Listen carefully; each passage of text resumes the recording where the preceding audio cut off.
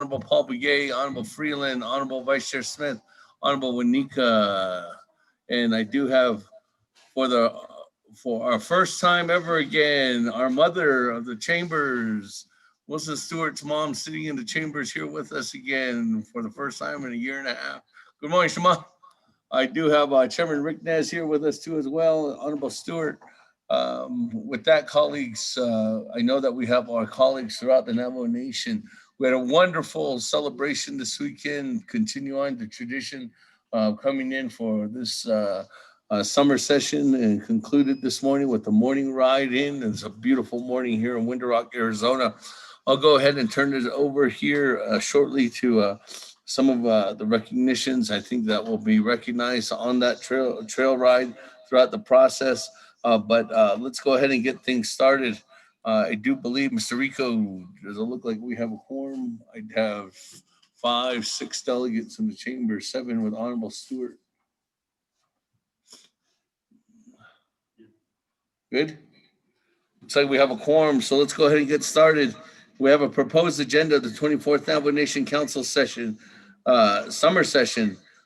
Here, today's date is July 19th. This, if you know, the agenda has been posted 3 days in advance to the summer session, July 19th through the 23rd, 2021. The time now is 10:01 a.m. We're here in Winter Rock, Arizona on the Navajo Nation via teleconference. I have my colleagues throughout the Navajo Nation who are calling in too as well. Presiding is myself, Seth Damon, Speaker of the 24th Navajo Nation Council. I'm born for none of touching the So again, good morning to all my relatives out there, all my colleagues, friends, everyone's listening in this morning. That, let's go ahead and continue on down. Ms. Nota is here in the chambers. I do have Ms. Chalissa, Mr. Rico, Chief of Staff, Ms. Yazi, Ms. Siako, Mr. Sosi, and Mr. Kyron Harvey, who's taking the helm on all the videography here and telecommunications. I do have Honorable Otto So, who's just entered the chambers too as well. So let's go ahead and do a roll call, Ms. Nota, and then we'll go ahead and continue on down from there. That, the floor is yours. Good morning, honorable committee members. Honorable Elmer Begay. Honorable Elmer Begay. Honorable Elmer Begay did not answer roll call. Honorable Key Allen Begay Jr. Honorable Key Allen Begay Jr. Good morning, Speaker. Delegate Key Allen Begay Jr. is present, calling in from Muni Farms, Arizona. Thank you. Honorable Key Allen Begay Jr. answered roll call. Honorable Paul Begay. Paul Begay is present. Honorable Paul Begay is present. Honorable Nathaniel Brown. Honorable Nathaniel Brown. Honorable Nathaniel Brown did not answer roll call. Honorable Eugenia Charles Newton. Honorable Eugenia Charles Newton. Honorable Eugenia Charles Newton did not answer roll call. Honorable Amber Canasba Crotty. Honorable Amber Canasba Crotty. Honorable Amber Canasba Crotty did not answer roll call. Honorable Speaker Seth Damon. Honorable Speaker Seth Damon is present. Honorable Herman M. Daniels Jr. Good morning, I'm present. Honorable Herman M. Daniels Jr. answered roll call. Honorable Mark Freeland. Present. Honorable Mark Freeland is present. Honorable Pernell Halona. Honorable Pernell Halona.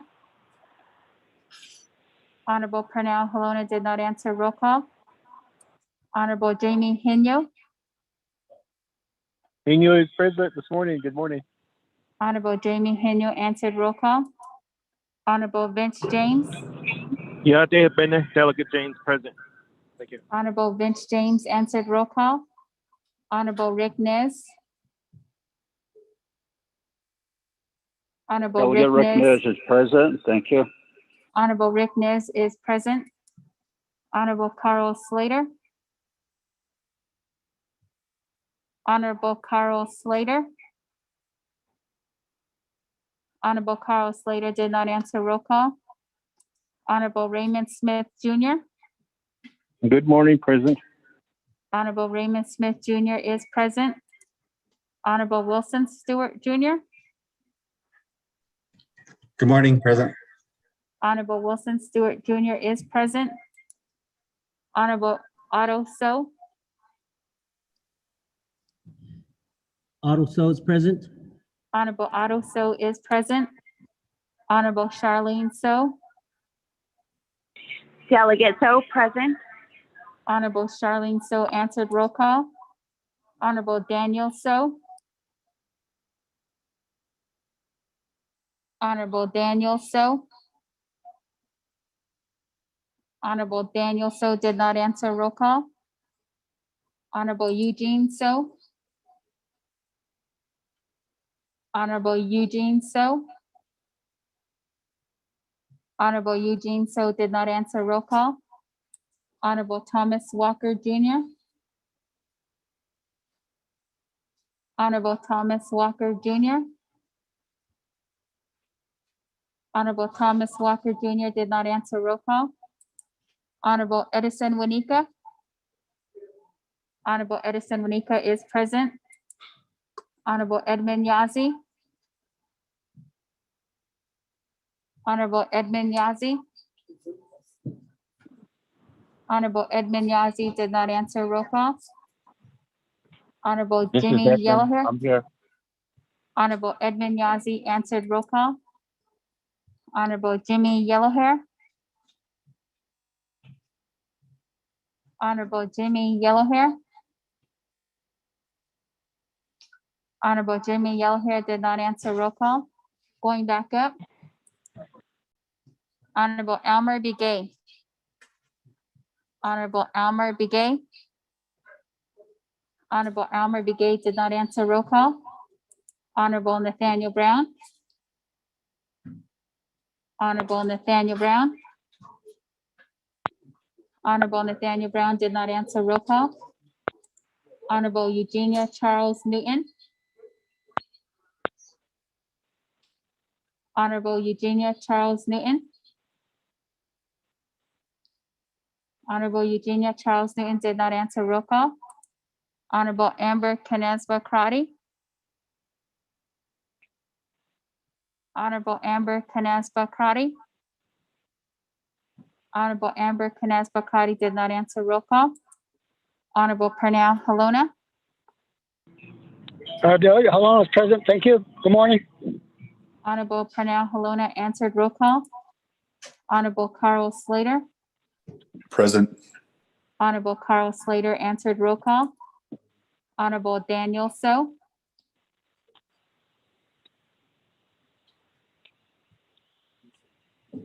Honorable Daniel So. Honorable Daniel So did not answer. Roll call. Honorable Eugene So is excused. Honorable Thomas Walker Jr. Honorable Thomas Walker Jr. Honorable Thomas Walker Jr. did not answer. Roll call. Honorable Jimmy Yellowhair. I'm here. Honorable, Good morning. Honorable Jimmy Yellowhair answered. Roll call. Honorable Elmer Begay answered. Roll call via text. Speaker, you have 18 members present, including yourself.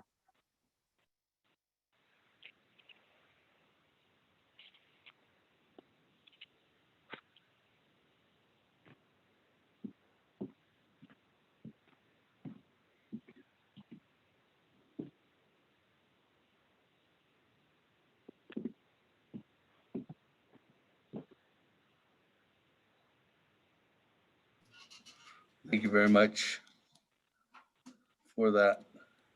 Ms. Nocha, with that, colleagues, we do have quorum with 18 members present this morning.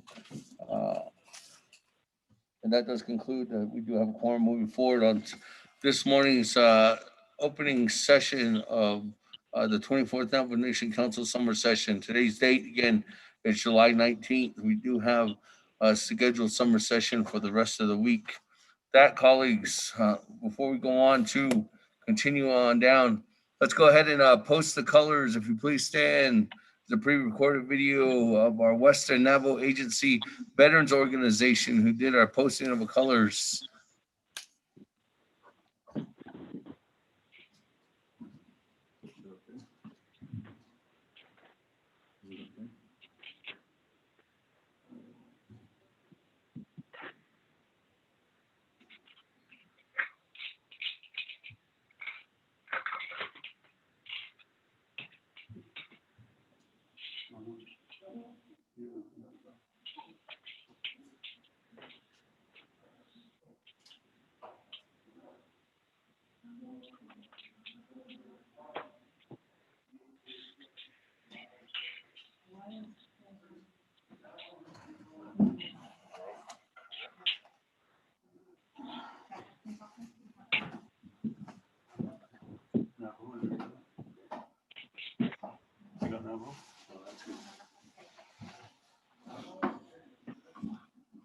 You see it up there? Is it up there?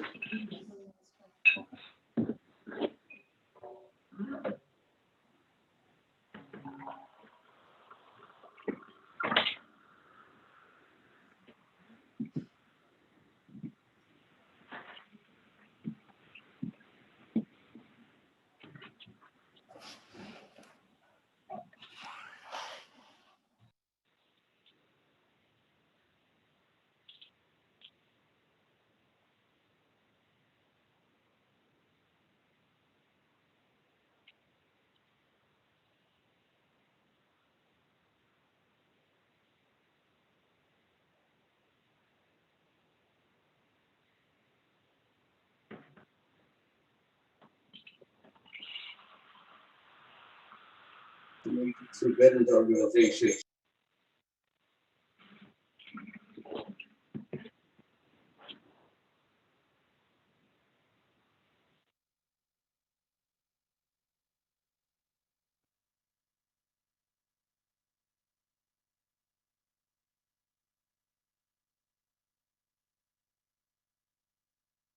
Who's 11 years old,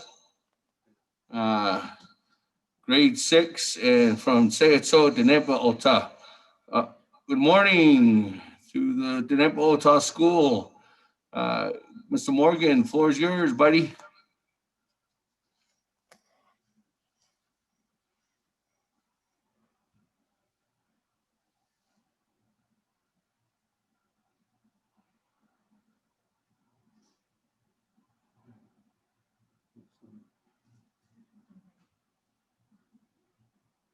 Is it the, I know, but is the Pledge of Allegiance first or the national anthem?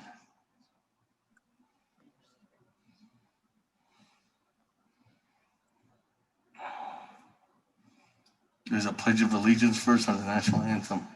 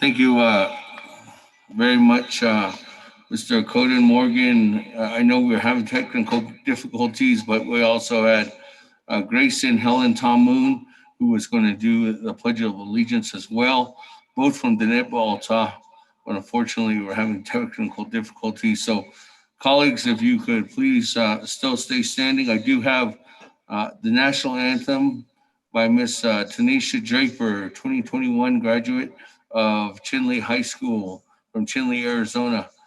Good morning, Ms. Draper. Floor is yours.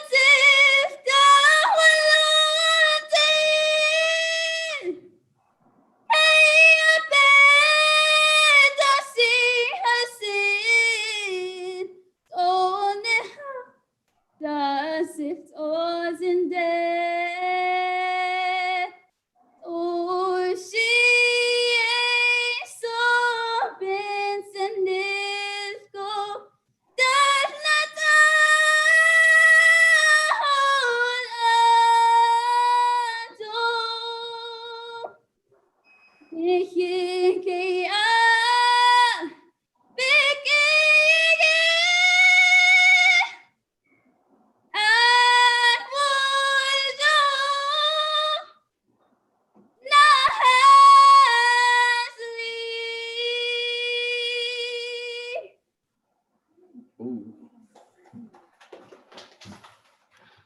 Thank you very much, Ms. Draper, for that wonderful singing and that beautiful prayer that's in that national anthem. With that, let's go on down to our invocation. We do have Mr. Jasper Lee, who's here in the chambers here with us this morning. Mr. Lee, he's in from Steamboat, Arizona. Is going to be leading us in our prayer this morning to kick off our week for the 24th Navajo Nation Council Summer Session. This is in our third year, colleagues.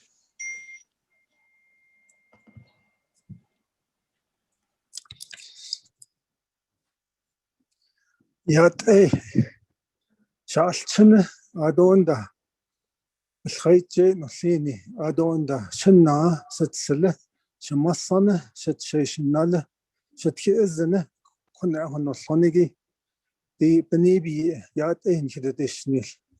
Good morning, Honorable Damon, Speaker of the Navajo Nation Council and 24th Navajo Nation Council. Good morning to each and every one of you and the staff within Navajo Nation.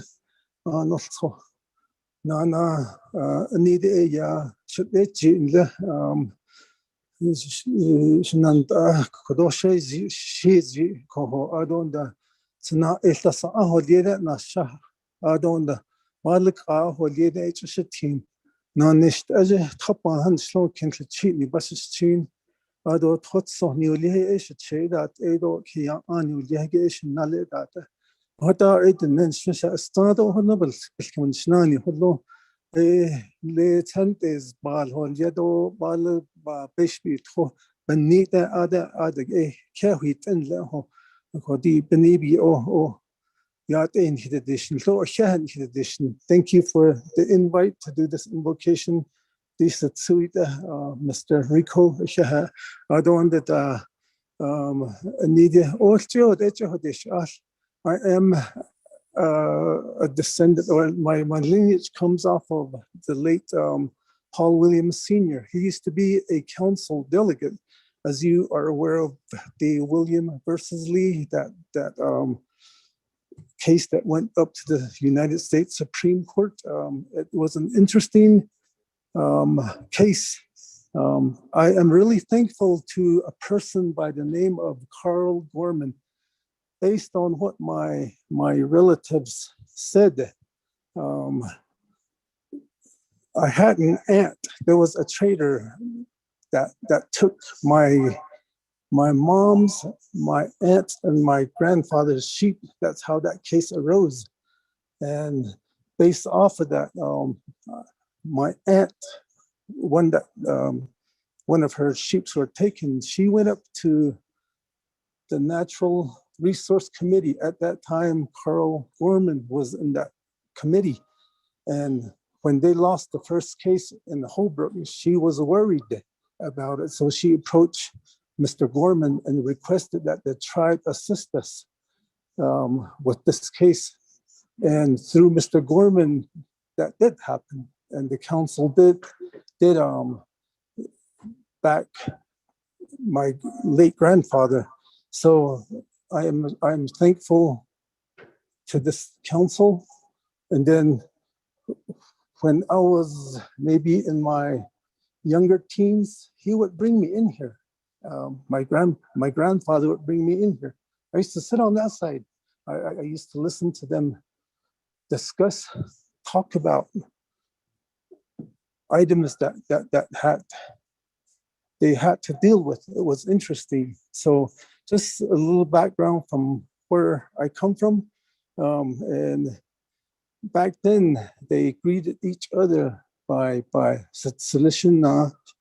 There was no Shanat Ani or Shananta. It was like that back then. They knew their clan. They knew the love, the respect that was within that clan. So I just want to bring that up, a fruit of thought for everyone here. Also, so doesn't hadis yode yelna yese na taashkoi yelkhanal jishe shamma nohstan shahatlan qadiya nihil nikha gedo nihni kuje so doesn't be hananasti shaja shatha hunloje yadshil ashode neatin lini ko be nikna dillal na jopa lini ko be nikna dillal نأتي ليني به نيجي ديسل زلستان شما كون فنلوج نجا هستي كون يات إيكو نيجي تن إيدولي أكيد هجت لي دولي تيني ده تيبنيا نكاي هجوبا نسنا نس كيس آدو تحتو تول تناش تين شما تويستان شما فنلوج به نايلتي ليني به خداش عند إيدلي ليني كون يا به مش فنلو دولي كون أزيدو أنله مش أزيدو أنله كون أدو تهود إياه كون نخاهل يادو ليه ناسكو هو إياه ناتاش كي بيلش ديز نهات هو وانس كدويا يهاشنيتو نانسا كو دهون نصوج نيجا هنانسي هجوبا إنسان هجوبا نيجا نانينسان كون هو يا كنزته مش الخول جشن له خاصوين ليني أدو صانين ليني أدو أندتا الشنياجه نو صاني خاج يهدو قاسو أندتو نهدو تسدو قاسي تيجي شيء بناهت أن له أن صناها كيسكو هيت أوت إينا ديلي هو كي يعني تزيل نازنل بني كون نهغان بدي نيني كون يبي كون نهنهد نستن له عشان ده Kostashkilini, being that the Tata Artashkish being that the Tata, Niltaba art course that machine, Nihiyaja, Nishawe, Nishabenatis, Nahado Hazopa, Nsi case in the con, Nihinaharat, Nihistodazen, Be Kunzat, Nhajo by Nita, Adonda, Nisha as the Ada, Be Hekta, Honit on it for Jean Ed, Nhadej no Pato, Hayosh Kash be it there. Sheep can't the sheep or adult is that the touch upon your square stash of money job instant. Code not that way, pay who 1 8 9 can cause large hobby doing honesty, Dini. Who a dini tatnin, Conho 1 hat once arch aya, your square gish battle, little arch a sheep do con aya. Hayosh cash be it, then she said that the costly.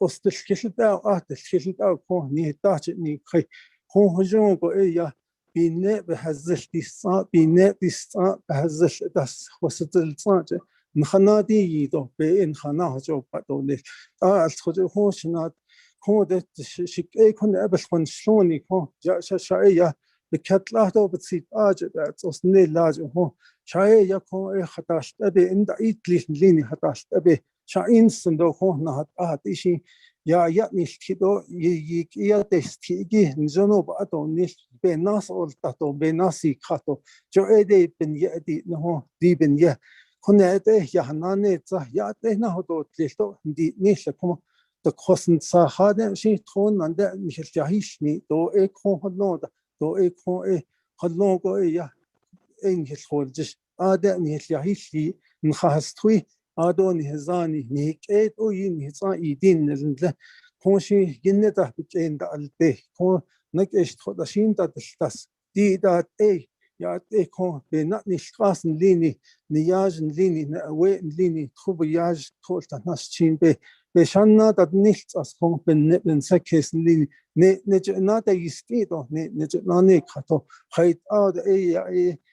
Nihinahin ito this nihitsil biyito ha apiaja sasnachin adosad so atu sleep no hokos biyete the benza at the eshidi in the net and Lahayos culture betrod no hotsu chahashe johala Yosh Kartnet che Hoshadini Adon the Shinala Hoshadini D.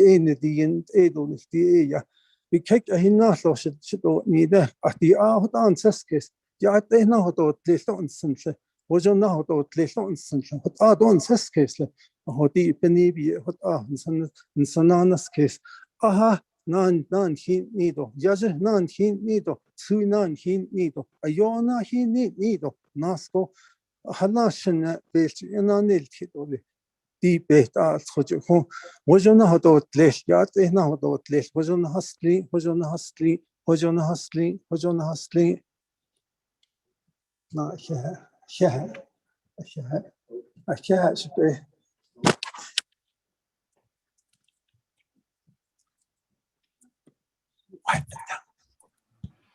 Thank you very much with that, colleagues. You want to go ahead and have a seat?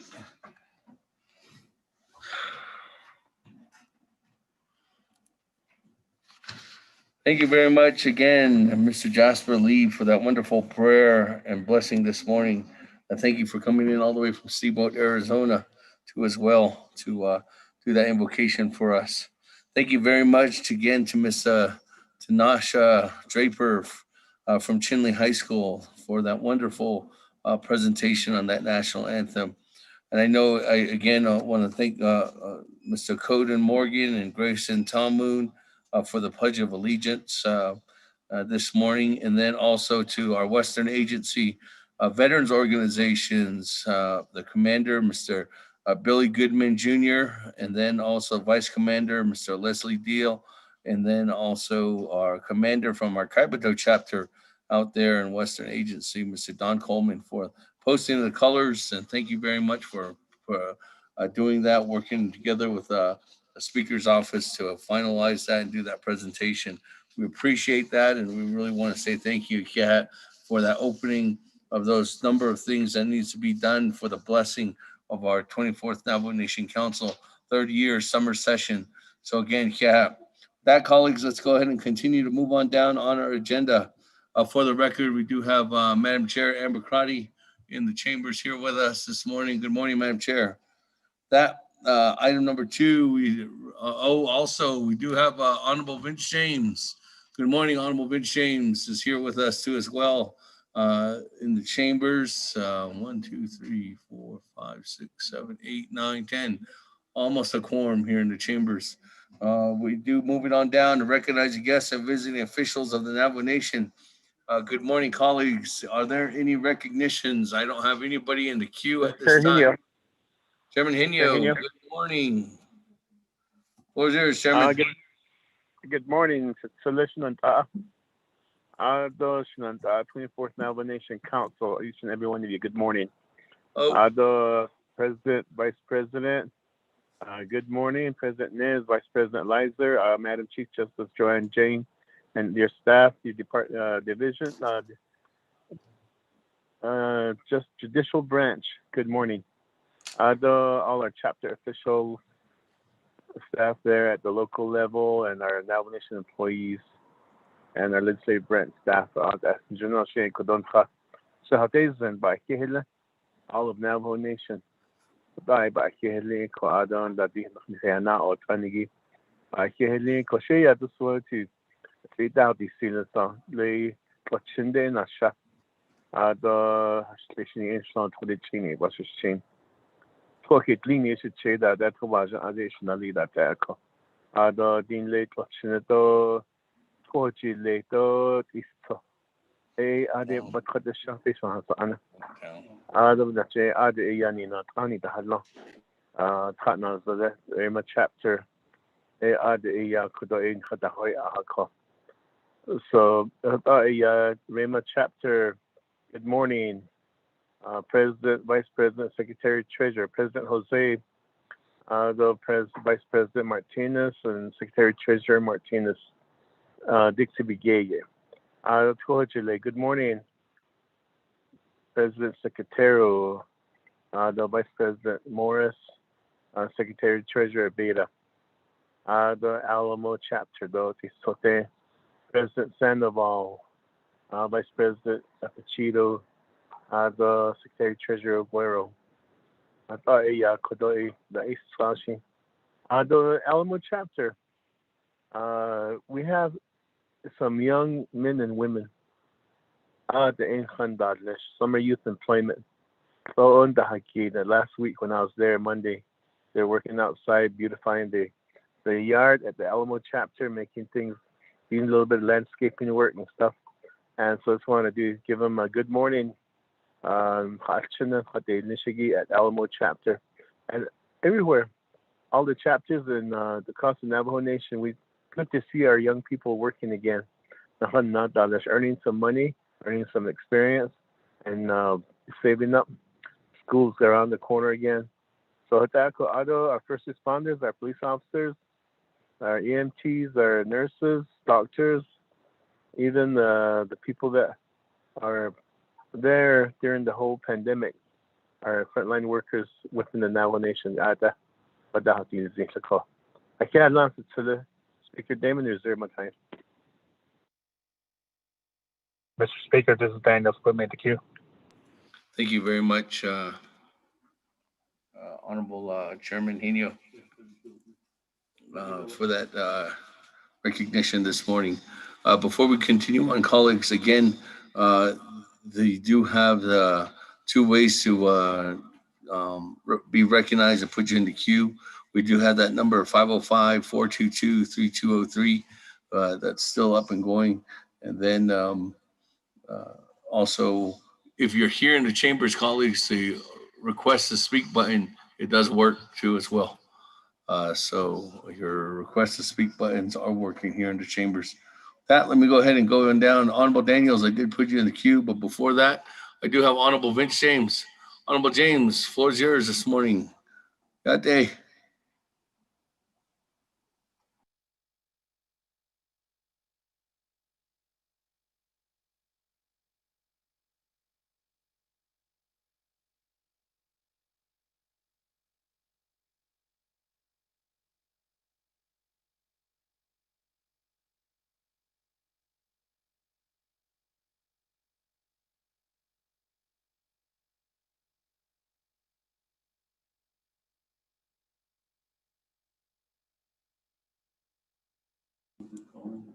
Honorable James?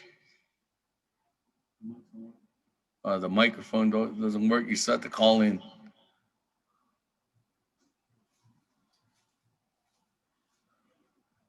You want me to come back to you?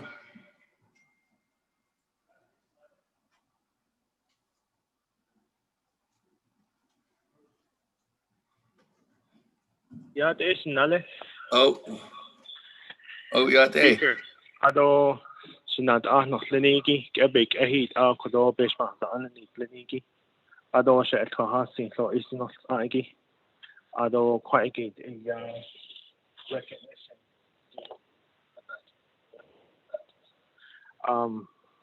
Kodo da Oak Springs chapter on the Oak Spring chapter government. Nale Okoko partners nele Ajik des Gisato Aka Ishie do Listi Eya Arjun Hinat Artan Lenigi Alans Tasatahigi Bensme Ado Keonet Tasatahigi Daryl Nelson do not some space of get destiny get destiny Giko Arlene Rest Okot out Eya Arjun Hinat Lenigi Ado chapter staff Lenigi chapter coordinator, Len Tapaha, and then the accounts maintenance specialist, AMS, Jessica Robinson, AARJ, Kodo, letter of appreciation, Lenigi, Aya Shade Souls, Oko Ishid, Aya Kodo, Akohan Shane, that Aya Kodo Belaganik, Aya Hinch Tato Nesako. Did Aya Ashaha, did that, Chidana, Hawi Gedigi, Adonda. Chidna na kahoy zidigi ako benahoy gladigi ako actually ako adon da bena jehigi a case zanigi do kado that banana sto lisako ako kwaigi ba huin zanigi chidna na chidarios do ba haskinigi kodo ya hinzen do ya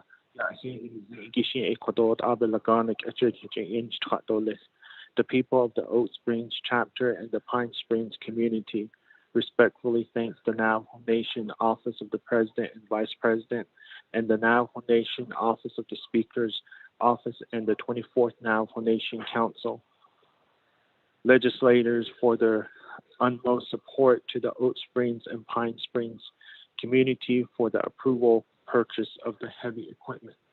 Without a kodo not so lenigi, ni not on this so the kodo yes cut on the shell hasi. I don't know huge hit cut as nele sineligi without a car or what's a legal. Ako kodo a large and hadasutado or kilnet as a tahigi joy by he needs in the call. Or huge age not vegetate don't has what on it has nelako. Oko had ad kodo just not on Lenigi Oak Springs chapter government bahasi do lesako. Ado kodo ashes do asto Ganado Fire District sto kodo edition lako. Need kodo benal sos ado leben da nashigi ado be las lita kodos ni baseball andan lenigi ado for ye kidney kredasalite bananas idel edo and da bananas ni hidden and lenigi is enigi but hate ni so o asibi jako oyo bahanta has kado oyo nanas leni da ita to ita net long hot asked the now Adot Kodo Navajo Nation Fire Department Kito Sato Hot Benetas Distas Lane de Kodo Sad Lenigi which hate the Nisi Lako Halate Edin Hinanish Fire Department he says Ando do Yad Ehon Halon Hahata Isi Hayadat here Hat Nego Behata Isi the Shisazido Kodo Baseball Annan Slenigi Vince James hot he had non sagi he had os edo big and dot out hot on hit the net baby kiss don't not him lenny the hot tato hot ni his the well g hot conversations anje anos for hitini dolis adon hitnas ando but ta nachinen na salah but ta hot hina nashos on contan so bana kai chede hiten ta hot hot itata to ha ko hot hitini dolis Canada Fire Department and the Navajo Nation Fire Department Shaniji not the hita long dolis Thank you very much, Honorable Rich James, for that wonderful presentation and recognition. With that, colleagues, let me go ahead and continue on down. I do have Honorable Daniels in the queue at this time. Honorable Daniels, floor is yours. 5 minutes on the board. Yes, thank you, Mr. Speaker. Yeah, without so first can't in the 24th Navajo Nation Council. Then yeah, in the Mr. Staff, in the Nation of April Sunday. But Nation Navajo Nation President, in the Shema Stockton of Judicial Branch. In Nation Stockton. I think that was just a way of again, so I don't know for the hotel being the whole. Here, the Shishan Ash. I would think Mr. Lake, Zuno, it's sort of the Hainsey, I call Shay, Herman Daniels Jr., Sushi. I don't know, but at me. I don't know that she's a kid at Sheeny. I don't know, that's a Shaggy, Toyhead Lenny, I don't know. Floyd, that's another what I've mentioned on the rate or Z Toshan towards a big Kento Natus Aneba Banashnish, I don't know, or shed additional to my 4 chapters that I represent 4 chapters that I represent so AIC shed that in niche ad Nagay or Z toward that in niche, I don't know, shot toward Mr. Small Canyon, I don't know, Mr.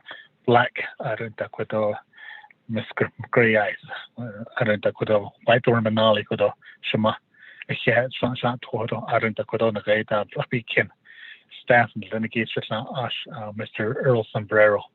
I don't know any I just thought not I don't know on the right not of odd it's not that in Mexico because I see a share could but long for then Chicago share the destiny could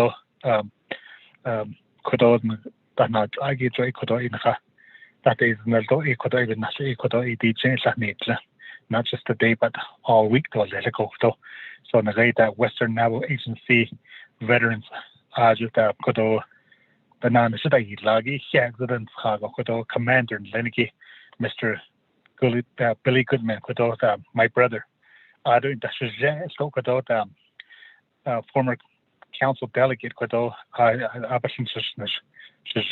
Mr. Leslie Deal because then could I don't know could into the last fall throughout the Navajo Nation could I see could Nahahen so don't Hahen so could Bishma unnamed Lenny I don't know could banana should I side and the banana should they could so do in high yet net could it's last one Lenny which in Canadian don't know could have based on that could in here in Canadian could so I see the national I just want to say thank you to all the veterans throughout the Navajo Nation and also off the Navajo Nation. So I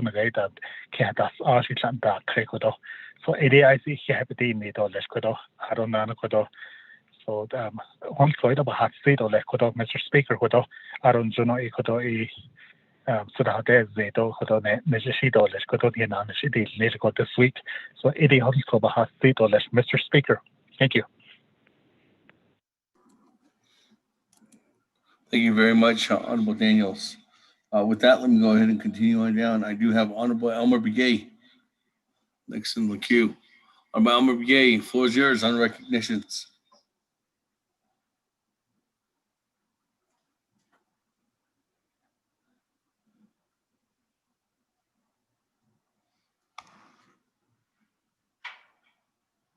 Honorable Elmer Begay.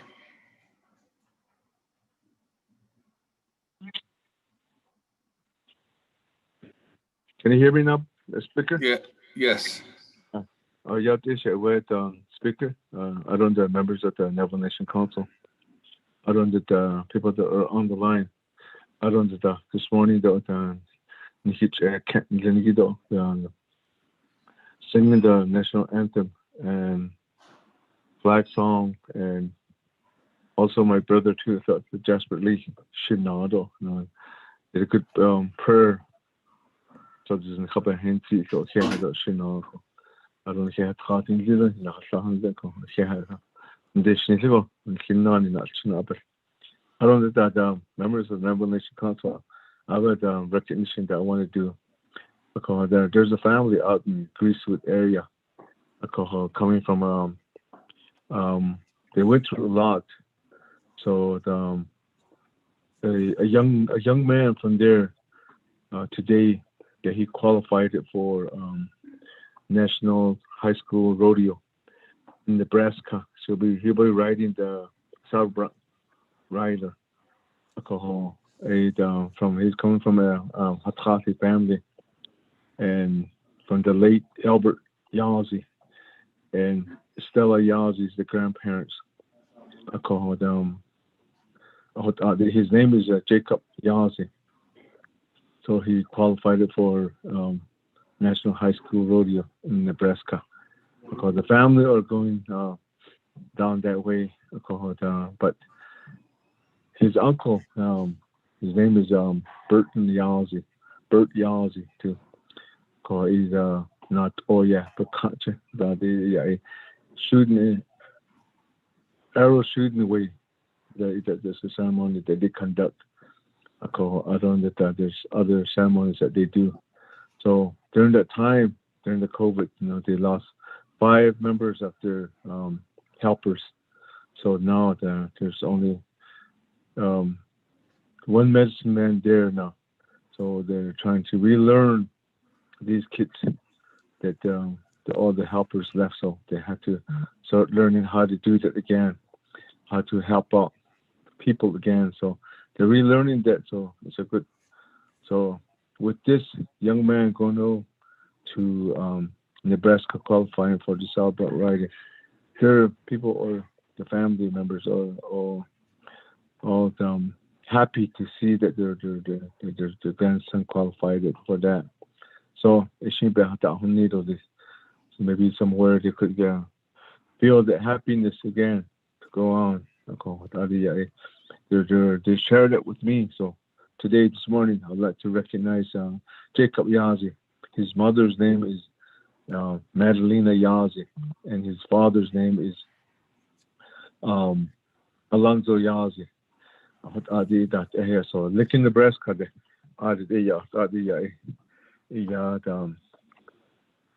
where the high school national final will be. So she'll be riding this Wednesday. So maybe we could share some blessing that way. So wish them good luck. Maybe that family can see that happiness again and go on again and to enjoy their life again, to see their grandchild to qualify for that rodeo. Whatever this Speaker, that's my announcement, recognition. Thank you. Thank you very much for that recognition, Honorable Elmer Brigade. Let me go ahead and continue on down. I do have, for the record though, Honorable Halona is here in the chambers with us. Good morning, Honorable Halona. And I do have Honorable Vice Chair on the line here with us too as well. With that, let me go ahead and move on down on the queue. Madam Chair Amber Cardi, the floor is yours.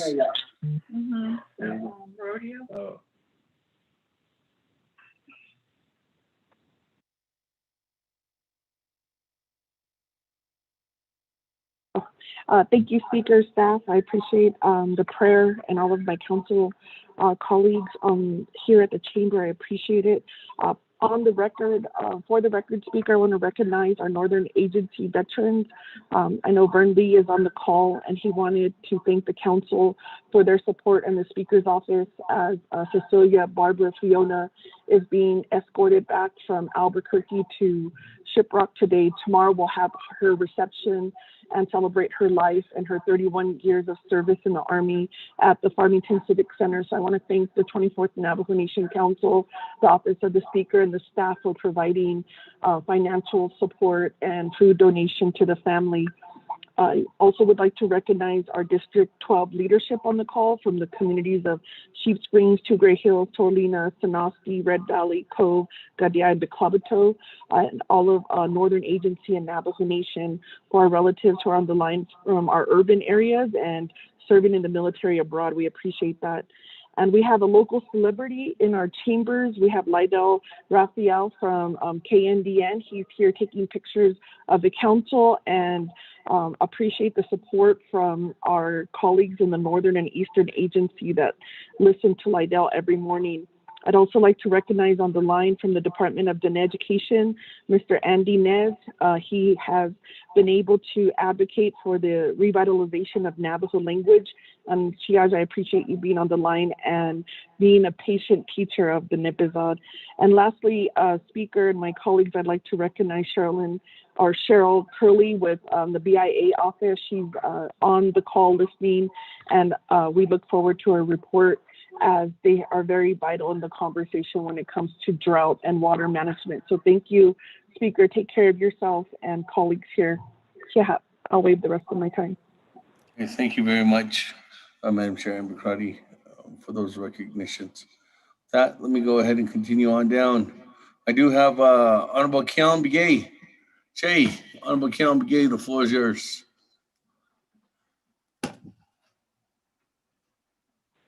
Speaker, you can hear me, right? Yes, I can. Okay, yate, Speaker Damon, Ados, and Dean Bisbas, unhit, no being hit, 24th Navajo Nation Council. Ado Kodo, Anas, O, Hehan, hit the Schneeder Bill.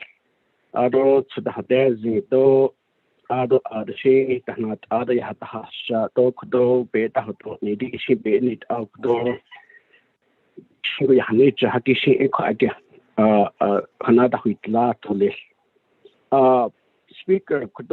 I believe it's the time we are recognizing our veterans, and that's the reason why I've asked to be recognized. That I want to acknowledge all of my veterans from the 5 chapters that I represent. Low Mountain chapter, Ado Kodo, Touchy Blue Gap chapter, Salana Cottonwood, Noslini, and Mini Farms.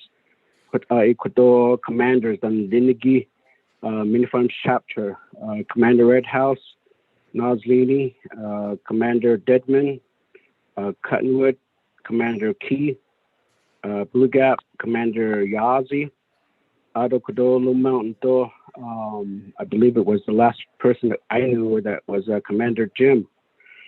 Akokoshin and Linigi or Hehan Edition. Kodot Ani Salat Sodan Linigi Adada. I had the chance to attend the Noslini Veterans meeting, and I have a list of issues and concerns that they continue to have. It will take me a day to express their concern and issues, but nonetheless, everything is still the same. A former delegate from one of my chapter. She's big commander in law. Speaker.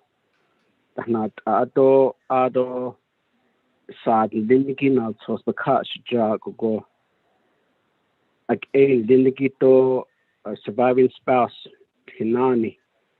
And I appreciate Kodo Resource and Development Committee Chairman Nez, Ado Kodo Delegate Freeland, and then the RDC member. Although that we were busy all last week, though they took the time to set aside to do and forward the flag to the family in front of the Chinle Veterans Office.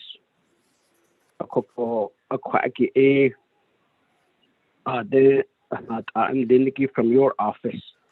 The then Liniki to a Liniki bit hotelia. Of course, she says, Hehan Dini do list. call a former delegate and a veteran, Mr. Anderson Tooley, Johat A. Bizjet, ko A. Digi Kodo, O. Hehan Hidini Dole, ko Dit Egot Atindin Hitinan Lindigi Yata Hito Yihata, especially when we're putting away a veteran, they still have to pay so much of a funeral expense. Even an Hassan, but Anna Behobaki Paka in the Nashundo leading the burial plots in the you can da sla. A quite the land didn't get you at the bedat this asha. Of course, the last song sing the Nigo, but Latin Hassan be Honadna go. Quite a deep Nedam and Ling out a what are a Kodochi dish in the northern hit the last sort or you at the baby and the whole you know. Other one that the Queen Machine has I just encourage the veterans at Nalzini chapter that I'll continue to advocate on behalf of their issues and concerns. They're doing their best in relaying the message of whatever they have at the local level in expressing and working on behalf of the local veterans organization. Bahasit and speaker, Shadin Angi, Speaker. Oh, thank you for that. Honorable Kim begin with that. Let's continue on down. Honorable Stewart, floor is yours on recognitions this morning.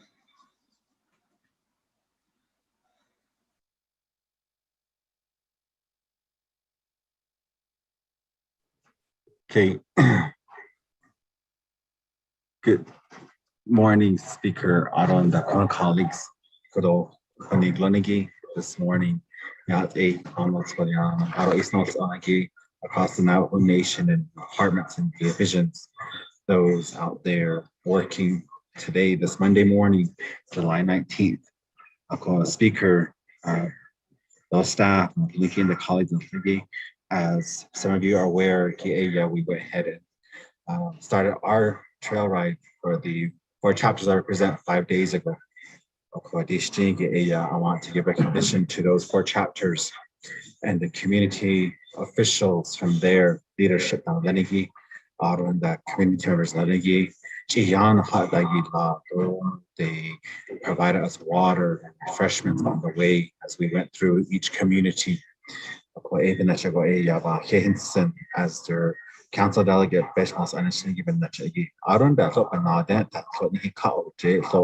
Apache County reporter, former delegate Larry Noble, the CHR staff, the former delegate, Mr. Roy Dempsey, Lenigi, Clean Buck, Donatan, Lenigi, Ben Hikain, what I thought he had. Aron the veterans, I thought this morning, Speaker, our Iraqi veterans, gave Mr. Alroy Billiman, doing the West James, doing the Chanel Louise, Q Mark, Aron the Pro,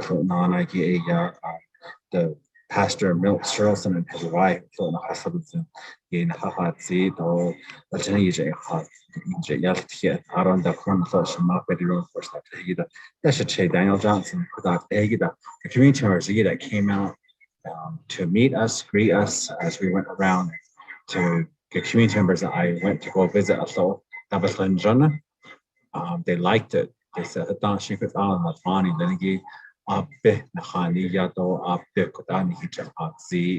and there were several meetings I was participating in. So they listened to those meetings with me as well, and they gave me their feedback as well.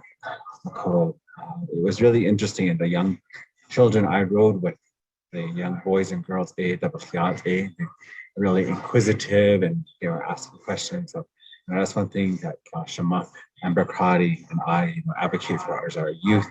And that's one thing we were talking about on Friday during our sexual assault prevention meeting. Even that you can put his kids. I learned that all of my relatives that helped and at that time to make the trail ride a success for us. And I look forward to it every year. It gives me that opportunity to go out there as well. Not only that time, but other times I get to go out there as well to be among the community and to see where they live. So, and I appreciate that opportunity to go out there and do that.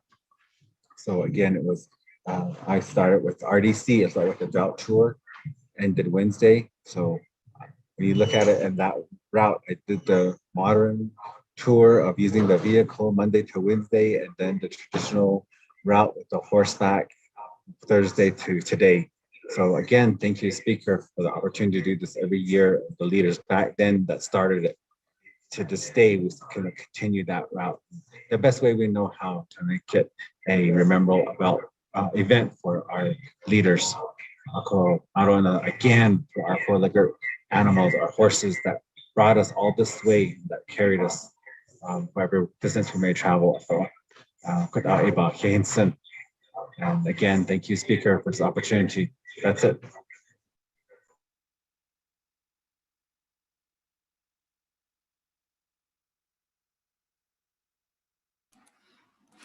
Thank you very much, Honorable Stewart. That, let me go ahead and continue on down. I do have Honorable Otto So next in the queue. This is who I have in the lineup right now. Am I on the right? Oh, actually, sorry, Honorable Otto So. Let me go. Actually, it's actually Honorable Yellow Hair. There's a feed mix. This is who I have. I have Honorable Yellow Hair, then Honorable Otto So, then Honorable Brown, then Honorable Charlene So, and then Honorable Paul Begay. That's who I have in the queue lined up. Honorable Yellow Hair, floor is yours at this time. Oh, yeah, there's been a Speaker of Navajo Nation statement chair for having a summer session starting, which is today. Yeah, it's just so. Could not stay that I was copy it away. So, yeah, I'd like to recognize our new Navajo County Supervisor, Suzette Fernbenali. Toward training law to Tohania Shin a by hitting our new leader, Navajo County. She was a former Fourth Lake chapter president for Ajikari and Banana. I don't know. It's not science here. Say, Jimmy out here and she, which is in Bavara. Talk on the Skino, toward the training, but she does say that. And Scotland that Ota Ebe Ego has still those in a halebe Sati Chat no decon copy as came on as a 24 councilman with 24 councilman here with the here so oh Soba Stito National and on a yet on behalf of Black Mesa Chapter 4 Slate, Pinion, Heart Rock, and Whippoorwill. Yet Nishidini or the Kinapa. Share one sort of go back on mute now or save my time. Thank you.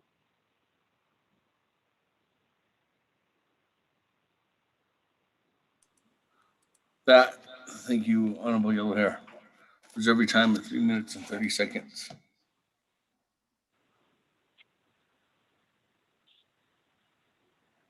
Moving on down, I do have Honorable Otto So. Floor is yours for Otto So. Yeah, it's been a Speaker of the Navajo Nation Council. Also, I did Shanant Nadine Dini Ego Ecuador da Shintago Dene Yapani Dato Kunzan Hiko Jisto at Ego Hunzago Nahat Anlini Benahot Sado Nahat Ad Ekunzago Dinit Ko Kote Anzao de Shish. I don't did is not de Kahasiko Akoho Kodo that the Hodeji de so yet it's been I don't only called the Shidi Yinan Kodo Shish Aro so in Shia Aro 20 is day the base was uninitial. What are he down to see? I'd say, yeah, could all Ashen and the oil the caution at Saki so shin a be at Aban Seski. Say, yeah, partners in the I don't want to just say to the city. I'm gonna turn the tables and thank the chapters across the Navajo Nation. Hala ya bishma sa anjale ko it at the nanlini panchaga at apan bayajis kit hatnas nile alcohol. So she asa hatnas liben yena shadante. At I been paneta jod ne halit abik in wike ketahwit laso. At ahol dishko tanas minno sini tudan chago shehe ko atahis ago dashin so ni hinanish ossado ni hinanish osse ahui chitne ni hiyahi kaho ta ko hat ishi andahis iki be biche yas kito be no ako khanet a ka yeto ako pat na so hot ape ba na hat so de no a kunza holjish I don't his last son of Shinigi Kong to never carry up a cart out Ago at a Western Agency, Chin Lee, Northern Fort Defiance and Eastern. Didn't he not buy no Sini Hashke Nini Aja Be that they no Siki Yakoto o Cat he did do Dashin so ani nan otta ko ba hini no this is not ani itlende ko adon da anase yakoto adin hinan pa ni hilaje bite de khaiki to district de che to ka so nas kai ni nan ta bita iskado stemming from the chapter officials, grazing, stemming from the former council delegates and former presidents and chairmen of the Navajo Nation. So, when he didn't all this, not only it's Lende. Nihin not a district, not unlean, Kunza, a dinit, Atito. Not unleaning. I yako at the Pinahal, Akoho, hot Naja, what at Oslado, Ahol, Idiba, hit me with the I don't the concept in that soap on the yacht hit ho. Yego now teaching and Ato, Halit, Ego, La Atalia, Ea. Dina Hafik Eddie, ya, and Naldo. In the tot ebenezinica, not closely benezinica. A late elan hata in Nishite, Cocohalate, ego, Nabisha, Pariadola, a cheda is a dodo, cheda in a halahot, tenant, see ego, chin, little enna, penna, ahon, so I didn't see ya. Yashi, I didn't have the keep bent. Touch is that you know I didn't hit cut and a hard car. Halate Elan Hata initiative go to Toto had it and ya today late and he not closely.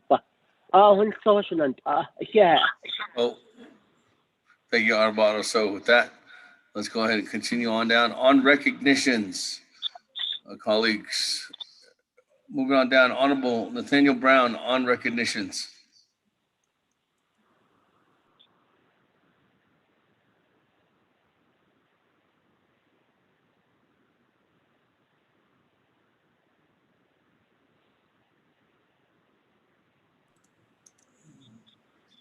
Honorable Brown.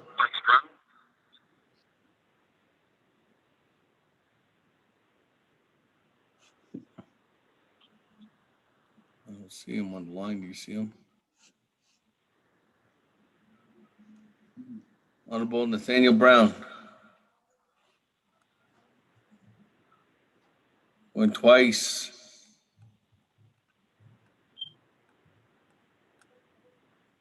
Went 3 times.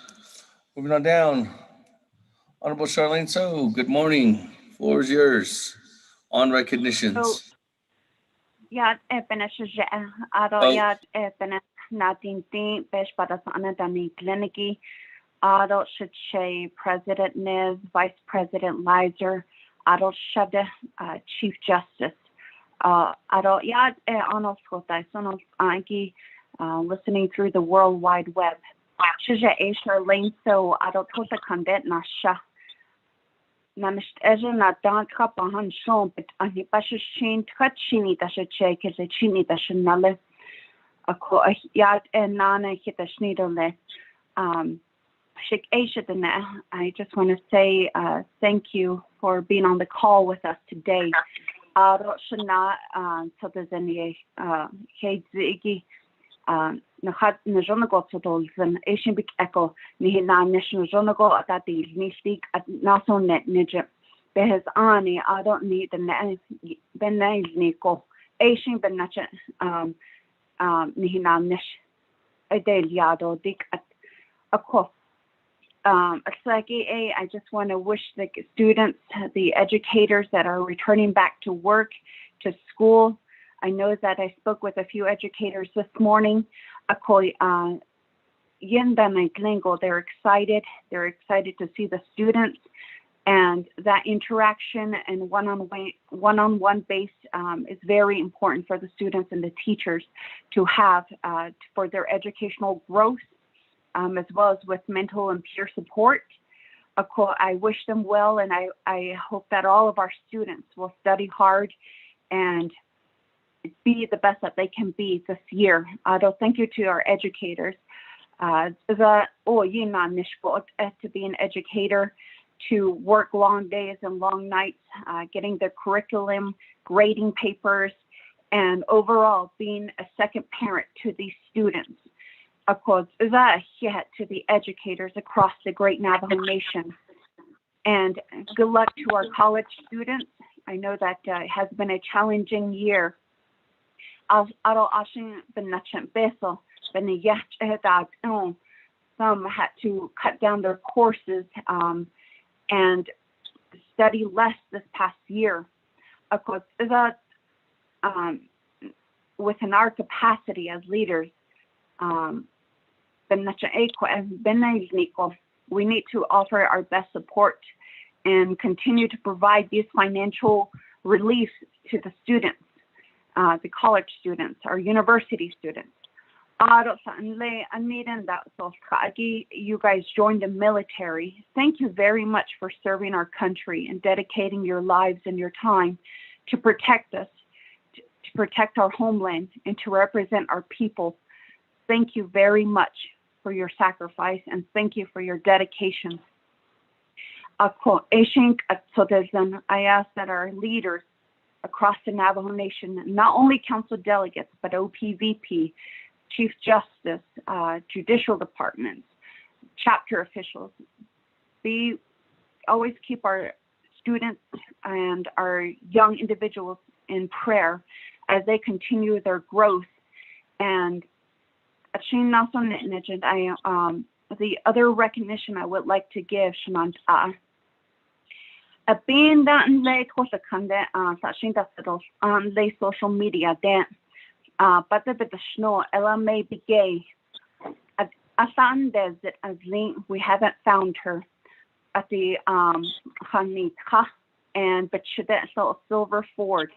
It has been very stressful for my community, especially for the family members of LMA. Because the more is lately neck eschwa. They steko. And so this morning at 2:30 a.m., the niece of LMA Begay, Seraphine Warren, it has left by foot from Sweetwater to walk all the way to Shiprock by foot this morning. She's probably passing that area. I just ask that everybody keep her in prayer. She's doing this in recognition for all missing and murdered Indigenous women. And I like to honor her and her courageous and her dedication to do this. And I want to ask that our council members just keep her in prayer, and everyone listening. If you're passing through that area, please slow down. please slow down if you see all pedestrians. And I ask Shanant to please relay the message to your community members. Zayego, if I don't look over one another. I don't need my son and need I don't need money. You never know when this could happen to you, and you never know when this is going to affect your community. Recognition. Let's have a great day. Thank you for that recognition. That, colleagues, let's continue on down. I do have Honorable Paul Begay. Thank you, Speaker. So the case the Benbig John go in now. John gon said not a hashing to citizen that day, she Paul Begay, she Tadishkish the Nan Schlido be fit Tony Bushing. Put a tree, a shade on the Shinalakia on it that got out and way are there now console are there. Then hold out are there not up on a shop. John gon hustle days in by Henson Ben the Benbig. She became how she a sort of give it how than it tell. Shot the more or less quiet the hood ado navigate the keep the not so Sabetan of the she the question he thought on it. I don't think he is my colleague, Fish Council, and not seen on his then started a what they got a sea to this in the co. By hitting it and do a hair, Honjon go at the Osado, I see go see to the station a bender or other bending the other such as chart. Honjonia echo. Yet if I think it's a crack. Other yet is Chicago Zoto, because then she I see you by Henson. They are partners in Liberty House Argo. I be taught on a link that she Bishka Yedo to not boss of the team. So any other Piochi, she had Aro Cassie Scott Tyler Manson to she then Tom Manson, Aro Yolanda Ellis, I did how Kagi so baby toward them. Ado Dorothy Lee, Ado Lee Yazi, Ado Loretta Sue and Yama, Leonard Sloan, Narita, Tana Basabatin, then Daryl Jim, Ado Shikis Leslie Deal, Ado Marlinda White Rock, Narita Halita, Ado Bishka Jada, Alan Fowler, Ado Lola Smith, Dolores Dempsey, Ado Stanford Fowler, Dean Jungle Aya, and Dashin Stone, Hutchinson audition. How to continue to do good work. John go the Napa Bandash Nishiko. How do we compare how the John does bag is the last zone. No Sheniki, Yego in Henson. John go to cheat the Aya in the Ago, Shindy Kahya Mark. What Ashin John go a hint on Dato John go the last zone and Yankin John go not. Nana Catholic Ado Yadin National Hatningi, Aquagin Janda, Bahagi frontline workers, they send no Shinigi, they Nikano Shinigi Dan from Hashinson. So Lao no Shinigi de Condishing, Oyo Hashi Ego had Isidaho Ahoko, Okon Yantinan Shadas, Koda Kuji, Nature Henson. John Goya de Koda. Not I at Tabil, Binda, Leslie Deal, I hear Narraton had Lincoln, Ado Don Coleman. I be told this last so Mr. Billy Goodman Jr. She had a very tappy kinder, Codin John Goy, Binda Haila, Hada Ilako, by Henson, Adoia, the Inchitaholon or Leslie, Mr. Speaker, she had larger Hassan Dadon Hayan. President and Vice President, Ado Shima Chief Justice, I had the work in Jungle, District in the hotel. Don't John Goshi, Nature Hanegi, so Yate Conjon on nature that was so even that she by Yilki or night the kid, how long she and she at that evening. Sadiat A don't such as Yat A, the Trinil Ego that is legislator to net or college. If you have, begin to how long dollar. Thank you, Speaker. Thank you. With that, let me go ahead and continue on down. Honorable Vice Chair Smith, the floor is yours.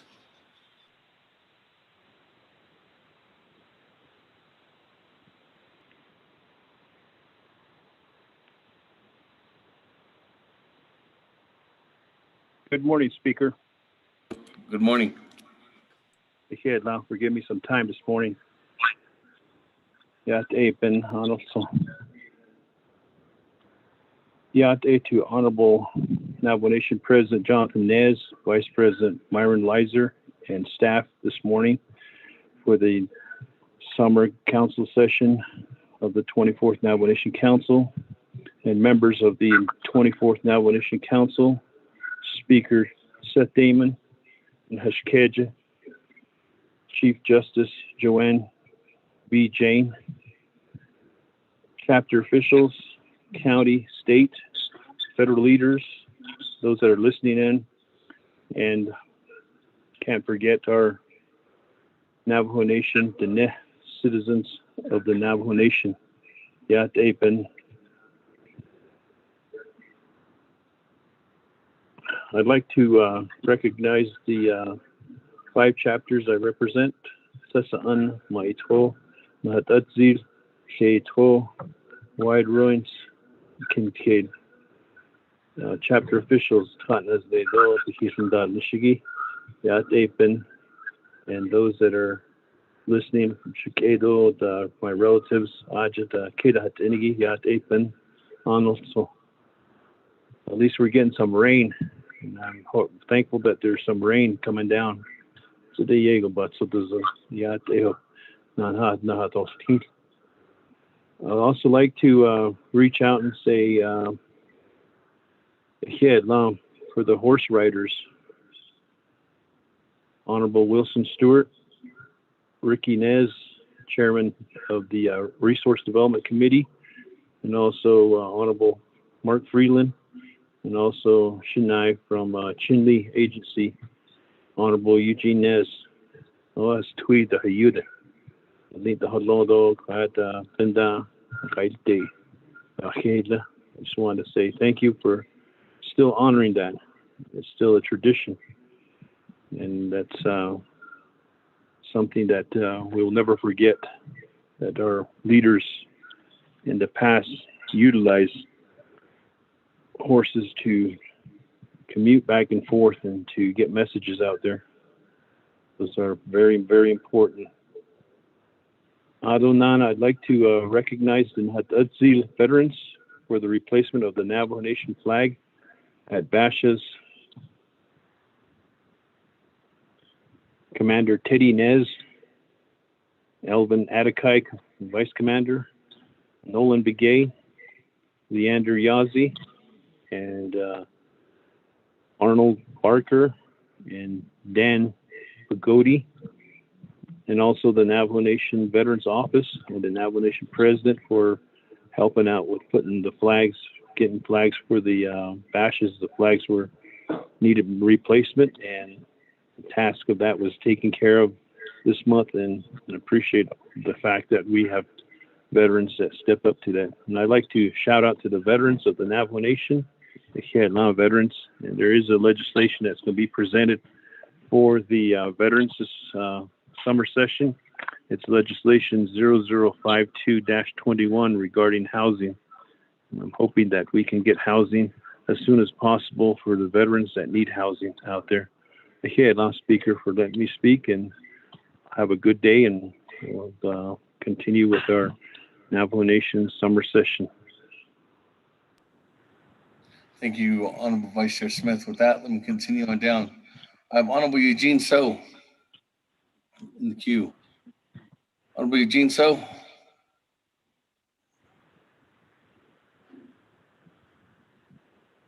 Chiche. Oh, So, just a little request, Dolly. A recognition until the end of the agenda, maybe Thursday or Friday, because I got along.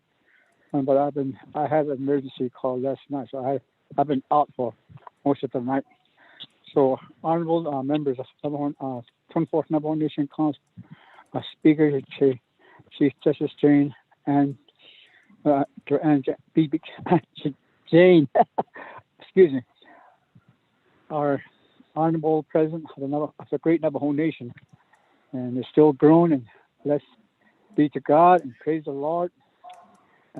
Jonathan Nez and Vice President Maureen Lizer, and the number one team, our chapters out there, all the officials and staff, managers and their staff. So I'll ask that speaker, and if you can allow me, because we will be approving the agenda. So I'll ask this at the end of the agenda, and Thursday or Friday. Thank you. Welcome, Eugene. So with that, let me go ahead and continue on down. Chairman Daniel So. Chairman Daniel So, floor is yours. Good morning.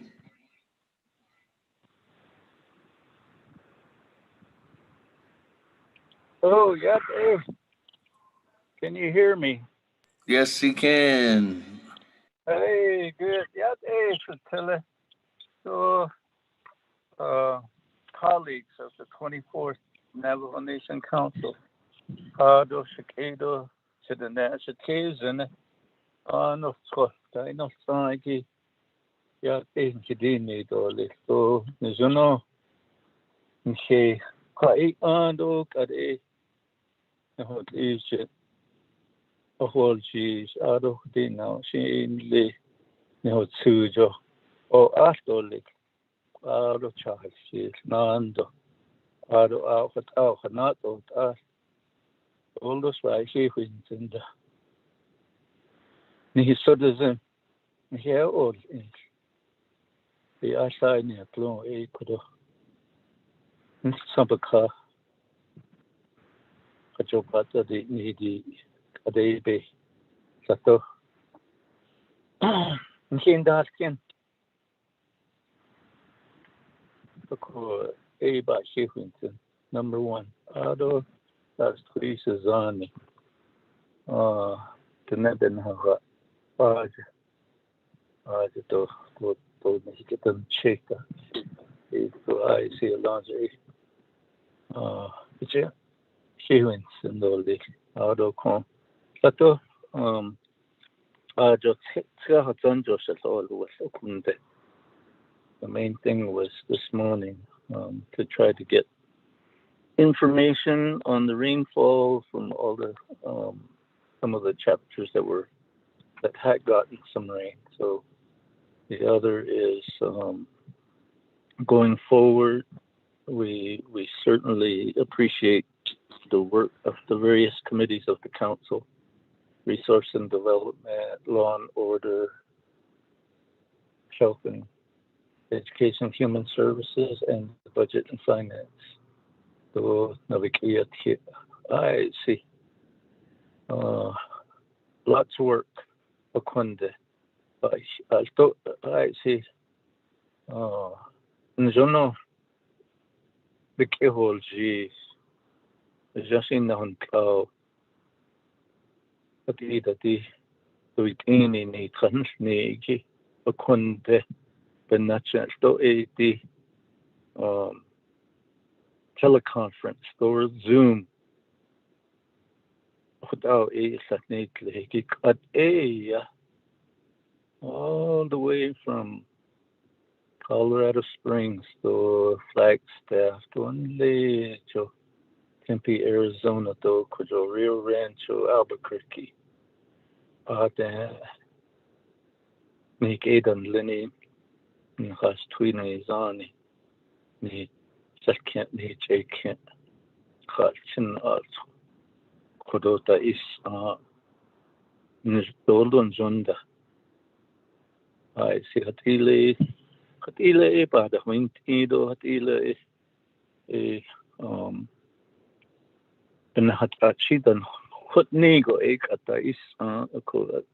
Thank you to everyone that's on the call. I just want to just express that appreciation. On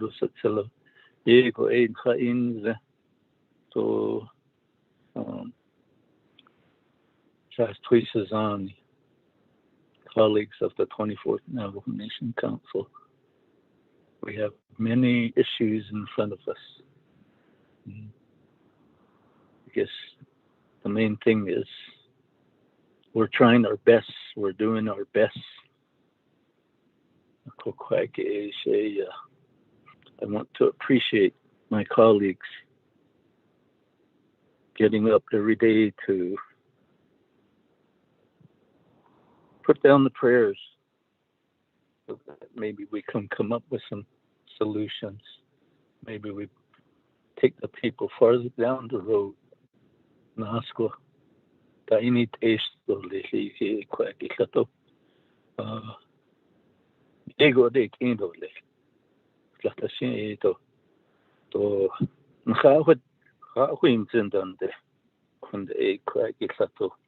want to give that acknowledgement, and I appreciate other partners Nelton Lenigila and the Aja Gis Credo Quagitato Atra Nzlata partners Lubnas Ada Ea and not at that is Anto where all in Agil Ashana Italia.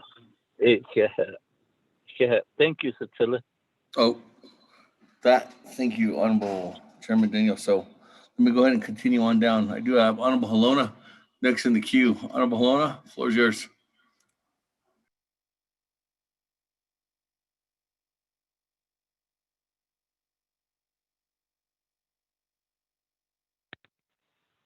Honorable Halona, I have to press star 6. Great. There you go. You got that. Thank you, Mr. Damon. I appreciate the time you give me here to speak. First of all, I'd like to say that everybody that's listening on the air. And I want to honor and recognize all my officials from District 14, all the chapters. And I'd like to thank them for all their hard work, as well as the club members, and to keep up the good job and to move forward with our community.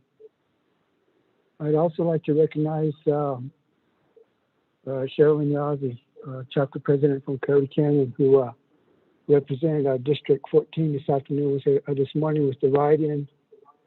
Her and her children who participated in the ride. I'd like to thank them for their representation and recognizing our District 14.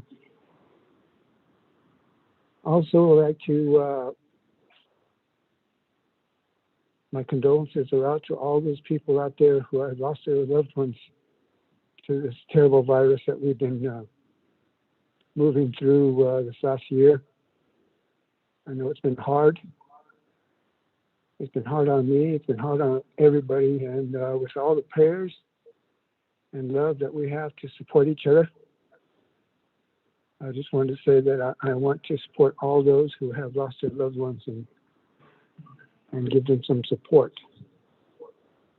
We're not completely clear through this pandemic yet. I want to urge everybody to continue to wear your mask and to continue to do social distancing and wash your hands and keep clean and do everything we can to suppress the Delta virus that's coming across the nation now, and it's spreading across the United States. We need to be vigilant about continuing to keep everybody safe, and also that all of those who have not got their vaccination, it's real important right now to get your vaccination. So I urge all of you to please go out and get your vaccination. Across the country, there's over 500 people who have perished to this virus, the Delta virus. And most of those people that perished right now that have the virus did not get their shot. So I encourage everybody, let's move forward with getting our shot vaccinated And hopefully when the officials deem that we can go and vaccinate our children, then that's what we need to do to keep our people safe here on the Navajo Nation. So those are a few things I would like to express right now today, and thank everybody for listening here today. And stay vigilant, please. We want to stamp this virus out. Thank you, Speaker, Mr. President Nez, and Vice President Weiser, for all your hard work, and continue to push our nation forward into the United States. Thank you, Speaker. Thank you very much, Honorable Lona, for that recognition this morning. With that, let me go ahead and continue on down. I do have one more individual of our colleagues in the queue. Honorable Brown, the floor is yours at this time.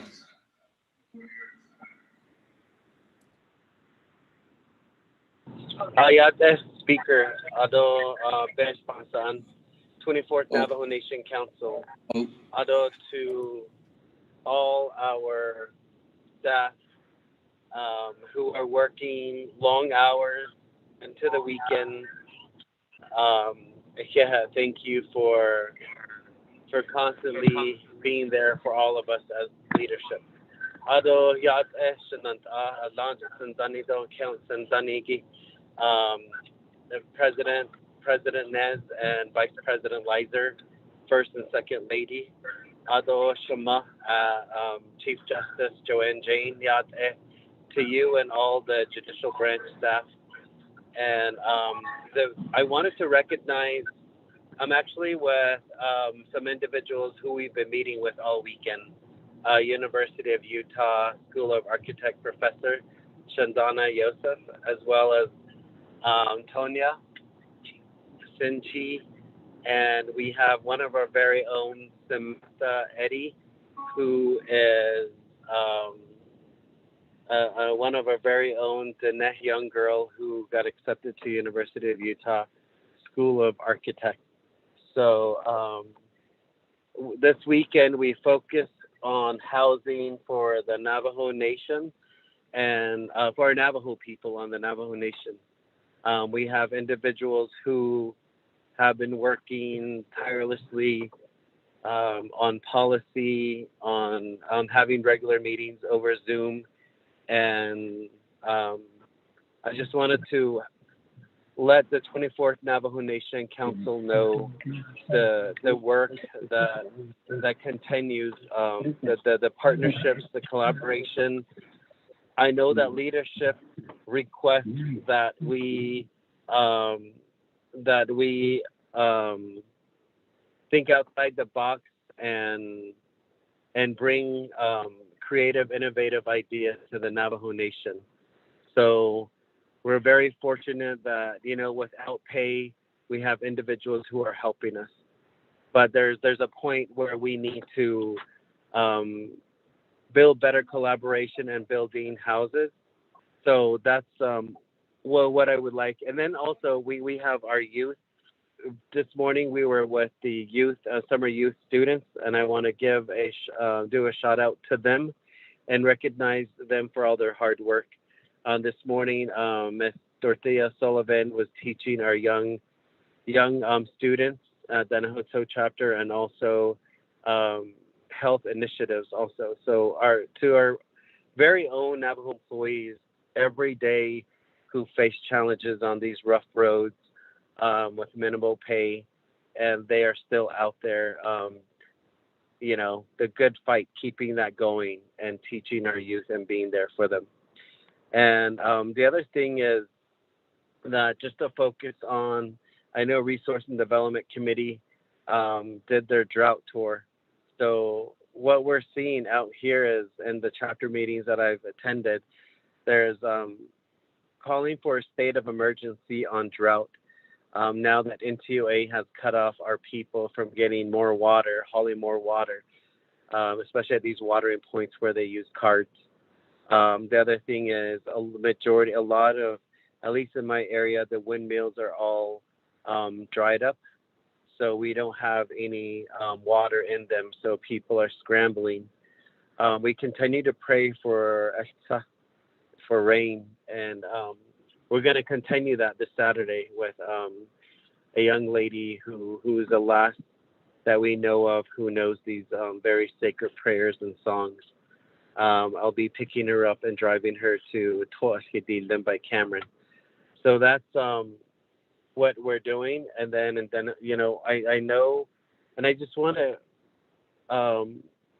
recognize our medicine people again who are giving their offerings to the springs, to the rivers, who are constantly praying for water for their animals, for grass, for just for our plants on the Navajo Nation. So I hope that we can adequately address that and rapidly bring remedy to our people who need water. So that's where we're at. So again, 24th Navajo Nation Council. Thank you for everyone that's listening. Thank you, Speaker.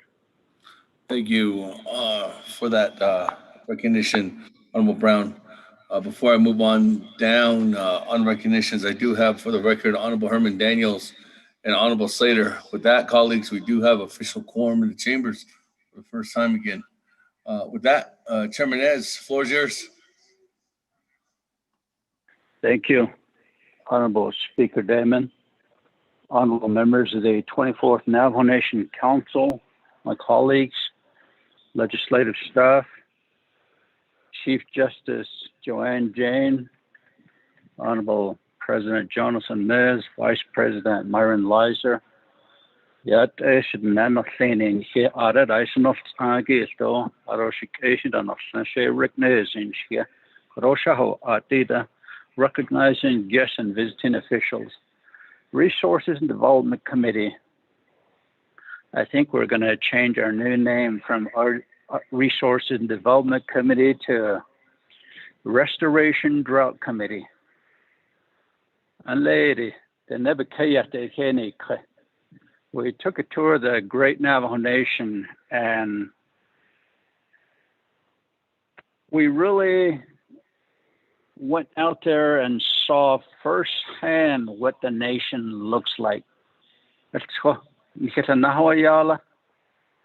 So this morning I would like to recognize the Fish and Wildlife Climate Change Team. Gloria, Tom, Gabriel, and Nicholas, and other staff members that were out there with us. As well as Department of Agriculture, BIA, AML, and Division of Water Resources. I don't let the grazing officials, Nana, Mr. Roland, so yeah, you're doing a wonderful job, Shanan. I Aro, Gansago, the Bebanon, Arno Seneki, Tanner Begay, Burnham, Upper Fruitland, Roxanne Lee, and other officials across the Navajo Nation that we met with.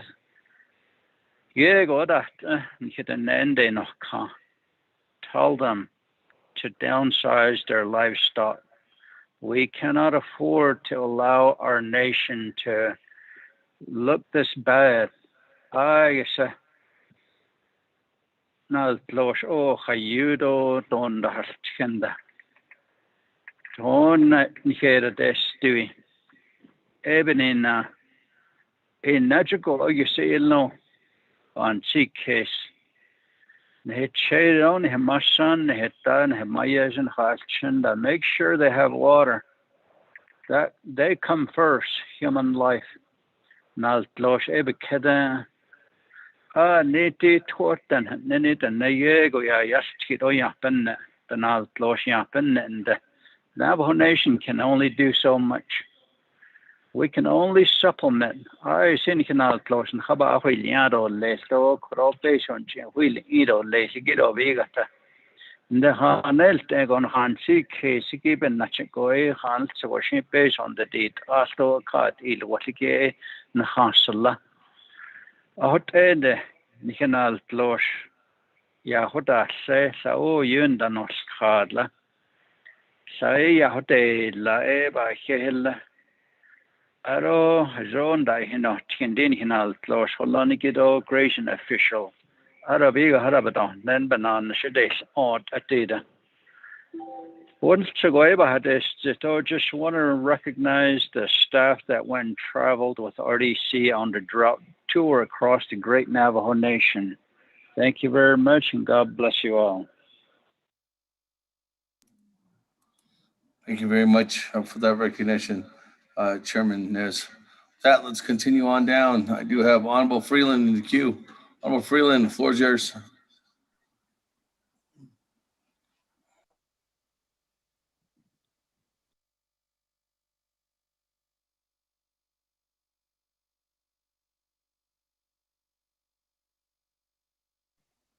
Speaker, good morning, Chantal. Thank you.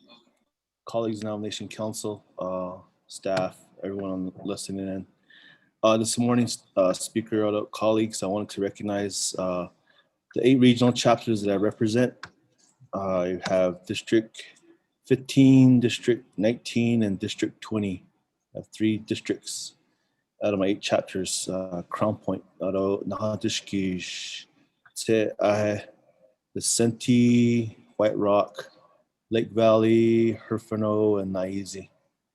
Good morning to our officials, our land board, administrative teams, PEP workers, and constituency in the 8 regional chapters that I represent. Out of the 23 other chapters in Eastern Navajo Agency, the 31 total chapters out of Eastern Navajo Agency. Good morning, one and all out in Eastern Navajo. Speaker, as well as I want to recognize the staff as well from our drought tour climate change team. I'm glad Chairman Nez mentioned them, led by Miss Gloria Tom, Gabe Sam, Nicholas Chischili, Keith Howard, all the staff that were there leading us through this effort, and all of our people that we met with all last week. And it was really an experience, especially meeting at the grassroots level. It was a real grassroots experience for myself and my colleague Shnatai. And I wanted to say thank you to everyone that provided information to us near and far. And we finished on Friday about close to 8 o'clock Friday evening in Eastern Agency. So it was quite an experience, like I mentioned before. All of our veterans in Eastern Navajo Agency as well. Good morning. Commander Tolth and all the group out there, all the veterans or chapter veteran organizations. Good morning to all of our veterans out there. As well as all of our senior citizen staff, the staff that are out there providing hot meals still on a daily basis. They've been doing this throughout the pandemic. The CXR team, the CXRs are a vital source for the communities as well. They work closely with our people who need service. So really appreciate, we all appreciate our Daltex and CXR teams as well. We also wanted to recognize the chapter staff, those who are keeping our chapters operational, our CSCs and our AMS. They all are under Division Community Development. Big shout out to them, as well as our PEP workers, like I mentioned before. I also wanted to pay tribute and recognition to the families as well. Those who lost loved ones during the pandemic, 1,366 as of this morning. Please, if you have not gotten your vaccination, please do so, because this Delta variant ain't no joke. It's especially hitting those who have not been vaccinated very hard. I just want to mention that and say thank you to my colleagues. Look forward to a productive week as well as a completion of this agenda. Good morning, Mr. President, President Nance, Vice President Lizer, all division directors out there as well. Thank you very much, as well as Judicial Branch, Chief Justice, Supreme Court, all the associate justices out there, bailiffs, all is working right now at the district court level as well. Thank you for everything. All of our Navajo Nation employees, thank you, who keep this great Navajo Nation operational and moving forward.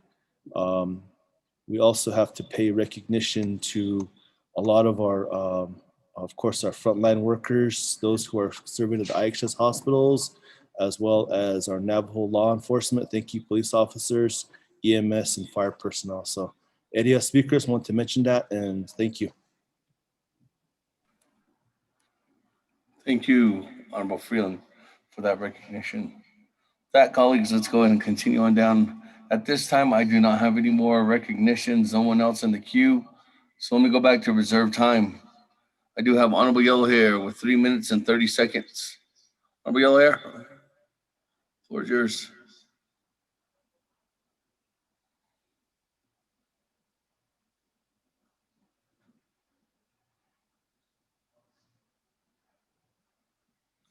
Honorable Yellow Hair.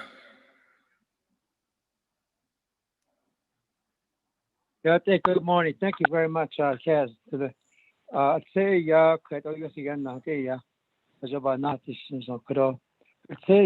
President Nance, President Vice President Lizer, Yate Pin Arjan, Chief Justice Yate Pin Utaya, Ken edition, should not on it so on it Kenjin Anji's edition.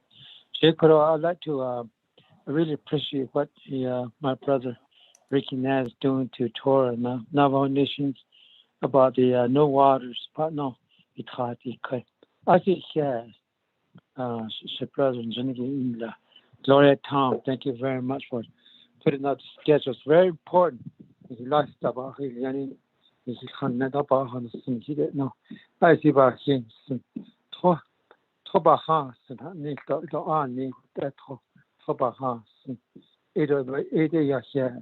edition shouldn't go on you with the Nikea and the next I see. It shouldn't the one they cut with only blue gap pinion.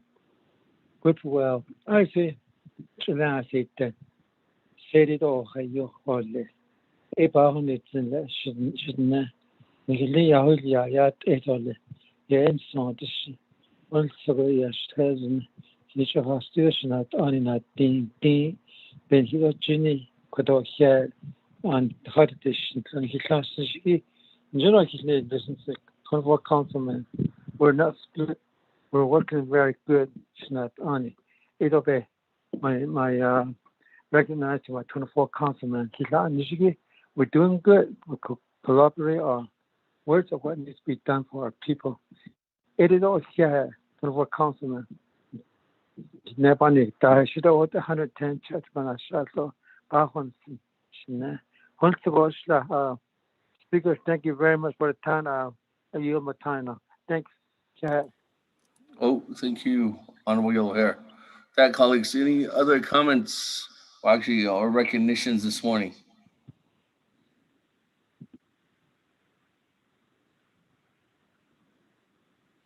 If there are none, let's go ahead and continue on down. Item number 3, review and adopt the agenda. Mr. Rico, if you could read it into the record, and then we'll go ahead and move on forth from there.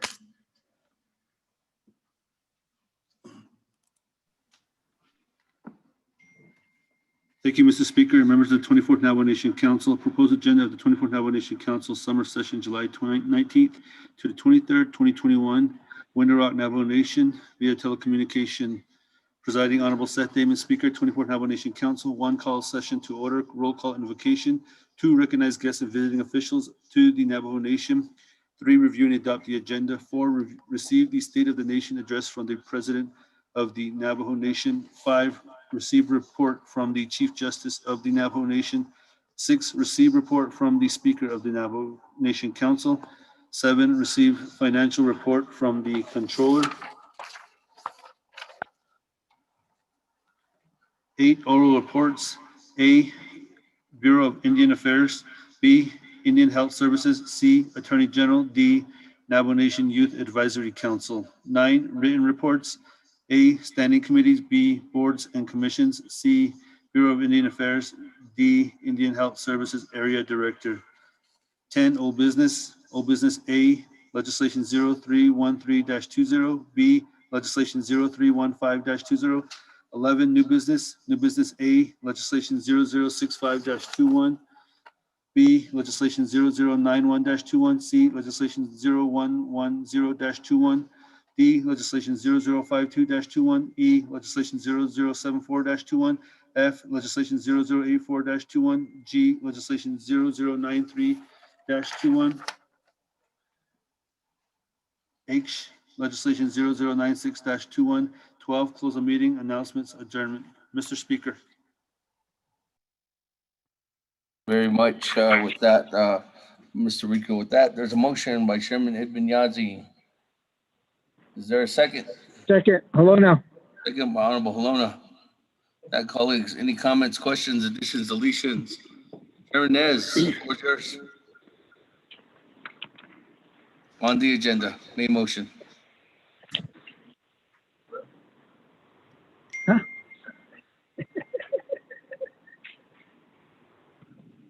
Thank you. Honorable Speaker Damon, honorable members of the 24th Navajo Nation Council. Speaker, I'd like to make a motion for Amendment 1. My request is to have a report on the drought tour, an oral report, whatever time you could allow, wherever you could fit us on the agenda, I'm okay with it.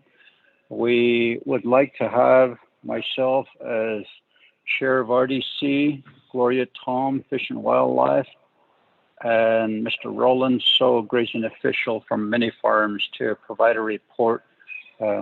Whatever time that my honorable colleagues could provide based on the tour that we went across the Navajo Nation. Honorable Speaker Damon, I reserve my time, sir.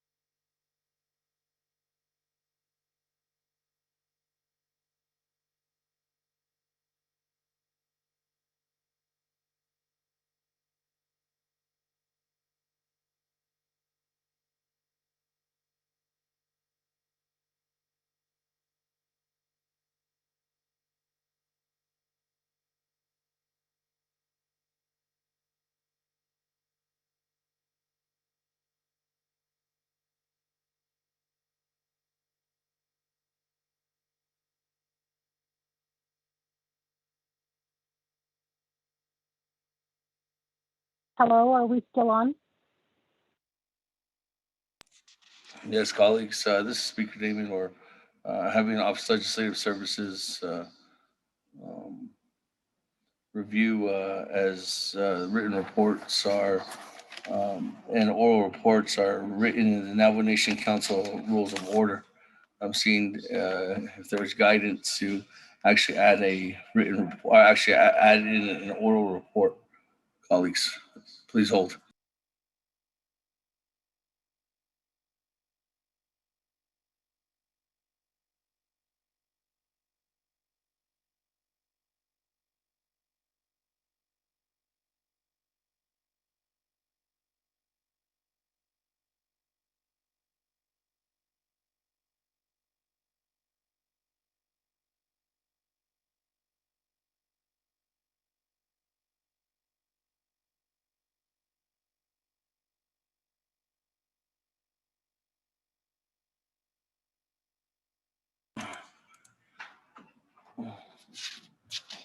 Colleagues, Office Legislative Council, if there's any other interpretation of any presentation that's recommended or any amendment to the agenda, colleagues, I just want to say that there has, in my tenure, or even trying to think back, there's never been a request to have a oral report from a standing committee on the first day or any day from a standing committee from the Navajo Nation Council. Usually those are given in the written reports as they are given before in order to devise a plan in whichever is tabulated in the speaker's report. Colleagues, but with this too as well, oral reports are by the Navajo Nation Order of the Agenda Business. It does state that Business Bureau of Indian Affairs, IHS, report from the Attorney General are all going to be in there, and then Navajo Nation Youth Advisory Council as well under oral reports, colleagues. But in there also on page 414 under the Navajo Nation Council Rule of Orders, it says the council shall initiate consideration and adoption of the agenda and formal development by the speaker pursuant to 2 NNC 164. Any delegate of the council may propose a motion to adopt the agenda without any second, with a second, without any stipulation. And that's just referring to the adoption of the agenda.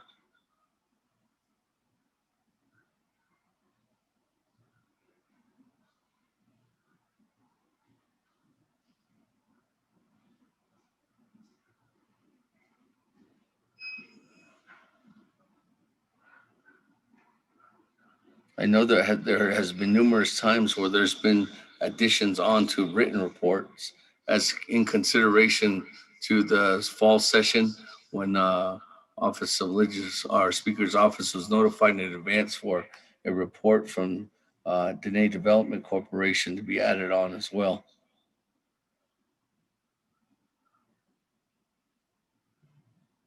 Ms. Barbara?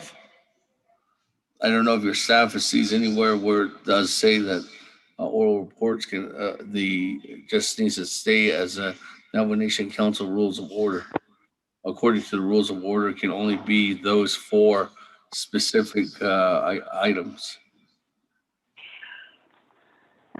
Thank you, Speaker. This is Ms. Bobroff. I think that while this is a unique situation, I believe that you could add a new section. I would put it under, so I think it would be, so completely new section that just states a drought report by, I guess, Gloria Tom and Chairman Nez. You wouldn't put it under the oral report section or the written report section. It would just be a completely new report. I think you could do that unless Mr. Ricos is knowledgeable about some history that says that it can't be done. Thank you, Speaker.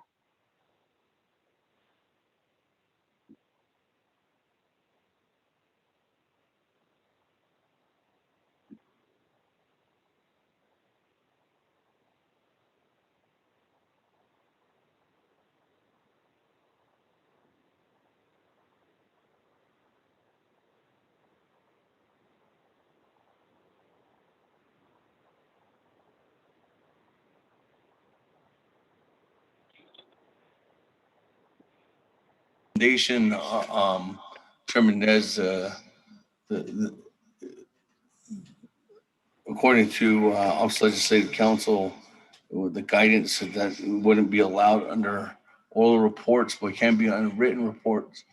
There's another recommendation that it could do too as well, Chairman Nez, is that due to the fact that that this is under the Office of Legislative Branch, what I could do is I could delegate 10 minutes of the 20 minutes that's allocated under the Speaker's office to give you some time under there, to give you that time, Chairman.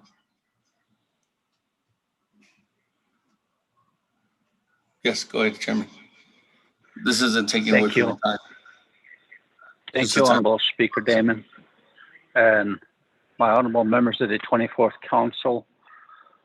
If that is possible, I would appreciate it, but perhaps only the Fish and Wildlife and the Climate Change team provide the report. Even 5, 10, we're in a dire situation across the Navajo Nation. That's the reason why, but it'll be up to my honorable colleague, Speaker Damon. Thank you. As indicated, we would have to change or actually waive the Navajo Nation Council Rules of Order, Chairman, in order to add that on as an oral report. But again, anything can be given on as a written report. But the recommendation then is I could speed up the time on the Speaker's office report, and then I could delegate them some time under under the Speaker's office in order for them to go ahead and hear that, Chairman. If that's okay. Thank you, Honorable Speaker Damon, honorable colleagues. I'm good with either way, sir. Whatever my honorable colleagues agree. Thank you. So, are you still moving forward with the amendment then? That's the question. It's up to you to move.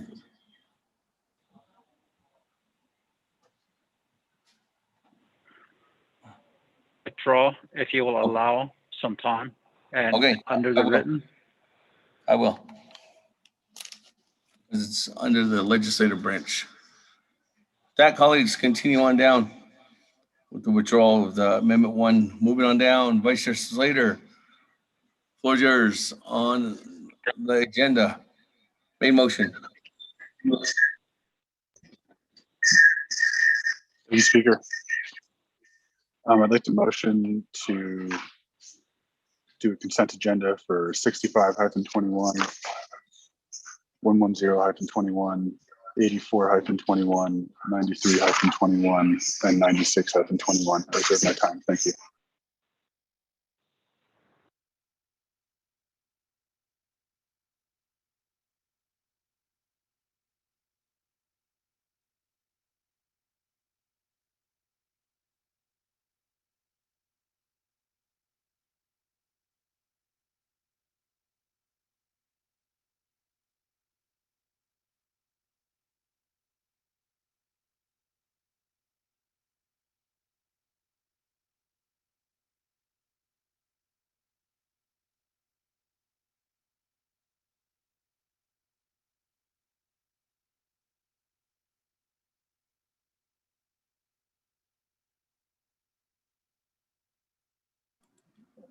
Honorable Slater, for clarity, again, you said 65-20, 110-21, 84-21, 96-21. Those four? 93 as well, Speaker. Thank you. 93.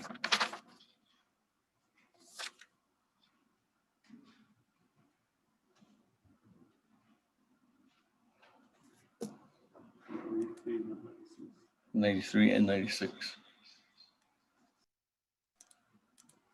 Thank you very much, Honorable Slater. With that, colleagues, there's a motion for a consent agenda for legislation 65-20, 110-21,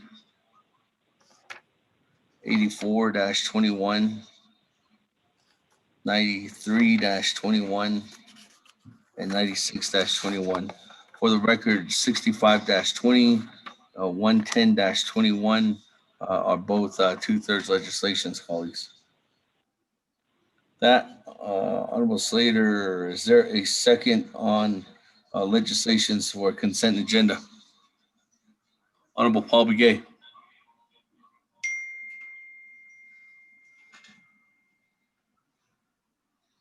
That, colleagues, any comments, questions on amendment number 1? Consider consent agenda. Again, those legislation numbers are 65-20, 110-21, 84-21, 93-21, and 96-21. Huh? Oh, I mean 65-21. Sorry, colleagues. That, Vice Chair Smith on amendment number 1. Here, Speaker Dodash Nandan Nasotanigi on the consent agenda here, sorry for putting that up there. I'd like to include 0052-21 on the consent agenda. That was also put on the Navajo and it was voted on. So I respectfully request that and reserve the rest of my time. Okay. So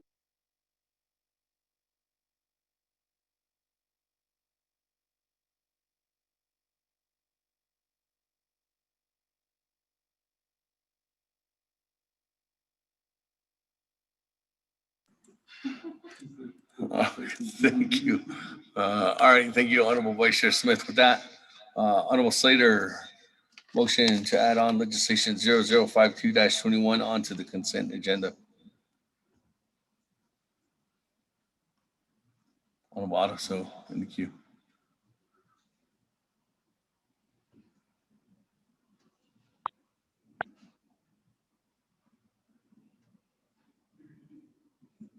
Honorable Slater.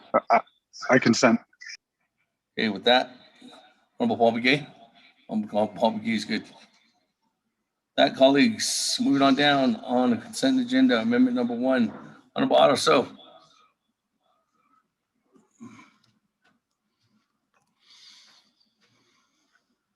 Thank you very much, Mr.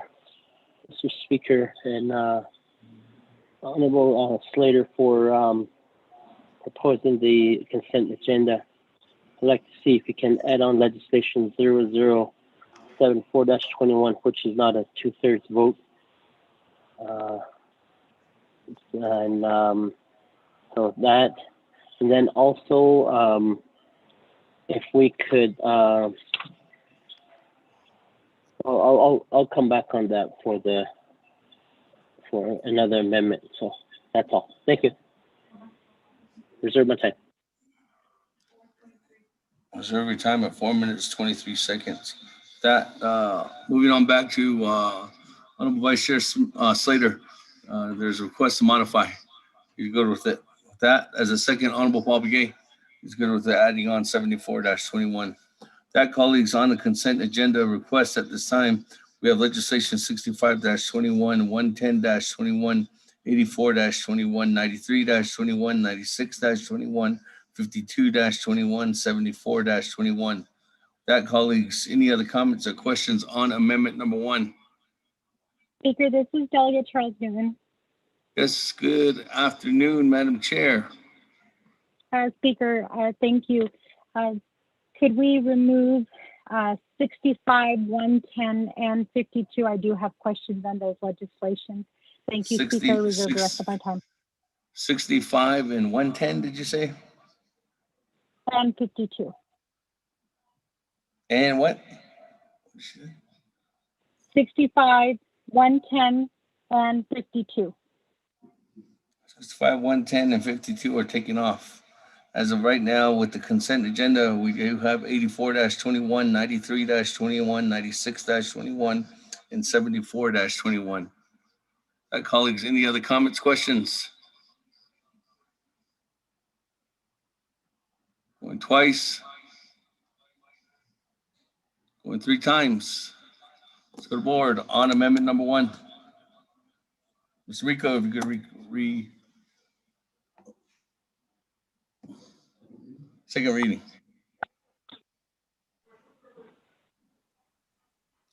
Question of privilege. Even though, colleagues, I can hear you in the chambers. If you're here in the chambers, you still have to speak into your phones just so that everybody else can hear you that's not in the chambers. There is a question of privilege by Vice Chair Smith. Question and privilege, Speaker. My question and privilege is 0052-21 was put on the consent. I can see it's stricken out. What's going on with that, Speaker? One of your colleagues, Madam Chair, Charles Newton, asked for that to be stricken off the consent agenda. And every delegate has that right to take the item off the consent agenda. Honorable Vice Chair Smith. Legoshi, thank you. That, Mr. Rico. Thank you, Mr. Speaker. Amendment number 1 is to add a consent agenda.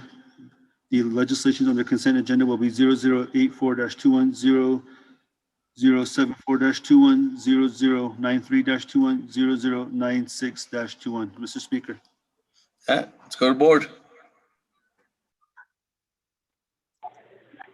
Point of order, Speaker. Daniel. Point of order by Chairman Hino. Vote green. Chairman Hino. Yes, I believe I did hear some reserve times. I don't know if you skip over those reserve times and go straight to vote or not. That's my point of order. Thank you.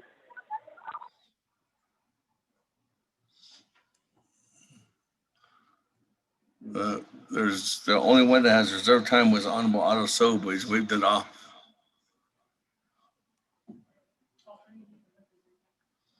Vice Chair Smith didn't have reserve.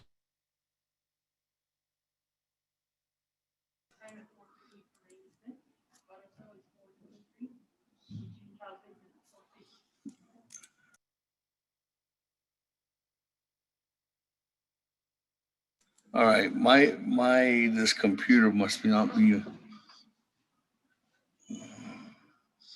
Okay, thank you, Honorable Chairman Hino. I didn't hear the reserve time on Madam Chair Charles Newton or Vice Chair Smith.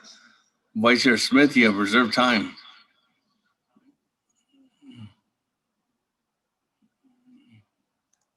Thank you, Speaker. 4 minutes, 23 seconds.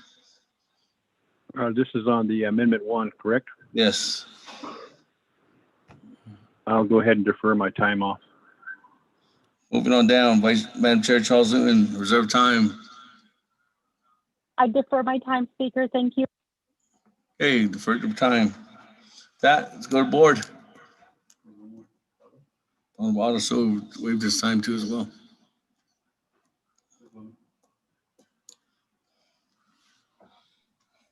Honorable Elmer Begay. Honorable Elmer Begay. Honorable Elmer Begay did not vote. Honorable Key Allen Begay Jr. Delegate Keller votes green. Thank you. Honorable Key Allen Begay Jr. votes green. Honorable Paul Begay. Delegate Paul Begay votes green. Honorable Paul Begay votes green. Honorable Nathaniel Brown.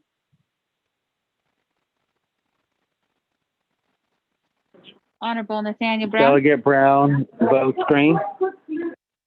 Honorable Nathaniel Brown votes green. Honorable Eugenia Charles Newton. Charles Newton votes green. Honorable Eugenia Charles Newton votes green. Honorable Amber Canaspa Crotty. Honorable Amber Canaspa Crotty. Honorable Amber Canaspa Crotty did not vote. Honorable Herman M. Daniels Jr. I vote green. Honorable Herman M. Daniels Jr. votes green. Honorable Mark Freeland. Freeland votes green. Honorable Mark Freeland votes green. Honorable Pernell Halona. Honorable Pernell Halona. Lord votes green. Honorable Pernell Halona votes green. Honorable Jamie Hino. Daniel votes green. Honorable Jamie Hino votes green. Honorable Vince James. Delegate Jane votes green. Thank you. Honorable Bench James votes green. Honorable Rick Nez. Delegate Rick Nez votes green. Honorable Rick Nez votes green. Honorable Carl Slater. Delegate Slater, green. Honorable Carl Slater votes green. Honorable Raymond Smith Jr. Green. Honorable Raymond Smith Jr. votes green. Honorable Wilson Stewart Jr. Honorable Wilson Stewart Jr. Green. Honorable Wilson Stewart Jr. votes green. Honorable Otto So. I vote green. Honorable Otto So votes green. Honorable Charlene So. I vote green. Honorable Charlene So votes green. Honorable Daniel So. Honorable Daniel So. Honorable Daniel So did not vote. Honorable Eugene So. Honorable Eugene So votes green. Honorable Thomas Walker Jr. Thomas Walker votes green. Honorable Thomas Walker Jr. votes green. Honorable Edison Winika. Honorable Edison Winika votes green. Honorable Edmund Yazzie. Honorable Edmund Yazzie. Honorable Edmund Yazzie did not vote. Green.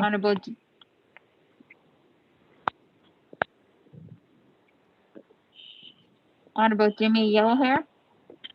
I vote green. Honorable Jimmy Yellowhair votes green. Going back up. Honorable Elmer Begay. I vote green. Honorable Elmer Begay votes green. Honorable Amber Canespa Crotty. Honorable Amber Canespa Crotty. Honorable Amber Canespa Crotty did not vote. Honorable Daniel So. I vote green. Honorable Daniel So votes green. Honorable Edmund Yazzie. Honorable Edmund Yazzie. Green. Honorable Edmund Yazzie votes green. Speaker, you have 22 in favor, 0 opposed, and Speaker not voting. Thank you very much. That on Amendment 1, 22 in favor, 0 opposed. Speaker not voting, motion carries. Now let's go back to the main motion, colleagues. I don't have anybody else in the queue at this time. Honorable Otto So, on the main motion. Thank you very much, Speaker. I would like to propose an amendment to I don't know how, maybe we can get Ned's Council's clarification on this also. Is that the Bureau of Indian Affairs is report. We really need to hear the Bureau of Indian Affairs and Indian Health Services, our trustee, alcohol, and it relates to everything pertaining to funding and things like that. And usually, we have the first day of reports. And at times we don't get to the Bureau of Indian Affairs or the Bureau or Indian Health Services. And I'm not too sure if this could be entertained in an amendment. We know that all the reports are very important and we need to hear. And if we could have these reports to be heard by today, the Bureau of Indian Affairs and the Indian Health Services report to be all included with today's reporting, which we have in schedule with the nation's, the Office of the President, the Chief Justice of the Navajo Nation, and the Speaker of the Navajo Nation Council, and the Controller's report. And yes, I just want to make sure that we do get to those 3 reports today. And I'm not too sure how we could entertain that, whether it's through an amendment or we need some guidance, Speaker. Thank you.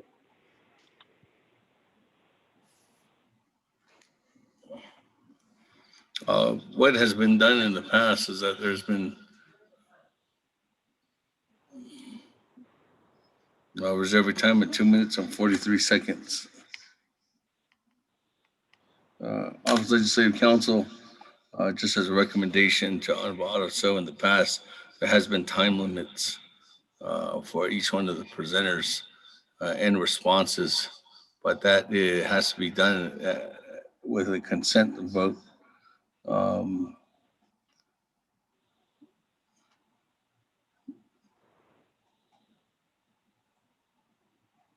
I don't know, Office Legislative Council, if there's any other recommendation beside that. Thank you, Speaker. Or Legislative Services.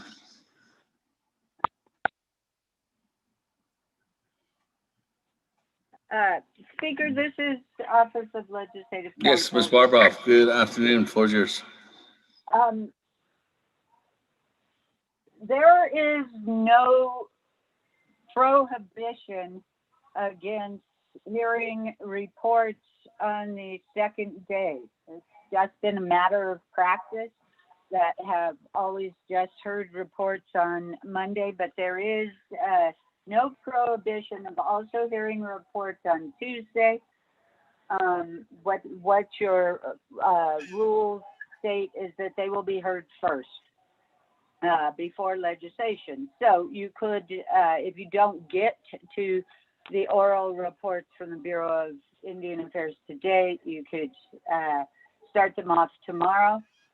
What I really think you're looking at is really some time management on your first report. Thank you, Speaker. As a recommendation, some time management on Otto.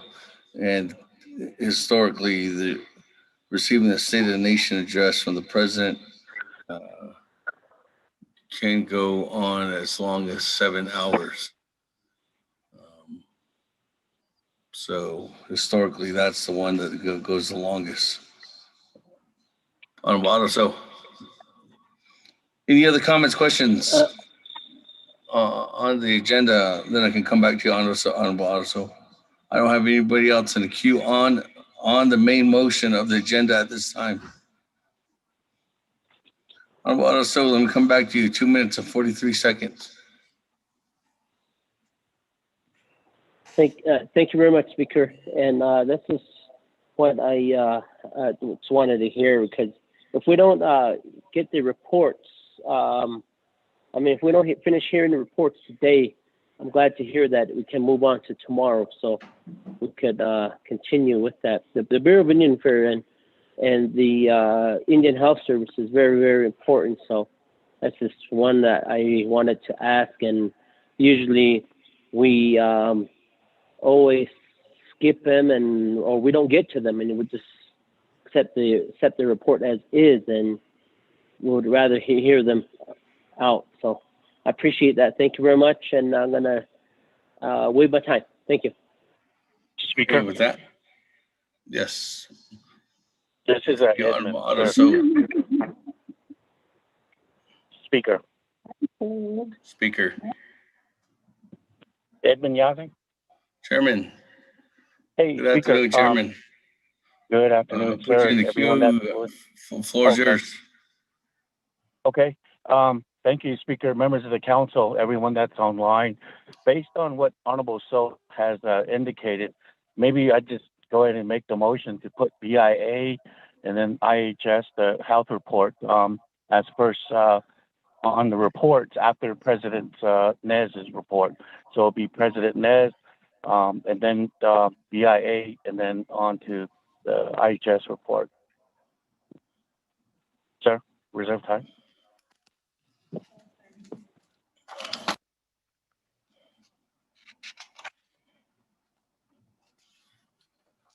Do we-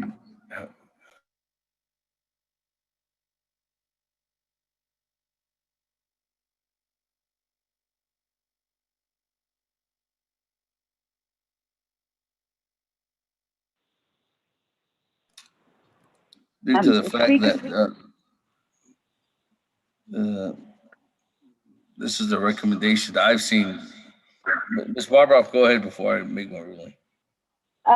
Thank you.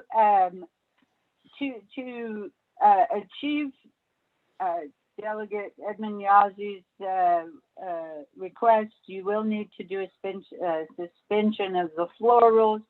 And if you look at Rule 6, it lists the order of agenda business, and it does have the reports from the Chief Justice, the Speaker, and they're specifically enumerated in Rule 6. So while what Edmund Yazzie would like done certainly can be done, you do need to suspend your rules to do that. Thank you, Speaker, Council. Or is that 16 votes? Okay, with that, after the president's report, or the State of the Nation address, Chairman Yazzie, I'll come back to you, and you can motion to suspend the floor rules at that time. All right, thank you, Speaker. Okay, with that, moving on down, colleagues, any other comments, questions on amendment, or actually on the main motion of our agenda for the council session of 2020? Speaker, this is Vice Chair Smith. Vice Chair Smith on the main motion. Thank you, Speaker. Reference to the suspending of floor rules, I know that we'll be going into that.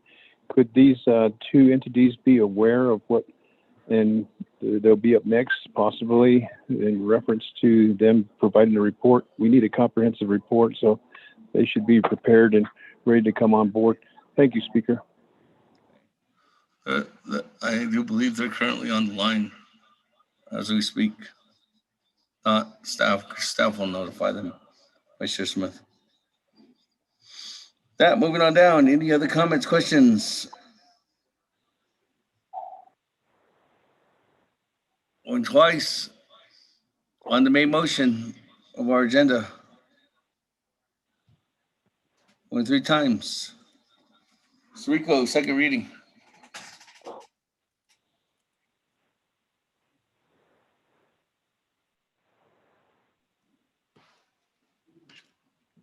Thank you, Speaker. Members of the 24th Navajo Nation Council, you have one amendment. Amendment number 1 is to create a consent agenda to include legislation 0074-21, 0084-21, 0093-21, 0096-21. And this consent agenda will come after the 2/3 legislations. So it will be new item D. Mr. Speaker.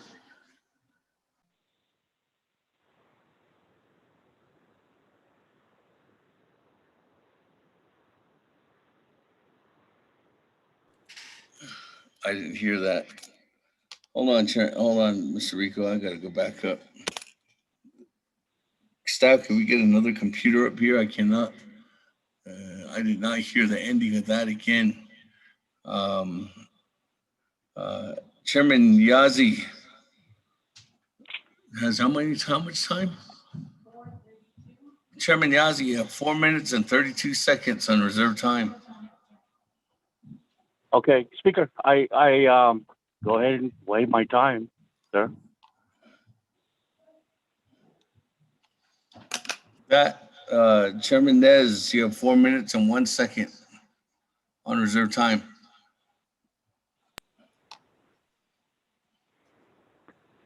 Thank you, Honorable Speaker Damon. I'll go ahead and just waive my time. Thank you.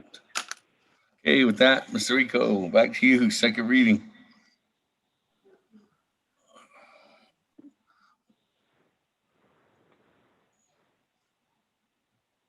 Honorable Freeland, already called for the vote.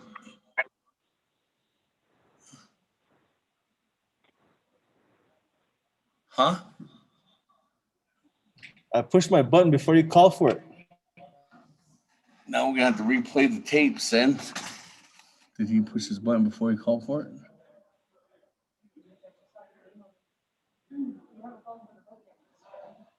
I called for a second reading on the vote.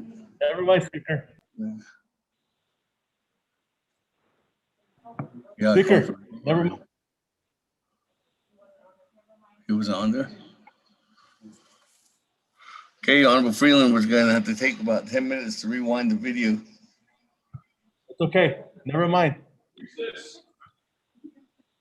Never mind then. Are you trying to make a motion on the agenda?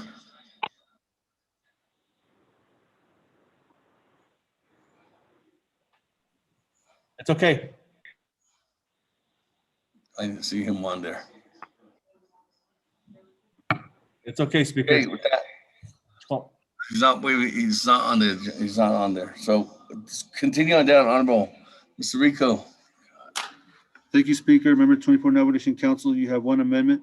Number one is to add a consent agenda to include legislation 0074-21, 0084-21, 0093-21, 0096-21, and this consent agenda will follow the 2/3 legislation. So it will be new item D on the agenda. Mr. Speaker. A point of privilege, Delegate Crotty.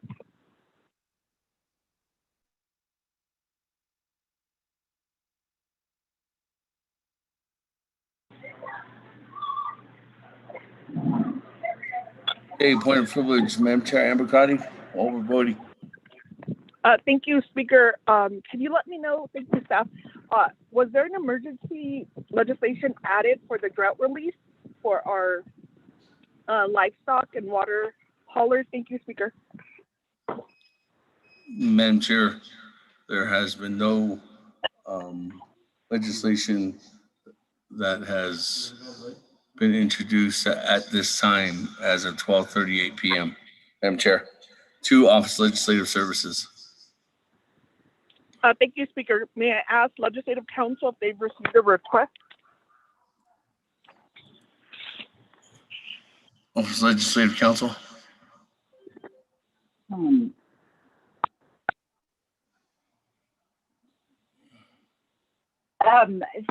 Thank you, Speaker. Office of Legislative Council did not get a direct request for emergency legislation for drought relief. We did get a question from a delegate about whether chapters could expend emergency funds on drought-related matter. That question was answered by Roderick Begay from DOJ. The delegate, as of today, had not determined that they wanted more than that answer. If somebody does wish emergency legislation for drought relief, we could prepare that by the end of the council session. And so it could be added to the one thing that we will need, like we always need, is all of the supporting budget documents. I don't know what fund the intent would be as to what fund it would come out of it, whether it's UFB or CSN or such, but we'll need the supporting documents. Thank you, Speaker.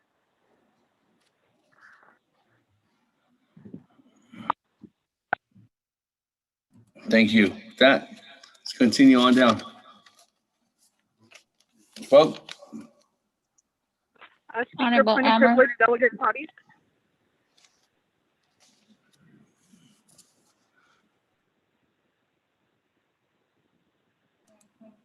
Point of privilege, Madam Chair Ambercrotti.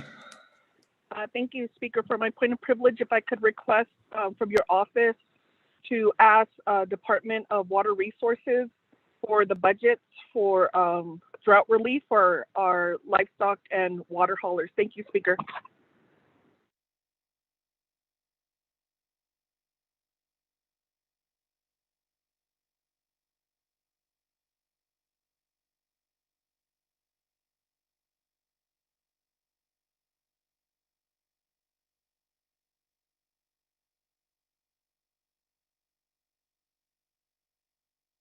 Madam Chair, Amber Cry, did you say you requested that of Speaker's office already? Speaker, I'm asking, this is my current request.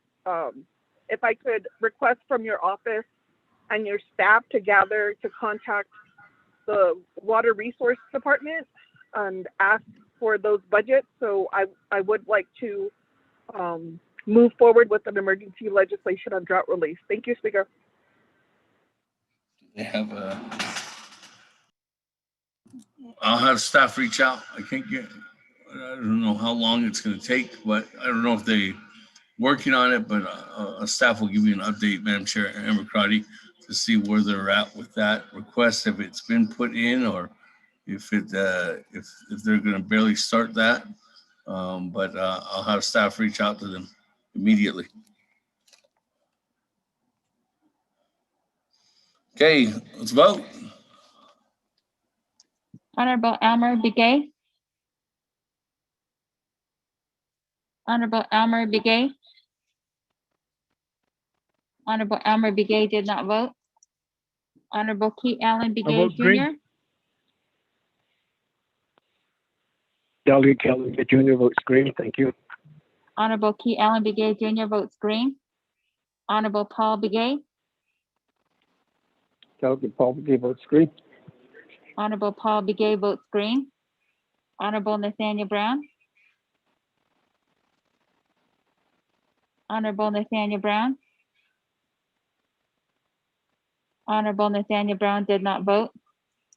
Honorable Eugenia Charles Newton. Charles Newton votes green. Honorable Eugenia Charles Newton votes green. Honorable Amber Canas Bakrati. Delegate Amber Canas Bakrati votes green. Thank you. Honorable Amber Canas Bakrati votes green. Honorable Herman M. Daniels Jr. I vote green. Honorable Herman M. Daniels Jr. votes green. Honorable Mark Freeland. I vote green. Honorable Mark Freeland votes green. Honorable Pernell Halona. Votes green.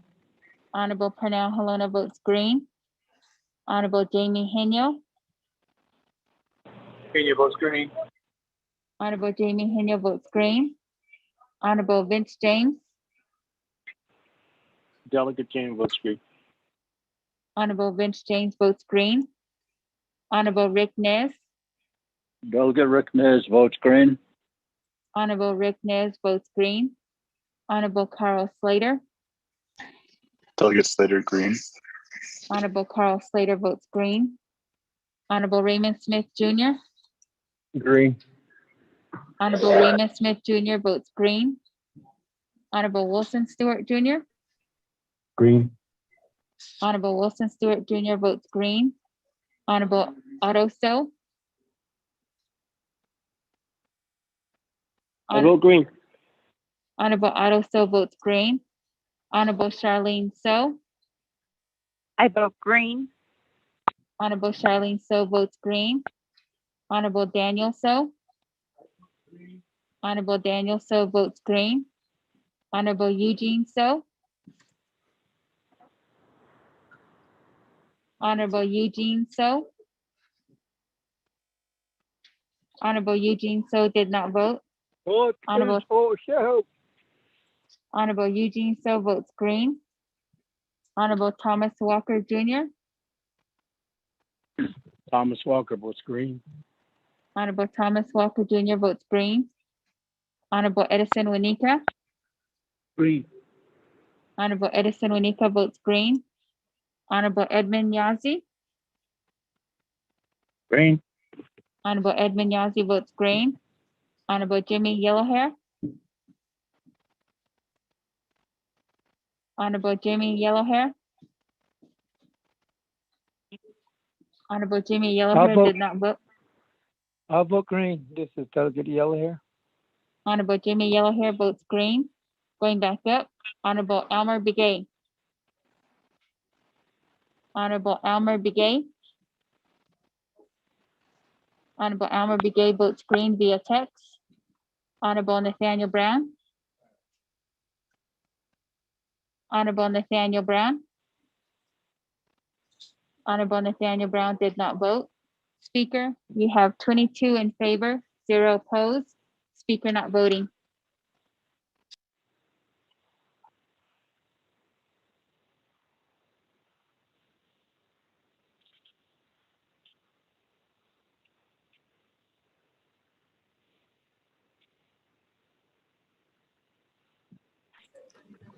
Hey, with that, colleagues, 22 in favor, 0 opposed. Motion carries. We do have an agenda before us. Before we continue on down on our agenda, let's go ahead and take a 30-minute recess and get everything ready for the president, and he can get on board. So, Mr. President, the time now is 12:46 p.m. We will come back into recess or out of recess at 1:15, 1:16 in order to hear you, Mr. President. We're effectively in recess for 30 minutes.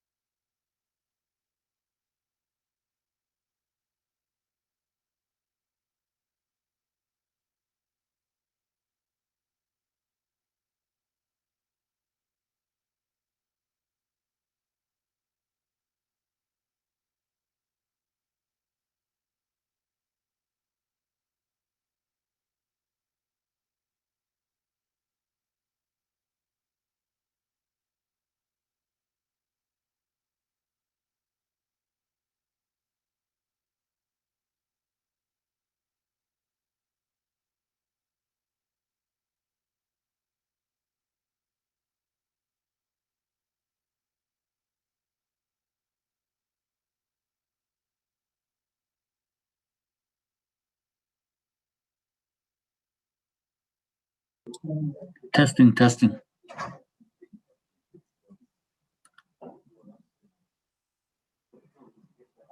Test.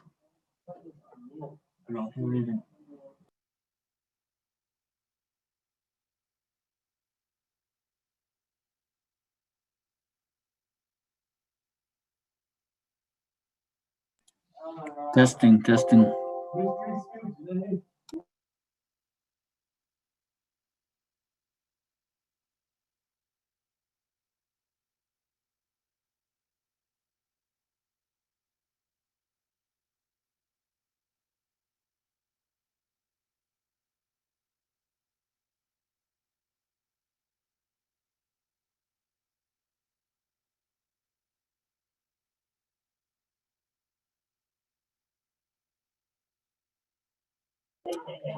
Test. Testing, testing.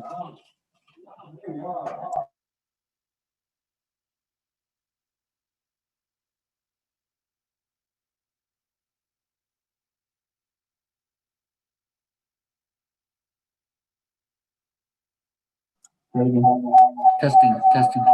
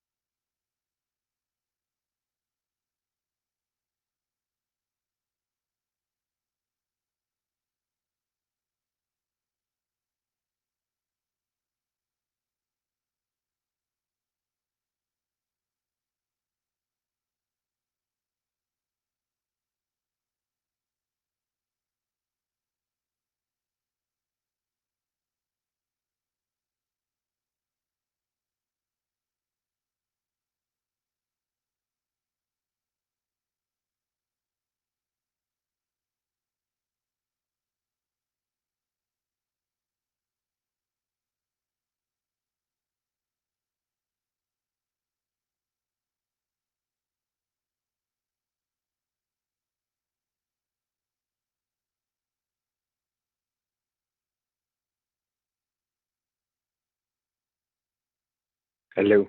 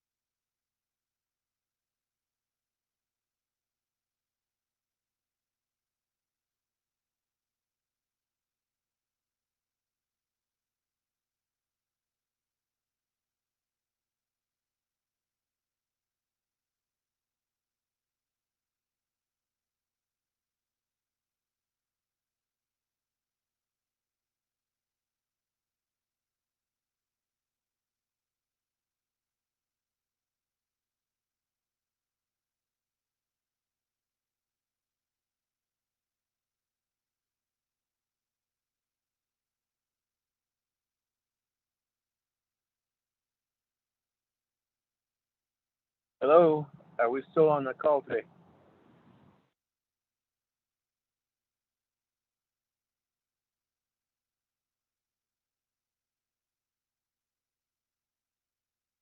Hello, this is Delegate Brown. Are we still on the call? I keep calling back in.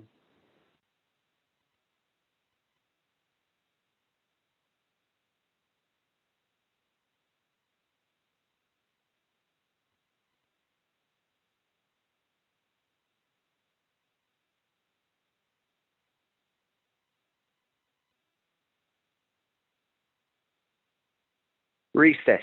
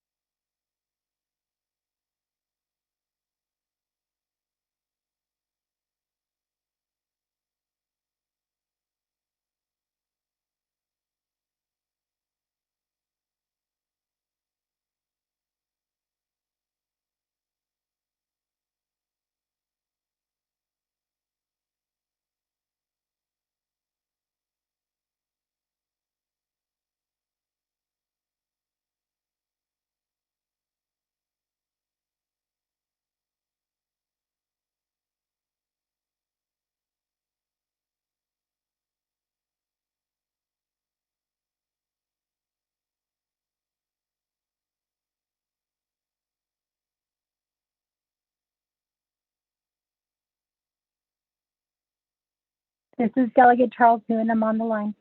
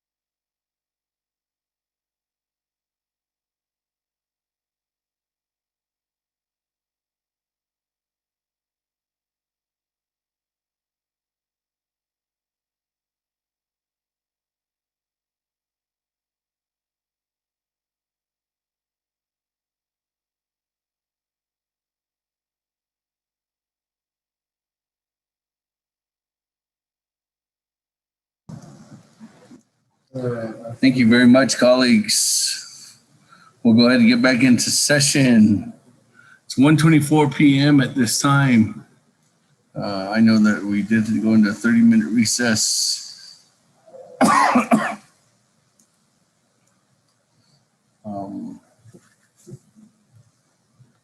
Need a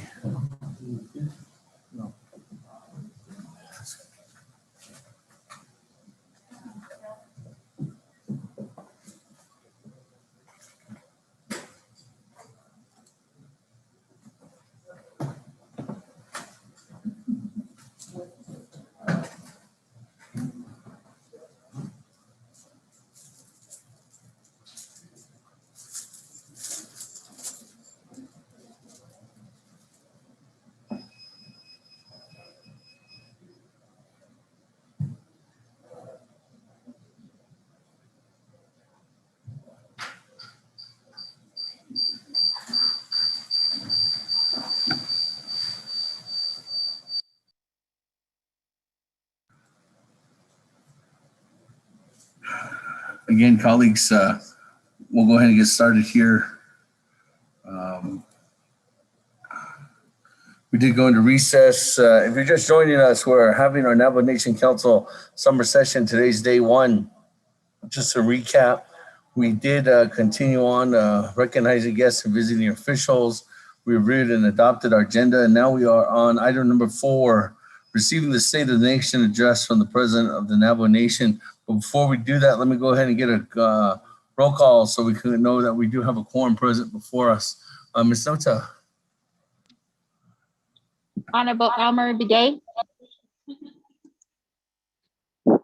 Honorable Elmer Begay. Honorable Elmer Begay did not answer. Roll call. Honorable Key Allen Begay Jr. Delegate Keelan is present. Thank you. Honorable Key Allen Begay Jr. answered. Roll call. Honorable Paul Begay. Honorable Paul Begay. Honorable Paul Begay is present. Honorable Nathaniel Brown. Delegate Brown is present. Honorable Nathaniel Brown answered. Roll call. Honorable Eugenia Charles Newton. Charles Newton is present. Honorable Eugenia Charles Newton answered. Roll call. Honorable Amber Canespa Crotty. Honorable Amber Canespa Crotty. Honorable Amber Canespa Crotty did not answer. Roll call. Honorable Speaker Seth Damon. Honorable Speaker Seth Damon is present. Honorable Herman M. Daniels Jr. Honorable Herman M. Daniels Jr. Honorable Herman M. Daniels Jr. did not answer. Roll call. Good afternoon, Daniel here. Honorable Herman M. Daniels Jr. answered. Roll call. Honorable Amber Canespa Crotty is present. Honorable Mark Freeland. Honorable Mark Freeland is present. Honorable Pernell Halona. Honorable Pernell Halona is present. Honorable Jamie Henyo.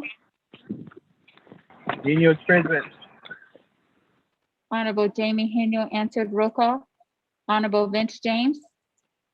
Delegate James present. Thank you. Honorable Vince James is present. Honorable Rick Nez. Delegate Rick Nez is present. Honorable Rick Nez is present. Honorable Carl Slater. Delegate Slater, present. Honorable Carl Slater is present. Honorable Raymond Smith Jr. Present. Honorable Raymond Smith Jr. is present. Honorable Wilson Stewart Jr. Present. Honorable Wilson Stewart Jr. is present. Honorable Odo So. I'm here. Honorable Odo So is present. Honorable Charlene So. Present. Honorable Charlene So answered roll call. Honorable Daniel So. Honorable Daniel So. Honorable Daniel So is present. Honorable Eugene So. Oh, comment ça se crée? Honorable Eugene So answered roll call. Honorable Thomas Walker Jr. Thomas Walker's present. Honorable Thomas Walker Jr. answered roll call. Honorable Edison Wanika. Honorable Edison Wanika is present. Honorable Edmund Yazzie. Honorable Edmund Yazzie. Honorable Edmund Yazzie did not answer roll call. Honorable Jimmy Yellowhair. Honorable Jimmy Yellowhair. Honorable Jimmy Yellowhair did not answer roll call. Going back up. Honorable Elmer Begay. Honorable Elmer Begay.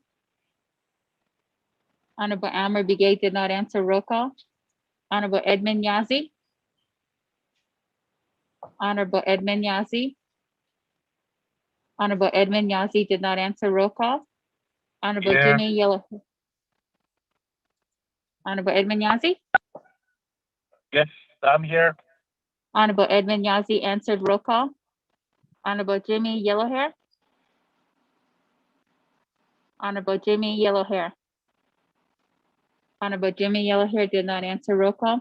Speaker, you have 22 members present, including yourself. Thank you very much. I'm here. This is Delegate Yellowhair. I'm on the line. Honorable Jimmy Yellowhair answered roll call. 22 members present. Thank you very much. That's what 22 members present, 23 members present. And for the record, colleagues, I do have Chairman Daniel So is here present with us in the chambers too as well. Good afternoon, Chairman. Let's go ahead and continue on. Receiving the State of the Nation address on the President of the Navajo Nation. We did receive the State of the Nation address in a written format. Mr. President, are you online? Yes, Speaker. Good afternoon. Vice President and I are here. Good. Well, Mr. President, good afternoon, Mr. President. The floor is yours at this time.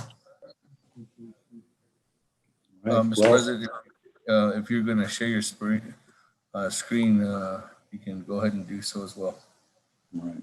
Well, thank you again, Speaker, members of the 24th Navajo Nation Council. Madam Chief Justice Joanne Jane, as well as our chapter and our county, state, and federal leaders that are watching, as well as our Navajo people.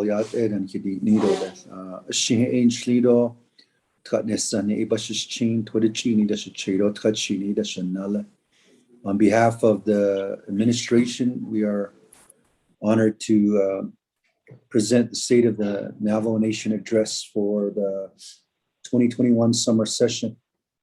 Before we begin, we want to take a moment to recognize and thank all of the men and women, including our Navajo lawmakers, our council delegates who took part in the horse ride over the last few days to honor the long-standing tradition of our past leaders, many of whom used to travel by horseback long ago. We know that a lot of time, work, and resources go into the horse ride. So we thank you for honoring that tradition. COVID-19 is still amongst us with a new variant. And Kodo da isno tsagi Chicago Shinado na Taino Finigi. Here Nandan Hidi Nido des Kodo. The person skagi nas it's at the Yakon needs to never keep a cow. But Naha Heta needs in Kodo da isno tsado kwa. Nihe not ani do zel endan lengido. We can so zone. Kade Straats at the Ndez. So Kudo ya Nahashni Hindishni. Shikano thing. Kudo ben Nachita is not Agido, Bikijan de Pagido, Kudo. The Ze Chidet Anagia, Bikijana and Nashigi, Nasnigi. Sashin Hadas, Lan Hadas, Nabiki of a car. Here, Ado Atonahada Segi, Doni Hijo, but any cage came of Finity, Togo, Lagana Bikaya, Denades Kida Ishin, but Ado Nanas, no Didi Person Skagina States at the Delta variant will Yego, Ako Katla Ade, Lagana Kayate. Blush slide and Linigisa, Zel Enon, the Hast. Kudo Agenda Nishi Dania. La Con Zel Indas Nalo. Ya a Craigie a yato Bada as Sigi Econen, the Hast, than he don't need. Even in Kudosh, Kano Thini Ashmone. Nkhada Tseto di Zegi Dibi Kitchena and the short Ebony Hon Yikani Hidna Nakitsata to late Degopinda Hagi Ashone Hon Nkhada Tse and Hidna. I don't know, I'm Beshma son of Finny Tanas and of Finny. So, Junago Tao Sabi Kong Aquich Not Sauce the Kada Sao, they would a Kai J, a Kai J, no, not so Hichipatasa. Although the Chianda, the Ishida Dasoni, yeah. You can't even navigate. Eva here needs but I was Kai J. Arocon, he can't even never. It's a Tajit. Asa, the media is the one is not the no, but Lahnet Aricon. He can't even never. The Niger now of the industry. A Kodo, a cane of Finigi, and the Hutsu deals in order. Aroconsa. You can't hidden there. The person Skagi, but that old Nagi, the seas which end has tea. Such a that it's Zilla. Saya, the seas which end has tea. But so deals in skin of thing. A co at a beach in it, cat, the dinas, Nigia, con the Hadinosne. Nikize, Doni Hichi. Bigedasti upon Tadabo cash on. Ado Ahran, the salt Hado. Jadin Oko was the hard soldiers, or lay hard soldier. Your two hard soldier, though, lay Shichido. Oh, yet the Nades Kitty. It's Adonas need to sneak Delta variant. In evening up, though, the other has you. A cop. Nihe couldn't he Washington, though, Nihe Ostra on Delia. Ado. Da Hasiado Master Das and the no Egot Edo Diego that was the Dinas Navy. Shkina thing Consa Laganas and that Credo, San he came in Aya home the businesses the Haloya Edo Lana Dans and Ebina A on Delia here Navajo Nation ado he dan hidi ido de besh ma san no senigi Ronald so spena da so si ado nis ni Washington ni Kenya to os do anda do nis to kana zando aja ni keni hinne asahanda plegi do oido ando nis no jo asa de la da so si so jo go ya Kodo on ne ye Navajo Nation.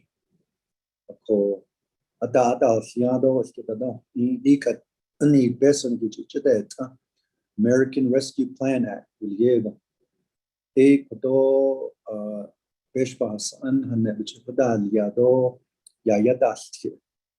Nihido kodo executive branches ajia. Kojin Shinabel Vice President Lizer ajib kita de tingi agenda neshido labe na neshida yilla di yanle khana zala hadas zone di hot ya la na danzen di projects that egi shovel ready ne the nishigi not so kada liya in gichi kodalia kade kodo khanda neshigi yida des indo di jo on hichashane de letia nikade peso de bahalo babjal yago the nishto de no hota ki accelerate and lengi division directors so yego hota bananish dayila akoti summer session igia beshpas an ya na sosla hadelia anda indo des ya person yichide anigi nia kodo besosla stendo nes no bininagi ya koje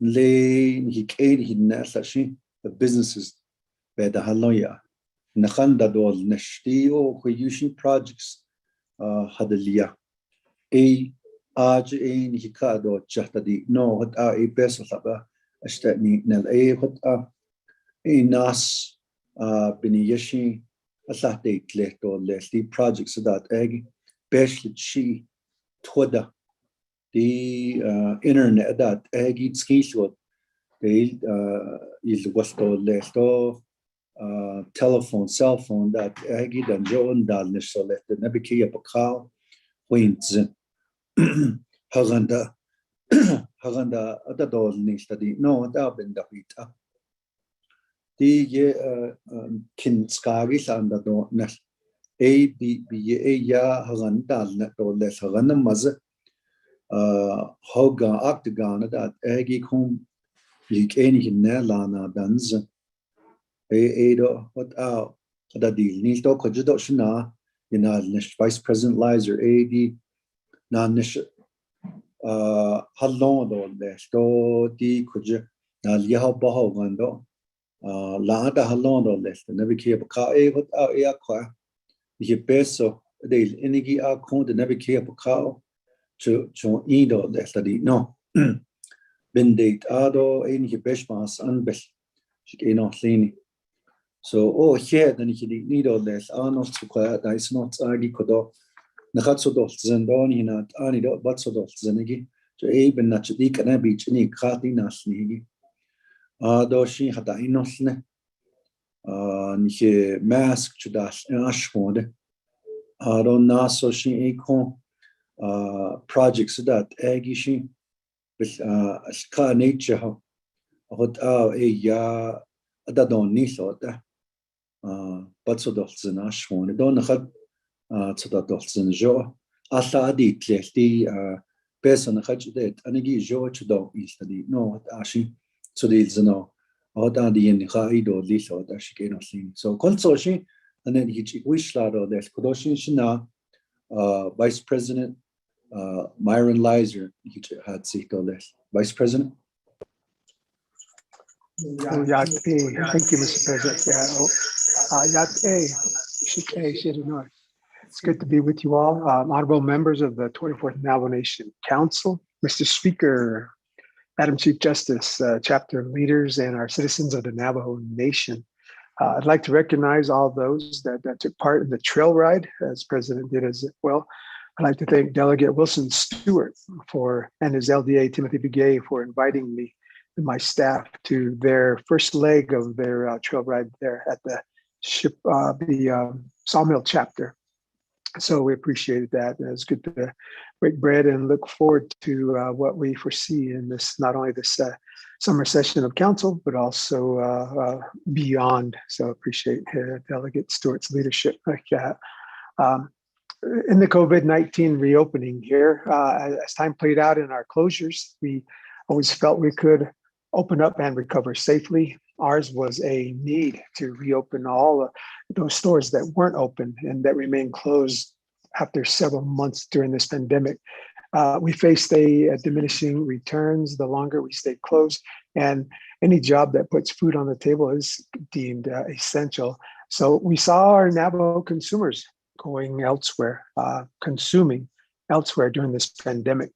And we have the real need to replace all those things that this pandemic took away. And, we really need to work hard to bring about that change needed enhancement of quality of life for our citizens here on Dinetra. But we hopefully will work with the 24th Navajo Nation Council to make all that happen. What we saw was the need for more retail stores during the pandemic when we should have been staying home, staying safe and saving lives potentially.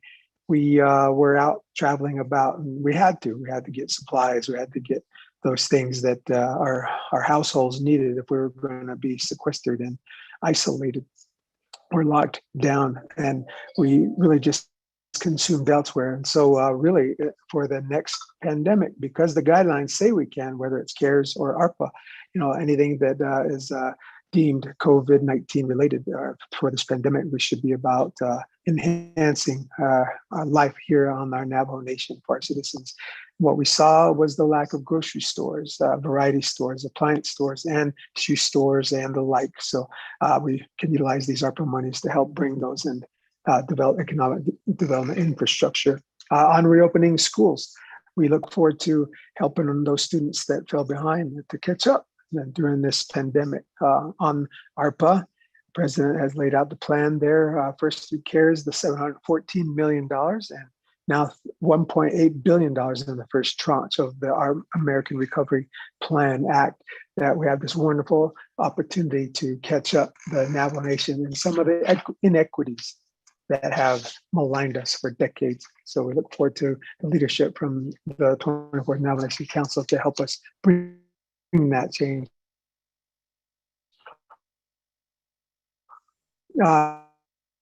Housing manufacturing, and when it comes to homes, and we needed them yesterday. So we have a lot of work to do in that regard. And we have started that plan with our housing program here, led by Jim Zwerlein. Appreciate his leadership. On our roads, our president did a great job of reporting on that important endeavor here. So not wishing to be redundant. Looking forward as we convene this summer session of the 24th Navajo Nation Council here in 2021. We look forward to working extremely hard along with our 24th Navajo Nation Council on these ARPA projects. And this will go a long way into enhancing the quality of life here on the nation for our people of the great Navajo Nation. And so we appreciate all hands on deck mentality. We look forward to working again extremely hard with all of you and all chapters and our citizens all across the Netra. So I am the Vice President Comanche Nishle Tohana Basis team out of Comanche Desiche. I thank you so much, Mr. Speaker, and all those on this WebEx. Thank you for your leadership. God bless you, Mr. President.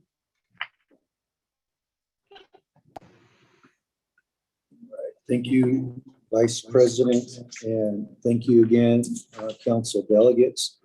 We are in the midst of a drought for many years, and we are pulling resources from Window Rock out to the local communities. We have fixed many windmills, but as the drought and the water table goes down throughout the region, we are seeing some of these fixed windmills not pumping water. And as you know, council members, we did approve a resolution to ask for assistance from the states.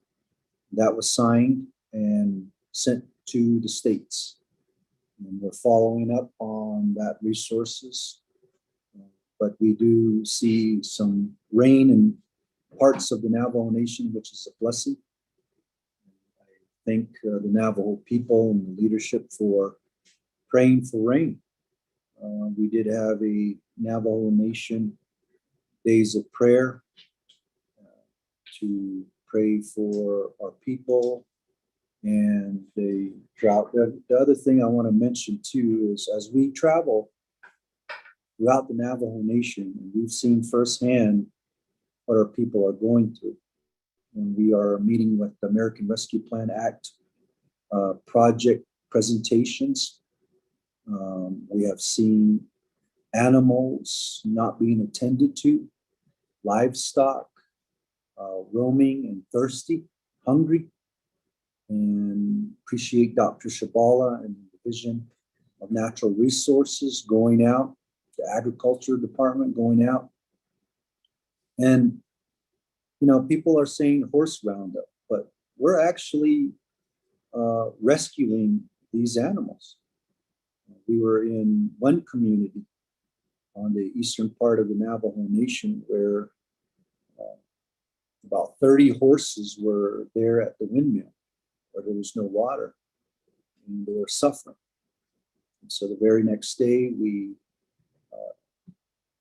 had our Navajo Nation Department of Agriculture go out and rescue those horses. And horses are dying because of the drought.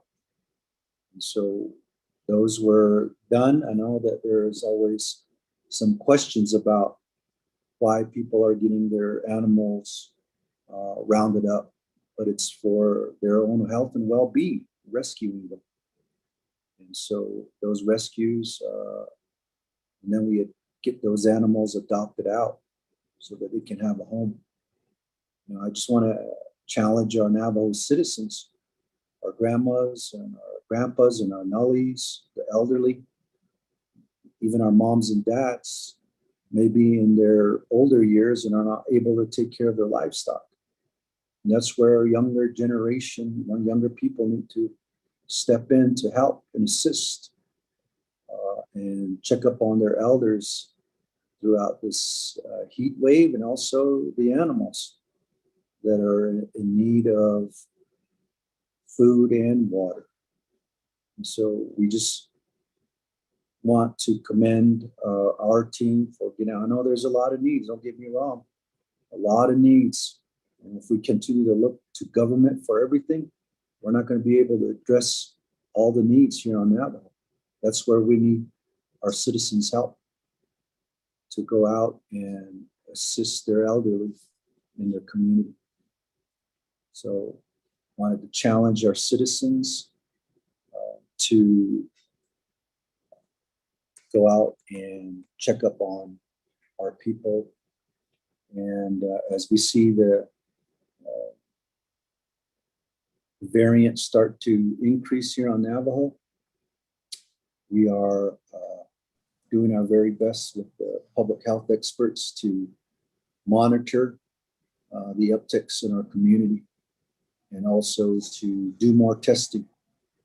I know that testing does occur here at the Navajo Nation government. It also needs to occur more out in our Navajo communities. And lastly, again, just the vaccines, how important we feel for you all to get vaccinated, everybody. We are about 70% fully vaccinated here on Navajo. Let's shoot for 90%.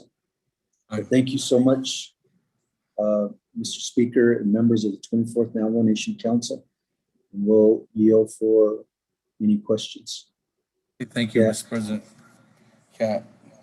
Thank you, Mr. President, for being here with us today, and thank you for the presentation and your State of the Nation address. this during our summer session. That, colleagues, as the president has indicated, we'll go ahead and turn to the floor if there's any comments or questions. At this time, let me go to Madam Chair Amber Crotty. The floor is yours, Madam Chair. Oh, actually, let me go ahead and get a motion first before I turn it over to you, Madam Chair. Is there a motion, colleagues? It's a motion by Chairman Nez, second by Honorable Paul Begay. That, Madam Chair, Amber Crotty, the floor is yours. Thank you, Speaker. Colleagues, I appreciate it. President Nez, Vice President Leiser, thank you for your report.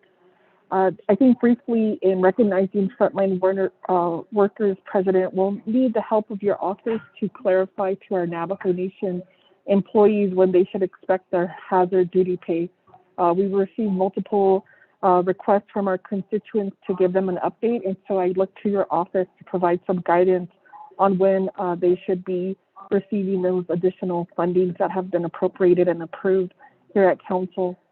The second item, President and Vice President, if we can, we're going to have a meeting on July 22nd regarding RECA, and so I appreciate that being part of your report. We need this bill to be reauthorized, and so in talking with congressional leadership, I don't know if there's opportunities with the lobbyists that we're onboarding or the Washington office to add in this language of reauthorization as we talk about these huge infrastructure bills just to get it reauthorized. The third area, President, I wanted to, and I support the $50 million legislation for scholarship, but I would say that we also need to re-examine the policy. What we hear from our Navajo educated returners is they go out, get their education. They find it very challenging to get a job here back home, find a house, find childcare. And so I think with that scholarship, it's not only investing in higher education, but how can we provide wraparound support to bring our educated Navajos back home, while also recognizing the expertise of our long-term employees here. So there's different ways to have knowledge, and sometimes a college degree is helpful, but we also want to recognize the employees that have a lot of experience here on the ground. The other area that I wanted to bring up and how we can work together is the E911. I didn't see an update on the report, but I'd like to get additional information on where we're at with that funding proposal. We'll need that not only for any future emergencies, health relief, but also just to improve our public safety here on the Navajo Nation.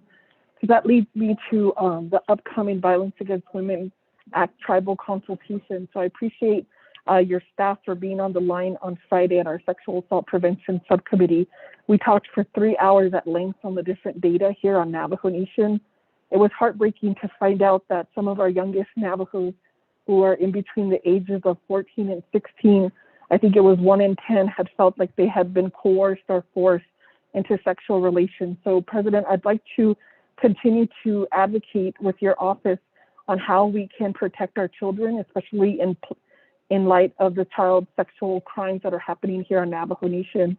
According to our federal data that we're able to collect, our U.S. Attorney General's office, this is the most declined set of cases, and so we need to coordinate with the Office of the Prosecutor on Navajo Nation on how we can prosecute and protect our children and any other victims of violence. We were out in Albuquerque this weekend. It was a heavy time to hear from our community members on the impact of boarding school and how do we want to recover our young children to come back home. So working with historic preservation, I'd like to reach out to your office on how we could prepare for the upcoming July 30th meeting with the mayor's office and what is going to be the recommendations from this council and the office of the president on how we return our children and bring back healing. The last area I want to focus in on, President, for you and your team is how we can support Navajo Department of Justice, the Office of the Prosecutor. In reading on page 6 of their report, their last paragraph, Office of the Prosecutor is under-resourced and seeks leadership full support to fulfill its duties. Our last budget, we had the council had allocated funding to provide additional support to the personnel. And in looking at the types of cases, criminal charges, domestic violence, or DUI cases, what is the plan on how we can support our Office of the Prosecutor? And so I appreciate all of the staff who've retired and the new staff that are coming on board. We did get OVC grant dollars for victim advocates, but it did take about 3 years to get them on board. And so how can we work together? And as we looking at non-natives, I'll need some guidance, and I appreciate the report. Thank you, colleagues.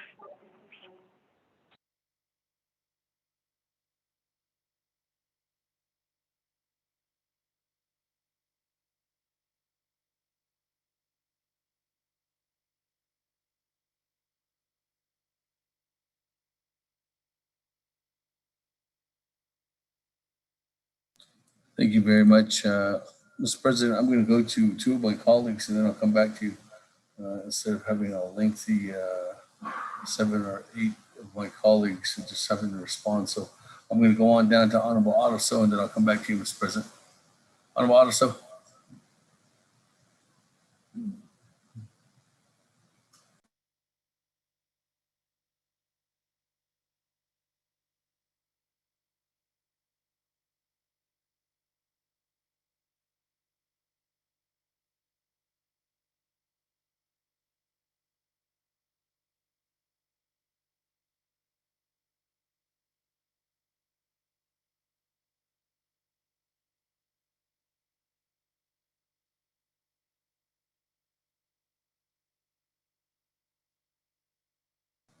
Honorable Ottoso.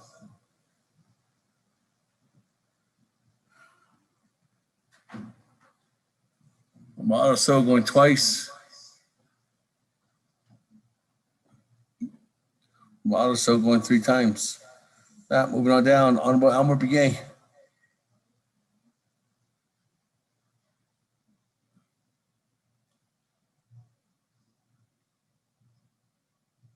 Honorable Elmer Begay. Speaker, can you hear me now? Yes. Okay, thank you, Speaker. I don't the members of the Nomination Council. I don't Office of the OPVP. To the President Nas. I don't Vice President Liza. Yate. I don't first and foremost. Thank you for visiting Dalcon chapter and in the last chapter.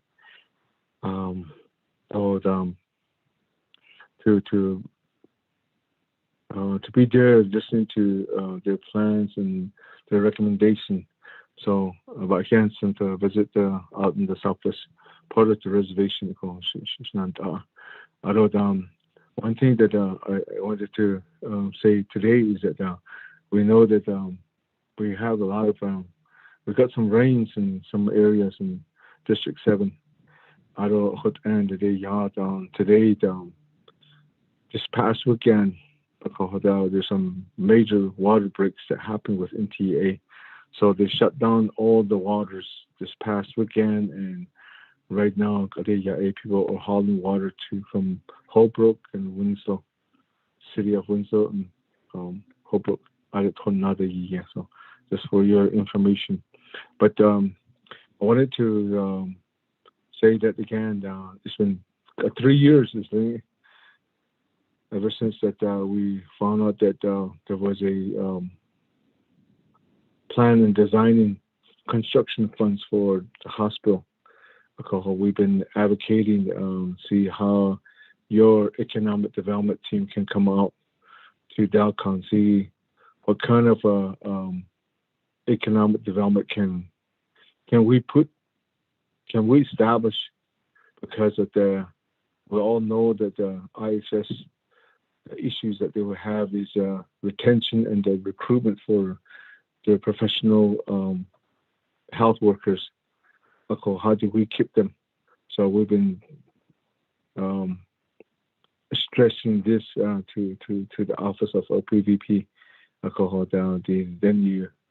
Thank you for visiting the hospital to So is there a way that I could request it again through maybe coordination between NDOT and also economic development, where pedestrian can be maybe a plan to put in place today? Then I thought we visit the outdoor. Your team came out and today I haven't seen a plan or any recommendation coming back out of the office. I think this will be the construction will be ending December. The completion of that is December 30th, 2021. I don't know which if it is or I think what the Vice President was talking about economic development, and we know that there's going to be $42 million payroll check to the workers there. What do we do? There's no plan on it.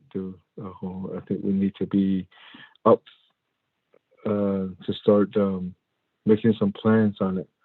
I think the thing that the broadband, Nikido, I think we're mostly ready, and we thank you for Chris Vicente, your director for telecommunication, to give us some recommendation and start working with our team, Aquila consultants. We get some good response on it, and then continue working with them. That's all I want to say. Speaker, thank you.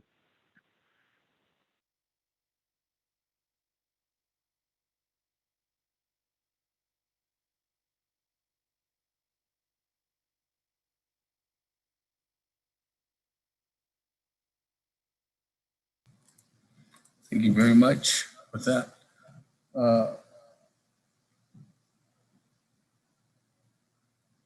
Honorable Elmer Brigade, let me go back to you, Mr. President, for a response. You and the Vice President. Good afternoon, Mr. Vice President. I didn't say good afternoon yet to you. Yate. Oh, Yate, Mr. Speaker. Yeah. President, floor is yours. All right. Thank you, Speaker Damon and members of the 24th Navajo Nation Council. And thank you for the questions. Delegate Crotty, your question on hazard pay. Right now, some of the payouts we're working with the Office of the Controller, new controller, with getting those moved forward. As you know, there was a deadline put in place for the CARES Act. And when that deadline occurred, a lot of that hazard pay and special duty pay allocation went into the hardship account, which went into the pockets of our Navajo citizens. So I'm sure some of our Navajo Nation employees took advantage of getting their hardship assistance. But we are looking at our own general fund dollars and external funds to help out with the the hazard pay. And we will give you, Delegate Crotty, an update, as well as the Budget and Finance Committee on where we're at in that process. But at this point, we are working with the Office of the Controller, Elizabeth Begay, on seeing which of these hazard pay will be paid out. Now, in terms of RECA, as you know, Delegate Crotty, and your leadership, we appreciate the hard work that you've done with the committee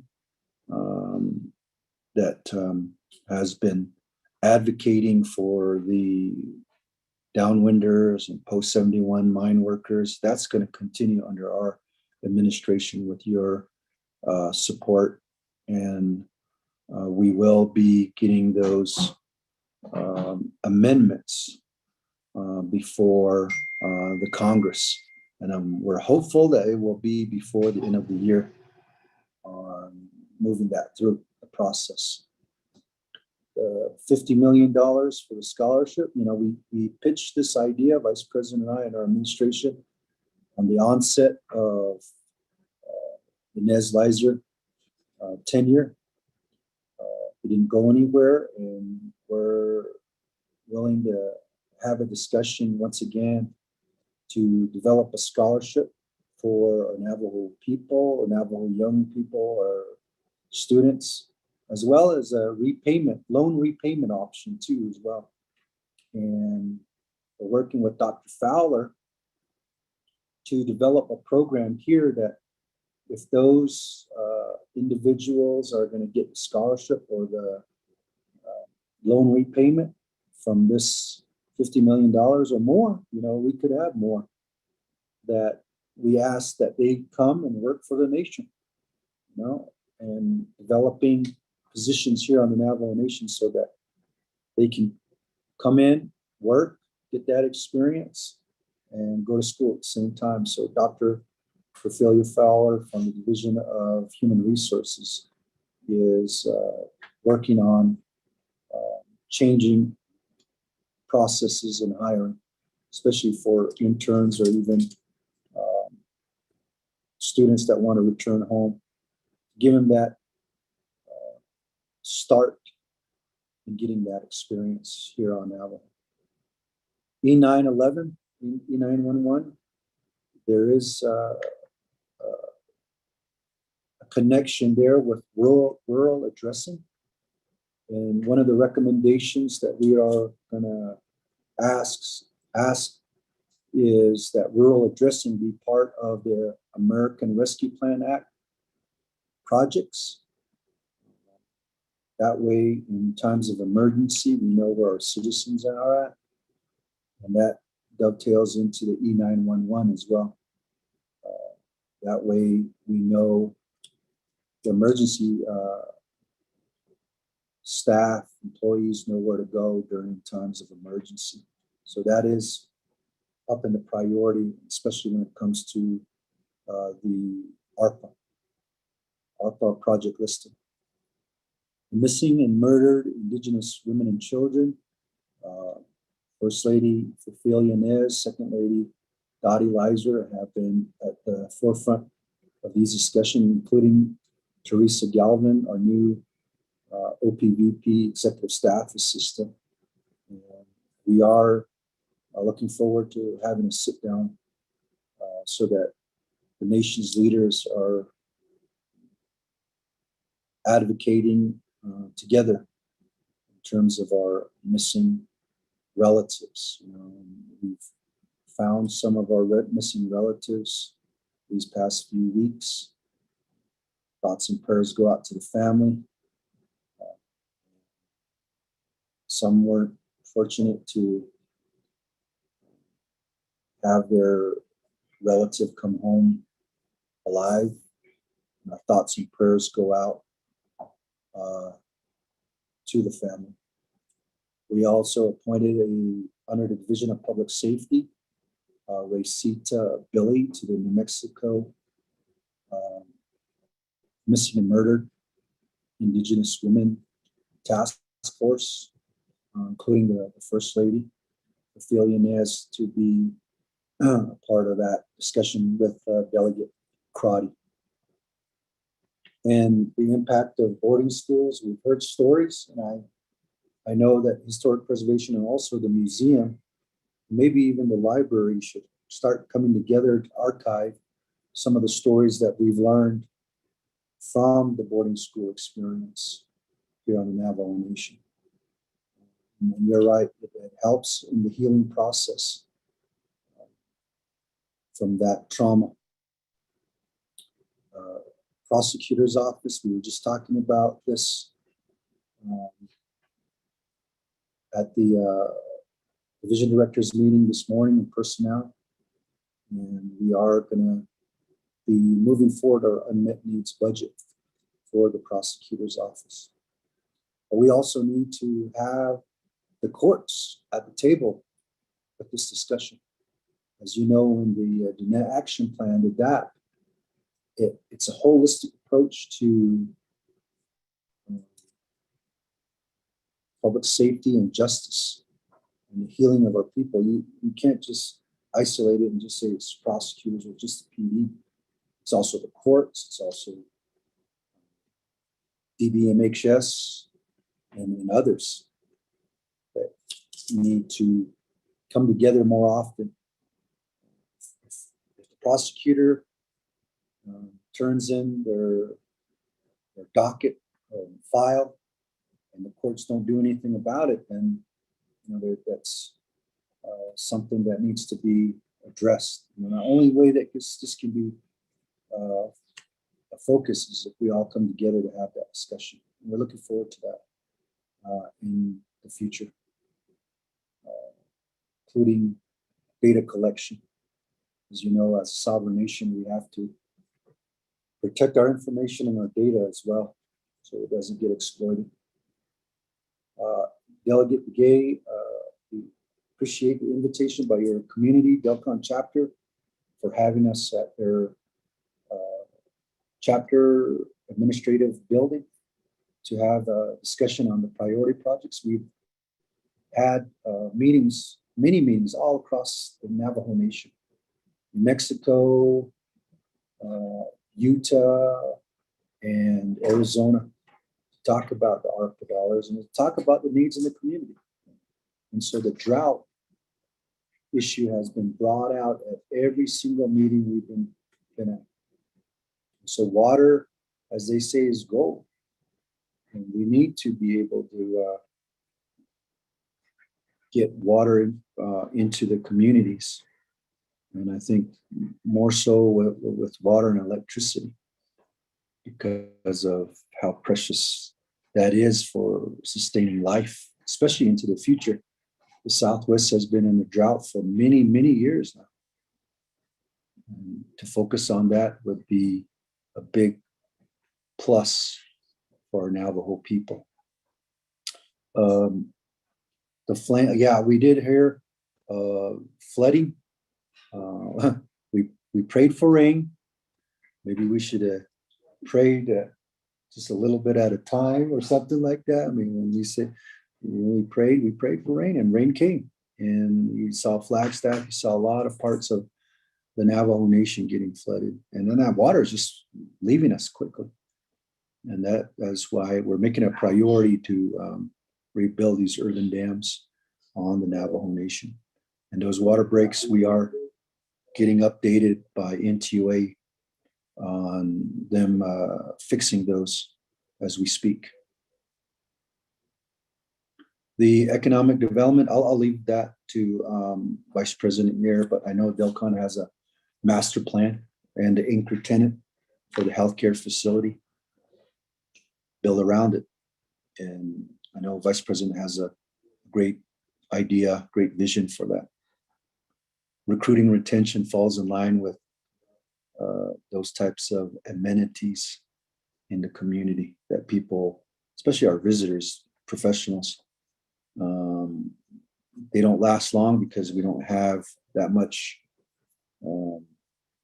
opportunities or like movie theaters and shopping centers and things like that.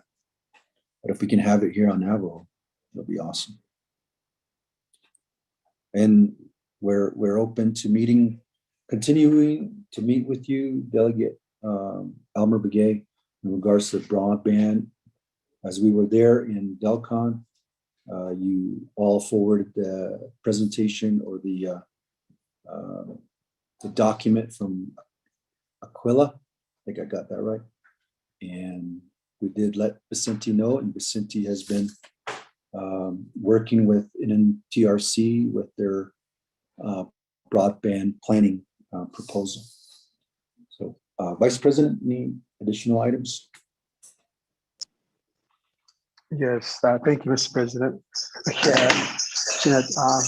Elmer Begay, appreciate those questions. And we are working with Navajo Division of Economic Development Director, JT Willing, and 45 RBDO and some others, including with the chapter and what with those ARPA meetings that were had and the master plan. They have been meeting, and the chapter 2 is grassroots is going to want to chime in with that. But as this plan gets finalized, those discussions have been taken up by the chapter and the official, and with the master plan in mind, The conversation highlighted all the many projects in the Dilcon area, and there was a preliminary discussion of economic opportunities, as you said, and as President said. But we have requested at that time to process all those projects that the chapter will need to do work with the NBD. So the conversation has started, collaboration has begun. We appreciate those that are working on it. Thank you, JT.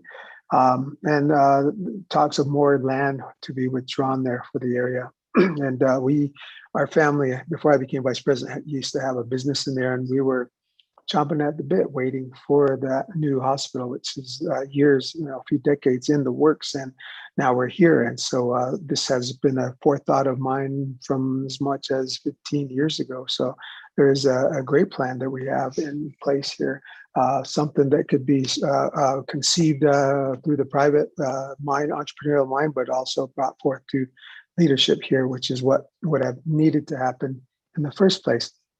But what we do know too as well that right now, even now, there are talks of a new laundromat proprietor coming in there and providing the laundromat services to the citizens of the Dilcon chapter and area here, hopefully shortly, maybe online by November or so. So we're working on all those, and hopefully we can work with you and your leadership, sir, and all those things that will help you and the new medical center there to retain the quality staff that comes with the hospital, all the professional staff, doctors, nurses, and all these professionals. We do have the real great and urgent need to create that retention for you. And so we have and are continuing to work, and we'll be more than happy to pull you into some of those meetings and discussions. So thank you for that. And just a little bit on the scholarship piece that was mentioned earlier by Delegate Crotty. Thank you for bringing that up. We have been working with Arizona State Treasurer Kimberly Yee as I sit on the Arizona Madam Treasurer's Financial Literacy Task Force, and also the Arizona 529 work group, where we do target and try to address the needs that a vulnerable population would have and the minorities. So we are working a plan to provide these college savings plans for individuals, for their children and their grandchildren, and even nieces and nephews. So if you have a social security number of a young one, start putting money away for them now, tax-free. And so when they go to college or a two-year institution or a vocational school or even continuing education, there'll be money made available for that. So we appreciate it. And it is not only relegated to Arizona, but also New Mexico, Utah. You could even live in Florida or New York or Vermont and still be able to contribute to this program. So it's a great program. I look forward to getting out there and learn, telling you more about it as a spokesman and an advocate for that great program. We've also talked to our own Dr. Ophelia Fowler on what it would take to bring it to our Navajo Nation's, all of our 6,000 employees, the ability to save and put away money for education for all of our young ones. So thank you. Thank you, Mr. President. Thank you, Mr. Speaker. Yeah.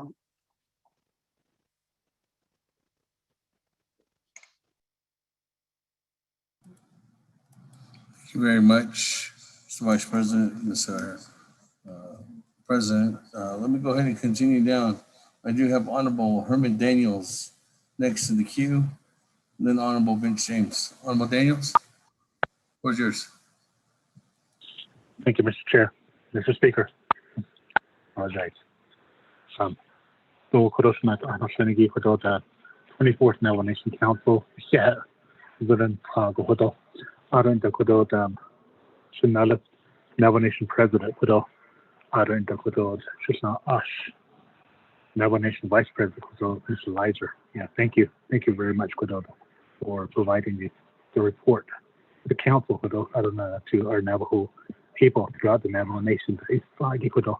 AI Subai Hilne Kodo, Ado in the Kodo, Yesha Hoshne Kodo, Ado Kodo Quayoshin, General, Ado Lab, been the in Nistona and the Dazna Shigi, a Coco Nagade. First and foremost, I want to thank you, Kodo, for signing the one of the resolution, the reopening of the roads into law the other day. I see Kodo, Shuta Yazu Kodo, Delegate Legislator. Kodo yeah, I think kodo. I see Baba Hela. I don't know kodo not on the 24th Council. I see Baba Hela kodo. I don't kodo. My brother kodo that Delegate Paul Gay. Do na kodo. I think so. I go a. I see never that is. I don't honey kodo. I see here kodo not close. Here's the cause. I see kodo na way that in nation way. Tour operators. I don't know small businesses. Jiki. I see kodo. Yeah, I hate any vehicle that they could on and that's I don't know bananas, not a hot slave with that in this country at the local level. I see I hate them in a I see Hen Hidini dollars could I kitchen the season is a quaggy. I see all the kitchen on the sugar. Then I yesterday I met with one of the tour operators. Oh yes, I'll go ask so here that this I get a lot I see could on the Dr. Shabala could all that Division of Natural Resources as a Division Director in Lenigi Isin Kodo Dam. Nahat $8 Lish Kodo as a Ado Kodo Nagay Dam. Kodoba Hot Z Kodo Nagay that don't dash Kinigi Kodo Adonana Kodo at the House Ago and the Tobit and the Hoye Adonana Nagay the Lanigi Adonana Nagay Nas Los Rios in Igida. I said that the Hoye Kodo Ado Kodo Nagay goes all the sound that and the target what the has go. Luda Quena Nahal so every year, monsoon season. We can not have seen. I don't have target or that be painted. A cocoa cut that is any gate hot Ecuador. Magada, that is any gate that's a leggy hot echo. It's not that that's a pinky out at the hot echo. To catch some of the rainfall for our livestock. With all the way that Ecuador, I see, Baban just cases at Ecuador. So Asian could even have been that is going to be earthen dams that Egi could have been on RDC, Asian could on the way down. Chairman Nez, as in and he is got Asian could as him and get them. I see what I'm yes, that the name piece of it's not how these Ecuador. Another issue that was brought to my attention is that the senior centers throughout the Navajo Nation, of course, in my area, air conditioned bed, then also Dr. Jill Jim in the Department of Health, which is out of Western Agency, a large board negative email to address some of the concerns or issues at the local level and the senior centers now the air conditions and all that that they still got that's how a height and business still human go that able that in Michigan I see that I said that on this Ecuador I see never that is Ecuador so a also able has state on this Ecuador I don't know Ecuador Nakanash Michigan also then get I Bahen, so what she says and do or just ego Ecuador Bahen Senegal on behalf of the 4 chapters that I represent, OJ, Toshan, Totabikin, and others on. Otay Bahas Sidon is Kodota, Mr. President, Adonana Kodo, and Mr. Vice President Kodo, Otay Man Hitchah Sidon, that is idea about my office, Kodo. One sort of less, Mr. Speaker. Thank you.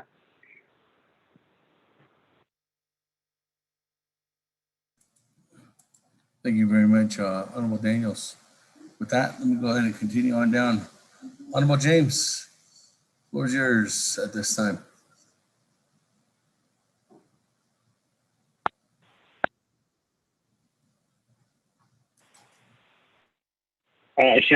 Another speaker, other members of the council, other Shah Housing for Isno Agi, other Kodo and Lunigi President, Nez, Vice President, Lizer, other division directors, executive branch, Yaho Noligi, Shah, Yad A Quagi, a report in Lunigi, and Hitcha Kosa, the lane, Ado, Kodo, that is Ado Bansaki, Yiki, Shesizindo A.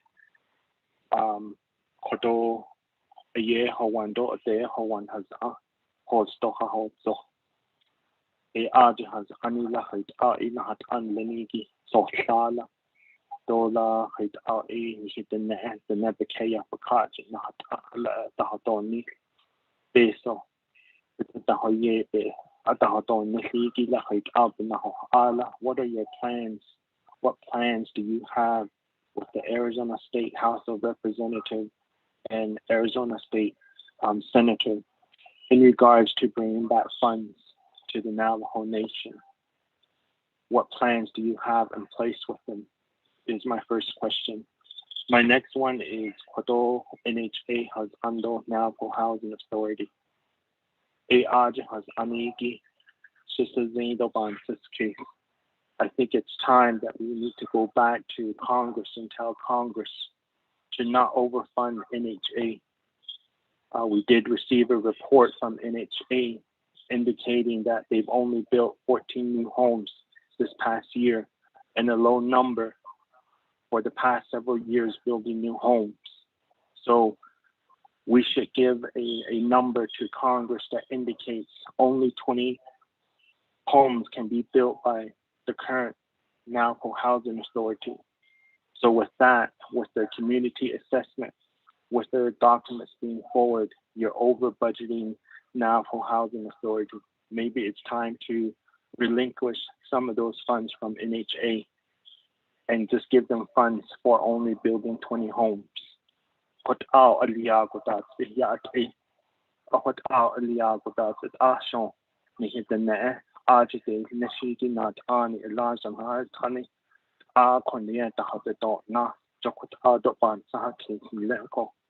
Ye gon hit the net Hawan Lenny hit the Dunble.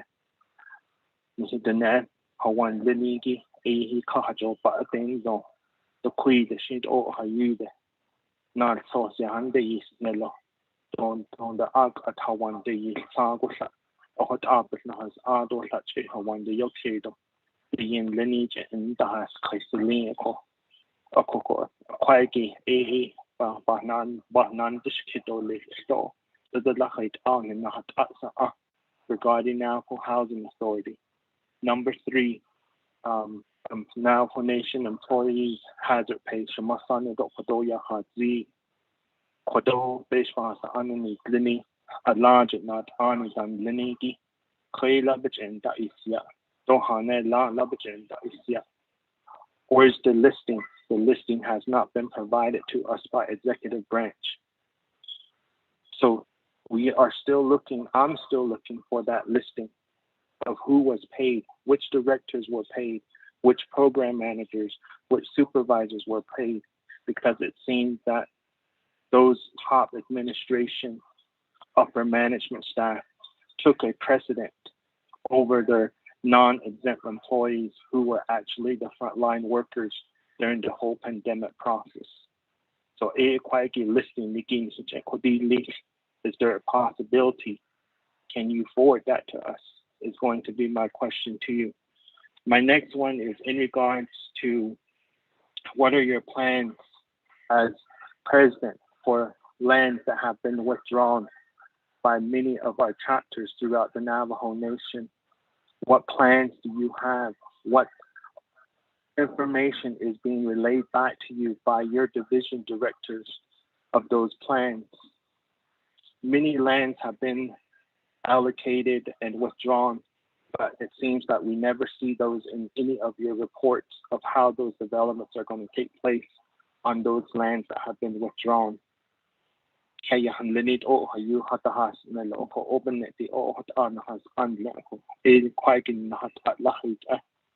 Adonana Kodosi has sent the Beso chapters jet oh you Adalia Sali Edo Arpa cost share Adalia Goshit Ashon project they be safely stoko or what Ado Ebahas or what are in the Adeskito Nationale speaker here showing Agi. Thank you, Honorable James. That, let me continue on to Honorable Keon Begay.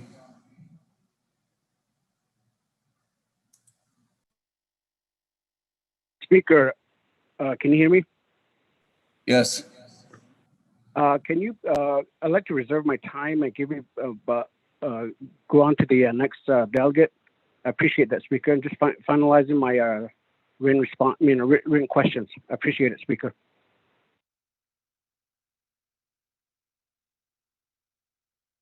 Four minutes and 53 seconds, Honorable Kian on reserve time. Moving on down. Chairman Edmund Yazzie. Speaker, can you hear me, sir? Yes. Okay, thank you. Speaker, members of the council, and everyone that's listening online and there at the council chambers, I just want to send my greetings to our president and vice president of the Navajo Nation. Just a couple of things I want to share with our president. I know, Prez, we've been talking and we want to have our coffee time, but maybe this is the time to go ahead and talk. Just a few items that we really need your help in, sir. Number one, I know my brother Key Allen Begay probably has like about 30 requests. That's why he has to be on hold. But and I know we say this in a good way because we want to go ahead and talk about the communities that we represent, the Navajo Nation. President, I just I just ask that let's not forget this. I mean, I know we're still in the COVID stage and with the variant as well. And as you know, the council had selected Rehoboth as the site. The council did, and still want to press on and to move forward with that. And I know you have your opportunity of meeting the President of the United States. And if you could, just please keep that alive. Don't I'm not saying you're pushing that aside, but we need to keep that alive.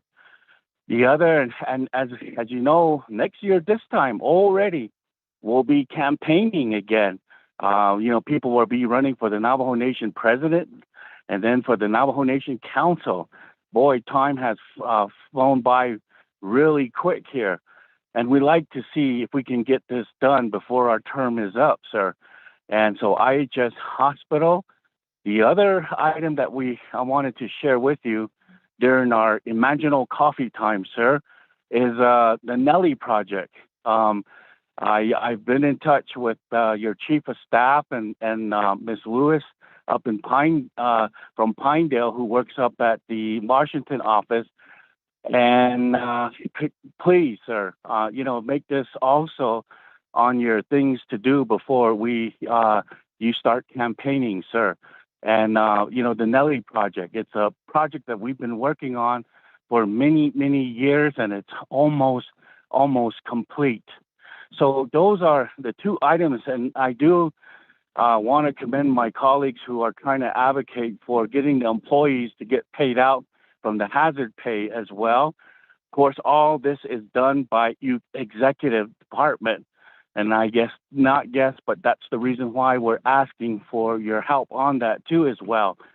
The Gallup office, the WIC, is in that same situation where hazard pay is not being paid out. And so please, Prez, and I know you have your division directors that are listening and taking notes. And so please, just highlight all the delegates' questions and comments, during your address to the Navajo Nation. And so those are the items that I wanted to bring out for now. The uranium situation for the Church Rock area, I appreciate your statement saying that the cleanup should not be moving the waste to one area and then to the other area within the Church Rock area. We do need the waste to be removed, period, from the Church Rock area. And I do appreciate, your comment and saying that it needs to be moved out, and we still need to push that forward. So, President, maybe we'll get our coffee time soon, and that's what I wanted to address to you, and then my last point. If the council decides to take back the TDHE from Navajo Nation, will you support that, sir? Would be my last questions. But other than that, President, good to hear from you, and then the Vice President, and we'll continue to keep up in our prayers and for rain and for our safety, and we'll continue to move forward, sir.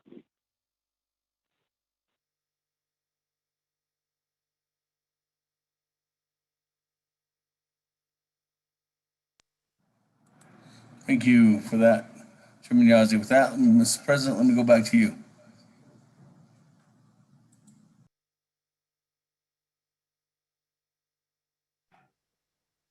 Thank you, Speaker, and thank you, 24th Nomination Council, for those questions. Let me start out with Chanela Delegate Daniels. And we thank you for the invitation from the Shanto community for meeting with them on Friday to talk about the excuse me, the ARPA projects there and your advocacy for that region. I know you were and RDC were going on the drought tour throughout the Navajo Nation. We also appreciate you all doing that. And as you referenced, we did a signing ceremony here outside the OPVP office at the Veterans Memorial Park. And the tour operators were ecstatic that we were able to reopen at 50%. And when we were in Tlichi, we signed off on 2 business site leases, one for Lester and Rosanna Littleman for Arrowhead Campground, and Rita Sinagini, the Tkadidin Tours, and our support for economic development has been there, and we look forward to seeing a rebound there in that region, including Monument Valley and other places, as we reopen the parks and tourist destinations. Monsoon season is here. We did repair some earthen dams in the Bennett Freeze area. And we're hopeful that water, went back into those places. And there are other earthen dams that have been rehabilitated throughout the nation. The air conditioning, that's been out for a few months now. And there is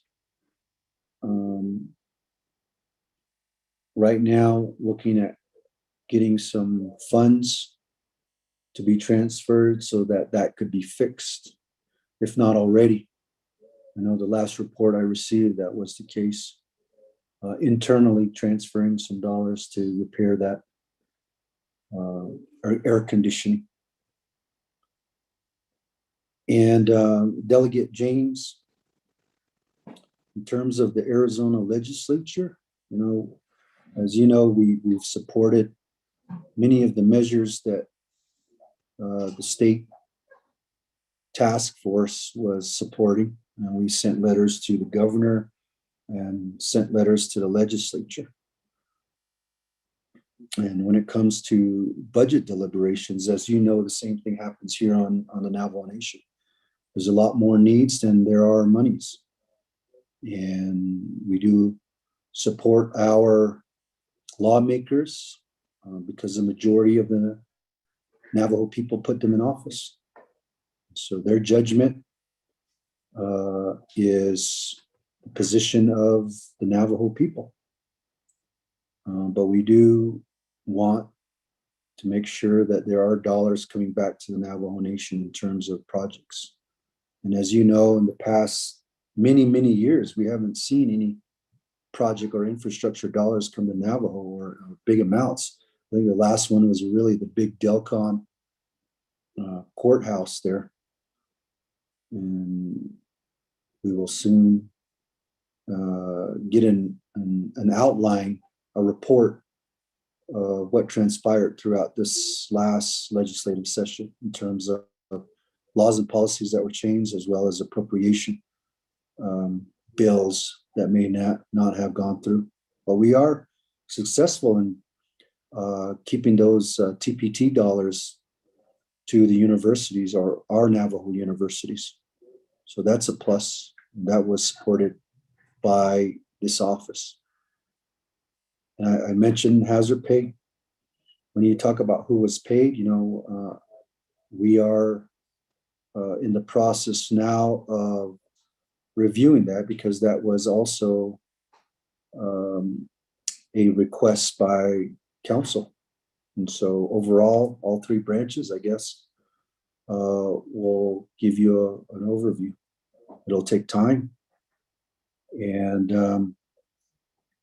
a lot of these individuals who were able to get hazard pay were based on the timeline, and that timeline was changed, or that deadline was changed. And so now we're jumping up and down saying, hey, we didn't get them all paid out, but that deadline was changed by the council and signed into law by the president. So that's something that we all, I guess, will share the consequence on, that we weren't able to pay it all out. But now, like I said earlier, general fund dollars are being utilized, and external fund dollars are being utilized to pay out those hazard pay for our employees who work on the front line throughout this pandemic. And I too believe that they should get it. Now, we can't give everybody hazard pay. Some people were working from home. Now, some people were on the front lines of this pandemic, putting their own health and well-being on the line. So they should be the one getting the hazard pay. Land withdrawals, those are things that are happening at the local level. You get it to a point where there's some planning, then of course that will be brought to our attention for funding projects. And we look forward to those chapter plans coming to the nation. So until the communities let us know what they're planning on these land withdrawals, what can we say? Because at times it gets controversial too. And someone will say, well, I didn't withdraw that land, or that land withdrawn was there for a long time now. And so we're cognizant of folks that use the land for grazing. Delegate Yazi, in terms of Rehoboth or Sayato or Gamerco, those are things that are being evaluated now, but I do agree it's got to get done quickly. And I said this the last council session, that the process of Rehoboth is not fully complete. So we're waiting for those documents to get forwarded over to us so that there could be an informed decision on what the next steps would be. Economic development is key here as the anchor tenant. Nellie, there was a letter April 14th, 2021 that Vice President and I signed regarding the Navajo Exchange Legislative Initiative. We do have one that was, there are all three of our signatures on that. This was forwarded over to us from the Eastern Navajo Land Commission. Vice President and I, our names are on it, but I don't know if there was a signature from the speaker. If so, we'd like to get a copy of that for our records. But that was April 14th, 2021. And that was to support the initiative. And we do appreciate you inviting us to Peru and the chapter officials for the ARPA meeting. Now your question on TDHE.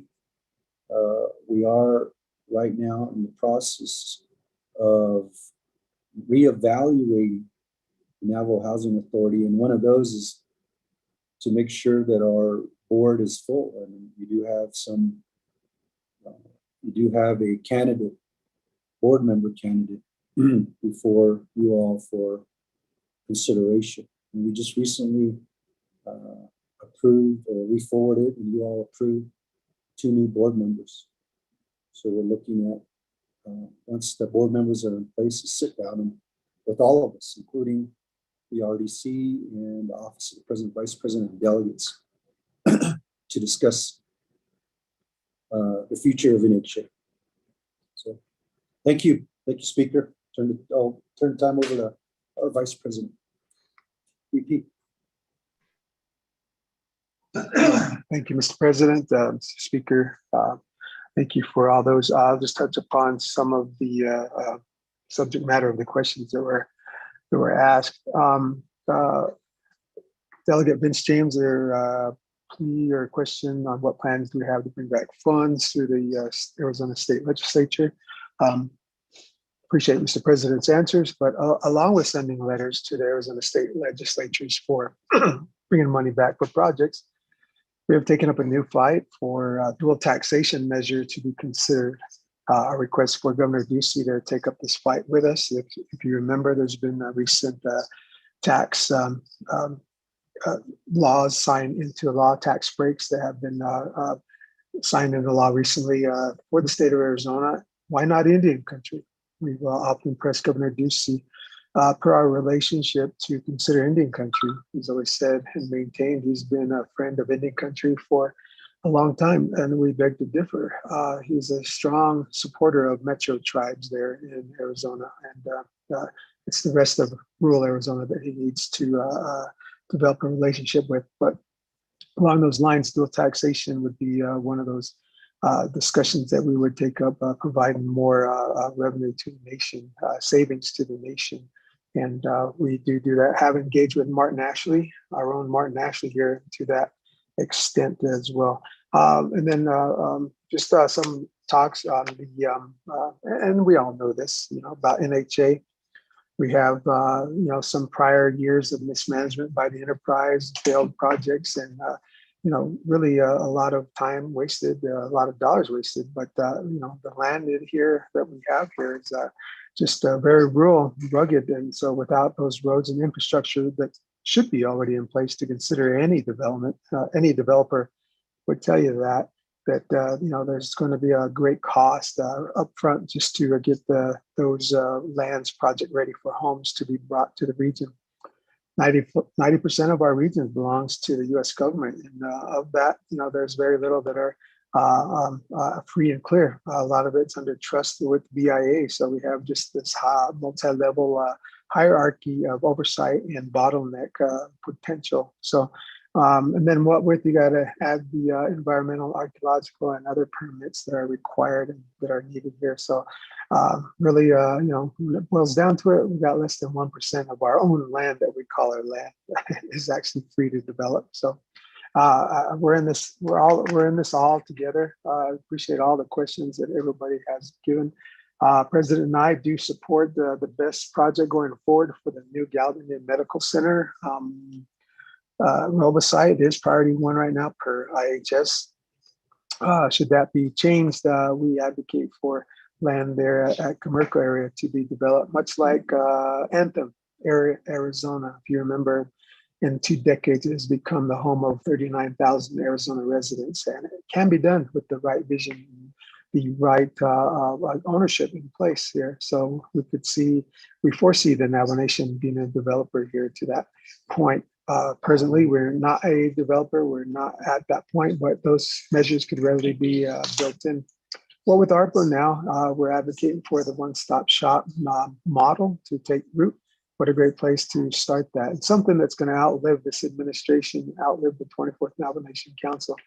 We should be looking forward because, principally, we're blessed when we leave an inheritance for our children and our children's children. So those are just some of the quick takeaways and some things that I could add to this discussion here, but we do appreciate all those questions, and we'll continue to look for those opportunities to work with our Arizona state legislature. I know we readily have a plan in place that's pretty active and pretty productive is working with New Mexico State Legislator. So warming up to Arizona, I believe we have the horses in place, and we're ready for the next fight that's going to be taken up there. So I appreciate that. Thank you, President's leadership as well. So thank you. Yeah, thank you, Mr. Speaker. Thank you very much, Mr. Vice President and Mr. President again for the response to members of the Navajo Nation Council during this summer session. Colleagues, I'll give you a rundown. The time now is 2:54 p.m. I do have in the queue Chairman Daniel So, then Vice Chair Smith, then Honorable Otto So, then Honorable Stewart, then Chairman Nez, then Honorable Charlene So, then Honorable Paul Begay, then Honorable Freeland, then Honorable Eugene So, and then Honorable Brown. Colleagues, as indicated before, there was a request to hear reports today, and considering that request, that's just something just to keep in mind. But I'm not saying to take anybody's time away. Each delegate still has 5 minutes to present their questions before the president. But let me go ahead and go down. That was just a reminder of what was discussed earlier about how long the first presentation is going to take. Chairman Daniel So, the floor is yours at this time.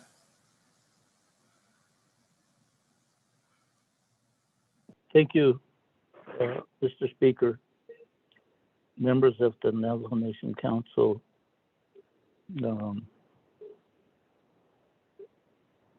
Chichilla, President President Nez, and Vice President Lizer. I think we finally publicized that you want to change the Gallup Indian Medical Center from Rehoboth to Gamerco. And it's just, we've heard the Janneh rolling around for the longest time, and now you've put it on record that you're pushing for the Gamerco site. And I'm concerned that the reason for the change is a friend of a friend of a friend type of offer. And that concerns me. And it's not on public record who is offering that site. And I think you better be forthright and transparent about the reason for that recommending change. That being said, I think the proper oversight ought to hear about it, resource and development, health, education, human services, and even the Eastern Navajo Land Commission. Regarding the aspect, I understand that, changing the subject, I understand that Navajo Nation has assigned the responsibility of preparing and submitting the NTIA tribal broadband proposal. The funding available nationally is $980 million. The proposal creates a minimum proposal of the amount of $50 million per tribe. We understand that NTUA is selected to submit the proposal and to pursue a second proposal for additional resources. In years past, NTUA has presented the NTIA ARRA 2009 proposal. Is the basis you're using for this assignment? My understanding, and it's unfortunate, the previous reference award resulted in coverage that was restricted to Arizona and Western Navajo. It also resulted in an expensive internet for the Navajo Nation. We understand as of today that NTUA will not only prepare the proposal, but they will also be submitting be the submitting agency.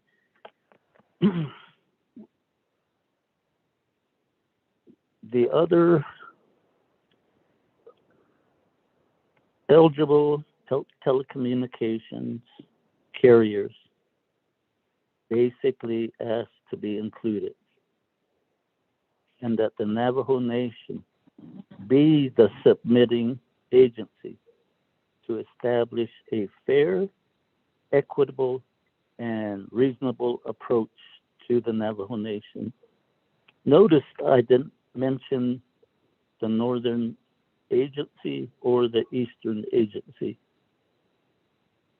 And certainly the issue of equity, that is one of the core values that this council has maintained, is being uprooted with your selection. And that in that aspect, what assurance or direction from the Navajo Nation directs into to deliver cost-effective, fair, and equitable projects with the ETCs? Also, what is the assurance that the higher education institutions of Navajo Technical University and Diné College, what are the assurances that they will play a key role in this development, decision-making, oversight of the services and the approvals needed to prepare? Thank you, Speaker. I had several more items, but I think I hit the high point. Thank you. Thank you, Chairman Daniel. So, that, colleagues, let me move on down. Vice Chair Smith, floor is yours.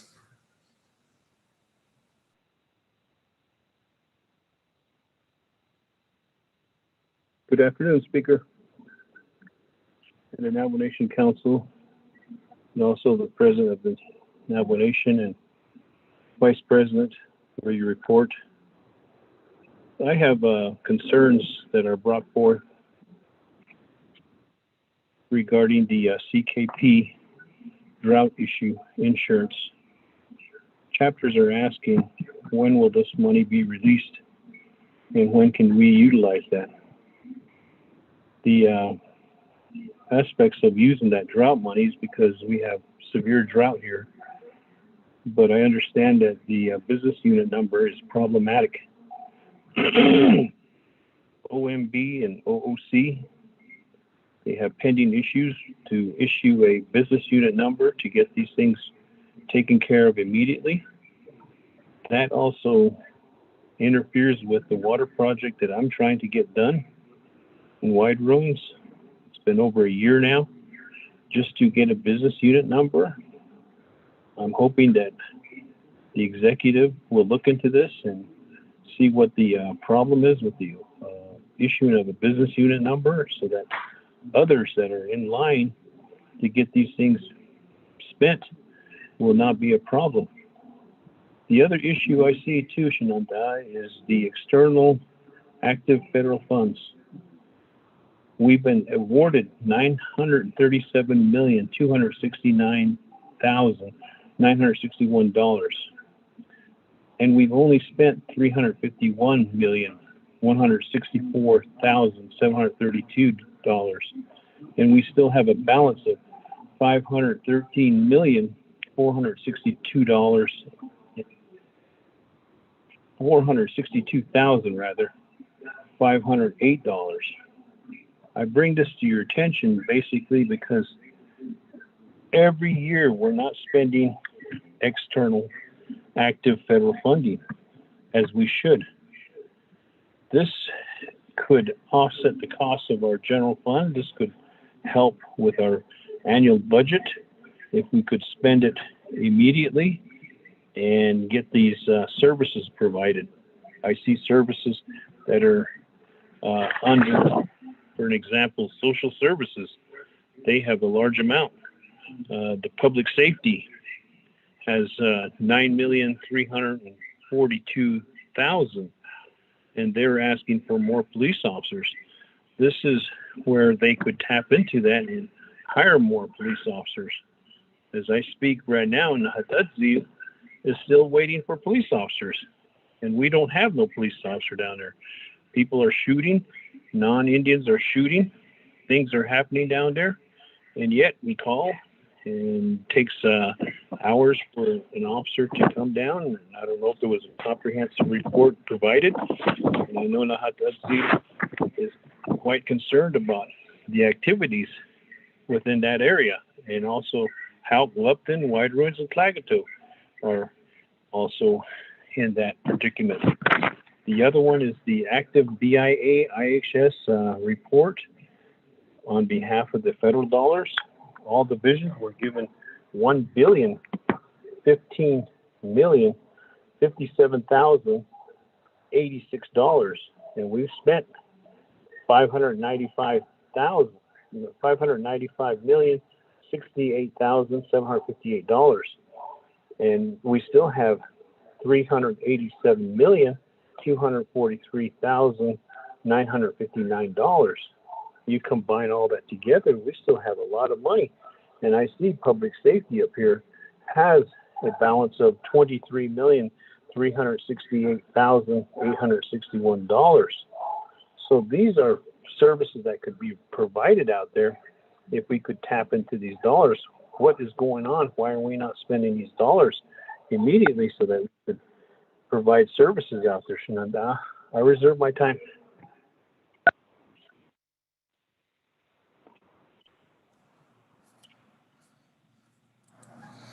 Thank you, Vice Chair Smith. Reserve your time at 33 seconds. What? 33. With that, let me move on down. Honorable Otto So.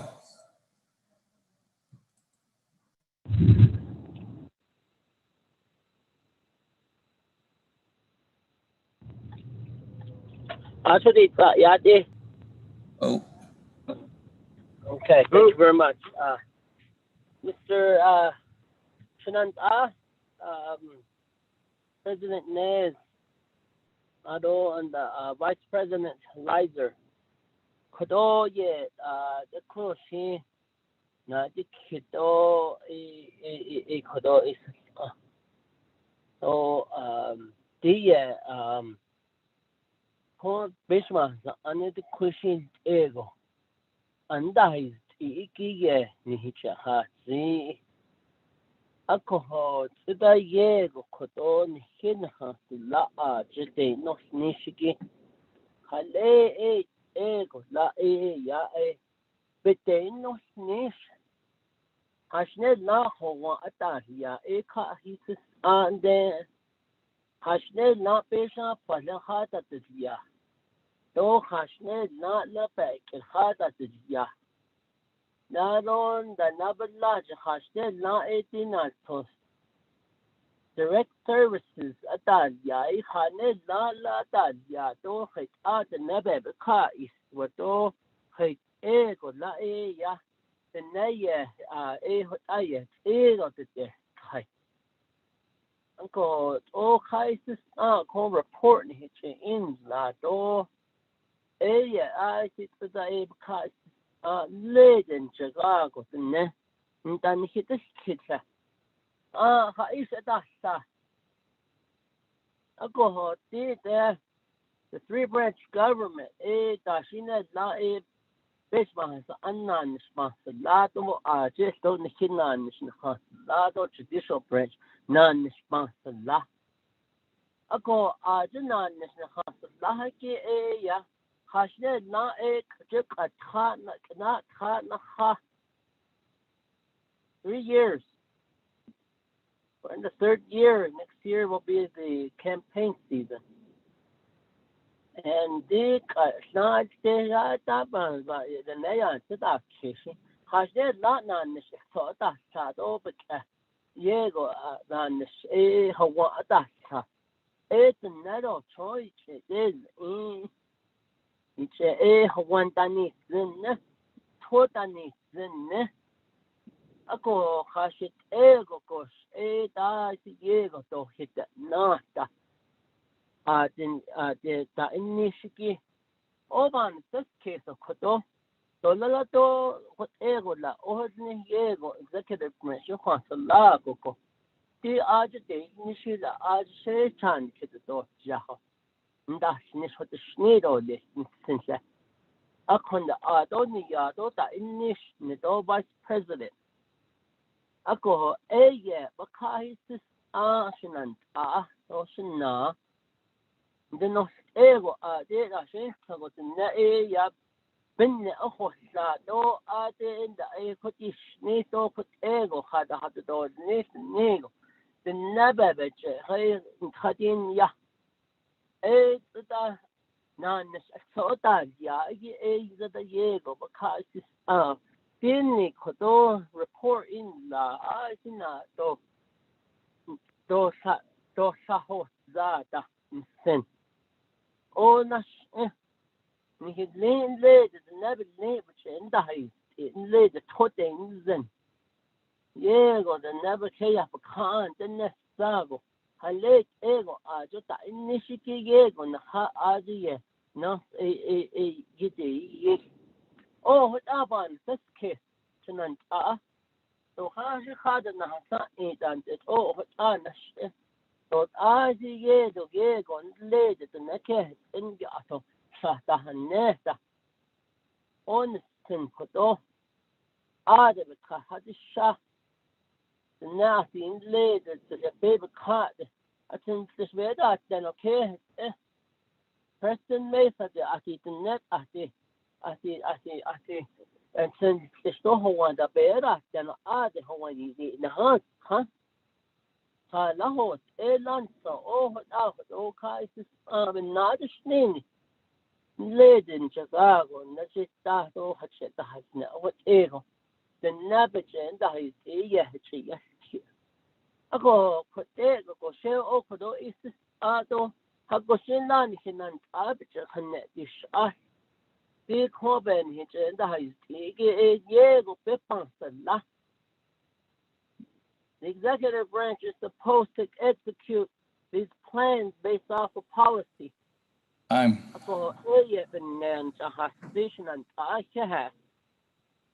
you, Honorable Otto. So let me go on down to Honorable Stewart, and I'll come back to you, Mr. President, Mr. Vice President. Honorable Stewart, the floor is yours.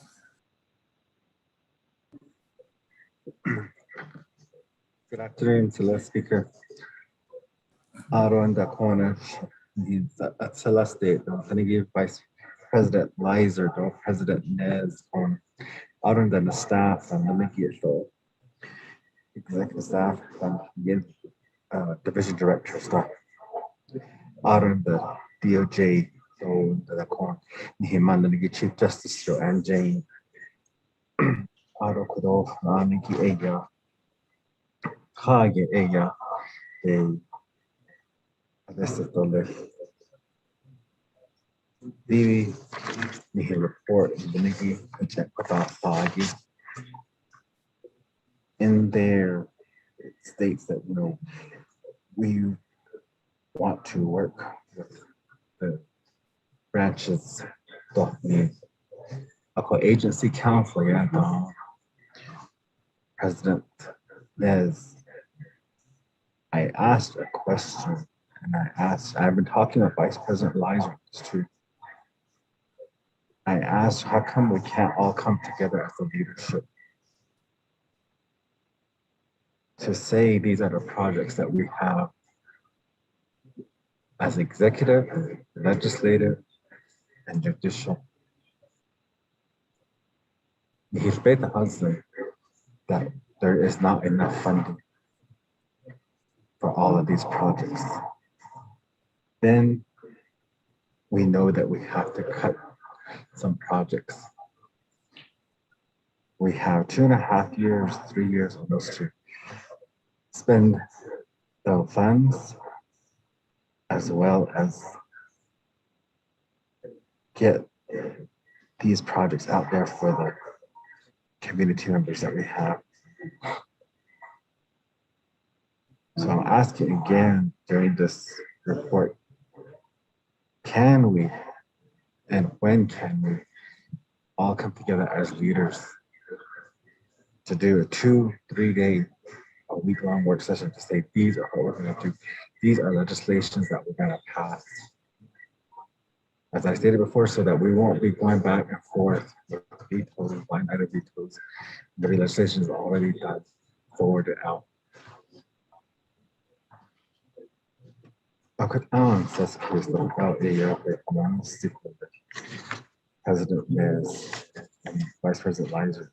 We have been talking, and I appreciate the communication that we have on both sides and the talks that we have regarding where we want our nation to go, the goals and the dreams that we have for the nation and the communities out there regarding economic development, economic growth, also regarding our children, and then the mental, emotional stresses that our community members have been going through, and how we can provide services to them, either through the nation or through our healthcare facilities.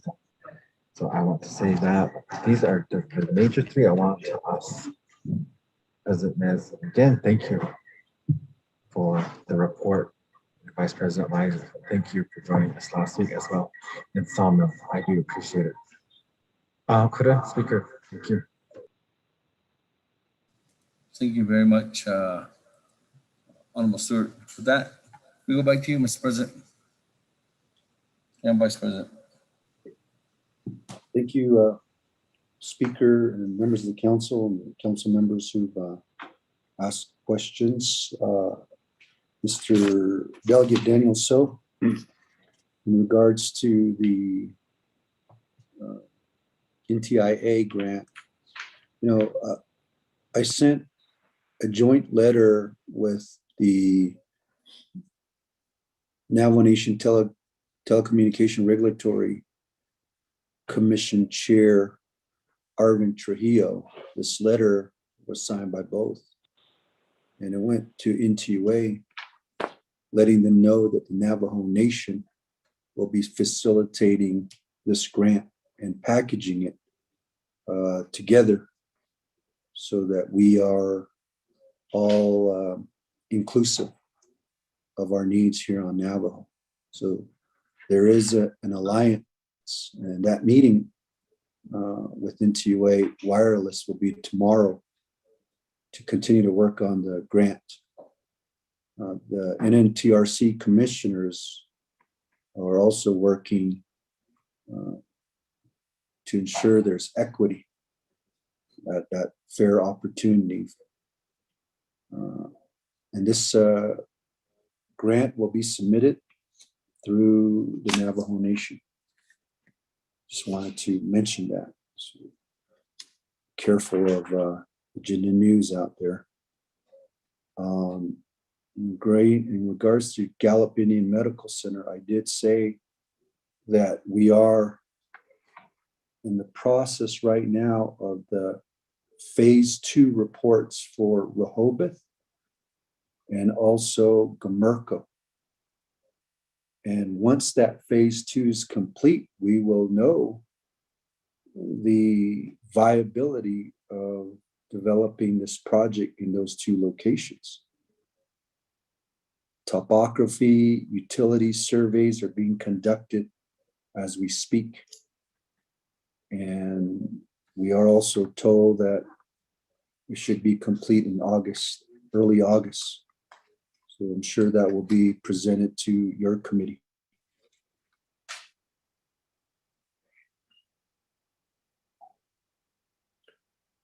Delegate Raymond Smith, the CKP drought insurance. That, as you know, OOC and OMB have much questions based on the legislation that was approved. And that legislation was unanimously supported and with little to no debate. And now the implementation is on the executive branch, yes. But there's a lot of questions, but we appreciate Wilson Stewart willing and able to do some amendments to that resolution. You know, if it was based on grazing permittees, I think it would have been a lot easier than 50-50 distribution throughout all 110 chapters, because not everybody has livestock out there. And even those that have livestock have sold their animals because of the drought. Delegate Smith, just a quick reminder, we just did go through a pandemic. Focus was there, and this is a good example of how a continuing resolution affects the entire general fund budget as well as external funds, which threw everything off until we approved a comprehensive budget. And now there's a lot of backtracking that needs to be done. And it sounds to me like you have the report. But you have to keep in mind that there's still a reconciliation that needs to be done based on that continuing resolution. And a lot of those external funds that you reference are being recommended to be earmarked for hazard pay. For those programs, those external fund programs that are able to use those dollars for the hazard pay purposes. And because of that, some of that is restricted funds. It cannot be used for certain items. And that's what takes a while to ask the federal programs if these dollars could be used for hazard pay or special duty pay.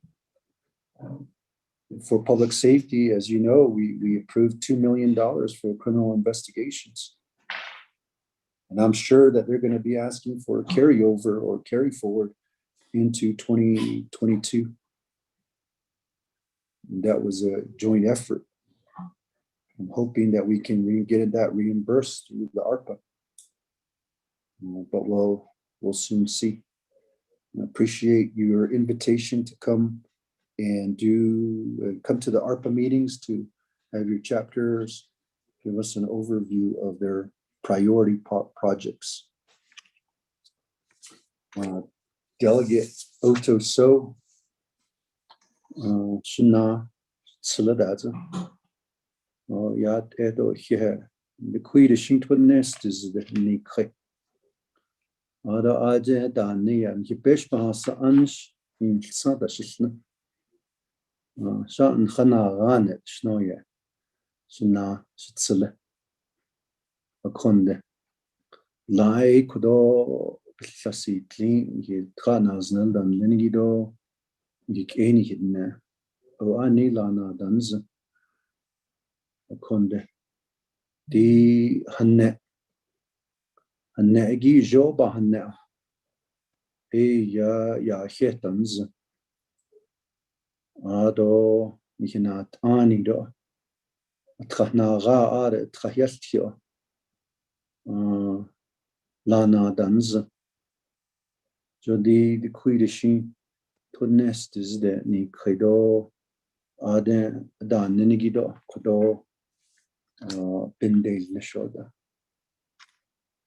So Ishio Kodo Nihi Tsilade Dan Linigi Nhanda Neshigido Shido here Bedini Dole. Quich Nhanda Nesh. Job Jayelti or she ya Hetans and all that banana sticks and Sheba Henson, Hinan shots, Enigian of Sco. Navajo Nation Bandas, Ebony na Econ, it out a peso to the dot, Ashley hazard paid or special duty pay that he know it out in days in shoulder. Job has Ani. Landa alle do nabikiyat hi oshin jondole do o osha shin that needed all this ishin what ka nature on junugo has ani the landa itle dole not I'm Senigido delegate so delegate Stewart vice president has come to your community and your area. So I'll let him discuss talk to you about some of the items that was presented. I mean, just to let everybody know, many of you have come to our office to discuss a lot of your local issues and the local projects that you have. And we've had many discussions, and the store is open when I'm here. But most of the time, we're out in the communities. That's what we heard during the communities, that we don't see our leaders. And we make it a point to try to be in every community, but you can't, 110 chapters. But for those that we've attended, they were very grateful for us coming into their community to hear their report. And so our doors are always open. And I know in August, we were talking about this with the speaker, the legislation that is before you on this council session, when approved, the next step here is to talk about the projects. And you're right, Delegate Stewart, that's what we're going to do. To sit down, and after the infrastructure team vets these projects as construction and project ready, and we'll sit there and discuss all these projects. And I think water infrastructure projects is a priority for all of us, especially now that we're going through a drought. And that would mean focusing on long-term projects for our communities. So I do commit that we'll do that with the speaker. Appreciate the speaker for reaching out to us as well. We have had many meetings with the speaker. These plans, and we look forward to having a larger discussion in regards to projects in the near future. Vice President, anything else to add? Yes, sir. Thank you, Mr. President. To Delegate Raymond Smith and your inquiry to the looking into the business unit numbers and the problem that we see there. We look forward to working with you, sir, on this. I too have some questions and potential project ideas for the CKP. As you know, appreciate the previous administration, I believe it was the 23rd Navajo Nation Council that implemented the CKP drought mitigation mechanism to bring money once. It's kind of an ironic thought. It's backwards in thinking. When it doesn't rain, you get paid, but when it rains, even that I guess it's less impactful when we do receive rain. So they have thought this program out very well. To this point, 4 years in, we have garnered $82 million. The Navajo Nation has very little projects that come forward through that piece. So $82 million. I believe there's a lot of agricultural projects, water, earthen dams, you've heard President mention, that have come to fruition. But sir, Mr. Delegate Smith, I'd love to sit down with you and talk about some ideas that you have on that, as with all the 24th Navajo Nation Council delegates with regard to CKP drought mitigation insurance monies that have come to the nation, again, to the tune of $82 million in 4 short years. So let's work together on that. So appreciate your bringing that up. And then to Otto, so you're right, the executive branch is here to execute all of those projects and plans that the legislative branch has legislated for us, brought forth to consideration. So, and then the judicial branch is there, as you know full well, we are a 3-branch government. So let's continue to work together with regard to that. As you know, we are we're relegated to 24 hours of a day. So priority usually brings forth those worthwhile projects. So let's talk about all those going forward. And then lastly, to Delegate Stewart, yes, appreciate the opportunity to work with you and to continue to advocate for those projects there. We do wish to continue to work together. You heard from the President that once this legislation from this session there in Council is brought forth, that we will soon break those down into more meetings, more thoughts and discussions as far as what projects will come to fruition. So, but we are continuing to desire to work together. But that sounds like a great idea, spending 3 days to meet and discuss these ARPA projects. As you know, we do need the low-hanging fruit. Obviously, it's a overused term, and those shovel-ready projects, that's an overused term. But really, what of that $1.8 billion can we either stick in the ground as a service, vital service to our people, or hang in the air? They'll bring towers or more broadband and internet capability to the Navajo Nation.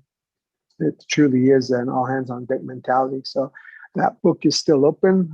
Those projects are still deemed in the planning stages. So let's break bread over that. And let's ride horses over that. So we appreciate you and your leadership and appreciate these opportunities. But again, you know, I think I've said it before that the nation, we see a lot of opportunities.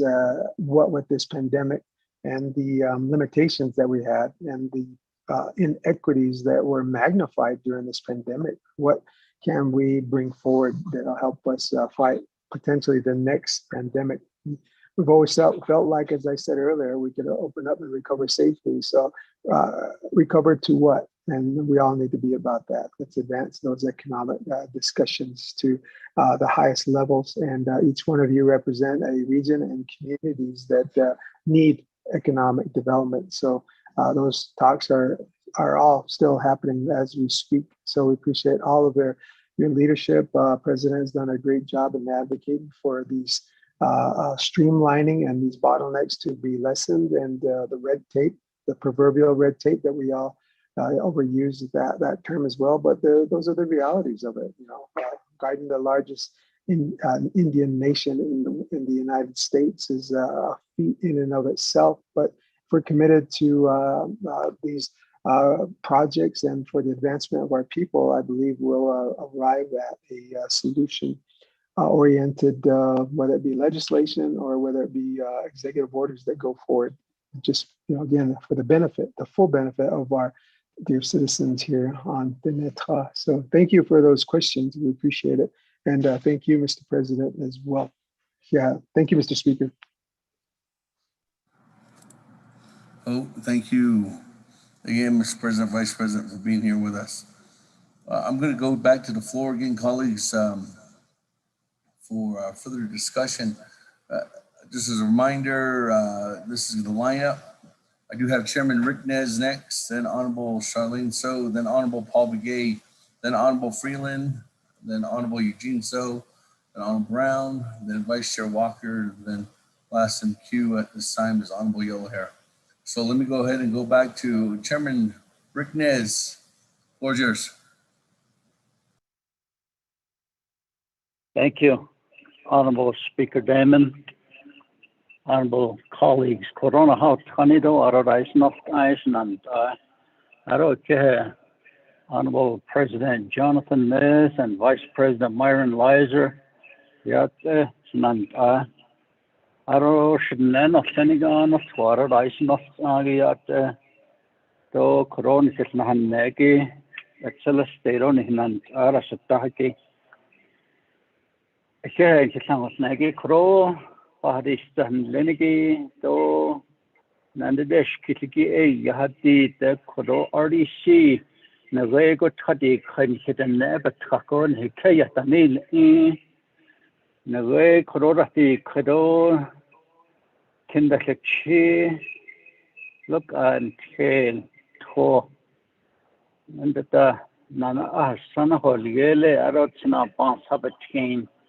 Arohoste, Tonest digital, Bek Eteva Hortza, aro khushten khroch en lironana dodak halana do thornesh aro khushten look achikweto zaspat kisne kh aro dak hatkhel napidene kh at an hikaya nil in aro eastern Dakota nadi kh na way herfno hat nijo sinskoi betko aro is all sakhat aro the initial is ko awaga na ha khai te si chi ho ne kaya ha si ba jo bag has Mr. President in Spahosen I see oh na hoya and the hanel she raising official but getting the house seat in that nda idi khas illegal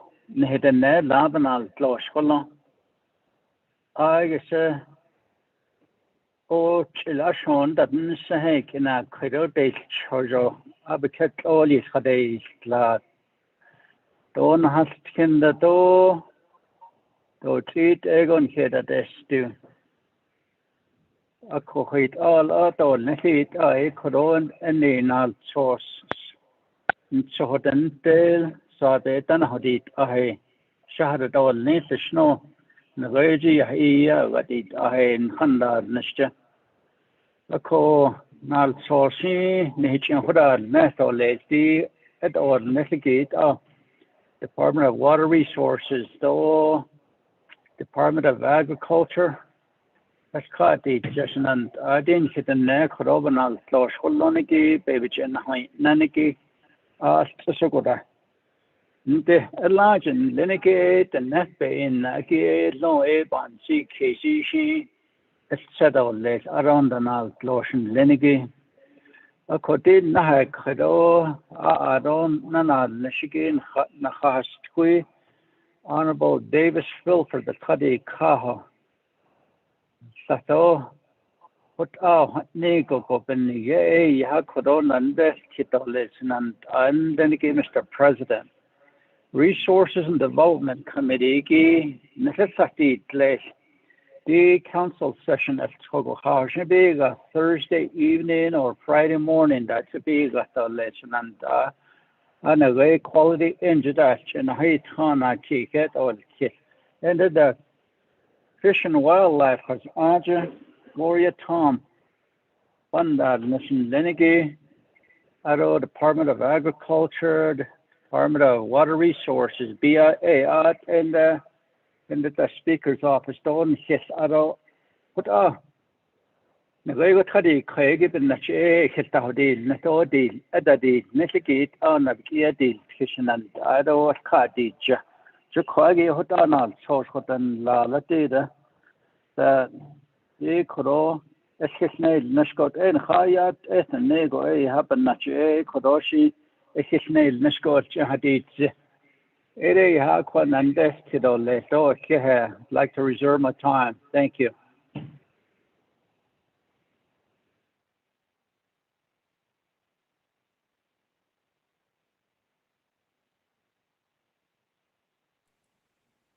Thank you very much, Chairman. That reserve time at 24 seconds. Moving on down, we go on to Honorable Charlene So.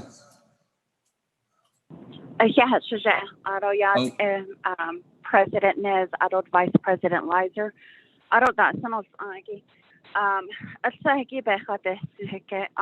going to just say it all in English so that we can kind of move this along. I do have 6 topics that I do want to bring into discussion today. That you heard about it is the home invasions, the car theft, and the missing elder, LMA Thomas. I know that in regards to one of your staff, that's how they got this notification and how I've been posting on my social media to bring awareness to this. And I reiterate some of these messages from my constituents because right now we are not getting the thorough PR and the investigative in as far as with her disappearance. To this day, we have not found her. We have not found her truck. And it's a concern because we have many missing, murdered Indigenous relatives. And First Lady does work with the task force. And I'm asking now, as I reiterate this message, why is it that the president isn't assisting us in getting PR out in our area in Twissakan? The families have been exhausted, and I, as a delegate, have been actively searching with my constituents. The first 4 days, we've covered a 9-mile radius search. We went as far as Theru. We had horseback trail riders from Panasti all the way back to Tisaswa. We searched in Monticello, Utah, Blanding, Utah, Annis, Montezuma, and all of this is a concern. And earlier you stated that $2 million was given to criminal investigations. I'm not too sure if you're well aware of this. There's so much that is happening that you need to bring your presence and attention to, Mr. President. While we were searching in Theru, we came across some evidence that could be vital in closing a case and bringing some closure to the families who are hurting. So this evidence was found on Friday. But it being July 4th weekend, the criminal investigator stated that he would not come out until the following Tuesday. And now that's 3 days in between. That poses a big concern to me and the constituents. As far as the remains and evidence or whatever that may be found can deteriorate or it can be tampered with. So where is this funding going to?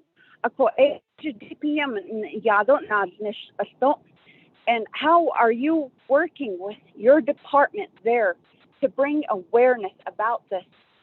And, you know, one of my constituents stated positively and yet concerningly and criticizingly, why is it that our president is giving praise and props and giving more PR to the Phoenix Suns and congratulating during this championship game, while we could give more PR to our missing and murdered Indigenous relatives?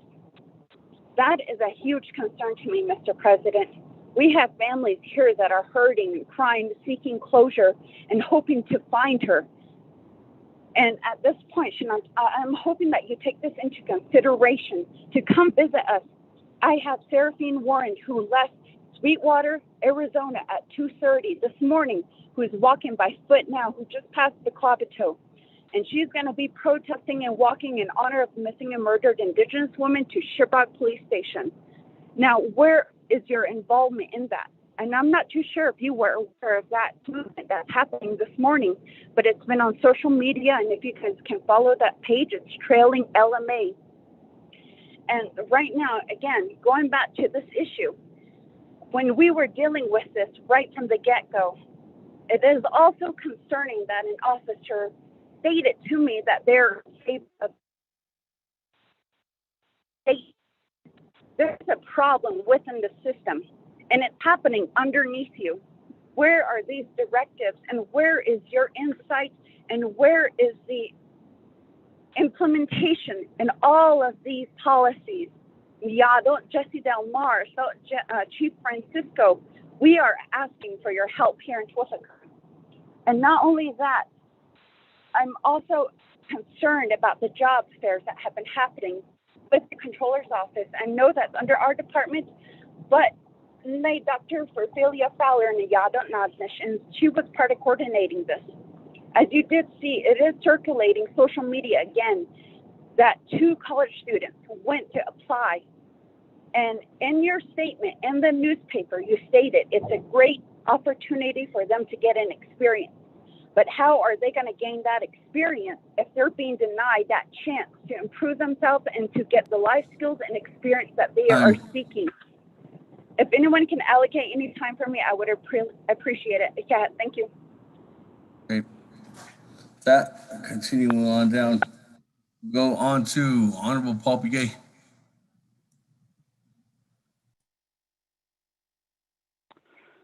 Thank you, Speaker. Mr. President, Vice President, thank you for your report. Just a couple, 3 things I wanted to bring up. Nagai be tana basabatin only Marble Canyon Highway 89 to Highway 89 to Acho. But that has to be oh, I used it in the Tida Hut. Is she 110? Photos at Halida. Halit ego, what ego has Aniki Haban Sahaki Stanson. The Queen she be ha or three a quarter at nature now. Wahada. Quick it is in Gita, Kayak it is in Gita to at nature now. Wada.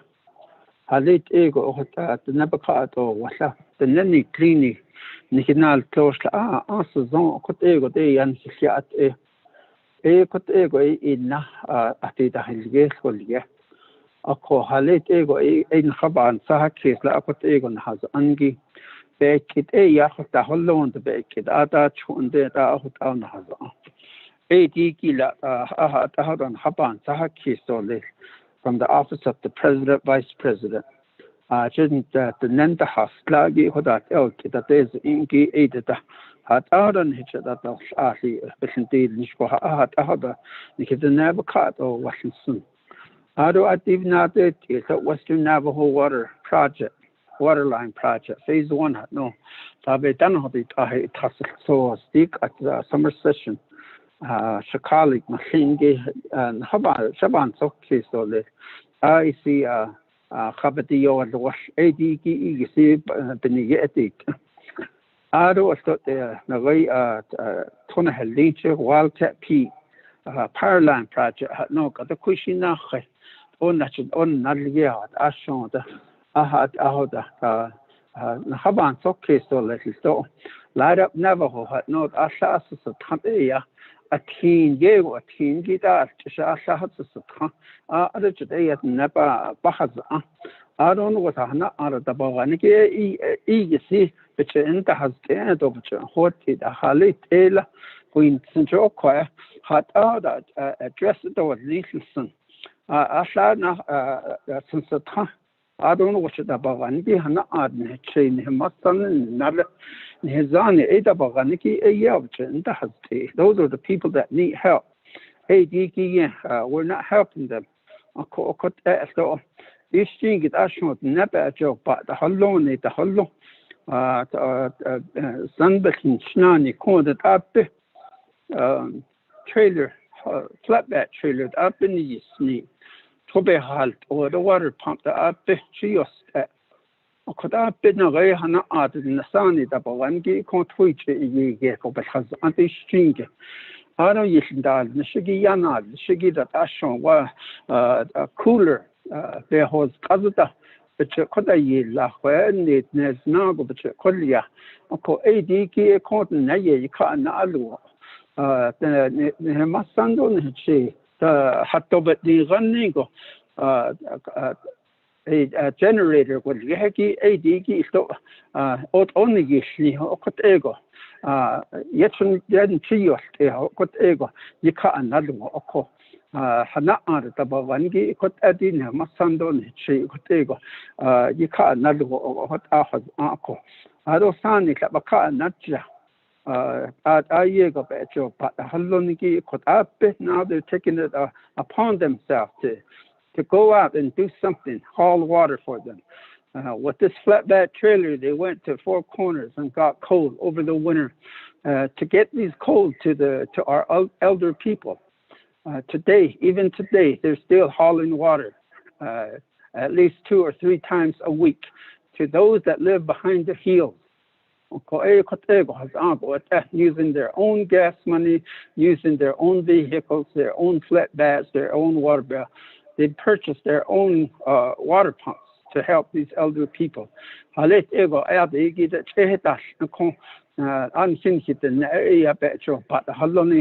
now starting to take it upon themselves to do that kind of work. Recognize that they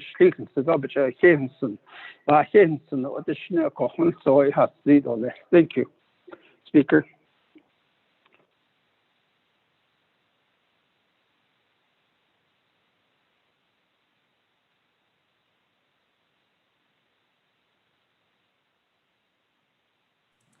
Thank you very much, Honorable Papagay. With that, let me go ahead and go on to one more. Honorable Freeland, then I'll go back to Mr. President. Honorable Freeland, floor is yours. Thank you, Speaker. Members of the 24th Nomination Council, Mr. President, Mr. Vice President, and all the staff over at OPVP, good afternoon. Thank you for that report, President. First of all, I wanted to start with thanking you for coming out to Crown Point chapter last week for the backhoe presentation, as well as Crown Point chapter for the ARPA presentations as well. Naizi and Herfano for the ARPA presentation. Thank you for coming out. And thank you for coming out to Chaco, visiting the Chaco region, our constituency, without any running water or electricity way out in the north side of Chaco Canyon. Thank you for that. Speaking of ARPA, in regards to the presentation, preparation, excuse me, I think we really need to emphasize or look at how are we gonna support the need for project management through CPMD at Division of Community Development. I think there's gonna be a real need, dire need, and that's gonna be very important for us to look at project management.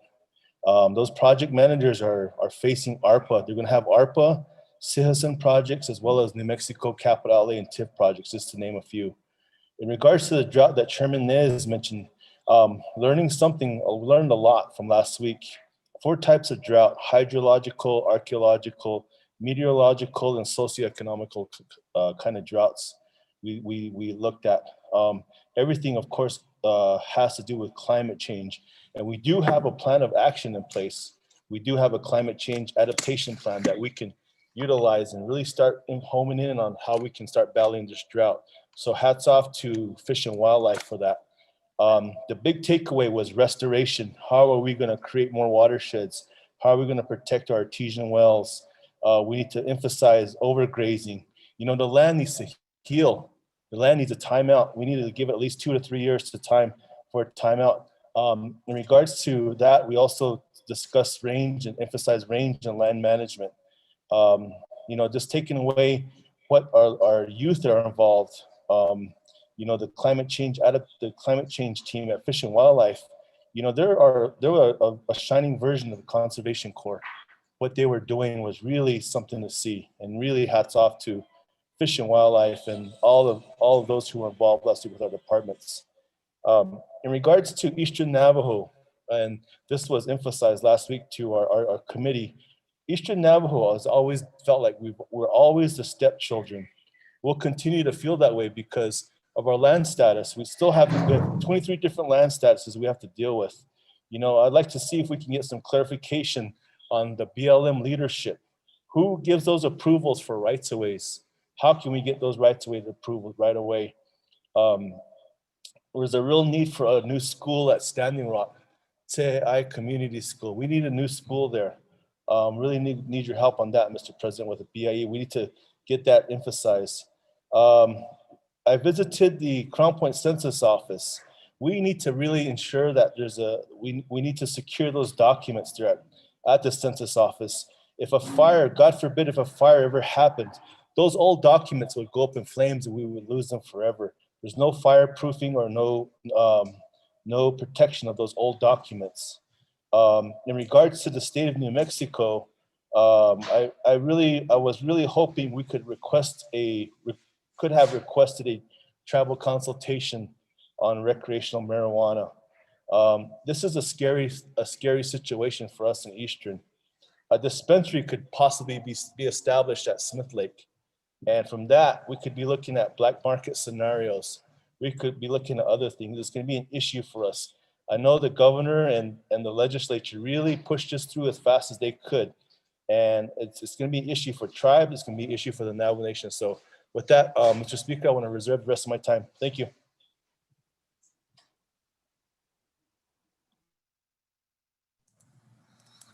Thank you, Honorable Freeland. Reserve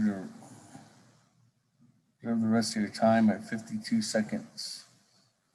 Mr. President, let me come back to you. And Mr. Vice President, the floor is yours.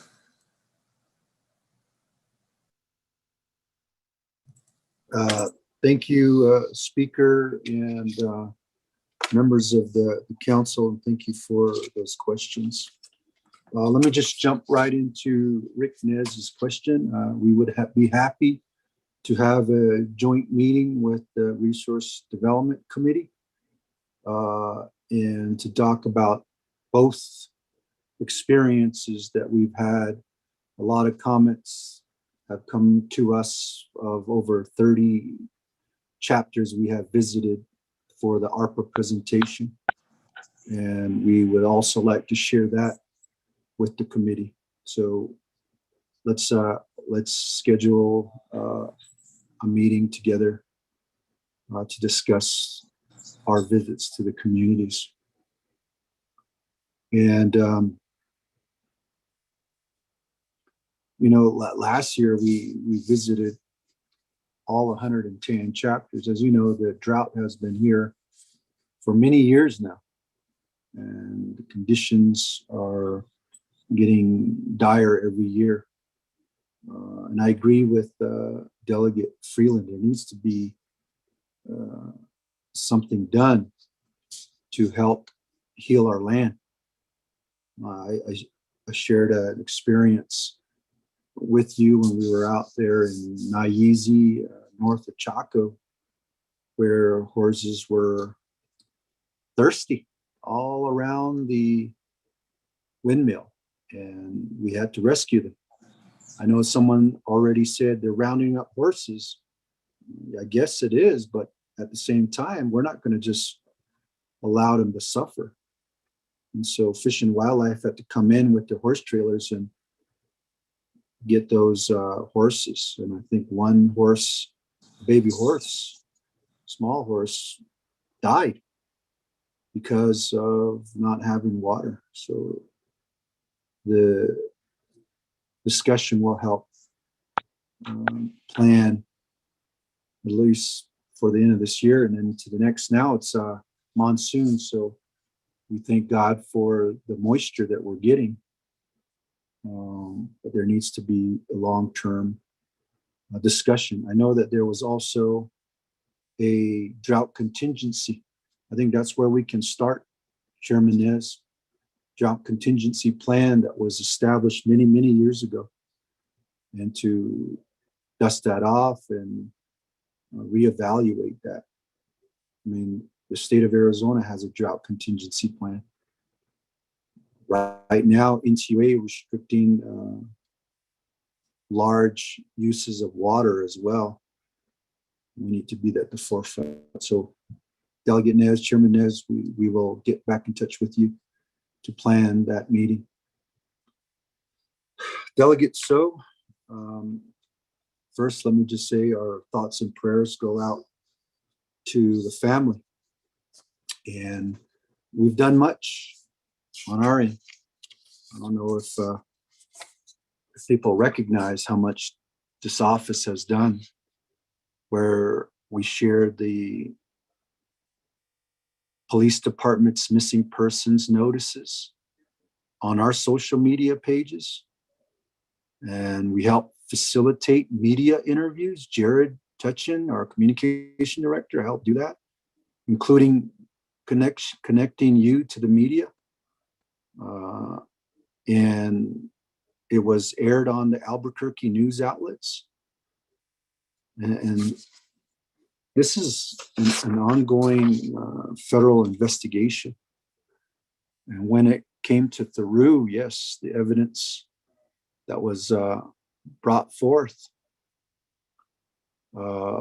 needed to be investigated, and it was. You know, our criminal investigations did what they could and are still doing on helping out in this case. So I just also want to appreciate the help of the public with the searches. I know in these cases, you know, there could be blame to go around for everybody, you know. The focus is here is to find LMA. That's our focus. And we are doing everything in our powers to help out. Since we're talking about social media, you know, everybody pretty much believes almost everything in social media. But information is key to making an informed decision. The $2 million funding, that was approved by the council and signed into law for the criminal investigation, because they utilize much of their general fund dollars throughout this public health emergency, this pandemic, because of the long hours, the many deaths that the CI, criminal investigation has to do a lot of the work when there's people who have passed. That type of investigation, as the height of COVID-19 was there. And so that was the reason for helping the CIs. And so we appreciate the criminal investigation for the hard work they're doing. Again, job fair, social media again, if you talk to the controller one-on-one, she will tell you that it is fair. And we are hiring people, which is different than what we had before with Baker Tilly, creating jobs here on Navajo for those that can assist people and the elders is application process. And I would just ask that you just talk to the controller, Elizabeth Begay, on that. So an invitation to come out, it's a large nation. There's a lot of items that are pressing, and now I did want to go out there one day. We were just able to do it because of the needs of the nation. But our thoughts and prayers are powerful. And we continue to pray for the family, for healing. And I think that the focus should be on doing everything we can to find our loved one. Delegate Paul Begay, appreciate the invitation to come out to Ba'adawi Gap and Lichi. And I do agree that there's a lot to be done in that region, in Highway 98, all the way up to Navajo Bridge, Lee's Ferry on down into the canyon, Grand Canyon, all on the east side of that. And so the assessment, those types of assessments, we will await from the chapter. What we want to do with what we want to recommend for the ARPA dollars is to put $2 million to each chapter so that they can get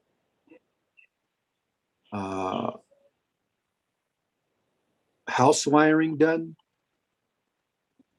bathroom additions done, so that there will be more people that can be placed on the list of projects to get water and electricity. I mean, this is a job creation bill. We need to also create local jobs. I know that some of the chapters are asking for 2 new staff. And I think if we were to do it, 2 new staff could be on board for the next 3 years to help. And not just 2, it could be PEP workers to help get a lot of these major projects to project ready status. And so we can get more of our people water in that region. And we really need our family members too as well. And I appreciate your wife going out there and hauling water. We've been doing that since the onset, helping as much as we can. And the only way that we can get through this is by helping each other out. And you're modeling that with your family. So I appreciate that. Delegate Freeland, our meetings in Crown Point and Naizi was very productive, and we appreciate the projects that are being presented to us, and it gives the division directors. A lot of these division directors are a part of that vetting team. So rather than just seeing it on a piece of paper, these projects, these ARPA meetings actually give them an overview, a deep knowledge of those local communities. So when they see it on paper, they remember it when they were in that community. And that's makes it easier for them to do their vetting as well. And you know, we appreciate all these invitations, and we try to keep it. I know Chairman Nez has got an invite to his area. We weren't able to make it last week because he was doing his horseback ride. Delegate Walker, we weren't able to go to Cameron because of you know, him being on the drought tour. We just appreciate the invitation to come, and that's where it starts, an invite. Don't just assume we're going to come over. Just invite us, and we're willing to come and bring as many directors as we can into the community, like many of the delegates did. Appreciate it. I mentioned the drought contingency plan when you mentioned, Delegate Freeland, the climate change issue. And that needs to be revisited. And of course, overgrazing when it comes to horse roundup, very, very political. But when it comes to rescue, then I don't think you'll have any argument in rescuing horses. But we shouldn't even get to that point. We just need to take care of our livestock. And if our grandparents and our elders can't do it, that's where the family members should step in. And if they can't, then maybe it's time for them to, you know, take him into for sale, just because of the conditions that we are in right now. And then lastly, the dispensary. I think we really need to get an outreach to the counties and let them know that there shouldn't be, you know, I know when we did that, when I was a county board of supervisor for Navajo County, we made a buffer. And I don't remember right now on top of my head, I think it was 50 or 60 miles away from the Navajo Nation that there's going to be no dispensary. So that made it to where it was on the south side of I-40. You know, those things could be brought to the attention of our county officials as well, so that it doesn't get near the Navajo Nation. So thank you, Delegate Freeland, and I'll turn the time over to our Vice President. Vice President. Yes, thank you, Mr. President. Appreciate it. And to Honorable Chair Rick Nez, what President has said about the drought contingency plan, we've taken it on to the spiritual level as well. I think you would understand this aspect, Shinata. We recently convened a meeting up on Roof Butte, the highest part on Navajo, to beseech heaven, to bombard heaven with our prayers as leaders to heal our land and to heal and bring rain. We know we so need it, asking for a bountiful harvest in the fall, and also to bring rain and bless our animals as well.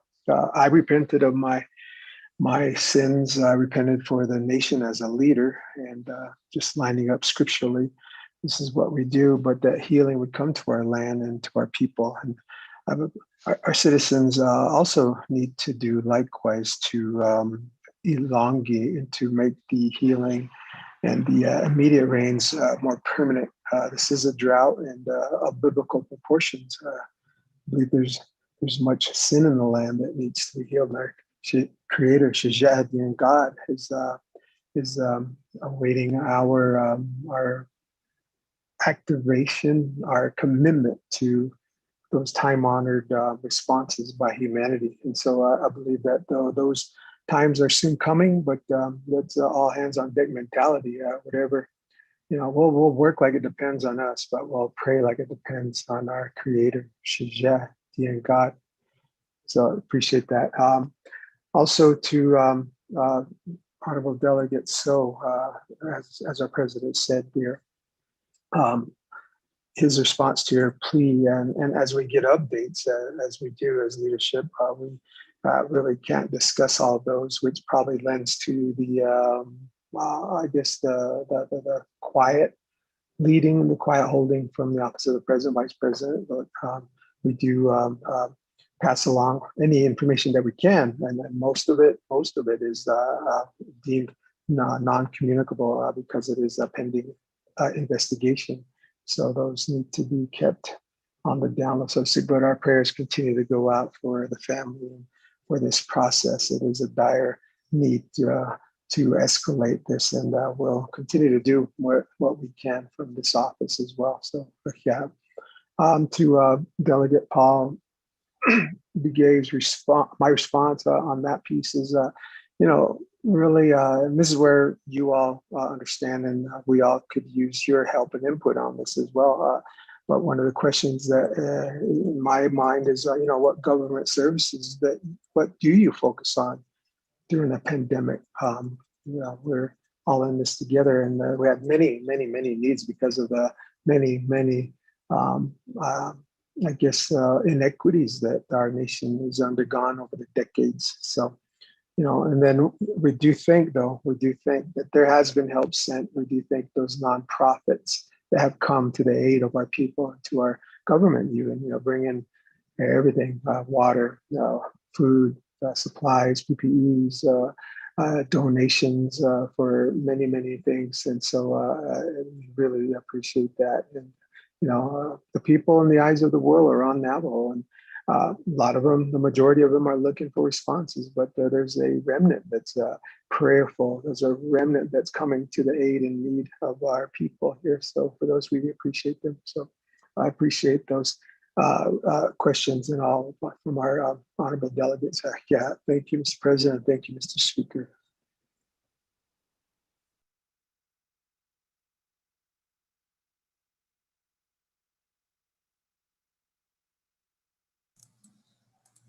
Thank you very much, Mr. President, Vice President. That, let me go ahead and continue on down. I do have Honorable Eugene So next in the queue.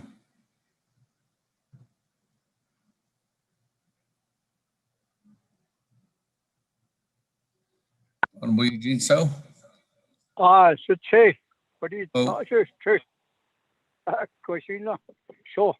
The course you had this send that your own kid. And I also that's president or vice president share.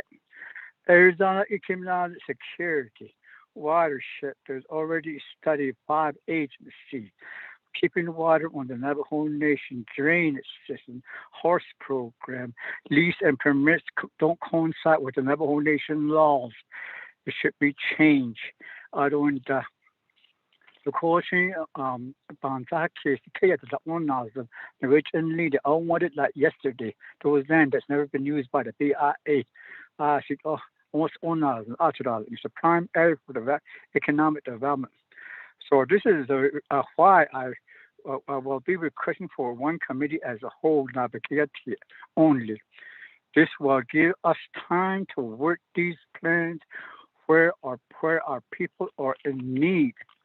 Unite, we'll stand. But I got a lot of concerns from my people, not only in Chindi, but across the Navajo Nation, of course, to all the division that we look at the issues, we will look at the issues so we can revise and amend some codes within the Navajo Nation, codes to more better materialize on the ground, put some money and dollars on the where it's vitally needed.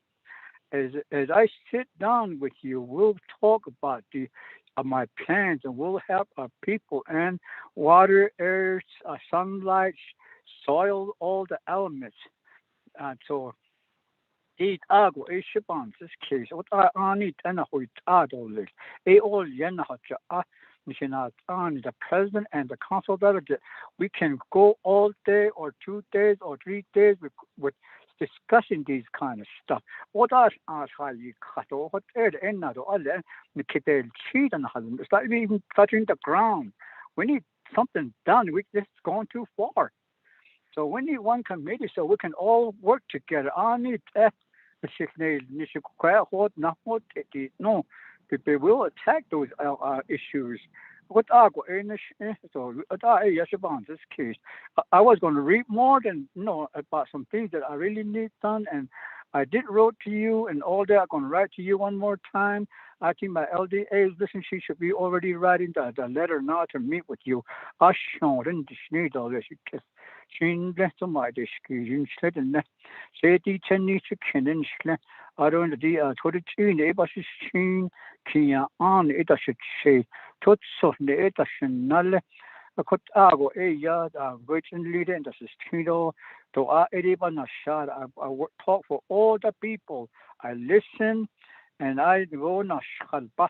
And I don't go buttons, or a benasa, Cedo, Bison star, a level custodian star, other bias kit or the snow 18, never yes because I rode the horse on Trinity to all the way to Sawmill, through the Sawmill to down 4 to 5 and into winter to St. Michael and then into winter up.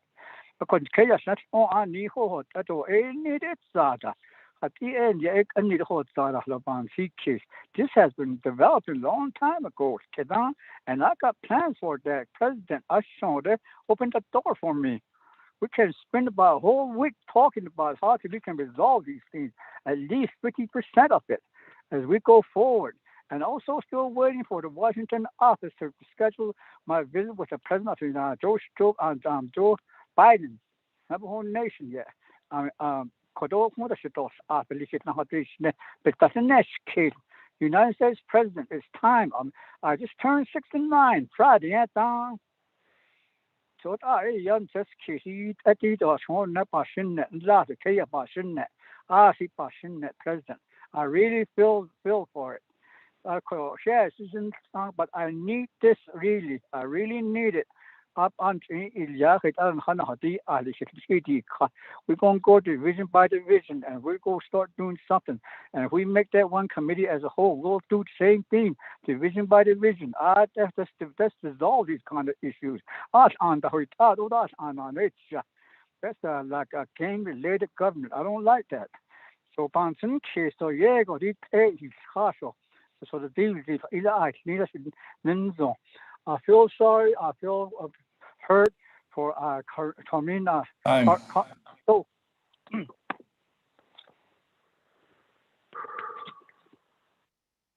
you Honorable Eugene. So that moving on down.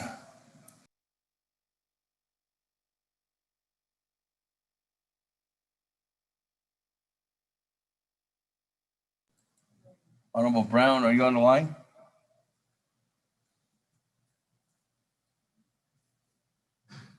I know he said he was going into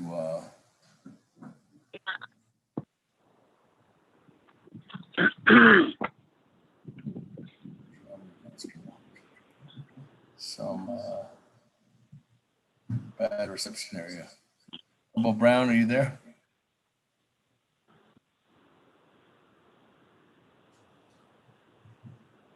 No, let's go on and continue on down. Vice Chair Walker, the floor is yours.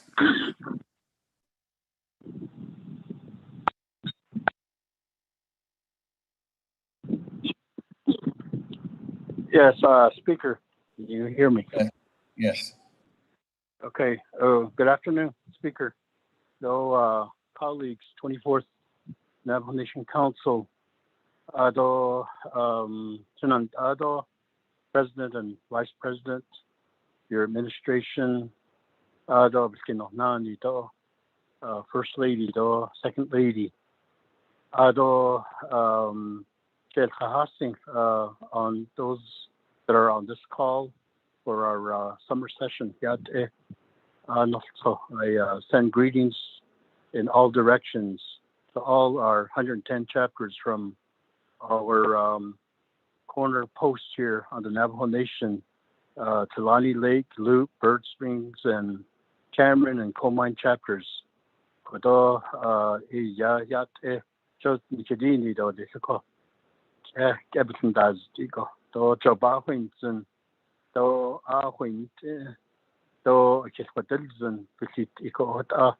Esa ben hitan hasido de the large igi yat nikidini do de.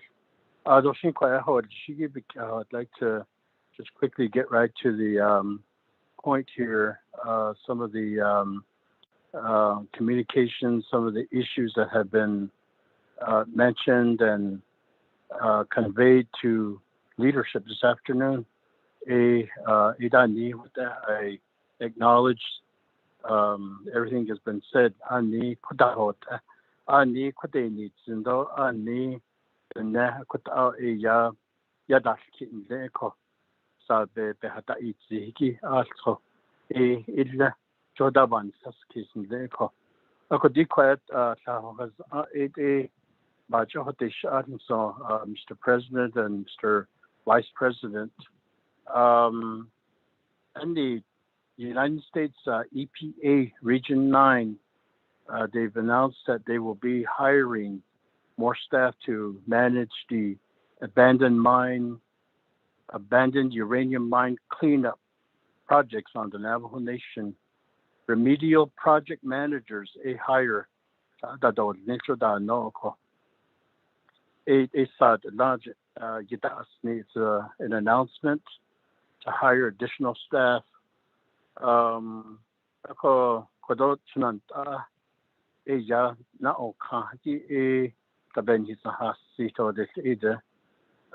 Respectfully requesting the Honorable President and Honorable Vice President to send communication to U.S. EPA Region 9, the head administrator,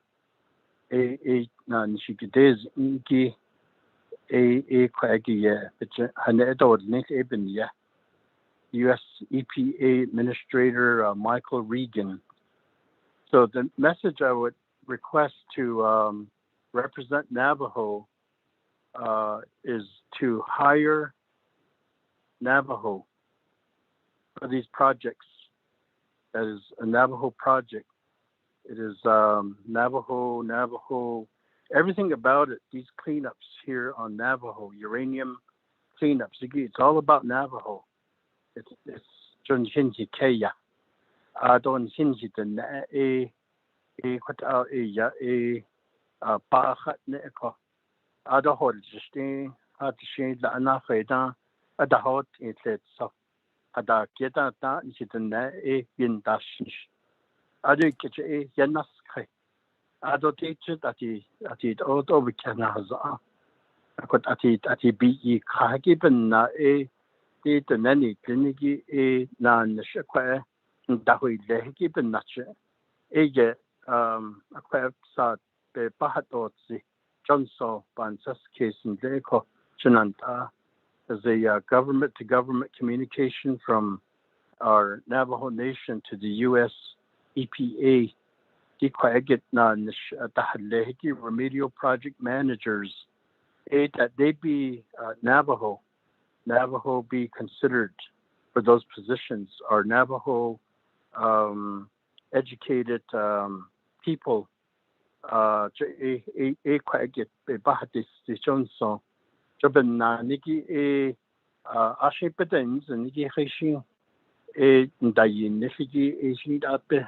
Dens and the ye did this.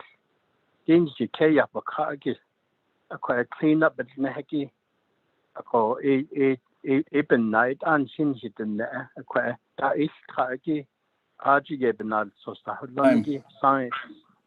Ada, what are you that is in social and what are you? Chow Argy, shared all this. Thank you, Speaker. Okay, thank you. That, let me move on down. Honorable Yellow Hair.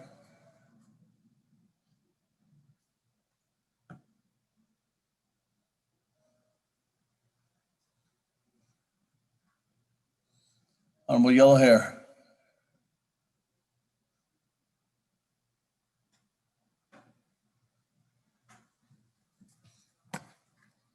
Yellow Hair going 3 times. Moving on down. Madam Chair, Charles doing? Yeah, good afternoon. This is Delegate Yellow Hair. Madam Chair, Charles Newton. Honorable Yellow Hair, I called on you And we moved on down. I'll come back to you. Madam Chair Charles Noon, floor is yours. Okay, thank you. Thank you. Speaker, can you hear me? Yes. Thank you, Speaker, and good afternoon, colleagues. Good afternoon, Shijai, President Nez, and then also Vice President Lizer. Thank you for the presentation. I want to go back to the report that you provided to us that is in writing. I want to ask specifically regarding your ARPA, your plans for ARPA funds for economic recovery. I'd like to ask you, what is your plan moving forward? I feel like I've been asking since you became president for economic development plan. I haven't seen anything. The Navajo Nation currently is in reactive mode when we should be proactive with a plan already in place that details how the Navajo Nation should be retaining business as well as welcoming new businesses to the Navajo Nation as well. I know that the invitation was provided by Vice President Lizer to meet with him to discuss economic plans in our area. I did send him 2 emails. Both, the first one was unanswered, so I sent the second one. And to date, no invitation has been extended to meet regarding economic development. So I'm a little bit disappointed in Vice President Lizer. Just on a side note, perhaps you could respond to the email as opposed to trying to dig up dirt on me. Maybe that will help a little bit in our relationship moving forward. I also want to point out that on page 4 of your report, you mentioned that there's 9,000 projects that are being proposed. How many of those are shovel ready? If council gave these 9,000 projects money, would they be completed within the time frame or the timeline that's provided by the federal government with ARPA funds? Also, in addition to page 4, within the right, regarding the right of every delegate to not only draw up legislation, but to ask questions about legislation. You also sent out a letter asking us not to make any amendments and for council to pass the legislation. I believe you're talking about the legislation that was sponsored by Delegate Slater. I'd like to ask if you can explain to this council and also to people on the World Wide Web why you are asking the council not to make any amendments regarding the plans for ARPA funds and just to pass the legislation in its original form. Again, as I stated, President Nez, it is within the right of every delegate to make those amendments. So I'd like to ask you why you sent this letter to council and why you're asking us not to make any amendments and to pass it as is. That's on page 4 of your written report. On page 5, you mentioned the transportation white paper. I know that there was questions of whether this was within your right as within the administration's responsibility to present a white paper to the federal government without the knowledge and consent of council. I know that this question came up, and I myself did ask if we can bring up ethics charges against Santee Lewis for submitting this white paper on behalf of Navajo Nation when it was never even submitted to council for any consideration. And in fact, I believe it was days after we learned of the white paper that it was finally sent to council, and I believe it was Chair Rick Nez that did ask for this white paper before we learned about it. So again, I reserve the rest of my time. I hope you can answer my questions. Thank you.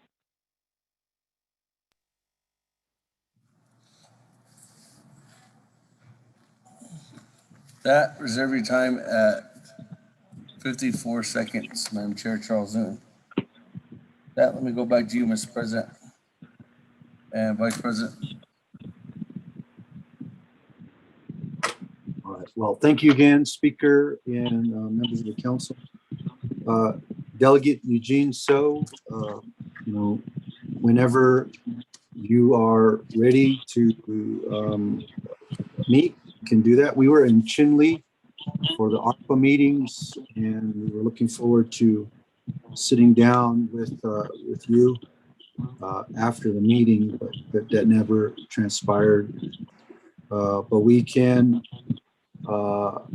have that meeting, and if we do that, maybe we also need to sit down with our staff too.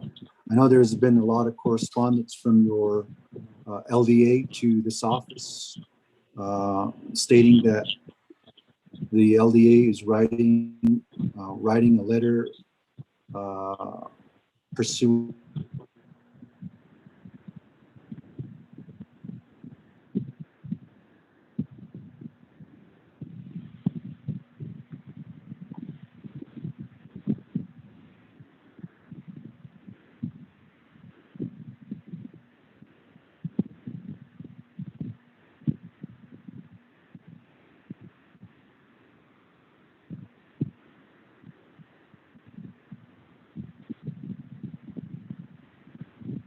Speaker, I think we may have lost the president. President, I got VP on there still. So.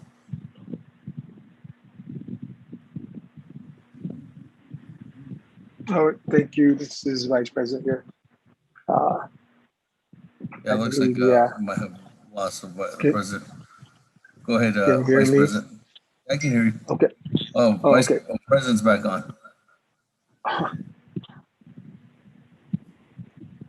All right. Vice Yeah, President? sorry about that. Something happened here with the internet got kicked off. So I did text Valinda, Delegate Walker, to assist in drafting up the letter to make sure or to advocate on the uranium remedial project managers to be Navajo. And we will send that to Michael Regan for their consideration. But we will definitely advocate that Navajos be a part of cleanup here on the Navajo Nation, especially when it comes to millions of dollars, even in the billions of dollars. Uranium mine cleanup, uranium mine waste cleanup here on the Navajo Nation. There are 139 projects right now out of 558 ARPA projects submitted by the chapters that have been identified as construction ready. So those are in the process right now when it comes to ARPA, and that's in regards to Delegate Eugenia Noon, economic recovery. We have multiple initiatives going side by side. You've got the tourism plan, which will help out with bringing visitors and having our visitors stay a little longer here on the Navajo Nation. And the renewable energy future in the Hayoth work group on bringing in revenue from projects that are developed here for renewable energy and selling that power. And so those are irons in the fire right now. And a lot of economic recovery ideas. I know that we will discuss this come August of these economic projects, economic development projects with the speaker and with the council as well.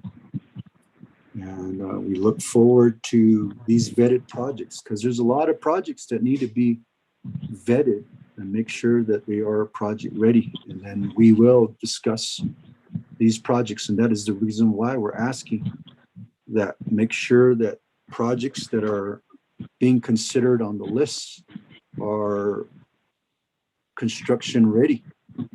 Because we don't want to have in 3 years a whole list of projects that are not completed and we're racing again to spend those dollars. Now's the time to do it correctly by getting them vetted and getting them to construction ready. Now, for the white paper, all the policies and regulations that the federal government have are administered and followed by many, maybe a super majority of the executive branch programs. And we, Vice President and I, being elected by the entire population or voters throughout the Navajo Nation, delegate that responsibility nation to nation to recommend these changes. And these changes have been pushed on us for many years.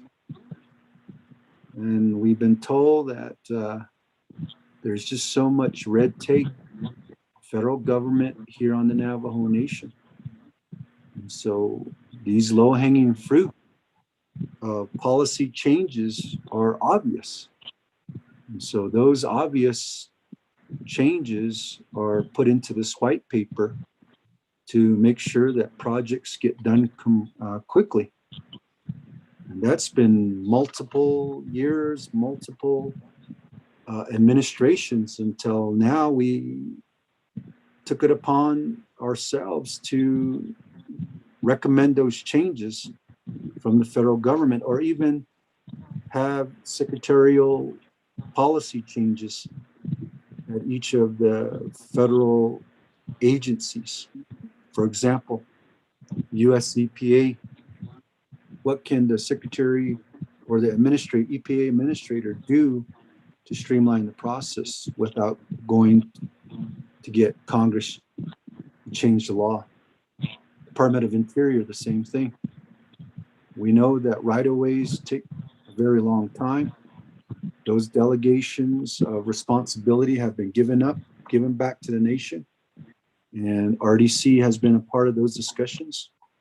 And we need to continue to make those changes so that we have full authority as a sovereign nation so that projects can get done a lot quicker. And so, I mean, with the Washington office doing an outstanding job there, you know, I mean, we can't just wait or put everything on hold. Well, we may only have a year to go before the midterm elections for these changes to occur, these permanent changes, because we all know that laws, these same laws we utilize every year, and we don't change it. We just utilize the same regulations and policy. Now that we have friends in the White House and in Congress, now is the time to make some of those permanent changes so that we can improve the quality of life for our Navajo people. Thank you, Speaker. Vice President?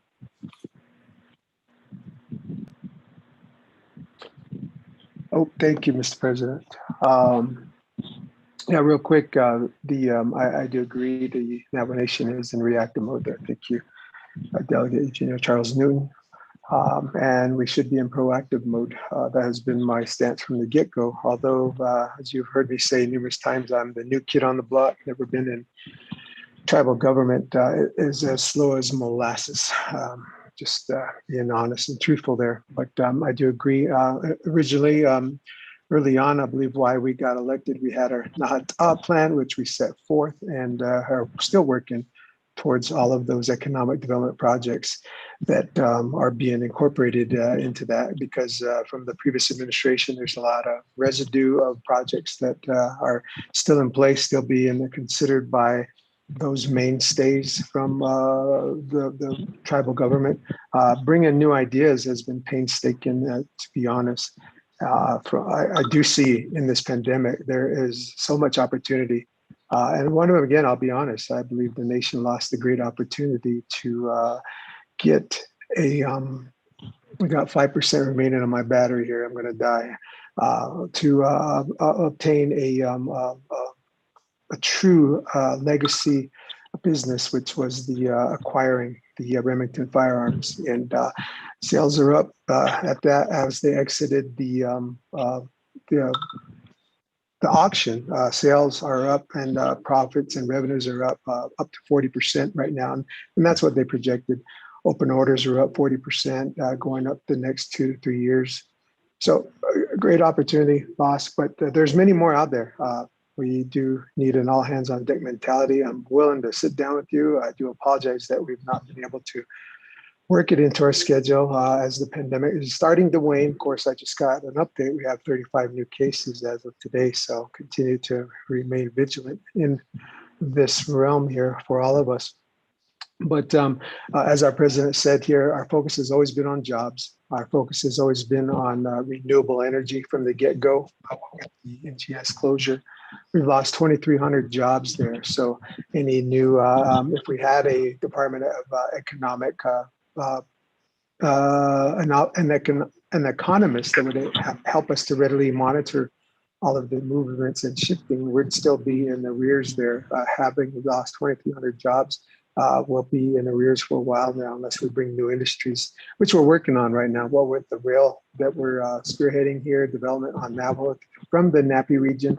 I've still not heard a viable project for opportunity zones, which are still viable in the new Biden-Harris administration. Working with the previous administration, the Trump administration, I believe we lost a lot of momentum working projects through there. With the help of the new platform that was developed, which I believe is still being forwarded by the Biden-Harris administration. We still need to continue to leave no stone unturned there. Again, still willing to meet as I have a track record of meeting with our delegates here. Again, we'll get to you, and it behooves us right now. I must apologize. You are representing the largest chapter in the Navajo Nation, Shiprock, New Mexico. We've met with the Shiprock chapter there readily, and look to convene one with you here soon. We've chaired our economic recovery work group. We are considering those projects that have, again, as I said, were brought by the mainstays from the previous administration. And I consider our Navajo Nation economy dynamic, even our planning as a dynamic.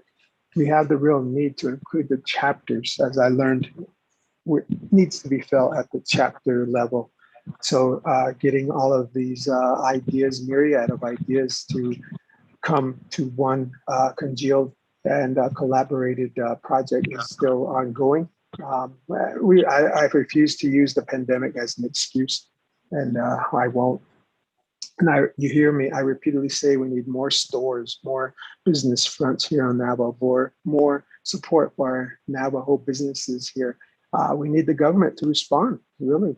We need our procurement officers to buy Navajo. We need those people that cut the orders to buy Navajo. We need an all hands on deck mentality, and that's always been our stance. Appreciate our president's leadership and adoption of the Buy Navajo, Buy Local Act, and we'll continue to go down those fronts. And as far as, and we know we're all part of this slow moving bureaucratic process in which we all are governors and we're all leadership within that realm. So continue to press forward on that. And as far as your last statement about mudslinging or whatever, I really don't know where that came from, but I don't sling mud, nor will I. So thank you. Ahiat.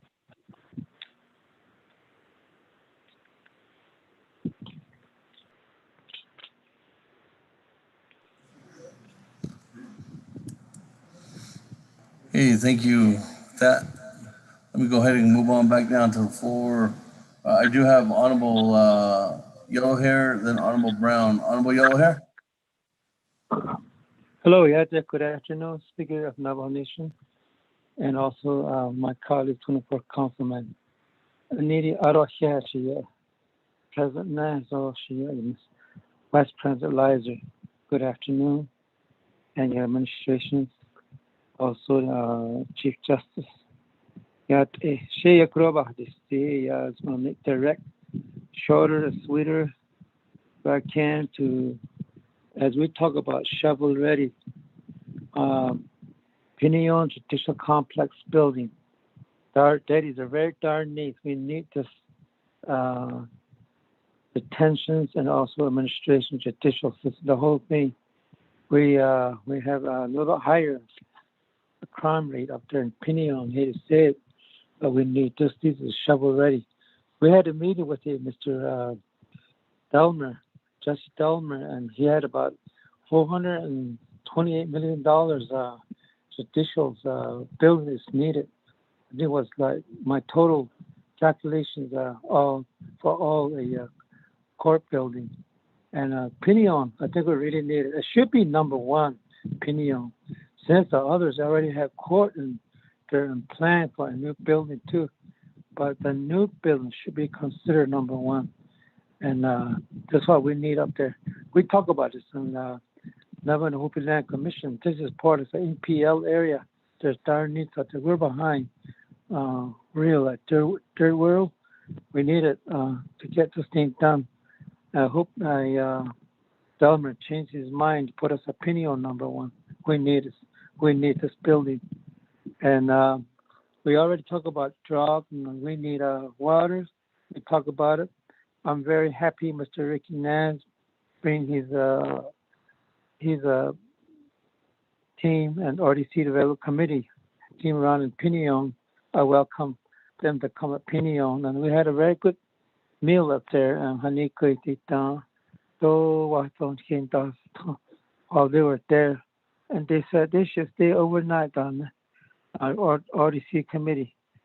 Chapters are not the top of sun that are no, but has not here, Mr. Nance, Honorable Nance, in Asia Pinion, pick up our hot Sunday. Ano kaiba hinsin arona na di sade ya ona na ti kide that edida ida on it ediyan sista hazan we could care like funds elia yata hazard pay so essential pay eye khalid yati hazard pay should include all essential programs. They wanted to ask, come to work, but they were front line. They're not essential, but no. Yeah, I see Diego. It's large and hello. And yeah, they come to work each day. They were risking their life for possible exposure. While others are allowed to shelter, say shelter work, yes, okay. They eat on time, no. In place or allowed to work from home. They should be required to wear face mask. Then they were told they're not qualified. No, according to officer controller. They sacrifice their life. Need or essential pay. Essential. No, Shinati Kichi, she a Honsoya, Aro Koshi, Korea. I expect we need a dam up there, a reservoir. Earth dam is what we need in Black Mesa. The here is a 12,000, not a could be 22,000. Korea, you say the next RP business, be the Hanloni bulldozer. I think that is Mr. Notch. Of course, she does okay, connected okay, because her to get funds for to get these new dam or clean up the reservoir. It was necessary. Or that it all is going to share. No, check in TOA, Tobaha, so no policy. As consumptions are human beings that they're the first one to drink water. Lifestyle carry no. I could told our need or things it would can just Jim taught get us think though. Taught us then what that then so I could on he says oh you go out a share she no stuff Navajo Nation gonna ask you to council my here though it's no time. Thank you, Speaker. Okay, thank you. That moving on down, Honorable Brown, floor is yours.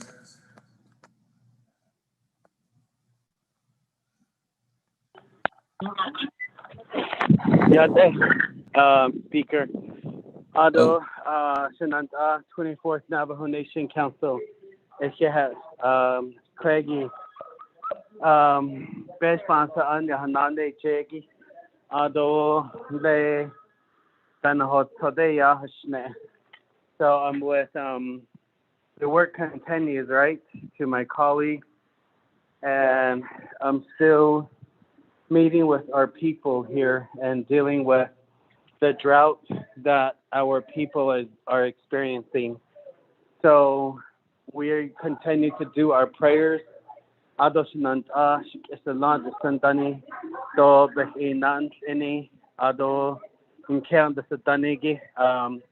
President Jonathan Nez and First Lady, and then also to Vice President Lizer and to Second Lady, and then all our people. That's Nathaniel Brown. President, one of the main things that I wanted to bring up is, of course, a few things. One is our Navajo-owned companies. There's a lot of Navajo-owned companies that we would like for them to work with us with the ARPA funding. This would be our Navajo-owned energy companies, our Navajo-owned construction, engineering, architect companies. This would be even our Navajo Hatasis. They really work on their own, and that's historically how it's been. But they were the frontline workers that we have not really mentioned, besides our EMTs, as well as mentioning besides our doctors, but our medicine, our Hatasis and our Navajo medicine women who have rescued a lot of our Navajo people just with the prayers, but also making these herbal medicine for us. So they have been exposing themselves. And I know that we lost some of our medicine people. They were basically the frontline workers during the pandemic also. And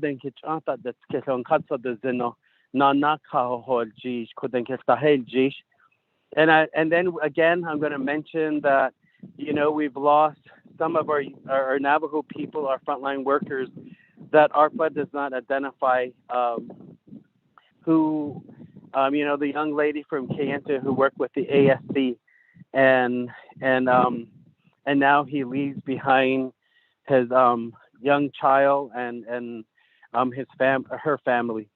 So what can we do for those people? They literally gave their lives up to protect our people, to help our people during the pandemic. Excuse me. The other thing is our people. Right now, I've been meeting with our Nahatsilid. The 3 chapters that I represent, Chilchimbito, Danahuto, and Kayenta, have been struggling on getting homes, trying to tap into our funding with NHA or CARES Act, and now ARPA funds, CDBG, CHIT funding, and we are now continuing to, I'm literally here with them, and we just met with some of our Navajo people, really telling us their story about how they've lost people because of multi-generational homes, overcrowding homes. And we are here, and they're listening to us right now. And we are taking other measures to make sure that we are building homes with these fundings that are sitting here. I think that NHA, we need to help them. We need to help the NHA board by means of helping them with the different organizations that build homes. There is a lot of them that are out there. Khalid Abakati, John, President, what are your thoughts on the Navajo-owned 501c3s who are building homes out there? And who, right now we're working with University of Utah, the School of Architects. So, you are well aware of what Design Build Bluff has been doing the past 22 years in San Juan County. And then they also built a house here in Danahuto in 2017. So we can no longer sit as chapter officials and council that we need to start building houses. So I'm going to resend in 2019, the NHA board, the Board of Commissioners pass a resolution to abolish the NAHASDA grant recipient program. So we need to bring that back. We need to spend all the funding that they're sitting on. So a halit ada this nistani so a kwegi be hadit a di nikitene hawanite danle ado yeah thank you. I'm good by the fact. Thank you. That colleagues. Any other comments, questions at this time?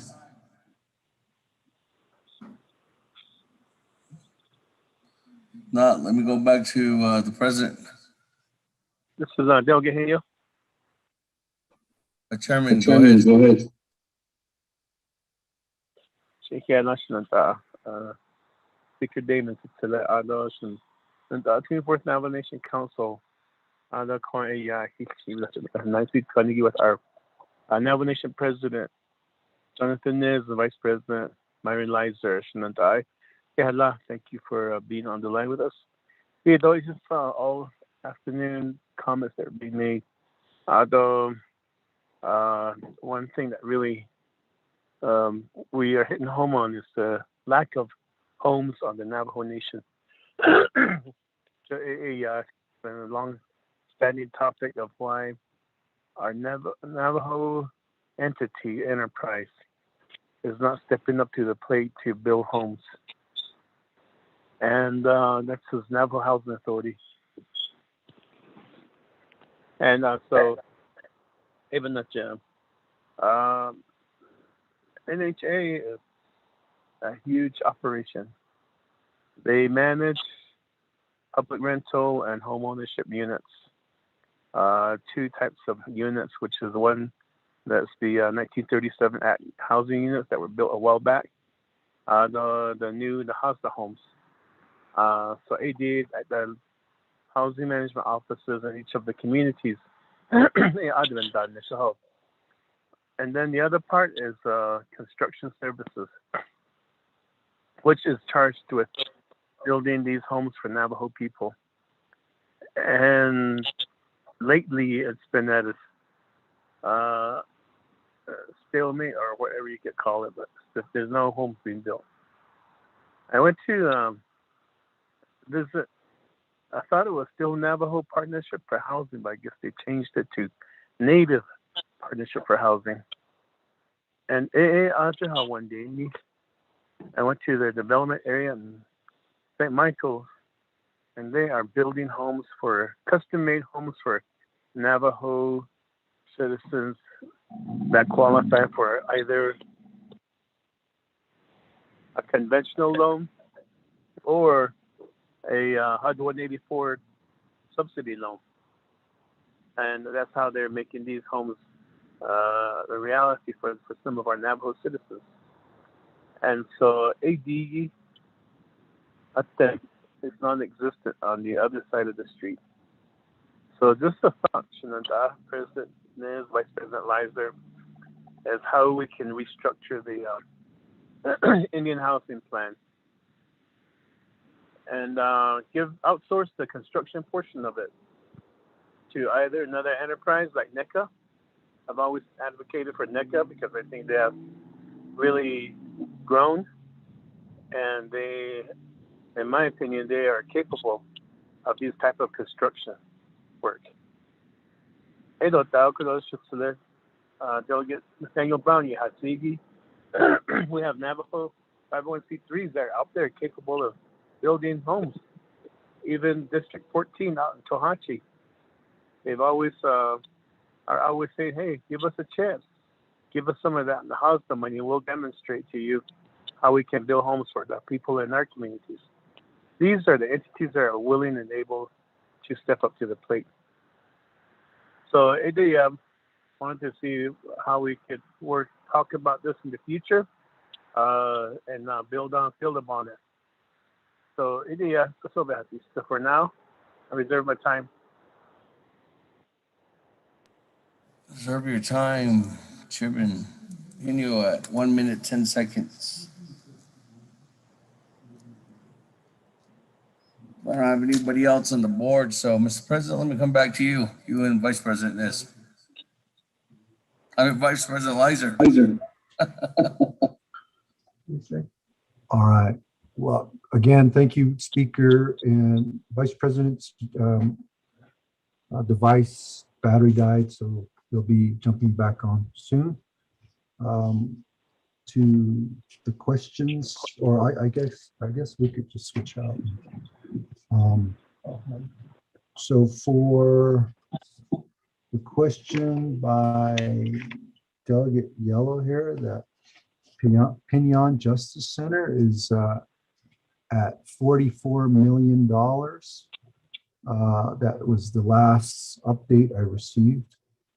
I know that the chapter has been working on that diligently for some time, and the need for the Justice Center is a priority for that region. And of course, we got Window Rock and Shiprock and then Kayenta courts, Delcon as well, you know, prioritized through the public safety and judicial fund project listing. So Delegate Yellow here just wanted to mention that, and I'm sure we'll discuss that during our ARPA discussion. I did mention hazard pay, and you know, with the former controller, there was some documents that didn't get even vetted or as special duty pay to move forward. And so now with Elizabeth Begay there, she is reevaluating some of those documents that were boxed up there at the Office of the Controller. So like I said, I mean, when it came to CARES Act, we lost out on those dollars because of the timeline, but we're in a way wanting to use maybe some general fund dollars or the external fund dollars. So those are being looked into right now. Delegate Yellow here. Delegate Brown.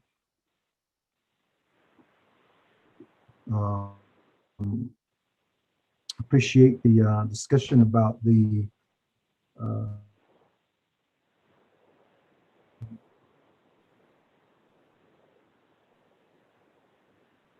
C3. I know Delegate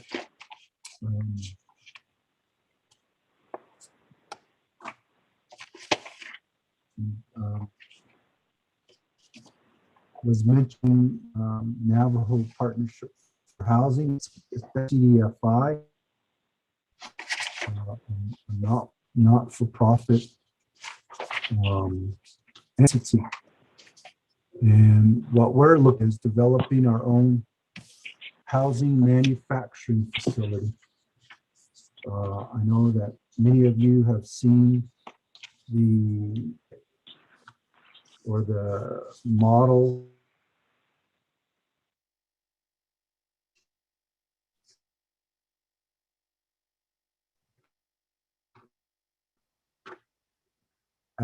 off video, and we like to develop those modern day octagons for those that are wanting just a simple structure, just a roof over their head. Many of us grew up in an octagon, and I know some of our veterans, some of our elders, and some of our people would be content living in a modular or modern day octagon.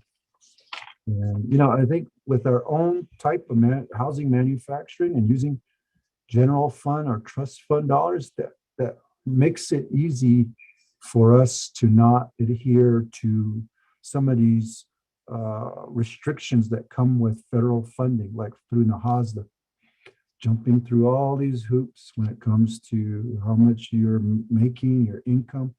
I just hope we don't copy all those protocols when we develop our own housing manufacturing facility.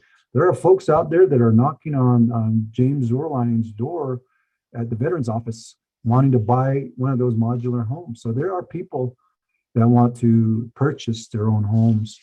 And for those that want to have their own home, then we would really encourage that they be a part of building their own home. And that will go a long way for sweat equity and community and economic development, knowing that individual is part of building their own home. They'll take care of it for the long run. So thank you for those questions. And I did misplace one of the other documents that I had before, but I think we do have a grand opportunity here to assist in building homes for our Navajo people. I think this is a transition. If we use general fund dollars, dollars that are not federally restricted, then we can create our own criteria and build more homes for our Navajo people. Vice President, let me turn the time back over to you. Are you coming in over here? Or? Yeah. Okay. Good to go. Turn time over to you. All right, thank you, Mr. President. Yeah, my iPad died, so my battery's kaput. But to Delegate Nate Brown's please questions on us on homes there and the piece for the Tri-City tourism. I concur, and so much so that I'm excited to convene a meeting with you next week. I know the last couple of months we have not been able to meet, postponing our meetings, but looking forward to convening with you and Madam Commissioner Lena Fowler out there to learn more about Tri-City, to learn more about tourism in the area. We do fully back that initiative. We deem it the low-hanging fruit. And I also concur about the homes that are needed by our people. 10,000 yesterday is what I was told is that demand. And I think the private sector and the 501c3 piece may have been used before, but it has been abused. And so, you know, the constraints that our president was talking about to build and use NAHASDA funds that come with great constraints, federal requirements and mandates. So it will be a heavy lift, I believe. But I tell you, once we get that private sector to be able to contribute, and I believe you that we could build homes at a feverish pace. That's what we all want. Why can't we get there? Well, we're tethered. Let's continue to work together on untethering all that we can be. And it's just right over there. We're heading that way, and it's taken a lot slower than we'd like. But I believe that one day we will get there. And appreciate Delegate Henio as well talking about the homes. The Native Partnership for Housing is a good vehicle in which to get that done. Although those homes are moderately overpriced, still a great investment. You know, you have to compare it to the opportunities that are on Navajo, which are non-existent to actually own your home, you know, the conventional way. The 184 financing that's available, if those of you, I've done so with my home there at the Kerrigan Estates here. It's a long, lengthy process, but you know, with good credit and, you know, the ability to prove that you can pay for a home, 15 or a 30-year mortgage is very doable. It's a great location there. There's new development coming out to the area, what with the plans that the St. Michael's Indian School has to develop there. It's just, we're going to have our own Tri-City area in Window St. Michael's, and Fort Defiance. So I look forward to continue to work with all of our delegates here with regard to those things that we can advance. So again, Delegate Brown, look forward to our Tri-City tour there for tourism, Chilchimbitl, Denahotso, and Kayenta. And maybe chiming in with our tour guides and tour operators out there, seeing how everything is flowing along as we opened up for them at 50% capacity. So looking forward there. Alrighty, I appreciate it. Thank you, Mr. President. Mr. Speaker, yeah. Thank you very much, Mr. President, Vice President. With that, let me go ahead and I don't have anybody else in the queue at this time, but I do have reserved time. So let me go back to reserve time. You have Honorable Keon Begay, 4 minutes, 53 seconds.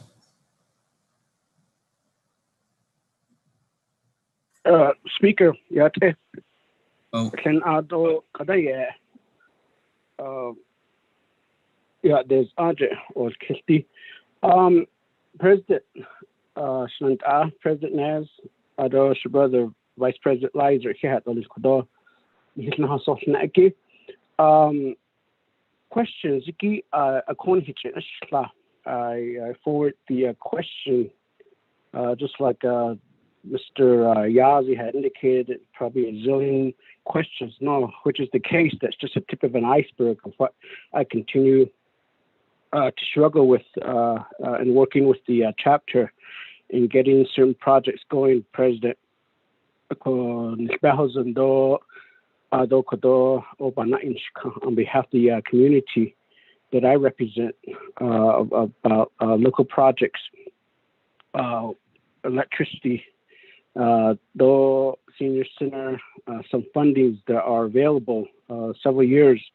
I know it's internal process. There are in place. Somehow, I do offer my.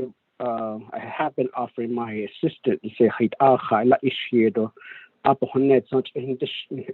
been saying that, President. So, since you have acknowledged the RDC, I also like to request if you could be able to meet with my 5 chapters as well. You talk directly to them on their issues and request. That way, I'm not just the messenger between your office, your department, to the chapters. President Nez, Vice President Lizer. The key area that I really like to focus on my time is the land issue, the situation on the Navajo Nation, irrigation in Spahousing Guyego, being in hot ko say the own nada dita a certain area. Other farmers that hope that then told that the other kodo last week Bahat. There's a very interesting program that they are working on at the Fish and Wildlife Native Plants of the although that they're saying that but I think they're preserving a lot of these plants. They're really asking for help and asking for resource funding. I plan on advocate for them during the 2022 budget. The Fish and Wildlife has shed some lights on some areas that we really didn't know about.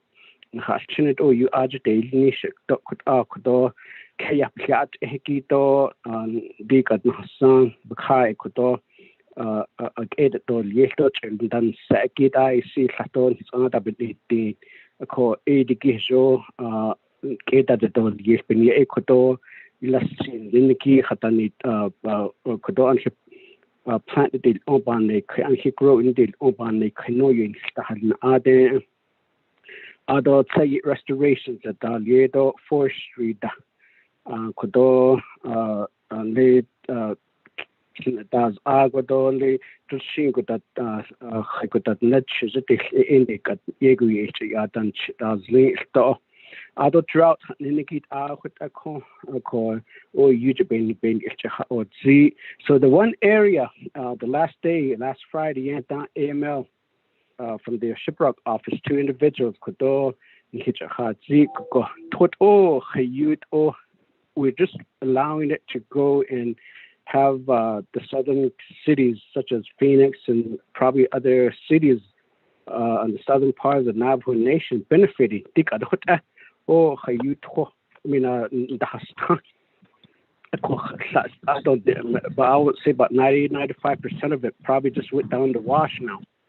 So there's a watershed area issue projects I'd like for your program to really take a look into. How do we capture these water?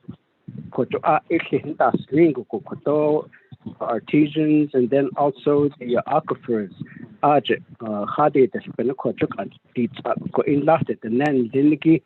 Waters are too low. Already? Hey, okay.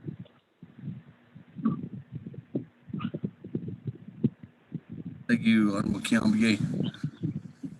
Moving on down. Vice Chair Smith, 33 seconds.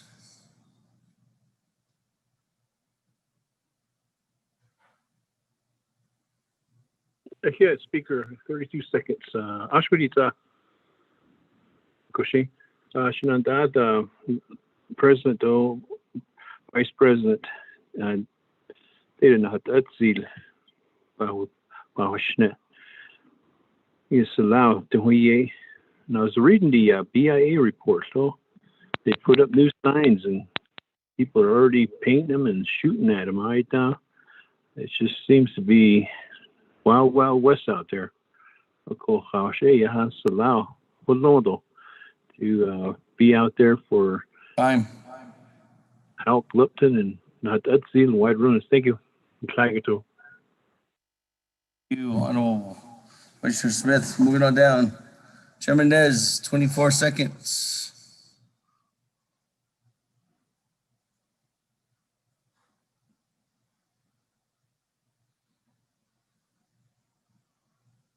Chairman Rick Nez.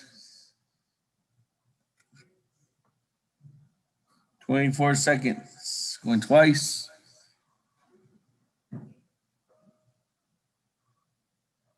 Chairman Rick Nez. On reserve time. Speaker Damon, this is Delegate Nez. I'd like to give my time to Honorable Charlene So. Honorable Charlene So, you have 22 seconds. Shiyaj Rickness for the allocated time. President Nez, Anita Bechain Zekwe, you did state that you were doing very much, but I feel that you need to come out and do a day, maybe a couple of days of searching to see the frustration and to see the insight of what these roadblocks are. Thank you, Honorable Charlene So. Moving on down. Honorable Freeland, 52 seconds. Speaker, I'll yield my time to my sister, Honorable So. Thank you. Thank you. With that, Honorable Charlene So, 50 seconds.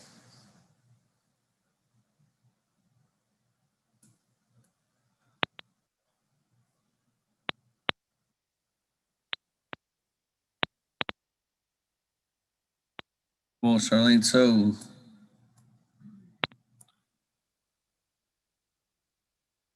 I'm here, sorry, the phone call dropped. But going back, I know 50 that. seconds. Okay, thank you, Shanant. I'll keep it go. As we did know that with the CIs, I know that you highly respect them and to some degree they are doing their jobs. Of course, we don't get the full insight of what their daily duties are like. But again, it's very concerning that 2 days after Tuesday, the CIs finally went to the scene in Peru. And with that happening, the justice to the family that they are seeking is delayed. And I don't know how you feel about that, Shanant, but it's very unfair and inhumane that we delay this. Right now, we have a Mordecai bringing back Cecilia Fiona from Nevada. For this not to turn into a cold case, I'm asking for your assistance wholeheartedly. Arona Kigone Eko Eba Shaban Sinkeso. Let's from Twasakan to East Aspas. As you do know, we do have a uranium issue there. The water has that arsenic, it's full of arsenic materials and substances. With the US EPA and collaboration, if we can have that discussion to happen. Thank you. Okay, thank you. Let me continue on down on reserve time. Madam Chair, Charles Newton, 54 seconds.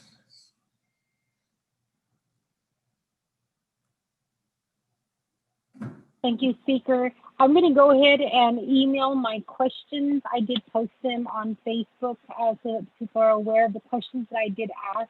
I don't think that they were answered, so I'll just await the response in writing. Thank you, Speaker. I waive the rest of my time. Thank you, Madam Chair.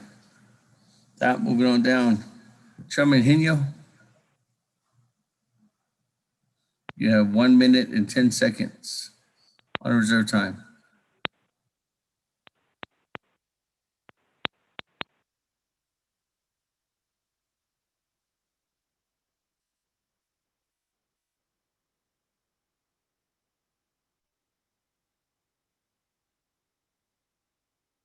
Chairman Hino?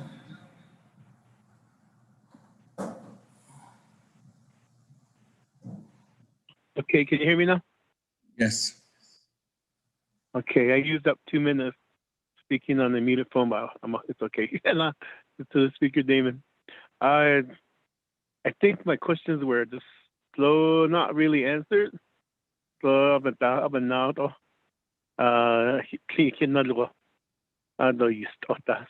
okay though.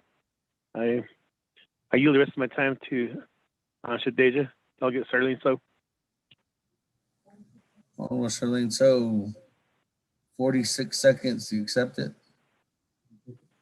Yes, Shija. Go ahead, floor yours. As I was last talking about the uranium site there at Setra, Pariso and Hariso are with the area occupants.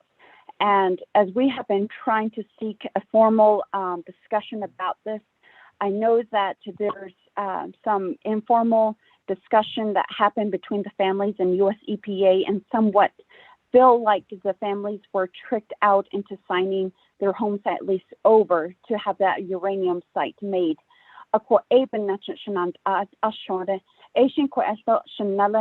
Davis Silford, and he can elaborate more on that. As I know that Mr. Harriso said that you are aware and that we are seeking remediation, but to that extent, if we can have a sit down within the next week or two to get this resolved. I know that time in our elected position is ticking. Thank you everyone for the yield time. Okay, thank you. Honorable Keon Begay, you text in a point of order.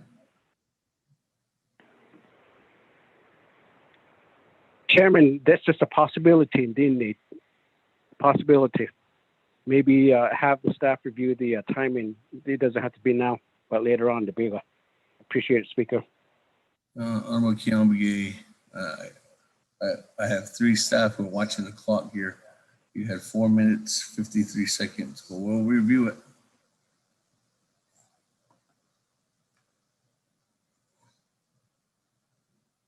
Okay, with that, Mr. President, actually, colleagues, I don't have anybody else in the reserve time or anybody else in the queue, but if there's nobody else, let me go back to Mr. President for final comments, and if there's any more further questions that were directed your way, Mr. Vice President. Floor is yours.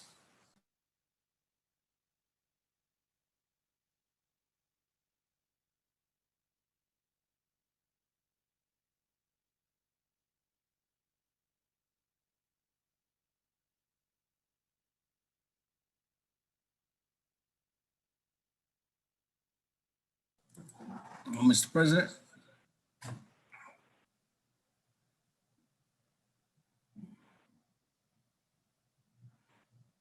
Mr. Vice President, floor is yours.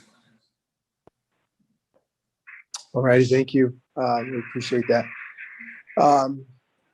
Yeah, President's having some difficulties, but thank you for all of those comments and the concerns. We join you in those, and we'll continue to have our office doors open. We're being, as I guess, the best that we can be in a pandemic, approachable and willing to serve with you all.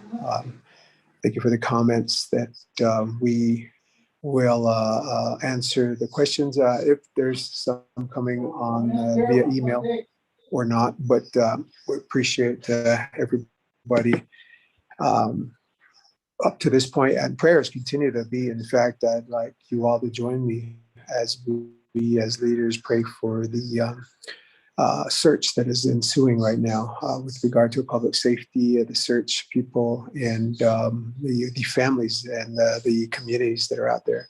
I appreciate your leadership in this, Delegate Charlene. So at this time, if I could, just a real quick prayer.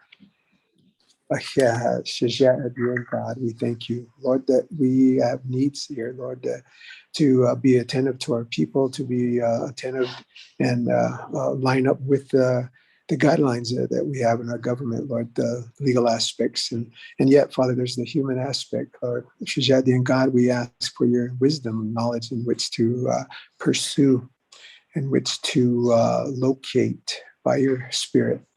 LMA Begay, Lord, what with the need of the family to find her, to know, most certainly, and for closure, if perhaps this is the time, Lord, for you know are the times and the number of days that we're here on earth, Lord. And for this we give to you, Lord, your great wisdom. We pray for LMA Begay to be found.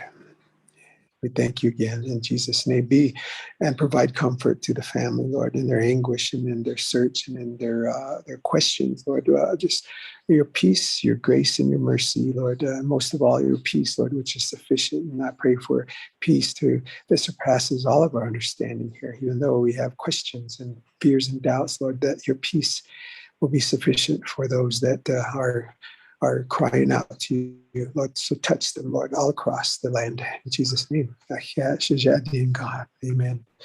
Amen. Well, I want to thank you at this time, Mr. Speaker, for your leadership over there. Thank you to the 24th Navajo Nation Council, to our president here in the executive branch and all of our division directors.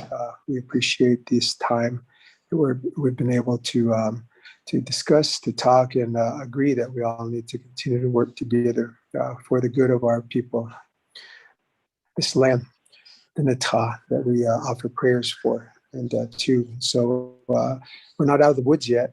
I'll continue to urge all to continue to mask up, to wear the masks doubling up. I see a lot of our staff doubling up. I also see everybody maintaining social distancing, the proper protocols, and continue to use hand sanitizer and clean our hands. So with that, I think I'll give this time. I'm not sure if President's able to get back on, but yeah, thank you for this time. Yeah, God bless you.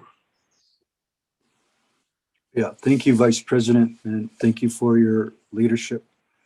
Speaker Damon and members of the 24th Navajo Nation Council, Delegate Kiel and Begay, I know you're always offering to assist, and we appreciate that, and we appreciate your leadership as well as we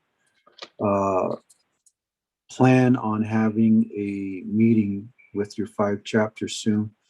I know that there is a need for water since, many farms is pretty much dry. And how do we build up these earthen dams and these reservoirs throughout the Navajo Nation? That's going to be discussed at our ARPA project meeting with leadership. First Lady has a partnership with Native Plants. They're working together to put some plants at the Navajo Nation Zoo. And we look forward to having a discussion on getting more resources to Native Plants. As you know, they're fully funded by grants, and their grant is expiring soon. So I look forward to working with you on that. And document that you sent us. We'll be taking a look at that, get you back questions from our division directors or answers from our division directors. Raymond Smith, we know that Nahat Abzeel substation has been at the forefront of a lot of your questions. We did send a text over to Delmar to ask if the Nahat Abzeel substation is open. I know that there was some issues with the Department of Justice on that. And we did tell them to get that done. So once a substation is in place, then there'll be officers. I think there's 2 officers that are to be assigned there. Delegate Smith. Delegate Charlene So, we will come out. Our staff will work with your LDA to let you know when we'll be headed out there, and we can talk about the US EPA and the uranium issues there at our visit. And Davis Felford will prep us, get the folks together, and we appreciate Davis Felford from our office and all our OPVP staff for helping and covering a lot of these committee meetings. I do get updates on what was discussed at the committee meetings, and we do our very best to address those issues. Delegate Newton, I guess the questions will be emailed to us and we'll get the division directors to respond. Thank you, Speaker. God bless. Thank you very much, Mr. President, Mr. Vice President, for being here with us this afternoon, this afternoon. And thank you for your State of the Nation address, and I appreciate it, taking time to listen to all of my colleagues' concerns that were presented here today and some of the issues that they bring, not only from them, but from the constituents, and make sure that the dialogue continues on, working together, Mr. President and Vice President. So with that, colleagues, we do have a motion. We do have a second on this report. Mr. Rico, good. Let's go to a vote. Snota, let's call for a vote on accepting the President, Vice President, State of the Nation address. Honorable Elmer Begay. Honorable Elmer Begay. Honorable Elmer Begay did not vote. Honorable Key Allen Begay Jr. Delegate Key Allen Begay Jr. votes green. Thank you. Honorable Key Allen Begay Jr. votes green. Honorable Paul Begay. Delegate Paul Begay votes green. Honorable Paul Begay votes green. Honorable Nathaniel Brown. Honorable Nathaniel Brown. Honorable Nathaniel Brown did not vote. Honorable Eugenia Charles Newton. Charles Newton votes green. Honorable Eugenia Charles Newton votes green. Honorable Amber Canasba Crotty. Honorable Amber Canasba Crotty. Honorable Amber Canasba Crotty did not vote. Honorable Herman M. Daniels Jr. Honorable Herman M. Daniels Jr. votes green via text. Honorable Mark Freeland. Green. Honorable Mark Freeland votes green. Honorable Pernell Halona. Halona votes green. Honorable Pernell Halona votes green. Honorable Jamie Henyo. Honorable Jamie Henyo. Honorable Jamie Henyo did not vote. Honorable Vince James. Honorable Vince James. Honorable Vince James did not vote. Honorable Rick Nez. Delegate Rick Nez votes green. Honorable Rick Nez votes green. Honorable Carl Slater. Honorable Carl Slater votes green. Honorable Raymond Smith Jr. Green. Honorable Raymond Smith Jr. votes green. Honorable Wilson Stewart Jr. Green. Honorable Wilson Stewart Jr. votes green. Honorable Odo So. Green. Honorable Odo So votes green. Honorable Charlene So. I vote red. Honorable Charlene So votes red. Honorable Daniel So.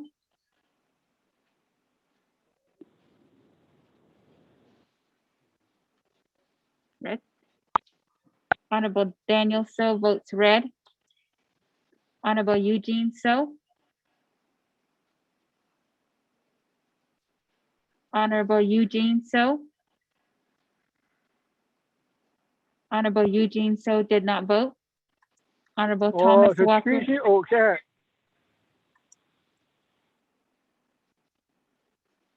Honorable Eugene So votes red.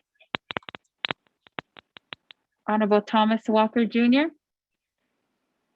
Thomas Walker votes green.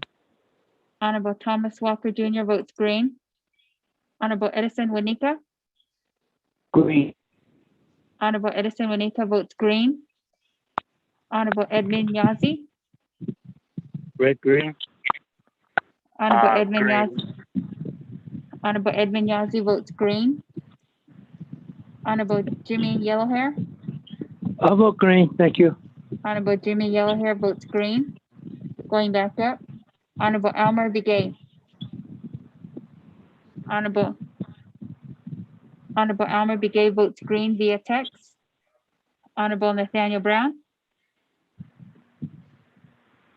Delegate Brown Honorable- votes green.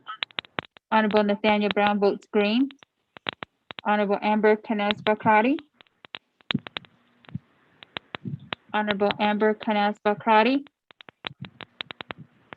Honorable Amber Canaz Bakrati did not vote. Honorable Jamie Henyo. Honorable Jamie Henyo. Honorable Jamie Henyo did not vote. Honorable Vince James. Delegate Honorable Jan Vin- votes green. Thank you. Honorable Vince James votes green. Speaker, you have 18 in favor, 3 opposed. Speaker not voting. Thank you very much. 18 in favor, 3 opposed. Speaker not voting. Motion carries. With that, colleagues, let me turn the floor over. I did indicate to Chairman Gazi to come to him after the State of the Nation address. Okay, Speaker, thank you, members of the council and President Nez and Vice President for your report. And I know we'll be doing a follow-up on all your statements, sir. Thank you, Vice President. Council, I'd like to make a motion to hear out the BIA.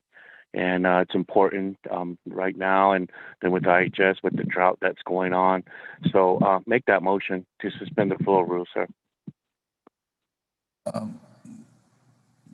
In order to suspend the floor rules, the only can do is suspend it for one item. So I'm going Okay, to okay. the Bureau of Indian Affairs at this time. Yes, sir. Colleagues, Okay. there's a motion to suspend the floor rules to hear a report from the BIA. With that, colleagues, with the suspension of floor rules, this does, because we're moving around items on the agenda, this does need 16 votes. 2/3. Motion by Chairman Edmund Yazi. Is there a second? Yellow hair. Jimmy Yellowhair. Honorable Jimmy Yellowhair. That, colleagues, any comments, questions on the motion? This Vice Chair Smith. Chair Smith. Thank you to the suspension of floor rules. If this passes, are we just going to listen to these two, or what's going to happen with the rest of the reports? I'm sure this is going to take some time to ask questions, and 23 delegates will be lined up for BIA, and also we'll be going way into the late hours, and we were trying to prevent that. After this report, are we going to recess? Is that how this is? I guess the question goes to Chairman Yazzie. Thank you, Speaker. I reserve my time in case I need it. Reserve your time at 4 minutes, 18 seconds. That, Chairman, what was your question? Okay, Speaker, thank you. Mr. Smith, if this passes, then we go just to BIA, and then after that, we'll go back accordingly to the agenda. Okay, sir? So again, Chairman Yazzie's right. We pass this for BIA, and then after that, we going back to item number 5, which is the Chief Justice of the Nation, and the Speaker of Navajo Nation Council, and the Controller. Yes, sir. All right. Any other comments, questions, colleagues? Twice.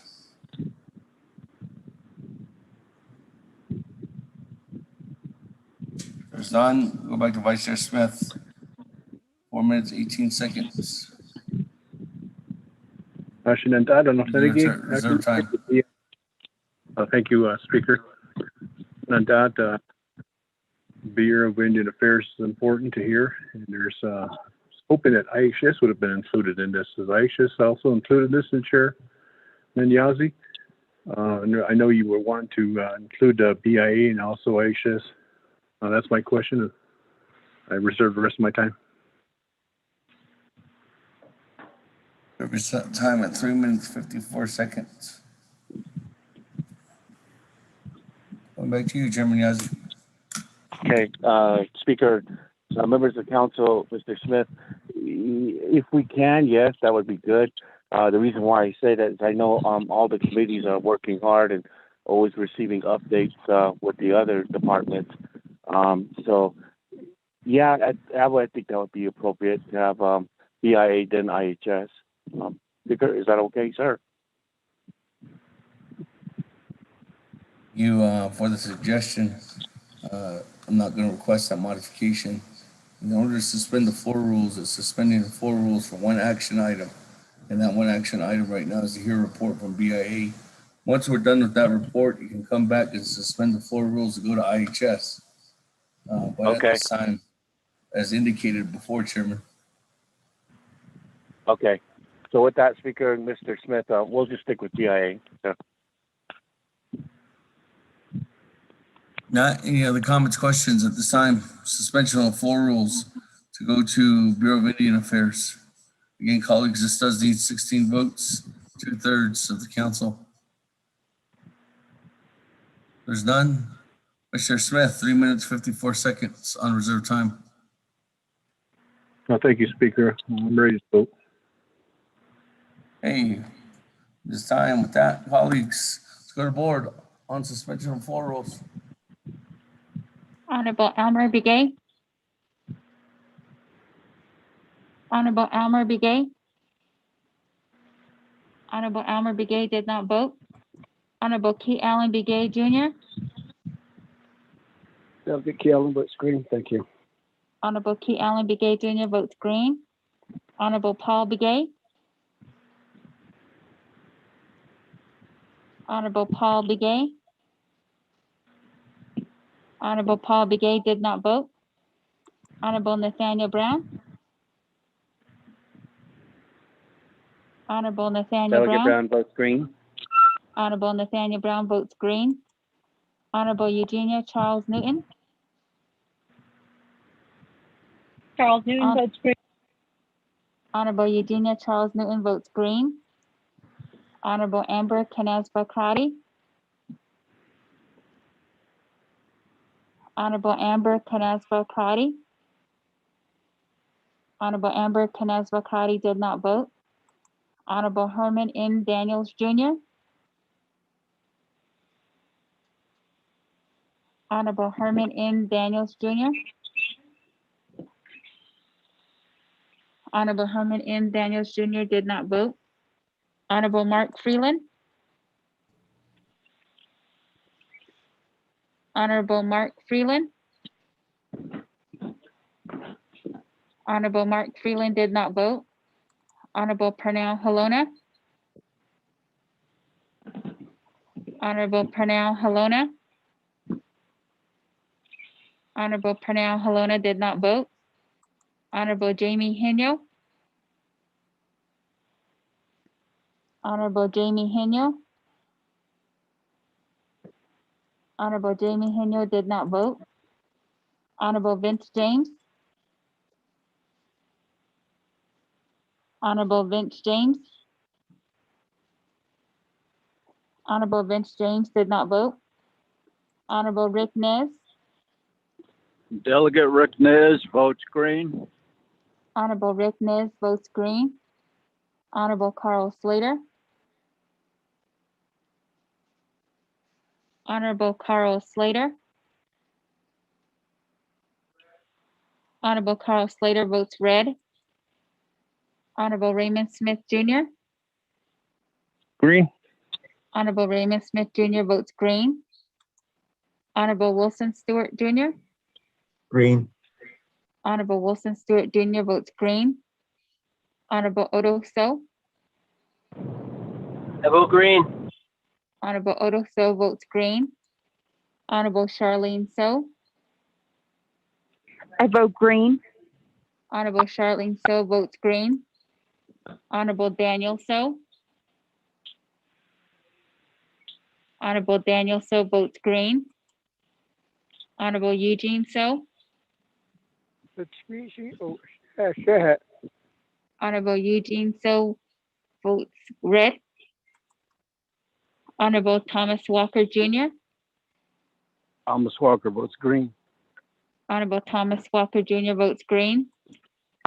Honorable Edison Winika. Green. Honorable Edison Winika votes green. Honorable Edmund Yazi. Green. Honorable Edmund Yazi votes green. Honorable Jimmy Yellowhair. I vote green. Honorable Jimmy Yellowhair votes green. Going back up, Honorable Elmer Begay. Honorable Elmer Begay. Kitty cat, kitty cat. Kitty cat, kitty cat. Honorable Elmer Begay did not vote. Honorable Paul Begay. Honorable Paul Begay votes red. Honorable Amber Canaz Bakrati. Honorable Amber Canaz Bakrati. Delegate Amber Canaz Bakrati votes green. Thank you. Honorable Amber Canaz Bakrati votes green. Honorable Herman M. Daniels Jr. Honorable Herman M. Daniels Jr. Red. Honorable Herman M. Daniels Jr. votes red. Honorable Mark Freeland. Green. Honorable Mark Freeland votes green. Honorable Pernell Halona. Votes red. Honorable Pernell Halona votes red. Honorable Jamie Henyo. Green votes green. Honorable Jamie Henyo votes green. Honorable Vince James. Honorable Vince James votes green via text. Speaker, you have 17 in favor, 5 opposed. Speaker not voting. Thank you, colleagues. 17 in favor, 5 opposed. Speaker not voting, motion carries. That, moving on down. Suspension of floor rules go to Bureau of Indian Affairs. BIA, floor is yours. 20 minutes on the board. Their report, colleagues, was sent out at 9:20 a.m. this morning.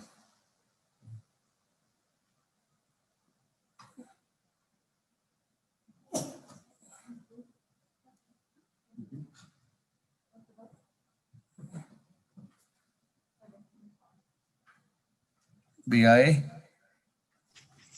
Good evening, Speaker Damon. This is Bart Stevens, Deputy Bureau Director of Field Operations. I just want to take a moment to let you all know that, and honorable delegates, sorry, I wanted to address you all.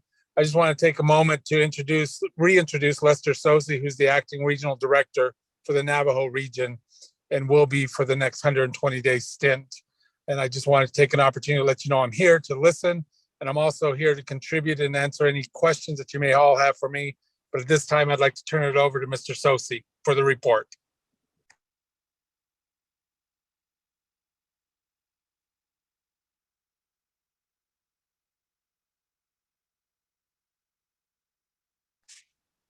Good afternoon, Speaker. Can you hear me?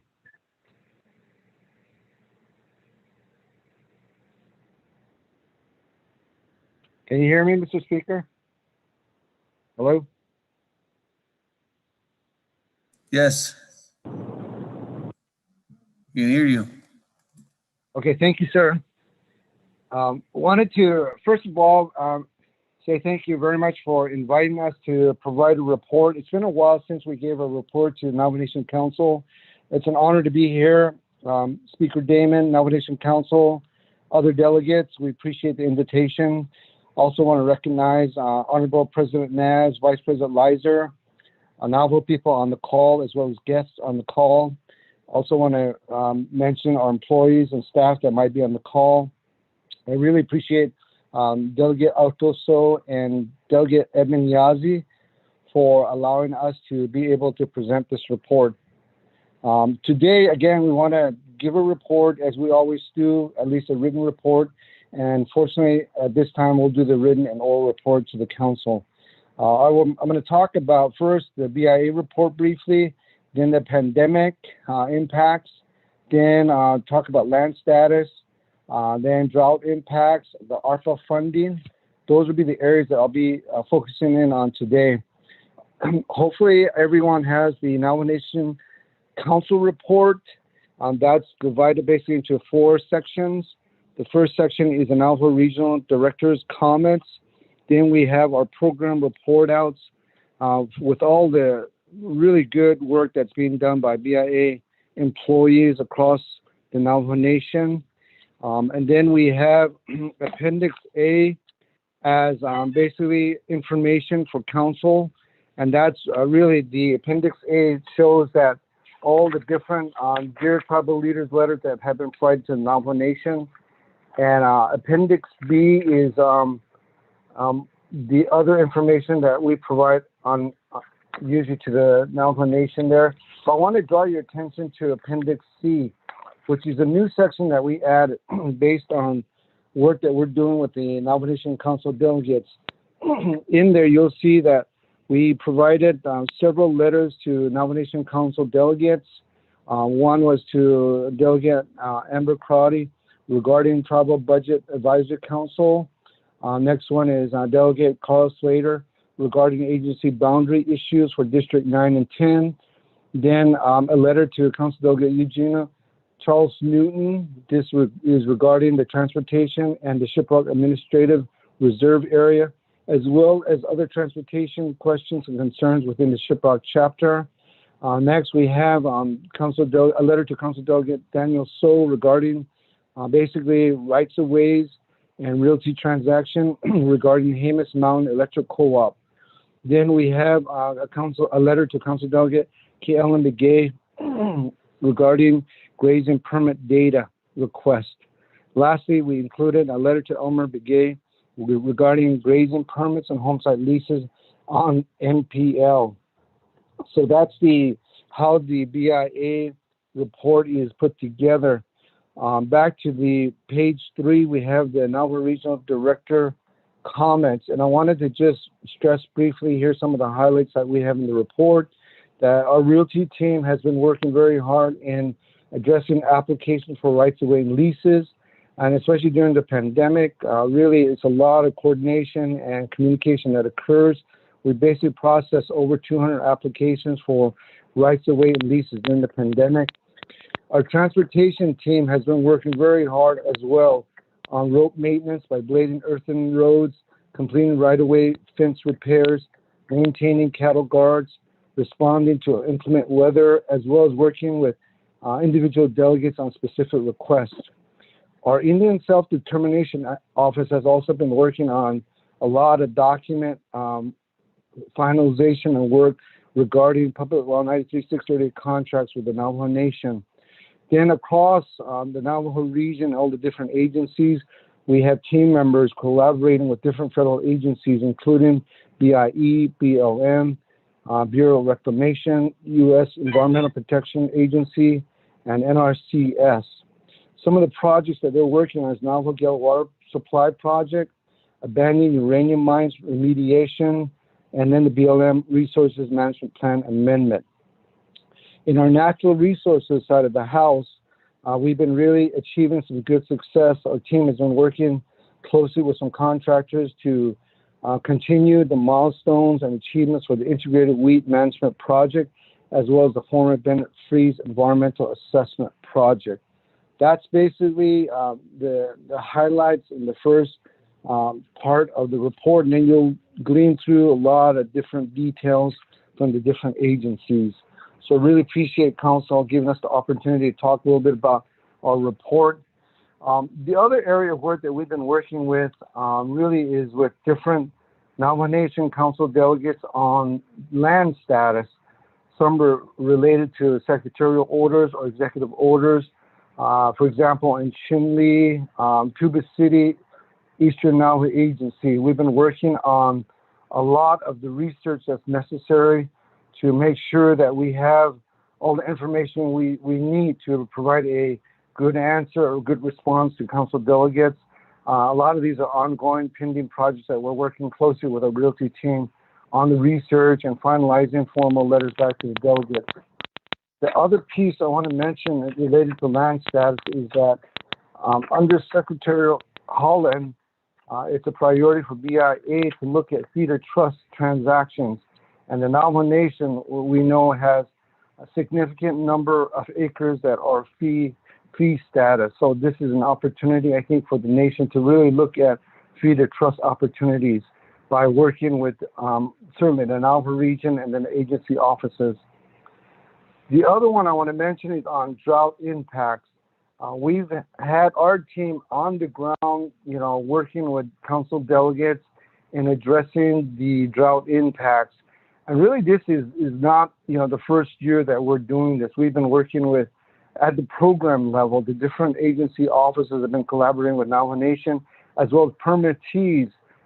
Just as an example, Eastern Navajo Agency, when we did the renewal of grazing permits back in 2014, 2015, we went from a per acre basis to an AUM basis. When we did that, we really had some changes in the number of animal units that were out in a range unit. And basically, there was significant reduction or limited number of AUMs occurred through that effort. The reason being was that when we did the change in methodology, looking at scientific studies and inventory studies, the AUM basis is based on the forage that's out there and the moisture content of the land that's out there. So when that happened, we were able to identify the number of AUMs for each range unit. So based on that, we were able to do a reissue permits on grazing for Eastern at least. Then we had our staff join the drought tour last week, and I'm happy to report that our team members also were out there. They provided recommendations at different locations. So really, that was something that was really a good collaboration that occurred.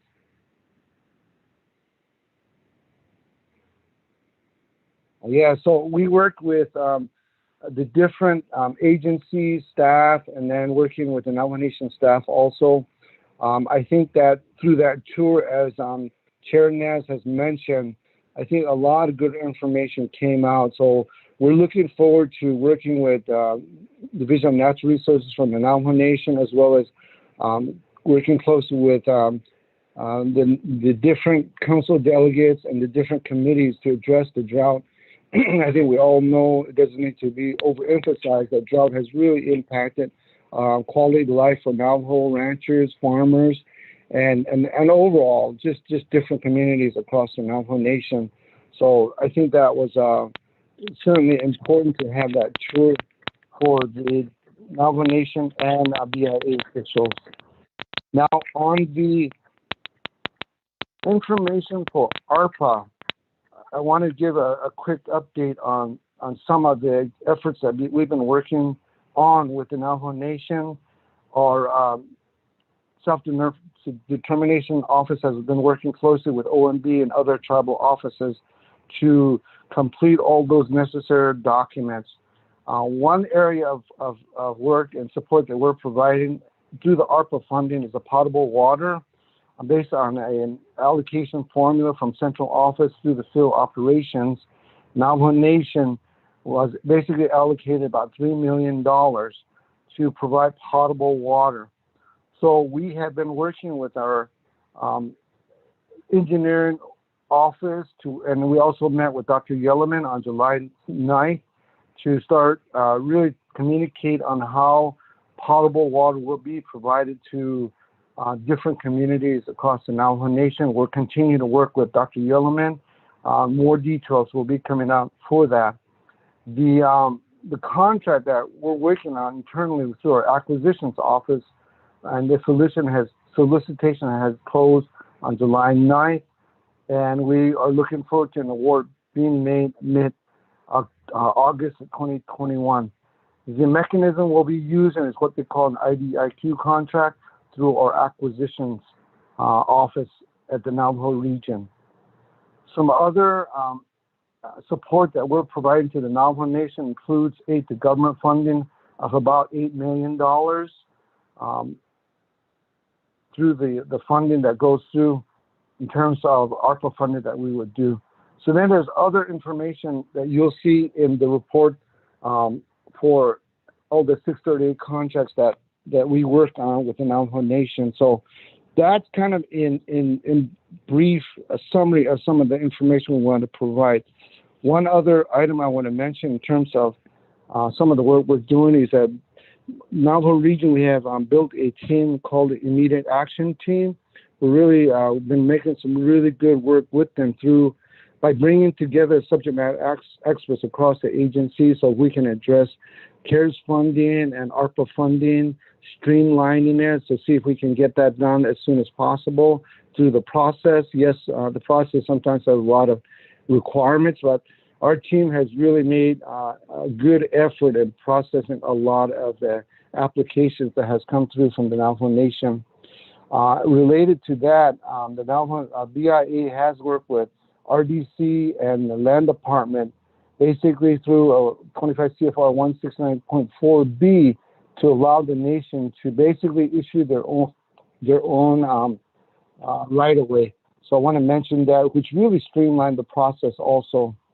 The last item I would mention is that we're working with OJS to establish an office at the Navajo region so that they can address missing and murdered Indigenous women. So we're working closely with OJS to establish an office at the Navajo region. That would be, in summary, the information I want to provide at this time. Speaker.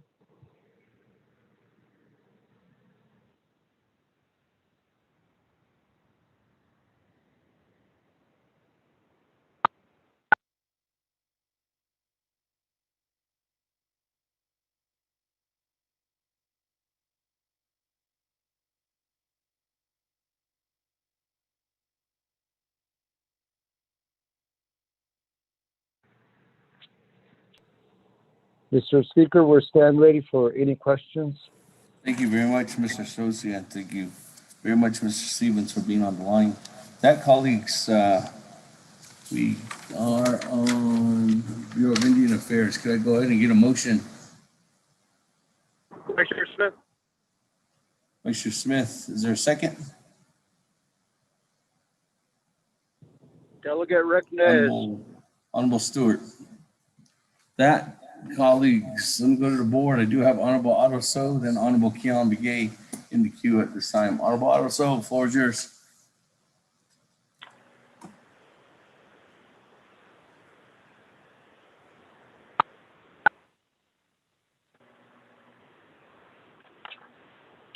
Speaker, put me in the queue. This is Vice Chair Smith.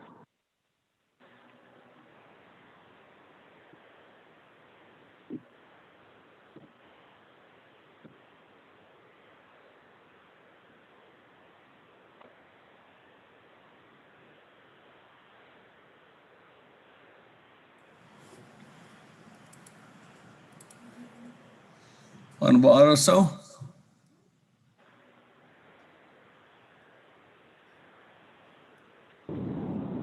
Do you hear me?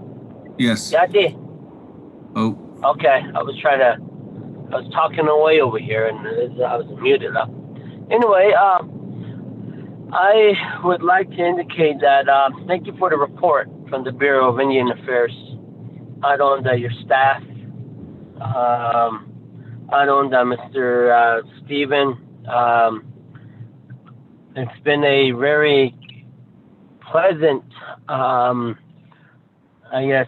tenureship working with your staff so far since you became the area director in this area.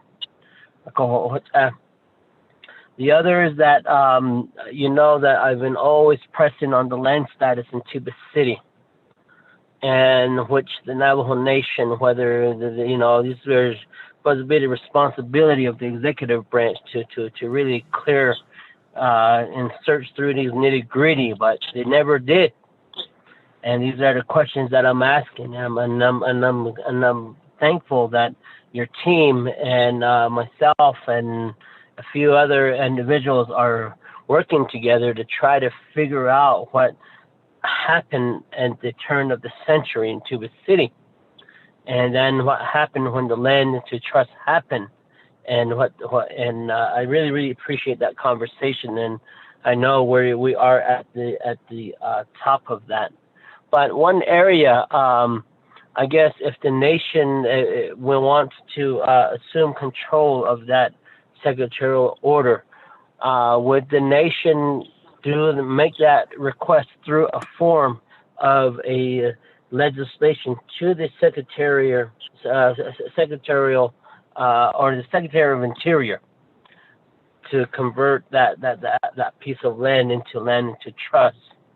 I just would like to see if I could get the Bureau of Indian Affairs insight on that.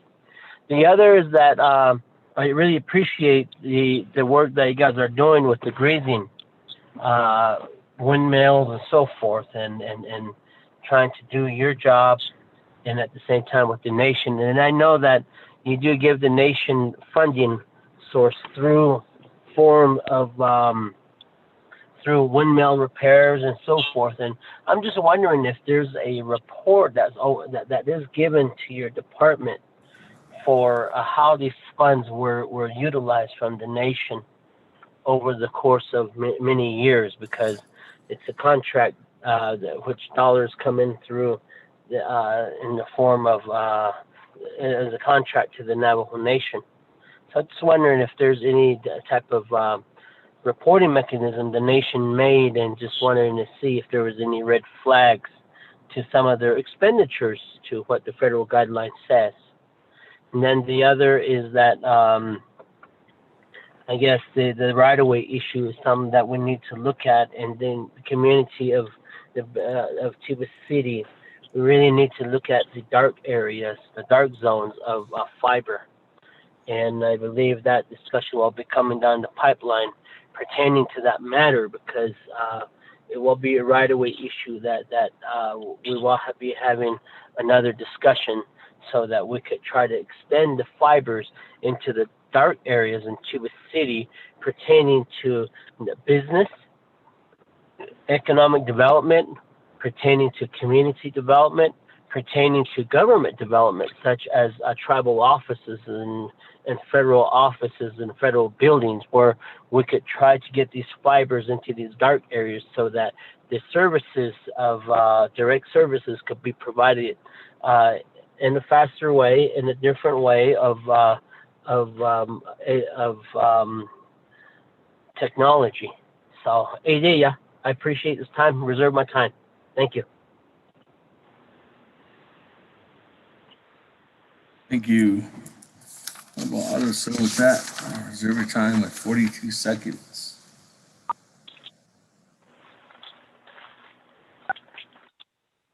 Not down. Wakiel McGee, floor is yours.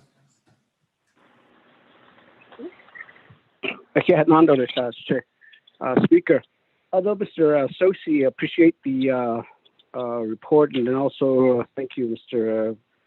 Stevens. Several questions. During our tour last week, I've learned that BIA had provided certain millions of dollars to the Navajo Nation, DNR. Are you able to provide the council how much money and for what purpose that particular funding was allocated to the Division of Natural Resource? And then the other one, windmill, in the NPL, it indicates 112,000 was allocated for the NPL. Can you be more specific in which of the NPL chapters will be benefiting from this particular dollar? Agriculture program. I really mean for BIA, and I think you haven't met with the local chapter that they have been requesting the mini farms. And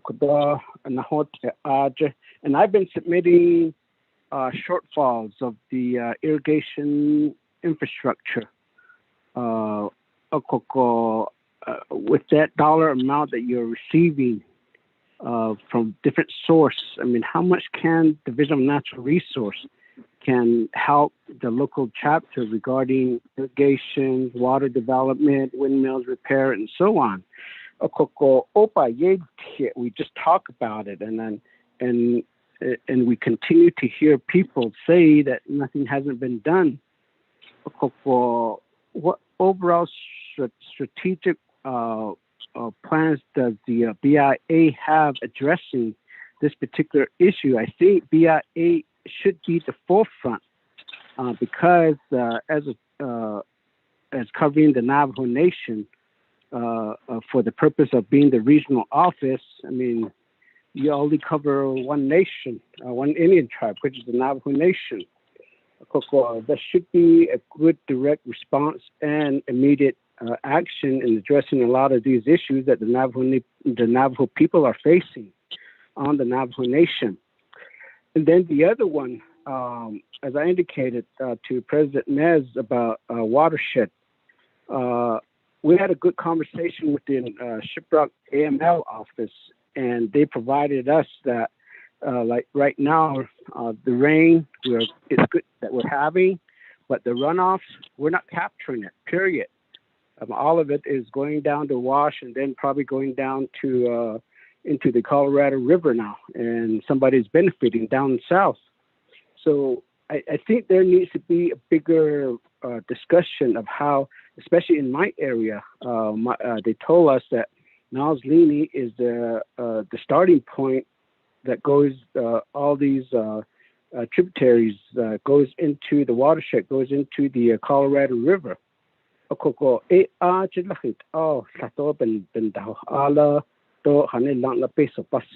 with that, Speaker, let me go ahead and reserve my time for additional question later. That is every time on BA, 1 minute, 30 seconds. Moving on down. Vice Chair Smith, where's yours?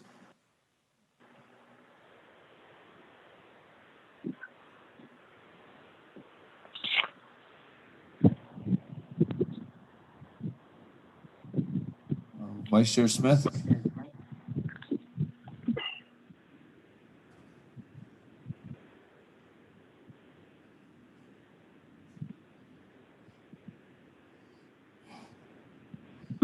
Vice Chair Smith going twice.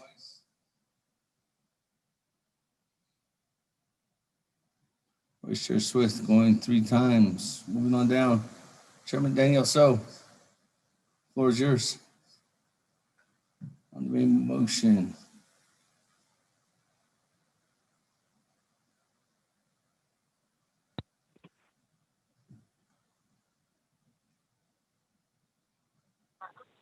Thank you, Satilla. Oh. Honorable Speaker. Otto, members of the Navajo Nation Council, Otto Satilla, designated area director. Regional Director, excuse me. Thank you for your report. Again, the issues, the Eastern Navajo area. We were on the call with BLM and BIA, and folks were unprepared to answer my questions. And so the matter of allotments within a BLM grazing allotment, IIM allotment, Excavado AML, somewhere around 42 allotments times 160 acres. That's what's within that acreage. And allotment shareholders may number in the thousands. And what I'm concerned about is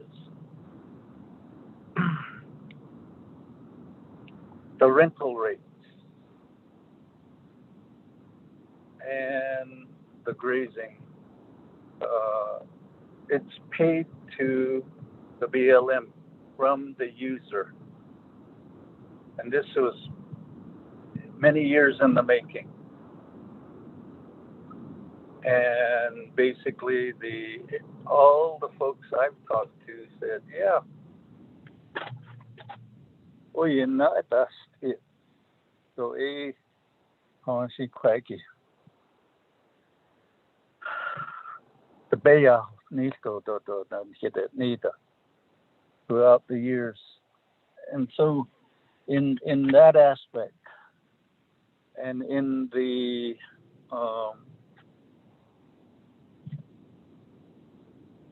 district grazing folks, they don't know about it. So in that aspect, I wish to have the Eastern Navajo Realty specialists explore and research that more. Throughout the years, at whatever it was leased at, $2 an acre times 50 acres, 160 acres times 50 years, maybe even close to 90 years. Those the usage of those allotments the rental rates have not gone to the allotment shareholders. And the Office of Special Trust, they send out,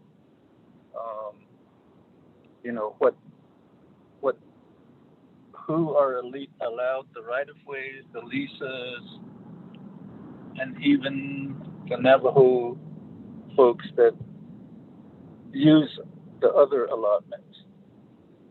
We see who they are, but on the ones that are within that Excavado AML, there is no report. And it just seems like there's negligence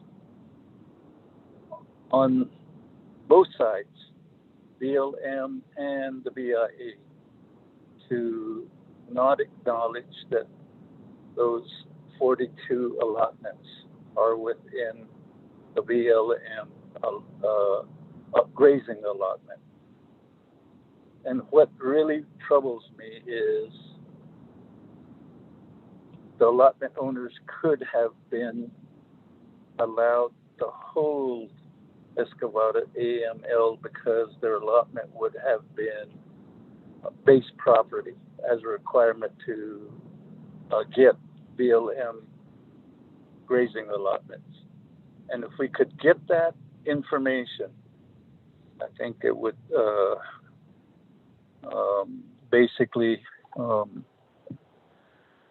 help the allotment owners. For the folks that are on the call, this is the allotment, grazing allotment that's at where everybody knows the area as Gutso, the old trading post and bar that have been basically closed down, and it's only the headquarters for ranch operations by non-Navajos. Thank you, Speaker, for letting me this time.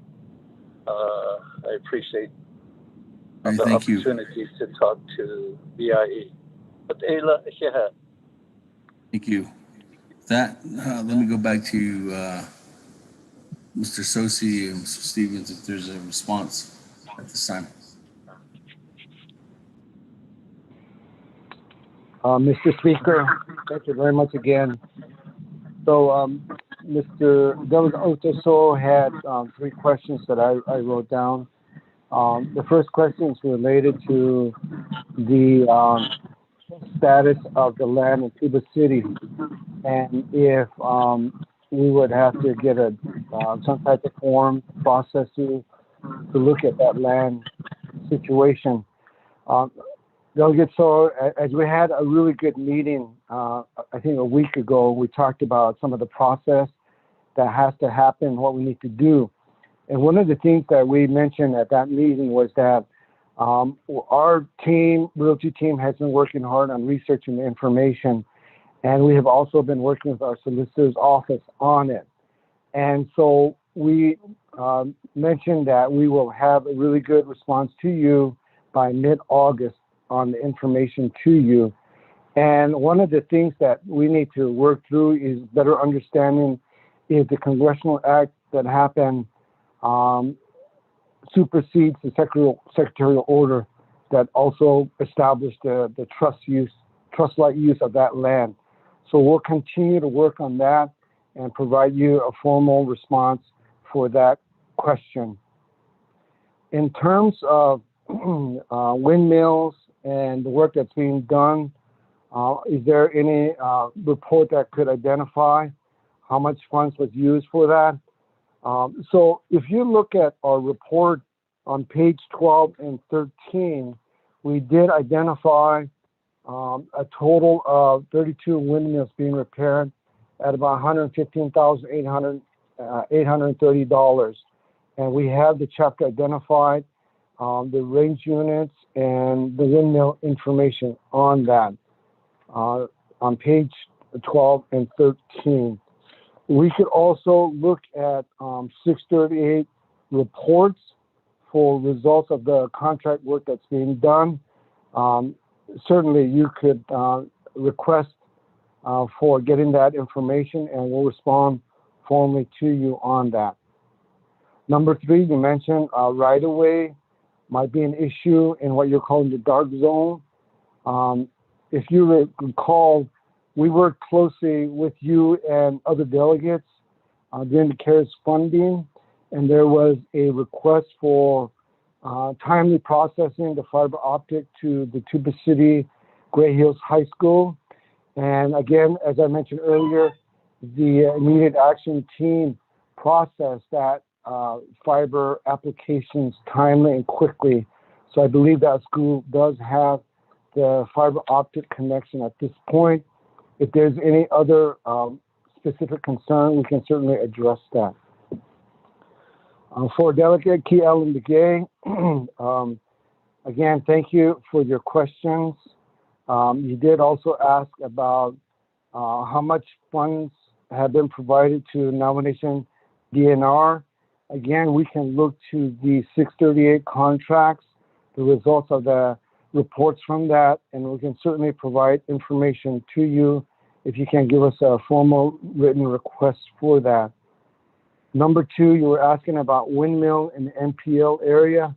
You mentioned $112,000 there. Again, I draw your attention to 12 and 13. And beyond that, if you have any more specific questions on it, we can provide that information to you. Number 3, you talked about looking at some of the shortfalls related to irrigation. And we've been coordinating with you and your assistant to have a meeting out at for the different chapters. We look forward to finalizing the date on that so that we can listen in with your chapters and really address some of those concerns for those different questions that might come up. So as soon as we can finalize a date on that, we can have a call, possibly in person, to address some of those questions and concerns that are there.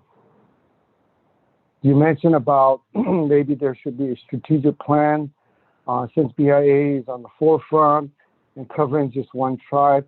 We can certainly, I think, look at that and how we can better coordinate with Division of Natural Resources for the Navajo Nation side. So we'll take that certainly under consideration. I believe some of my team members are listening in from the natural resources, so we can take that recommendations back to our team and see if we can coordinate and some type of planning to address some of those key areas of concern, including watershed as well. I believe those are the main questions that came out that I responded to now. Speaker Damon? I'm sorry, there's one more. Daniel So had a question related to the grazing community under BLM's management. Daniel, so you are right that we did have a meeting with BLM, and they did, I believe, attempt to answer some of your questions there. If you look at the BIA side of the house, we do use authority to grant to make sure that there's accountability for all allotted lands that are being used for grazing permits. And we'll certainly open to having more meetings with BLM to address some of those key questions that you have related to maybe how allottees can benefit from the use of grazing for those allotted lands. Keep in mind, BLM did mention that they do have a process in place that's based on what they call base property, and that allottees who want to basically use the allotment for base property so that they can benefit from that possibility is available. And also another thing that they mentioned was that a leasing instrument could be placed with the allottees if that's what the allottees want. So, but certainly we can have more meetings with BLM and yourself, Delegate. So thank you.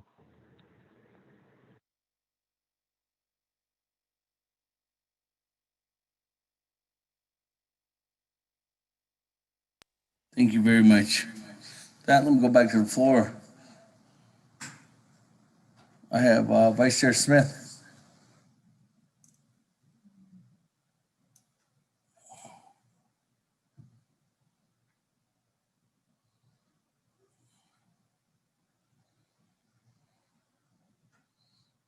Vice Chair Smith going twice.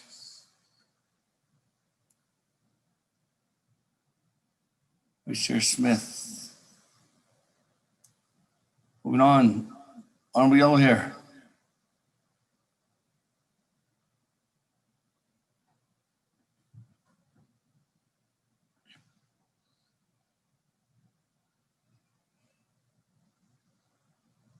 Hello, Yateha. Good afternoon. This is Delegate Yellow Hair. Oh. Yeah, Bureau of Indian Affairs coming before Budget and Finance Committee. I take care of Black Mesa, Forest Lake, and Pinion, Whippoorwill, Hartwell. All these 5 chapters that's involved in NPL since 1972. All this happened to us, to my community out there. And we've been hurt so many times, lost the land to Hopi, and since October 14, 1972, the problem still exists. We're a host there, and the Navajo and Hopi land from my community moving to Hartford area, and also they live around Pinions and also Forest Lake and some in Black Mesa. The problem we have, BIA, I want to tell it right straight to you. You neglect your duties. You neglect your responsibilities.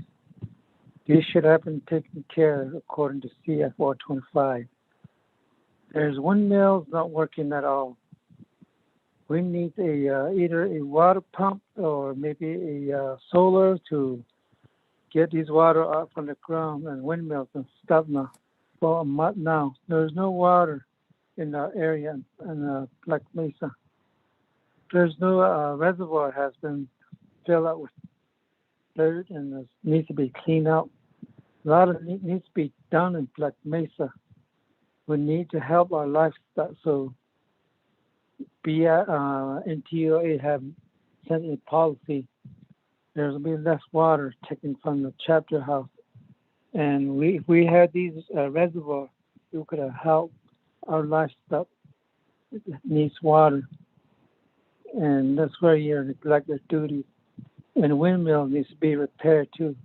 Nobody comes around from BIA. So you're very far behind. You need to check out some time, come around in Hartford area.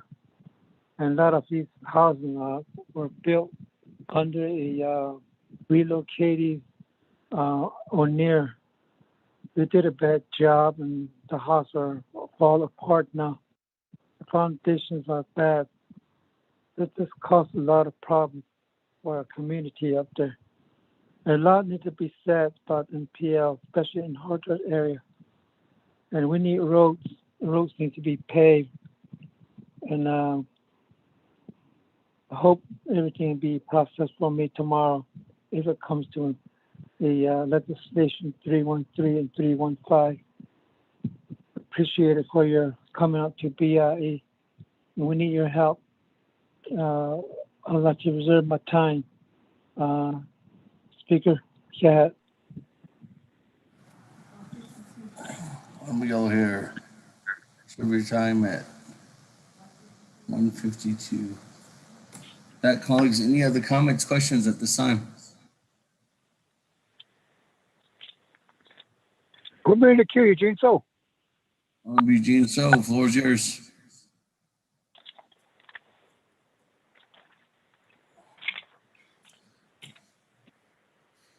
On Eugene So.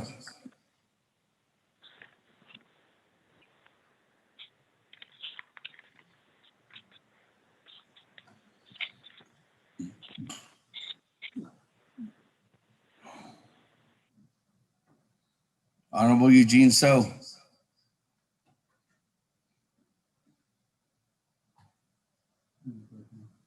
Can you hear me? I say. Yes. Okay. I'll make it fast to the point. The USDA MOU between the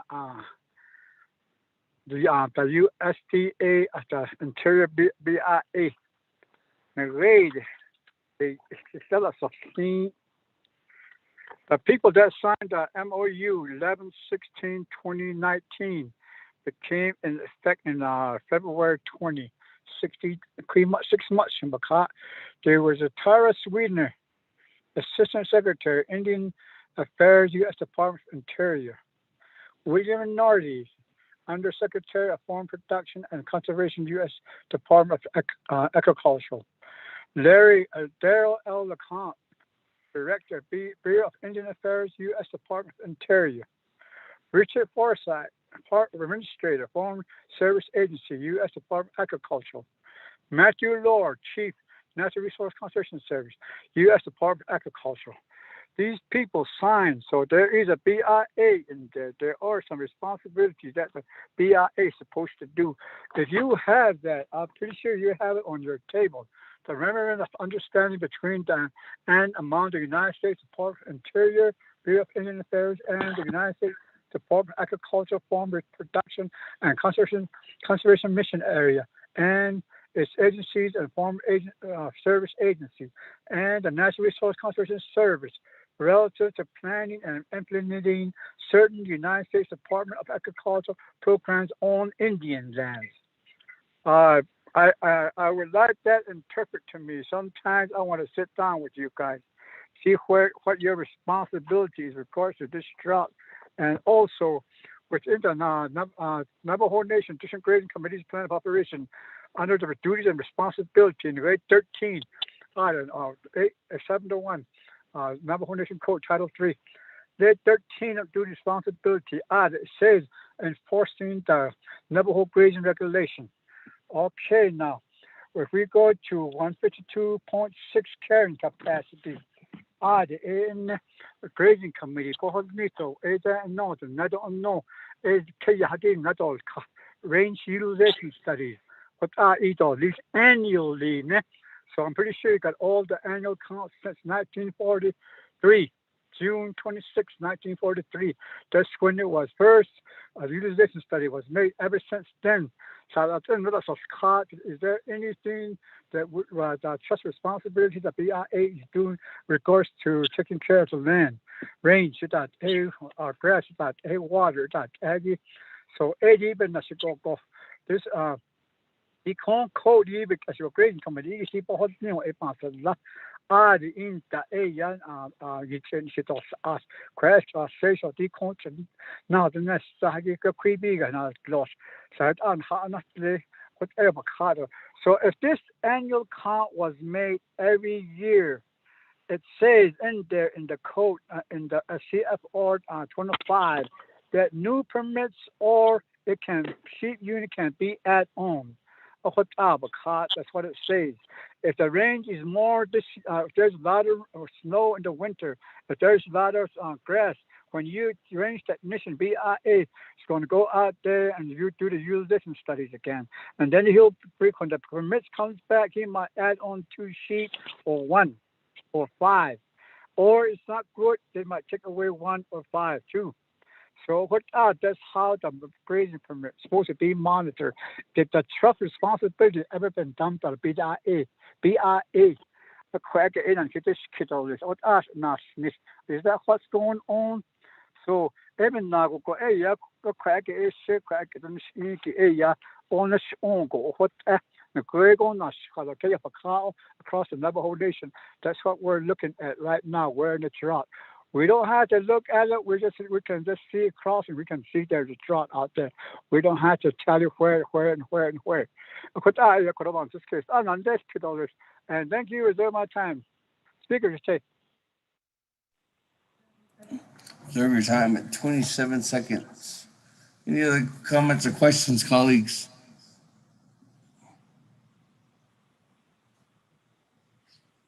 If there's none, let me go back to Mr. Stevens.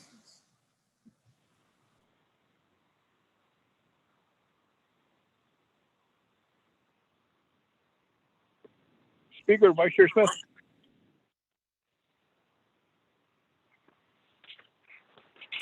Mr. Stevens? Yeah, Mr. Sosi, do you have a response? Yes, I do, sir. Okay, or Mr. Sosi. Speaker Damon, thank you for the opportunity again to provide some information to Navajo Nation Council. In terms of Delegate Yellow Hair's questions related to information that is regarding NPL, certainly we understand that there's been significant impacts and stress and to quality of life for families that are living there. We understand that, and certainly we will continue to work hard to see where we can work on some of those questions and areas that you have concern on. We're available to meet on those specific areas. Under at least my guidance, I've been telling our team that we really need to be out in the field, and the staff have been doing that. They've been reaching out. And as I mentioned to Delegate Kia and Begay, we're willing to have a meeting with the chapters that you work with, and we're willing to sit down and listen and answer some of those questions that are there. So certainly we're looking forward to that. I'm being told from my staff that certainly the $115,830 that's listed on page 12, we are working on the windmills, and then we can provide by chapter range unit and windmill numbers for that effort. So we can provide that information through a formal response. For Delegate Eugene, so you've mentioned some questions about what BIA's responsibility might be. You cited some provisions in 25 CFR about carrying capacity, mentioning the range utilization study. So let me give a kind of a broad response and then maybe be a little bit more specific on it. Really, my experience has been working closely with the land board and chapters in Eastern Navajo agency as a superintendent. Certainly, we've done a lot of good work on that side, and I know on the Big Navajo side, our natural resources team have also worked closely with the different areas. I know that in a general sense, we want to understand what how the land is. Based on that, we do inventory studies or range utilization studies. I know that Dr. Curley has been working hard on getting those types of studies done in Fort Defiance and other areas. And usually in general, we do these studies so that we can establish carrying capacities. And it's really a shared responsibility between the Navajo Nation and the Bureau of Indian Affairs in terms of range management. So we'll continue to work with the different areas in providing that type of information. Those are available. So if you can give us a request in writing, we can provide those that information or the reports that we use. And certainly we'll continue to meet on these different questions too. Thank you.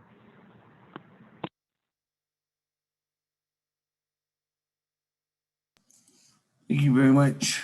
That, let me go on down. Vice Chair Smith, I did call on you earlier. We'll go back to you, Vice Chair Smith. Floor is yours. Thank you, Speaker. My phone call dropped. Thank you, BIA, Mr. Sosi, and Mr. Bart.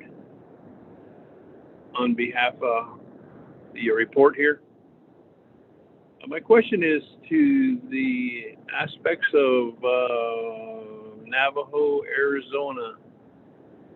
One of the major projects regarding the bridge across Rio Perco, across Burlington, northern Santa Fe, came to a screeching halt, and the community members within the Hatutzil area, 14R, and ranchers, and those that live south of Rio Perco that commute are wondering what took place, what happened, and if it's going to ever be completed.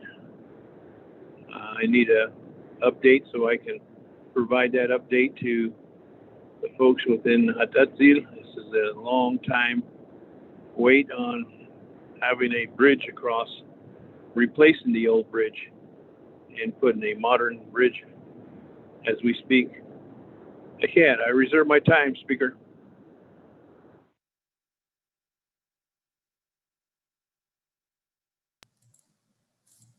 That, Vice Chair Smith, 3 minutes and 40 seconds. Moving on down, colleagues. Are there any other comments, questions at this time?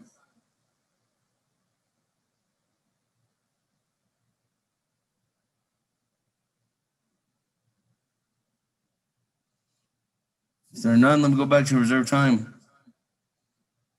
Honorable Otoso, 42 seconds. Thank you very much, Speaker and members of the council and the Bureau of Indian Affairs. The other is that I guess with the responsibility and helping us,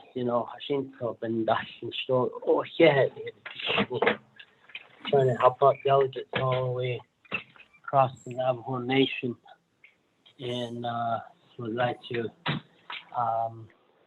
shout out, I need never care and because they're doing their best to try to address or shed light to the issues. So I really appreciate the communication I had with the Bureau of Indian Affairs relating to my community. Hey, moving on down.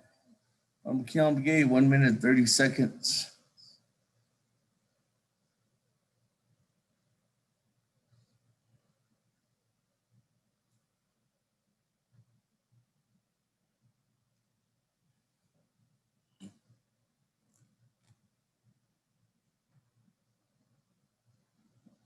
Honorable Keon Begay.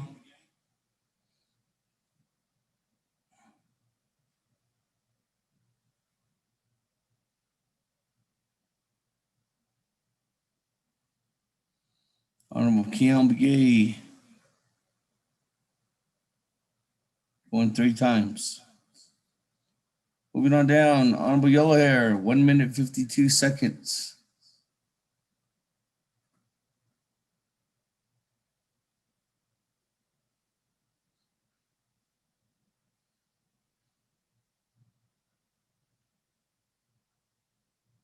Honorable Yellow Hair. Hello, good afternoon again. Good evening again. Yeah, Yes. I'll say thanks to BIA. I don't know, you ever advocate for NPL, like I said, for windmills? Not just us in NPL. I live outside of NPL. We have problems with all over the windmills. I don't know if you ever advocate for Navajo Nation. All we hear is no money for NPL. I don't know how you do in Washington, D.C. if you ever advocate money. We need money for the NPL area. And also our reservation travels for 110 chapters windmills.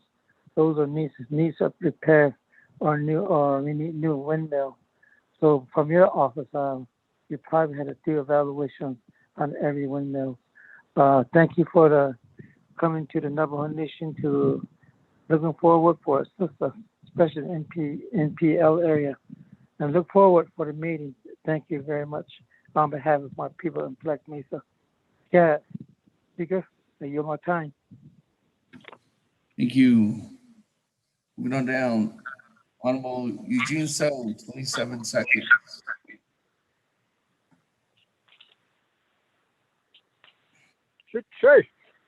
Oh, CF25, 167.6 carrying capacity starts with the grazing committee and then to the central grazing committee and then to the council. That's how it's state. Don't go to us first, council. Go to the grazing committee.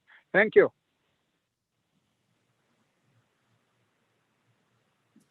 thank you. That, we turn it back over to Mr. Sosi, Mr. Stevens. Speaker, again, thank you very much for the opportunity. There was a question from Delegate Smith on the major bridge repair that somehow halted. We would have to get back with Delegate Smith on that. I don't have that information right at my fingertips, but I do know that during the pandemic, a lot of these work has been halted and they're starting to restart many of those projects, but certainly we'll look into it. Again, I have my staff on the line listening in, taking notes, and we'll do a formal response on that one. The other ones, I believe, was just comments, Mr. Speaker.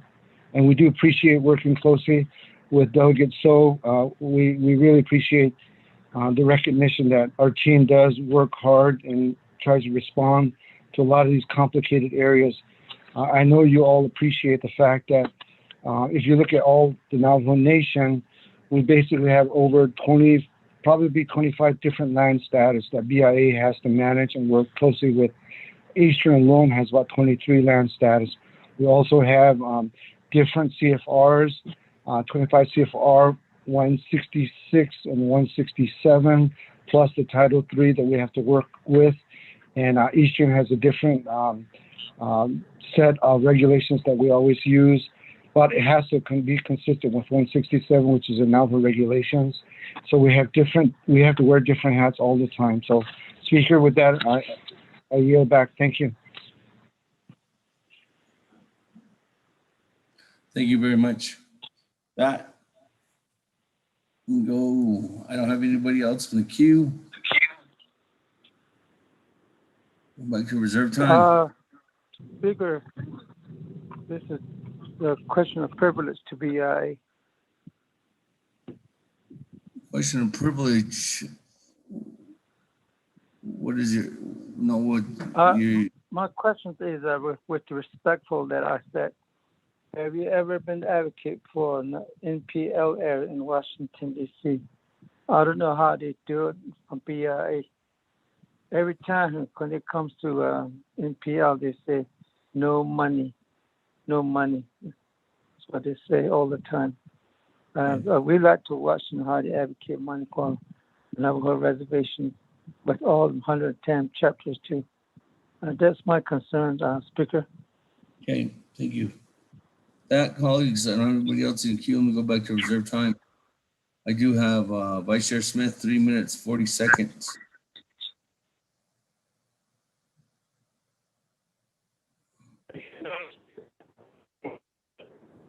Fourth Donation Council in BIA reference to the answer. Answer, but I don't know when I'll get my answer.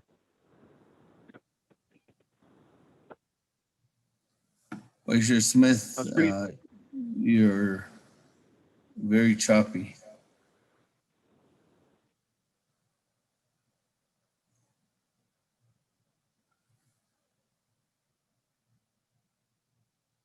Vice Chair Smith.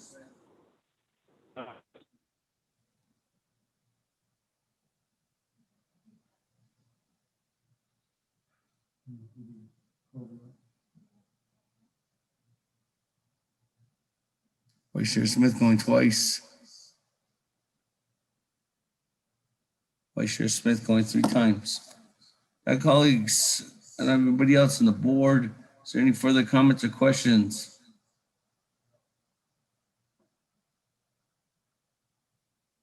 Twice. Delegate James here. Honorable James. Where's yours?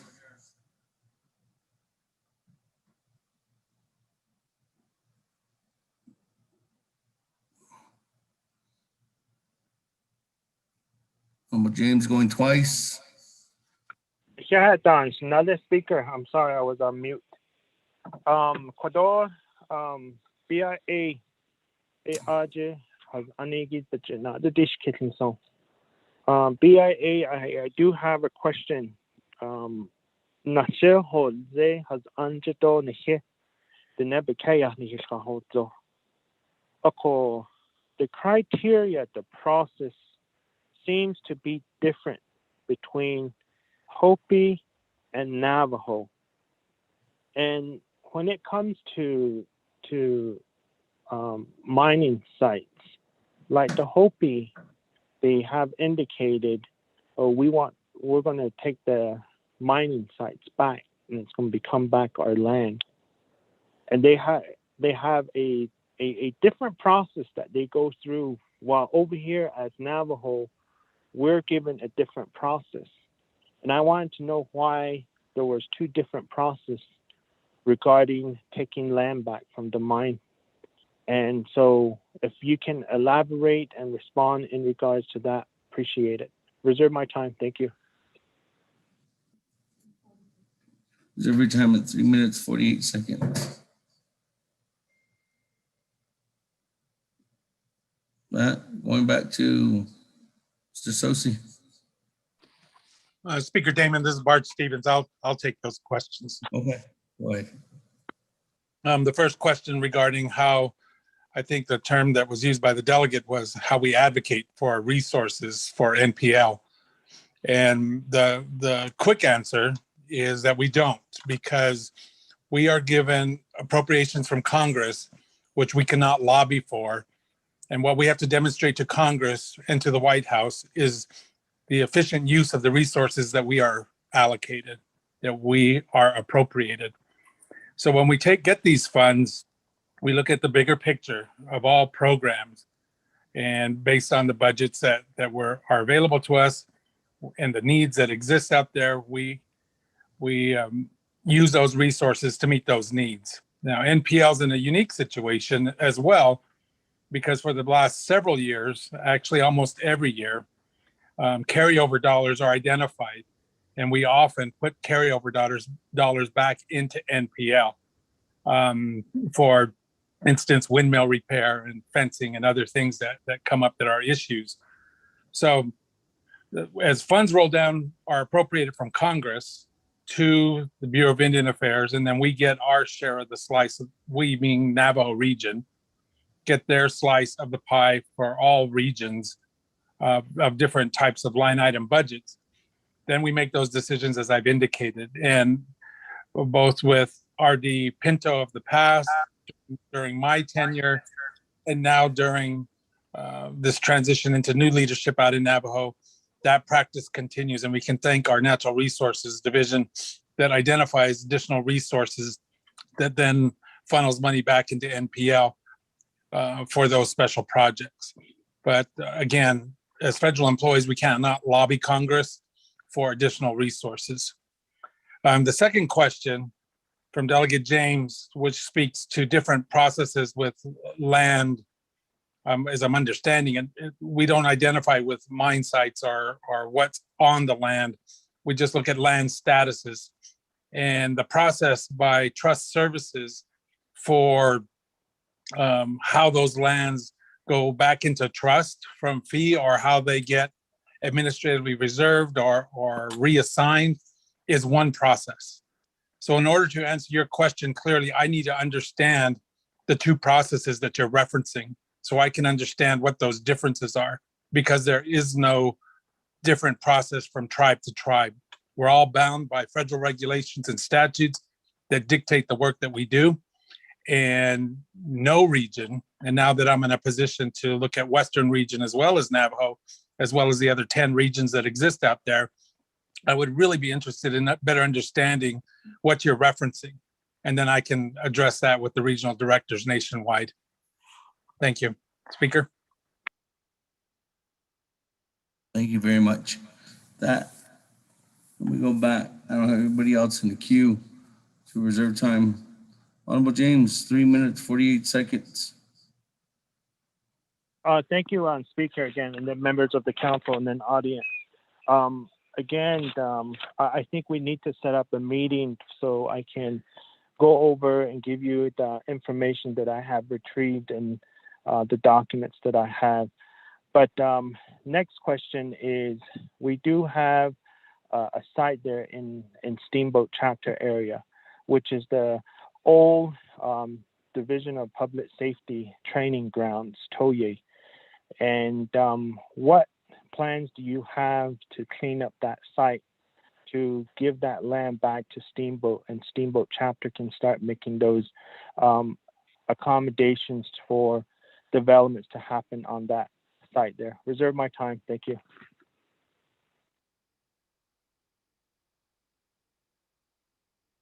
Reserve your time at 3 minutes and 2 seconds. We go back to Mr. Stevens. Yes, sir. Thank you, Speaker. And thank you for the question, Delegate James. We are in a position now in central office where the president's proposed budget is making its way through the final cut for 2023. As you know, budgets are 2 years ahead that we planned for. And what we're anticipating is that we'll be able to take on additional projects where we're crossing our fingers and we're hopeful. A lot of this information right now is embargoed and I can't share the details, but we know that there are contaminated sites out there, and this administration is very concerned with those issues. So we're anticipating that in the future, near future, we'll be able to design or begin planning projects on what we're going to do with, should we receive additional resources to tackle some of these issues that are out there. I can have Mr. Sosi and the region begin working with our realty shop to identify specific boundaries, land statuses, environmental issues, and so forth, so that the region is prepared to bring these things forward once a budget is approved and we're able, if we're asked to have, so to speak, shovel-ready projects, we can be ready for that. But in terms of any short-term plans or things that are in place right now, I'll defer to the region if there's anything moving, but I think that's highly unlikely at this time. We don't plan when we don't anticipate resources to fund plans. So, but we're in a situation going forward, as I've indicated with the president's proposed budget, may allow us some opportunities to begin that planning. Thank you, Speaker.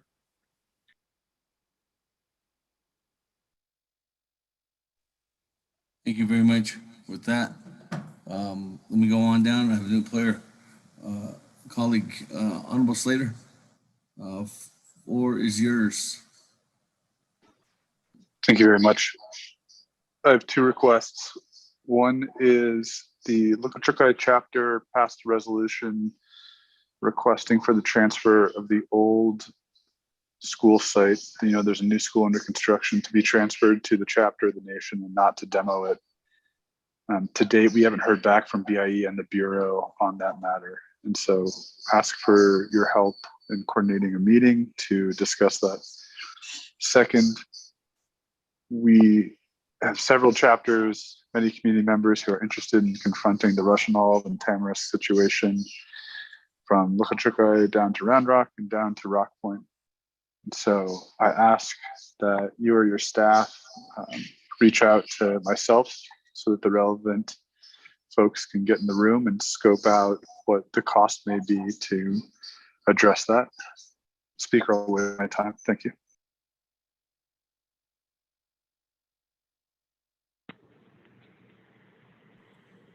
Thank you very much.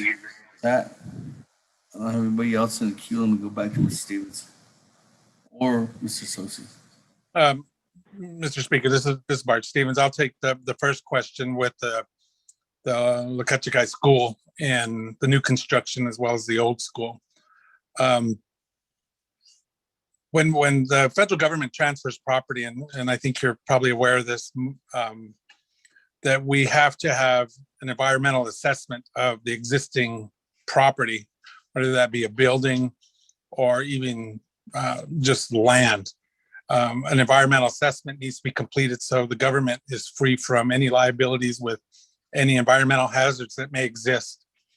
Most often with these older buildings, there are environmental issues with asbestos, lead paint, and other things that typically come to the forefront that require major cleanup. And that is the biggest obstacle in accessing property or transferring property from the federal government to tribes, because again, we have to be free from any liabilities that could exist in the future should we transfer without going through that environmental review and assessment of what may exist out there. We're certainly willing and able to take a look at that. And I think Mr. Sosi's shop out at the region can have his environmental scientists at least pull together some preliminary information and then get an understanding of what that would involve, associated costs and so forth. But new school construction comes directly from DFMC, the Division of Facility Management and Construction, who builds the school and covers all the costs associated with it, as well as the cost of demolition. Then maybe we could have a discussion once we determine what those environmental assessments may uncover, and then maybe talk to DFMC, and if those costs fall within the same limits that it would to be demolished, it makes sense to me anyway to do the latter. But certainly we're open to having that discussion, but that's just kind of what ties our hands most times is those high costs of environmental assessments and then cleanup. As far as the Russian olives and the tamarisk issue, I'll let Mr. Sosi address that, and he'll follow the same process with kind of what the EIS, environmental impact statements, that we're doing with other areas of noxious weeds.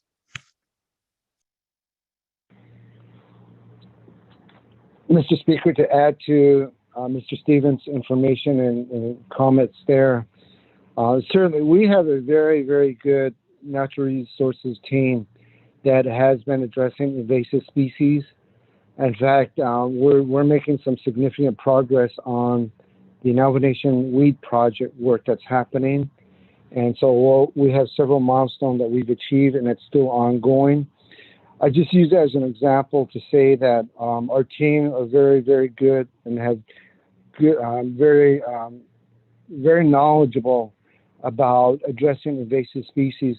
So certainly, Delegate Slater, we can have a meeting, a call with you to start the process of getting information from you and the chapter to see where all those Russian olive invasive species are, and then look at some possible opportunities to create some projects that based on some limited funding that we get on a yearly basis.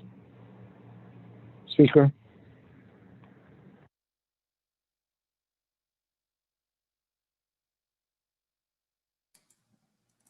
Thank you very much. That I don't have anybody else in the queue at this time, so let me go back to reserve time. Honorable Vince James, 3 minutes and 2 seconds. Thank you, speakers, members of the council audience. Thank you again, Mr. Stephen, for that response. My next question is going to be in regards to bridges. There's currently bridges that are out there, and when you drive up to the bridge, every vehicle end up hitting a big bump. When are those going to be backfilled and filled backed up to where a lot of vehicles are not running into that situation where the bridge and the pavement meet together? My second question is going to be in regards to HPL. Those individuals, families that live on HPL, when they're in need of an emergency, their response is, we have to report to Hopi or the Navajo Nation, and they call Navajo PD or any other entity within the Navajo Nation, but they're always told that Hopi needs to respond. So can I get some clarification from you in regards to that? Because my next question to that is that where are these individuals registered voting members, and who is receiving funds on behalf of our constituents in the HPL? Is it Hopi that's receiving funds, or is it the Navajo Nation that's receiving funds? If I can get some of your assistance regarding this matter, that would be very helpful. Thank you. Reserve my time. Yeah.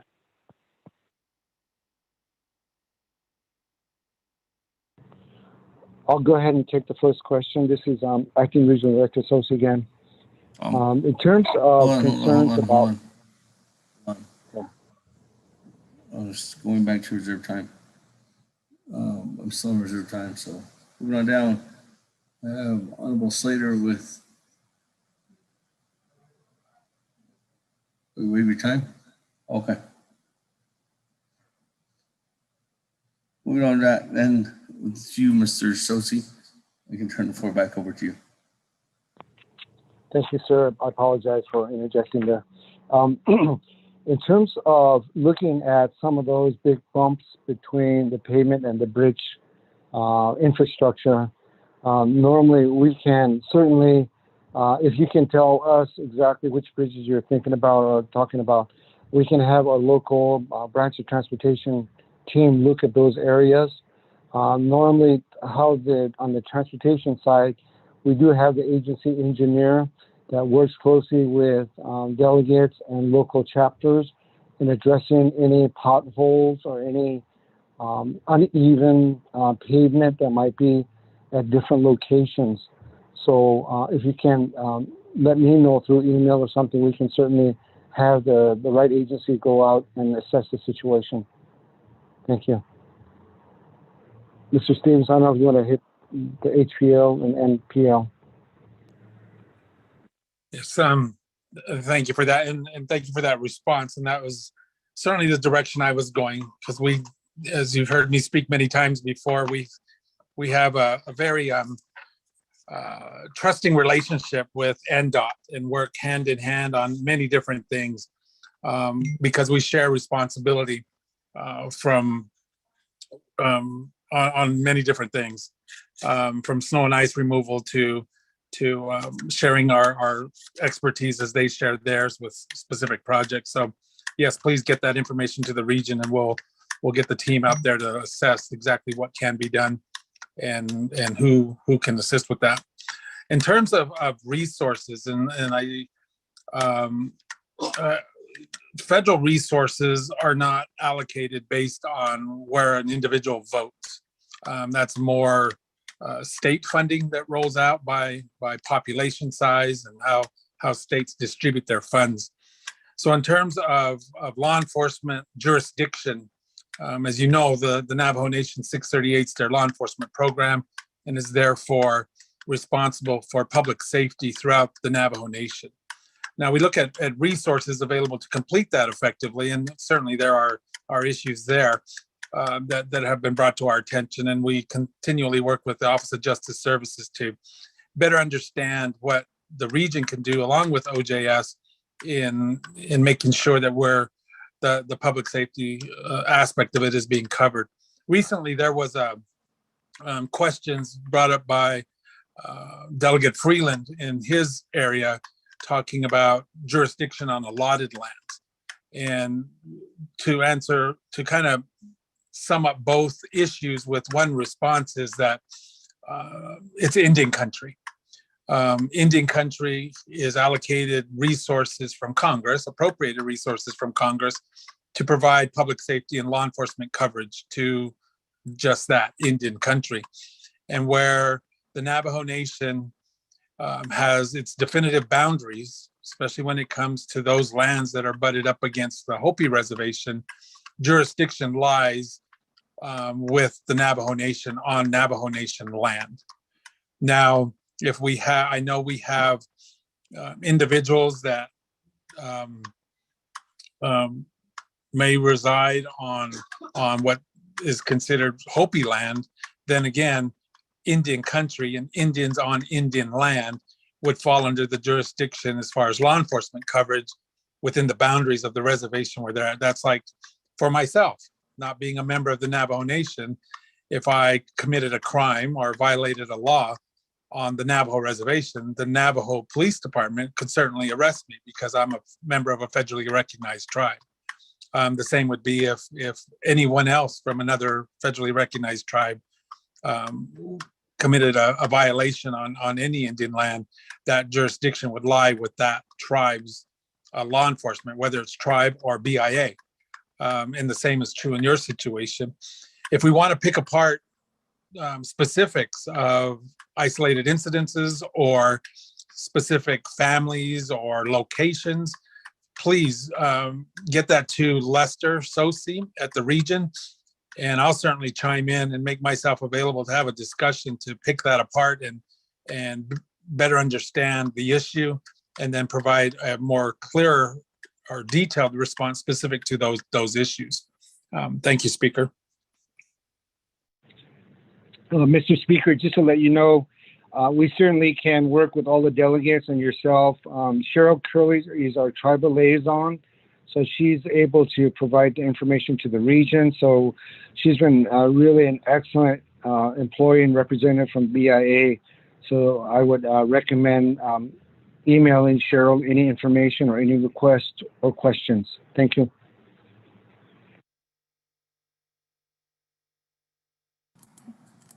Thank you very much. So let me go back to reserve time again. I don't have anybody else in the queue.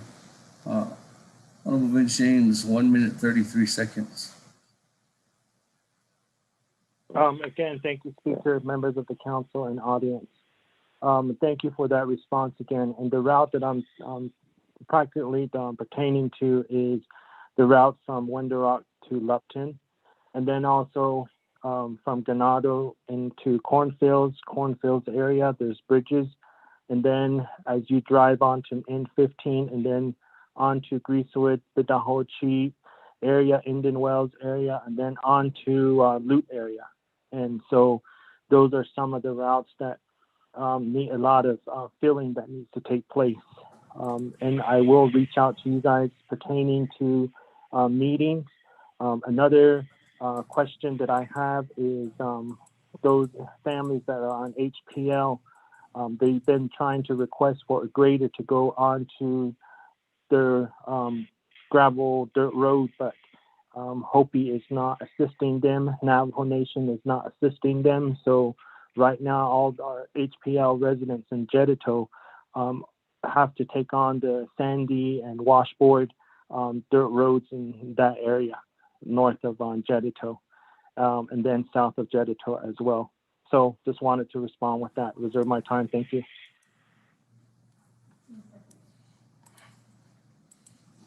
Reserve time of 14 seconds. There's a response from BIA. Let me go back to you, either Mr. Sosi or Mr. Stevens. Mr. Speaker, responding to the bridge concern, the uneven pavement. Thank you for that information. So we took notes on that.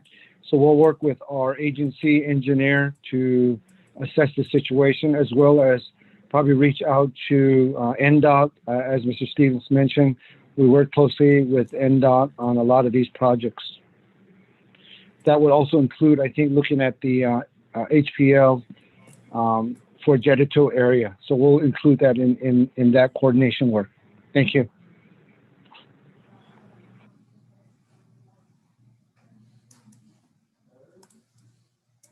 Thank you. We'll go back to reserve time when no one else in the queue. Honorable James, 14 seconds. Yeah, Nana, thank you. Another one is N15. We have millions of dollars just sitting there for N15 to get constructed. We'll need your assistance on that as well. Thank you very much. Yeah, wait the rest of my time. Okay, thank you. Colleagues, I don't have anybody else in the queue. Nobody else is reserve time. We're going twice, accepting the report from BIA. Going 3 times. We have a motion, second. Let's go board. Honorable Elmer Begay. Honorable Elmer Begay. Honorable Elmer Begay did not vote. Honorable Key Allen Begay Jr. Key Allen votes green. Thank you. Honorable Key Allen Begay Jr. votes green. Honorable Paul Begay. Delegate Paul Begay votes green. Honorable Paul Begay votes green.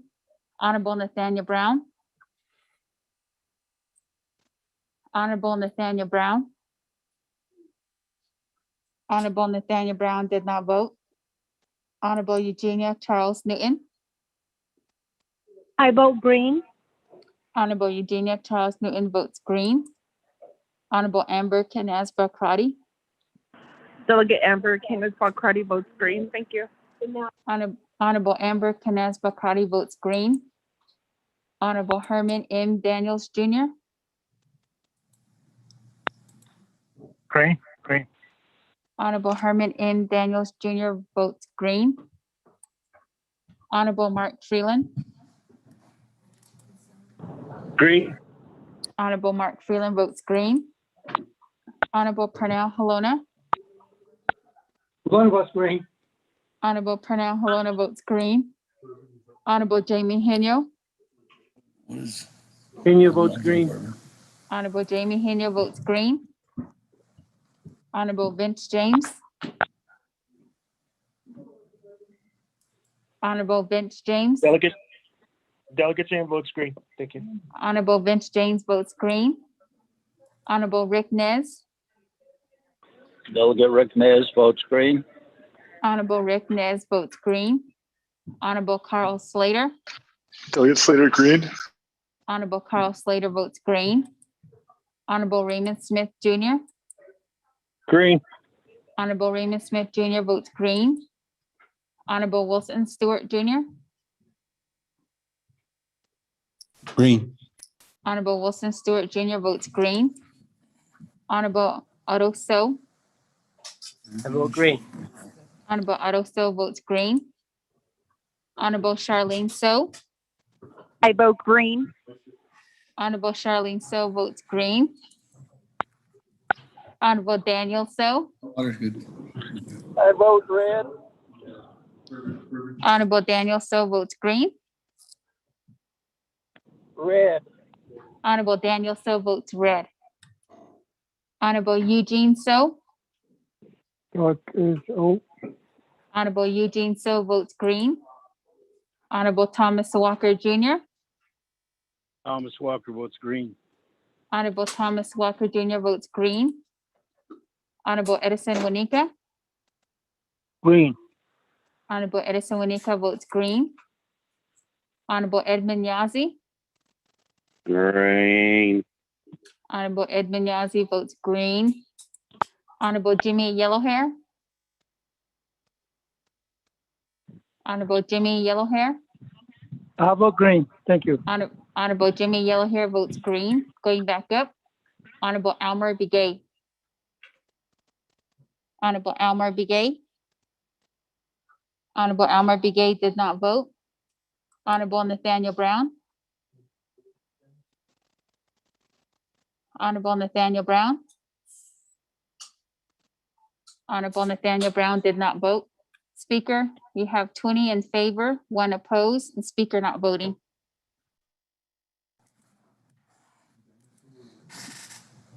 That 20 in favor, 1 opposed. Speaker not voting, motion carries. Thank you very much, Ms. Stevens, and thank you very much for still being a part of the organization there as you're still taking up the reins up there in DC too as well. And thank you very much, Mr. Sosi, for stepping up and continuing to work together with the nation as well. So have a good evening. Thank you, and you're welcome. All right. Thank you very much. Okay. With that, Honorable Otto So. Speaker, you hear me? Yes. Then, I motion to accept all the written report, the oral report at this time. Thank you.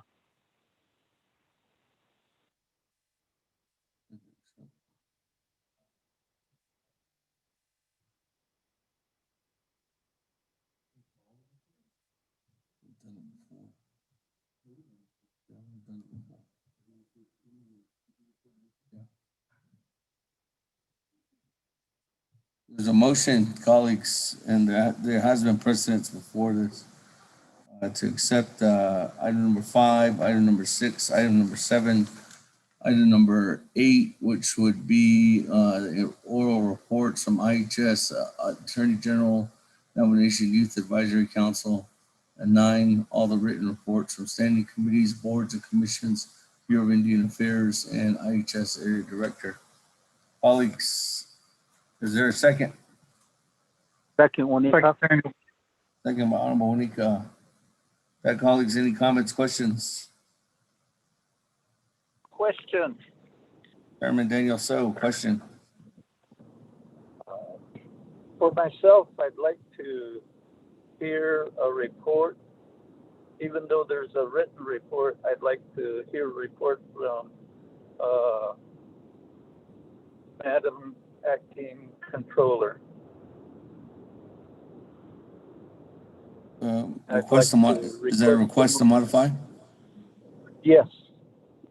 Chairman, with that, Honorable, sorry, Chairman, for interrupting you.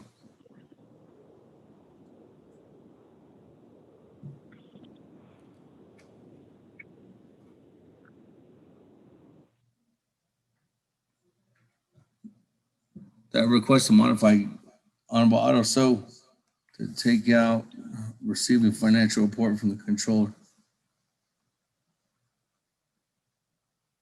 Mr. Speaker, I guess, yes, I can. Thank you. Okay. Request, Honorable Edison Wanika, you good with that? Yes. Okay. That, any other comments, questions, colleagues? With that request also being granted, could we hear that report first thing in the morning? Chairman, I'll come back to you. I'll come back to you. That, colleagues, if there's no other comments, questions, let's go to the board.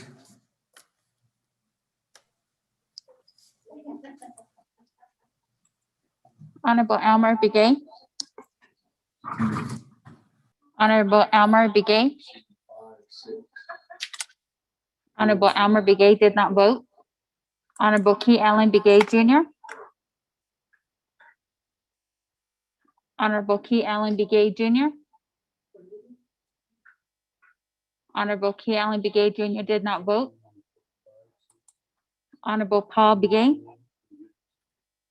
Delegate Paul Begay votes green. Honorable Paul Begay votes green.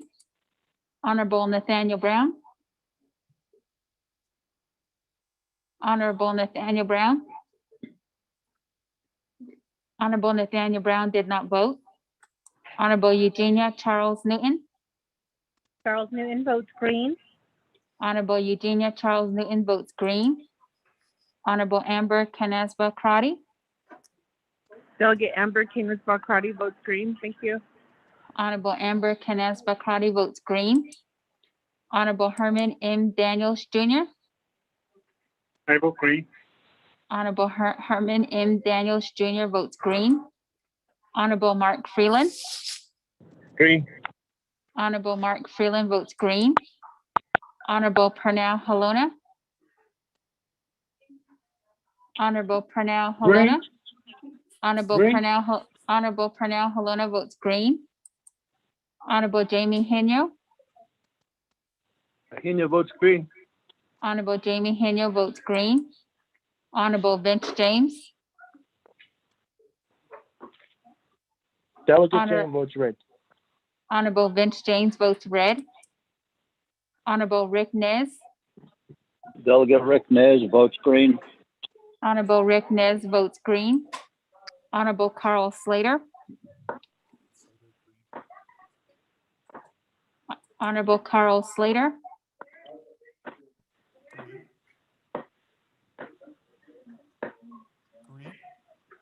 This is not working. Honorable Carl Slater votes green. Honorable Raymond Smith Jr., Green. Honorable Raymond Smith Jr. votes green. Honorable Wilson Stewart Jr., Green. Honorable Wilson Stewart Jr. votes green. Honorable Otto So, Vote green. Honorable Otto So votes green. Honorable Charlene So, I vote red. Honorable Charlene So votes red. Honorable Daniel So, I vote green. Honorable Daniel So votes green. Honorable Eugene So, Honorable Eugene So, Honorable Eugene So did not vote. Honorable Thomas Walker Jr., Thomas Walker votes green. Honorable Thomas Walker Jr. votes green. Honorable Edison Wanika, Green. Honorable Edison Wanika votes green. Honorable Edmund Yazzie, Green. Honorable Edmund Yazzie votes green. Honorable Jimmy Yellowhair, I vote green. Thank you. Honorable Jimmy Yellowhair votes green. Going back up, Honorable Elmer Begay, Honorable Elmer Begay, Honorable Elmer Begay did not vote. Honorable Key Allen Begay Jr., Delegate Caleb votes green. Thank you. Honorable Key Allen Begay Jr. votes green. Honorable Nathaniel Brown, Honorable Nathaniel Brown, Honorable Nathaniel Brown did not vote. Honorable Eugene So, Honorable Eugene So votes green. Speaker, you have 19 in favor, 2 opposed, and Speaker not voting.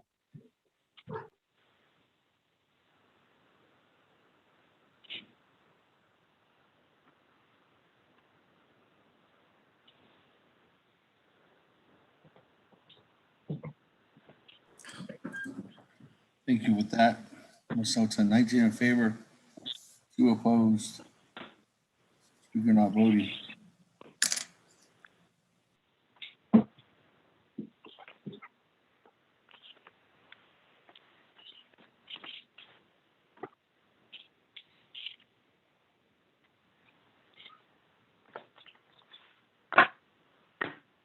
you very much. With that, 19 in favor, 2 opposed. Speaker not voting. That accepted the Chief Justice's report, the Speaker of Navajo Nation Council report, all the remaining oral reports, and all the written reports. With that, Chairman Daniel So, I come back to you. Yes, Vasily, and thank you for affording me this opportunity. I'd like to motion to recess with the condition that tomorrow morning, right after reconvening, after the announcements, we go to the written or the oral report from the controller to fulfill our fiduciary responsibilities. Thank you. There's a motion to Second by recess. Charles Newton. Start tomorrow's day, which is to continue on the reports, and that's allowable. That there has been precedence for that. With that, second by Madam Chair Charles Newton. Colleagues, motion recess at 7:28 p.m. Coming back into session tomorrow at 10 a.m. Starting off the day after we go into our agenda. With first item on the business will be the controller's report, and then we can go down to old business and then new business. Any comments, questions? If not, let's go to board on recessing at 7:28 p.m. Honorable Elmer Begay. Honorable Elmer Begay. Honorable Elmer Begay did not vote. Honorable Key Allen Begay Jr. Key Allen votes green. Thank you. Honorable Key Allen Begay Jr. votes green. Honorable Paul Begay. Delegate Paul Begay votes green. Honorable Paul Begay votes green. Honorable Nathaniel Brown. Honorable Nathaniel Brown. Honorable Nathaniel Brown did not vote. Honorable Eugenia Charles Newton. Honorable Eugenia Charles Newton. Honorable Eugenia Charles Newton votes green. Honorable Amber Canesva Crotty. Delegate Amber Kenneth-Paul Crotty votes green. Thank you. Honorable Amber Canesva Crotty votes green. Honorable Herman M. Daniels Jr. Green. Honorable Herman M. Daniels Jr. votes green. Honorable Mark Freeland. Green. Honorable Mark Freeland votes green. Honorable Pernell Halona. Lona votes green. Honorable Pernell Halona votes green. Honorable Jamie Henyo. It votes green. Honorable Jamie Henyo votes green. Honorable Vince James. Delegate James votes green. Honorable Vince James votes green. Honorable Rick Nez. Delegate Rick Nez votes green. Honorable Rick Nez votes green. Honorable Carl Slater. Delegate Slater, green. Honorable Carl Slater votes green. Honorable Raymond Smith Jr. Green. Honorable Raymond Smith Jr. votes green. Honorable Wilson Stewart Jr. Green. Honorable Wilson Stewart Jr. votes green. Honorable Otto So. Honorable Otto So votes green. Honorable Charlene So. Honorable Charlene So. I vote red. Excuse me. I vote green. Honorable Charlene So votes green. Honorable Daniel So. I vote green. Honorable Daniel So votes green. Honorable Eugene So. Honorable Eugene So votes green. Honorable Thomas Walker Jr. Thomas Walker votes green. Honorable Thomas Walker Jr. votes green. Honorable Edison Wanika. Green. Honorable Edison Wanika votes green. Honorable Edmund Yazi. Honorable Edmund Yazzie. Honorable Edmund Yazzie did not vote. Honorable Jimmy Yellowhair. I'll vote green. Honorable Jimmy Yellowhair votes green. Going back up. Honorable Almer Begay. Honorable Almer Begay. Honorable Almer Begay did not vote. Honorable Nathaniel Brown. Honorable Nathaniel Brown. Honorable Nathaniel Brown did not vote. Honorable Edmund Yazzie. Honorable Edmund Yazzie. Honorable Edmund Yazzie did not vote. Speaker is 20 in favor, 0 opposed, and speaker not voting. Thank you very much, colleagues. With that, 20 in favor, 0 opposed, speaker not voting, officially adjourned at 7:28 p.m. Until tomorrow, recess, officially into recess until 10 a.m. tomorrow, which is July 20th. With that, colleagues, have a good evening. Safe travels to the staff and everybody else that's on the road this evening. Have a good evening, everyone.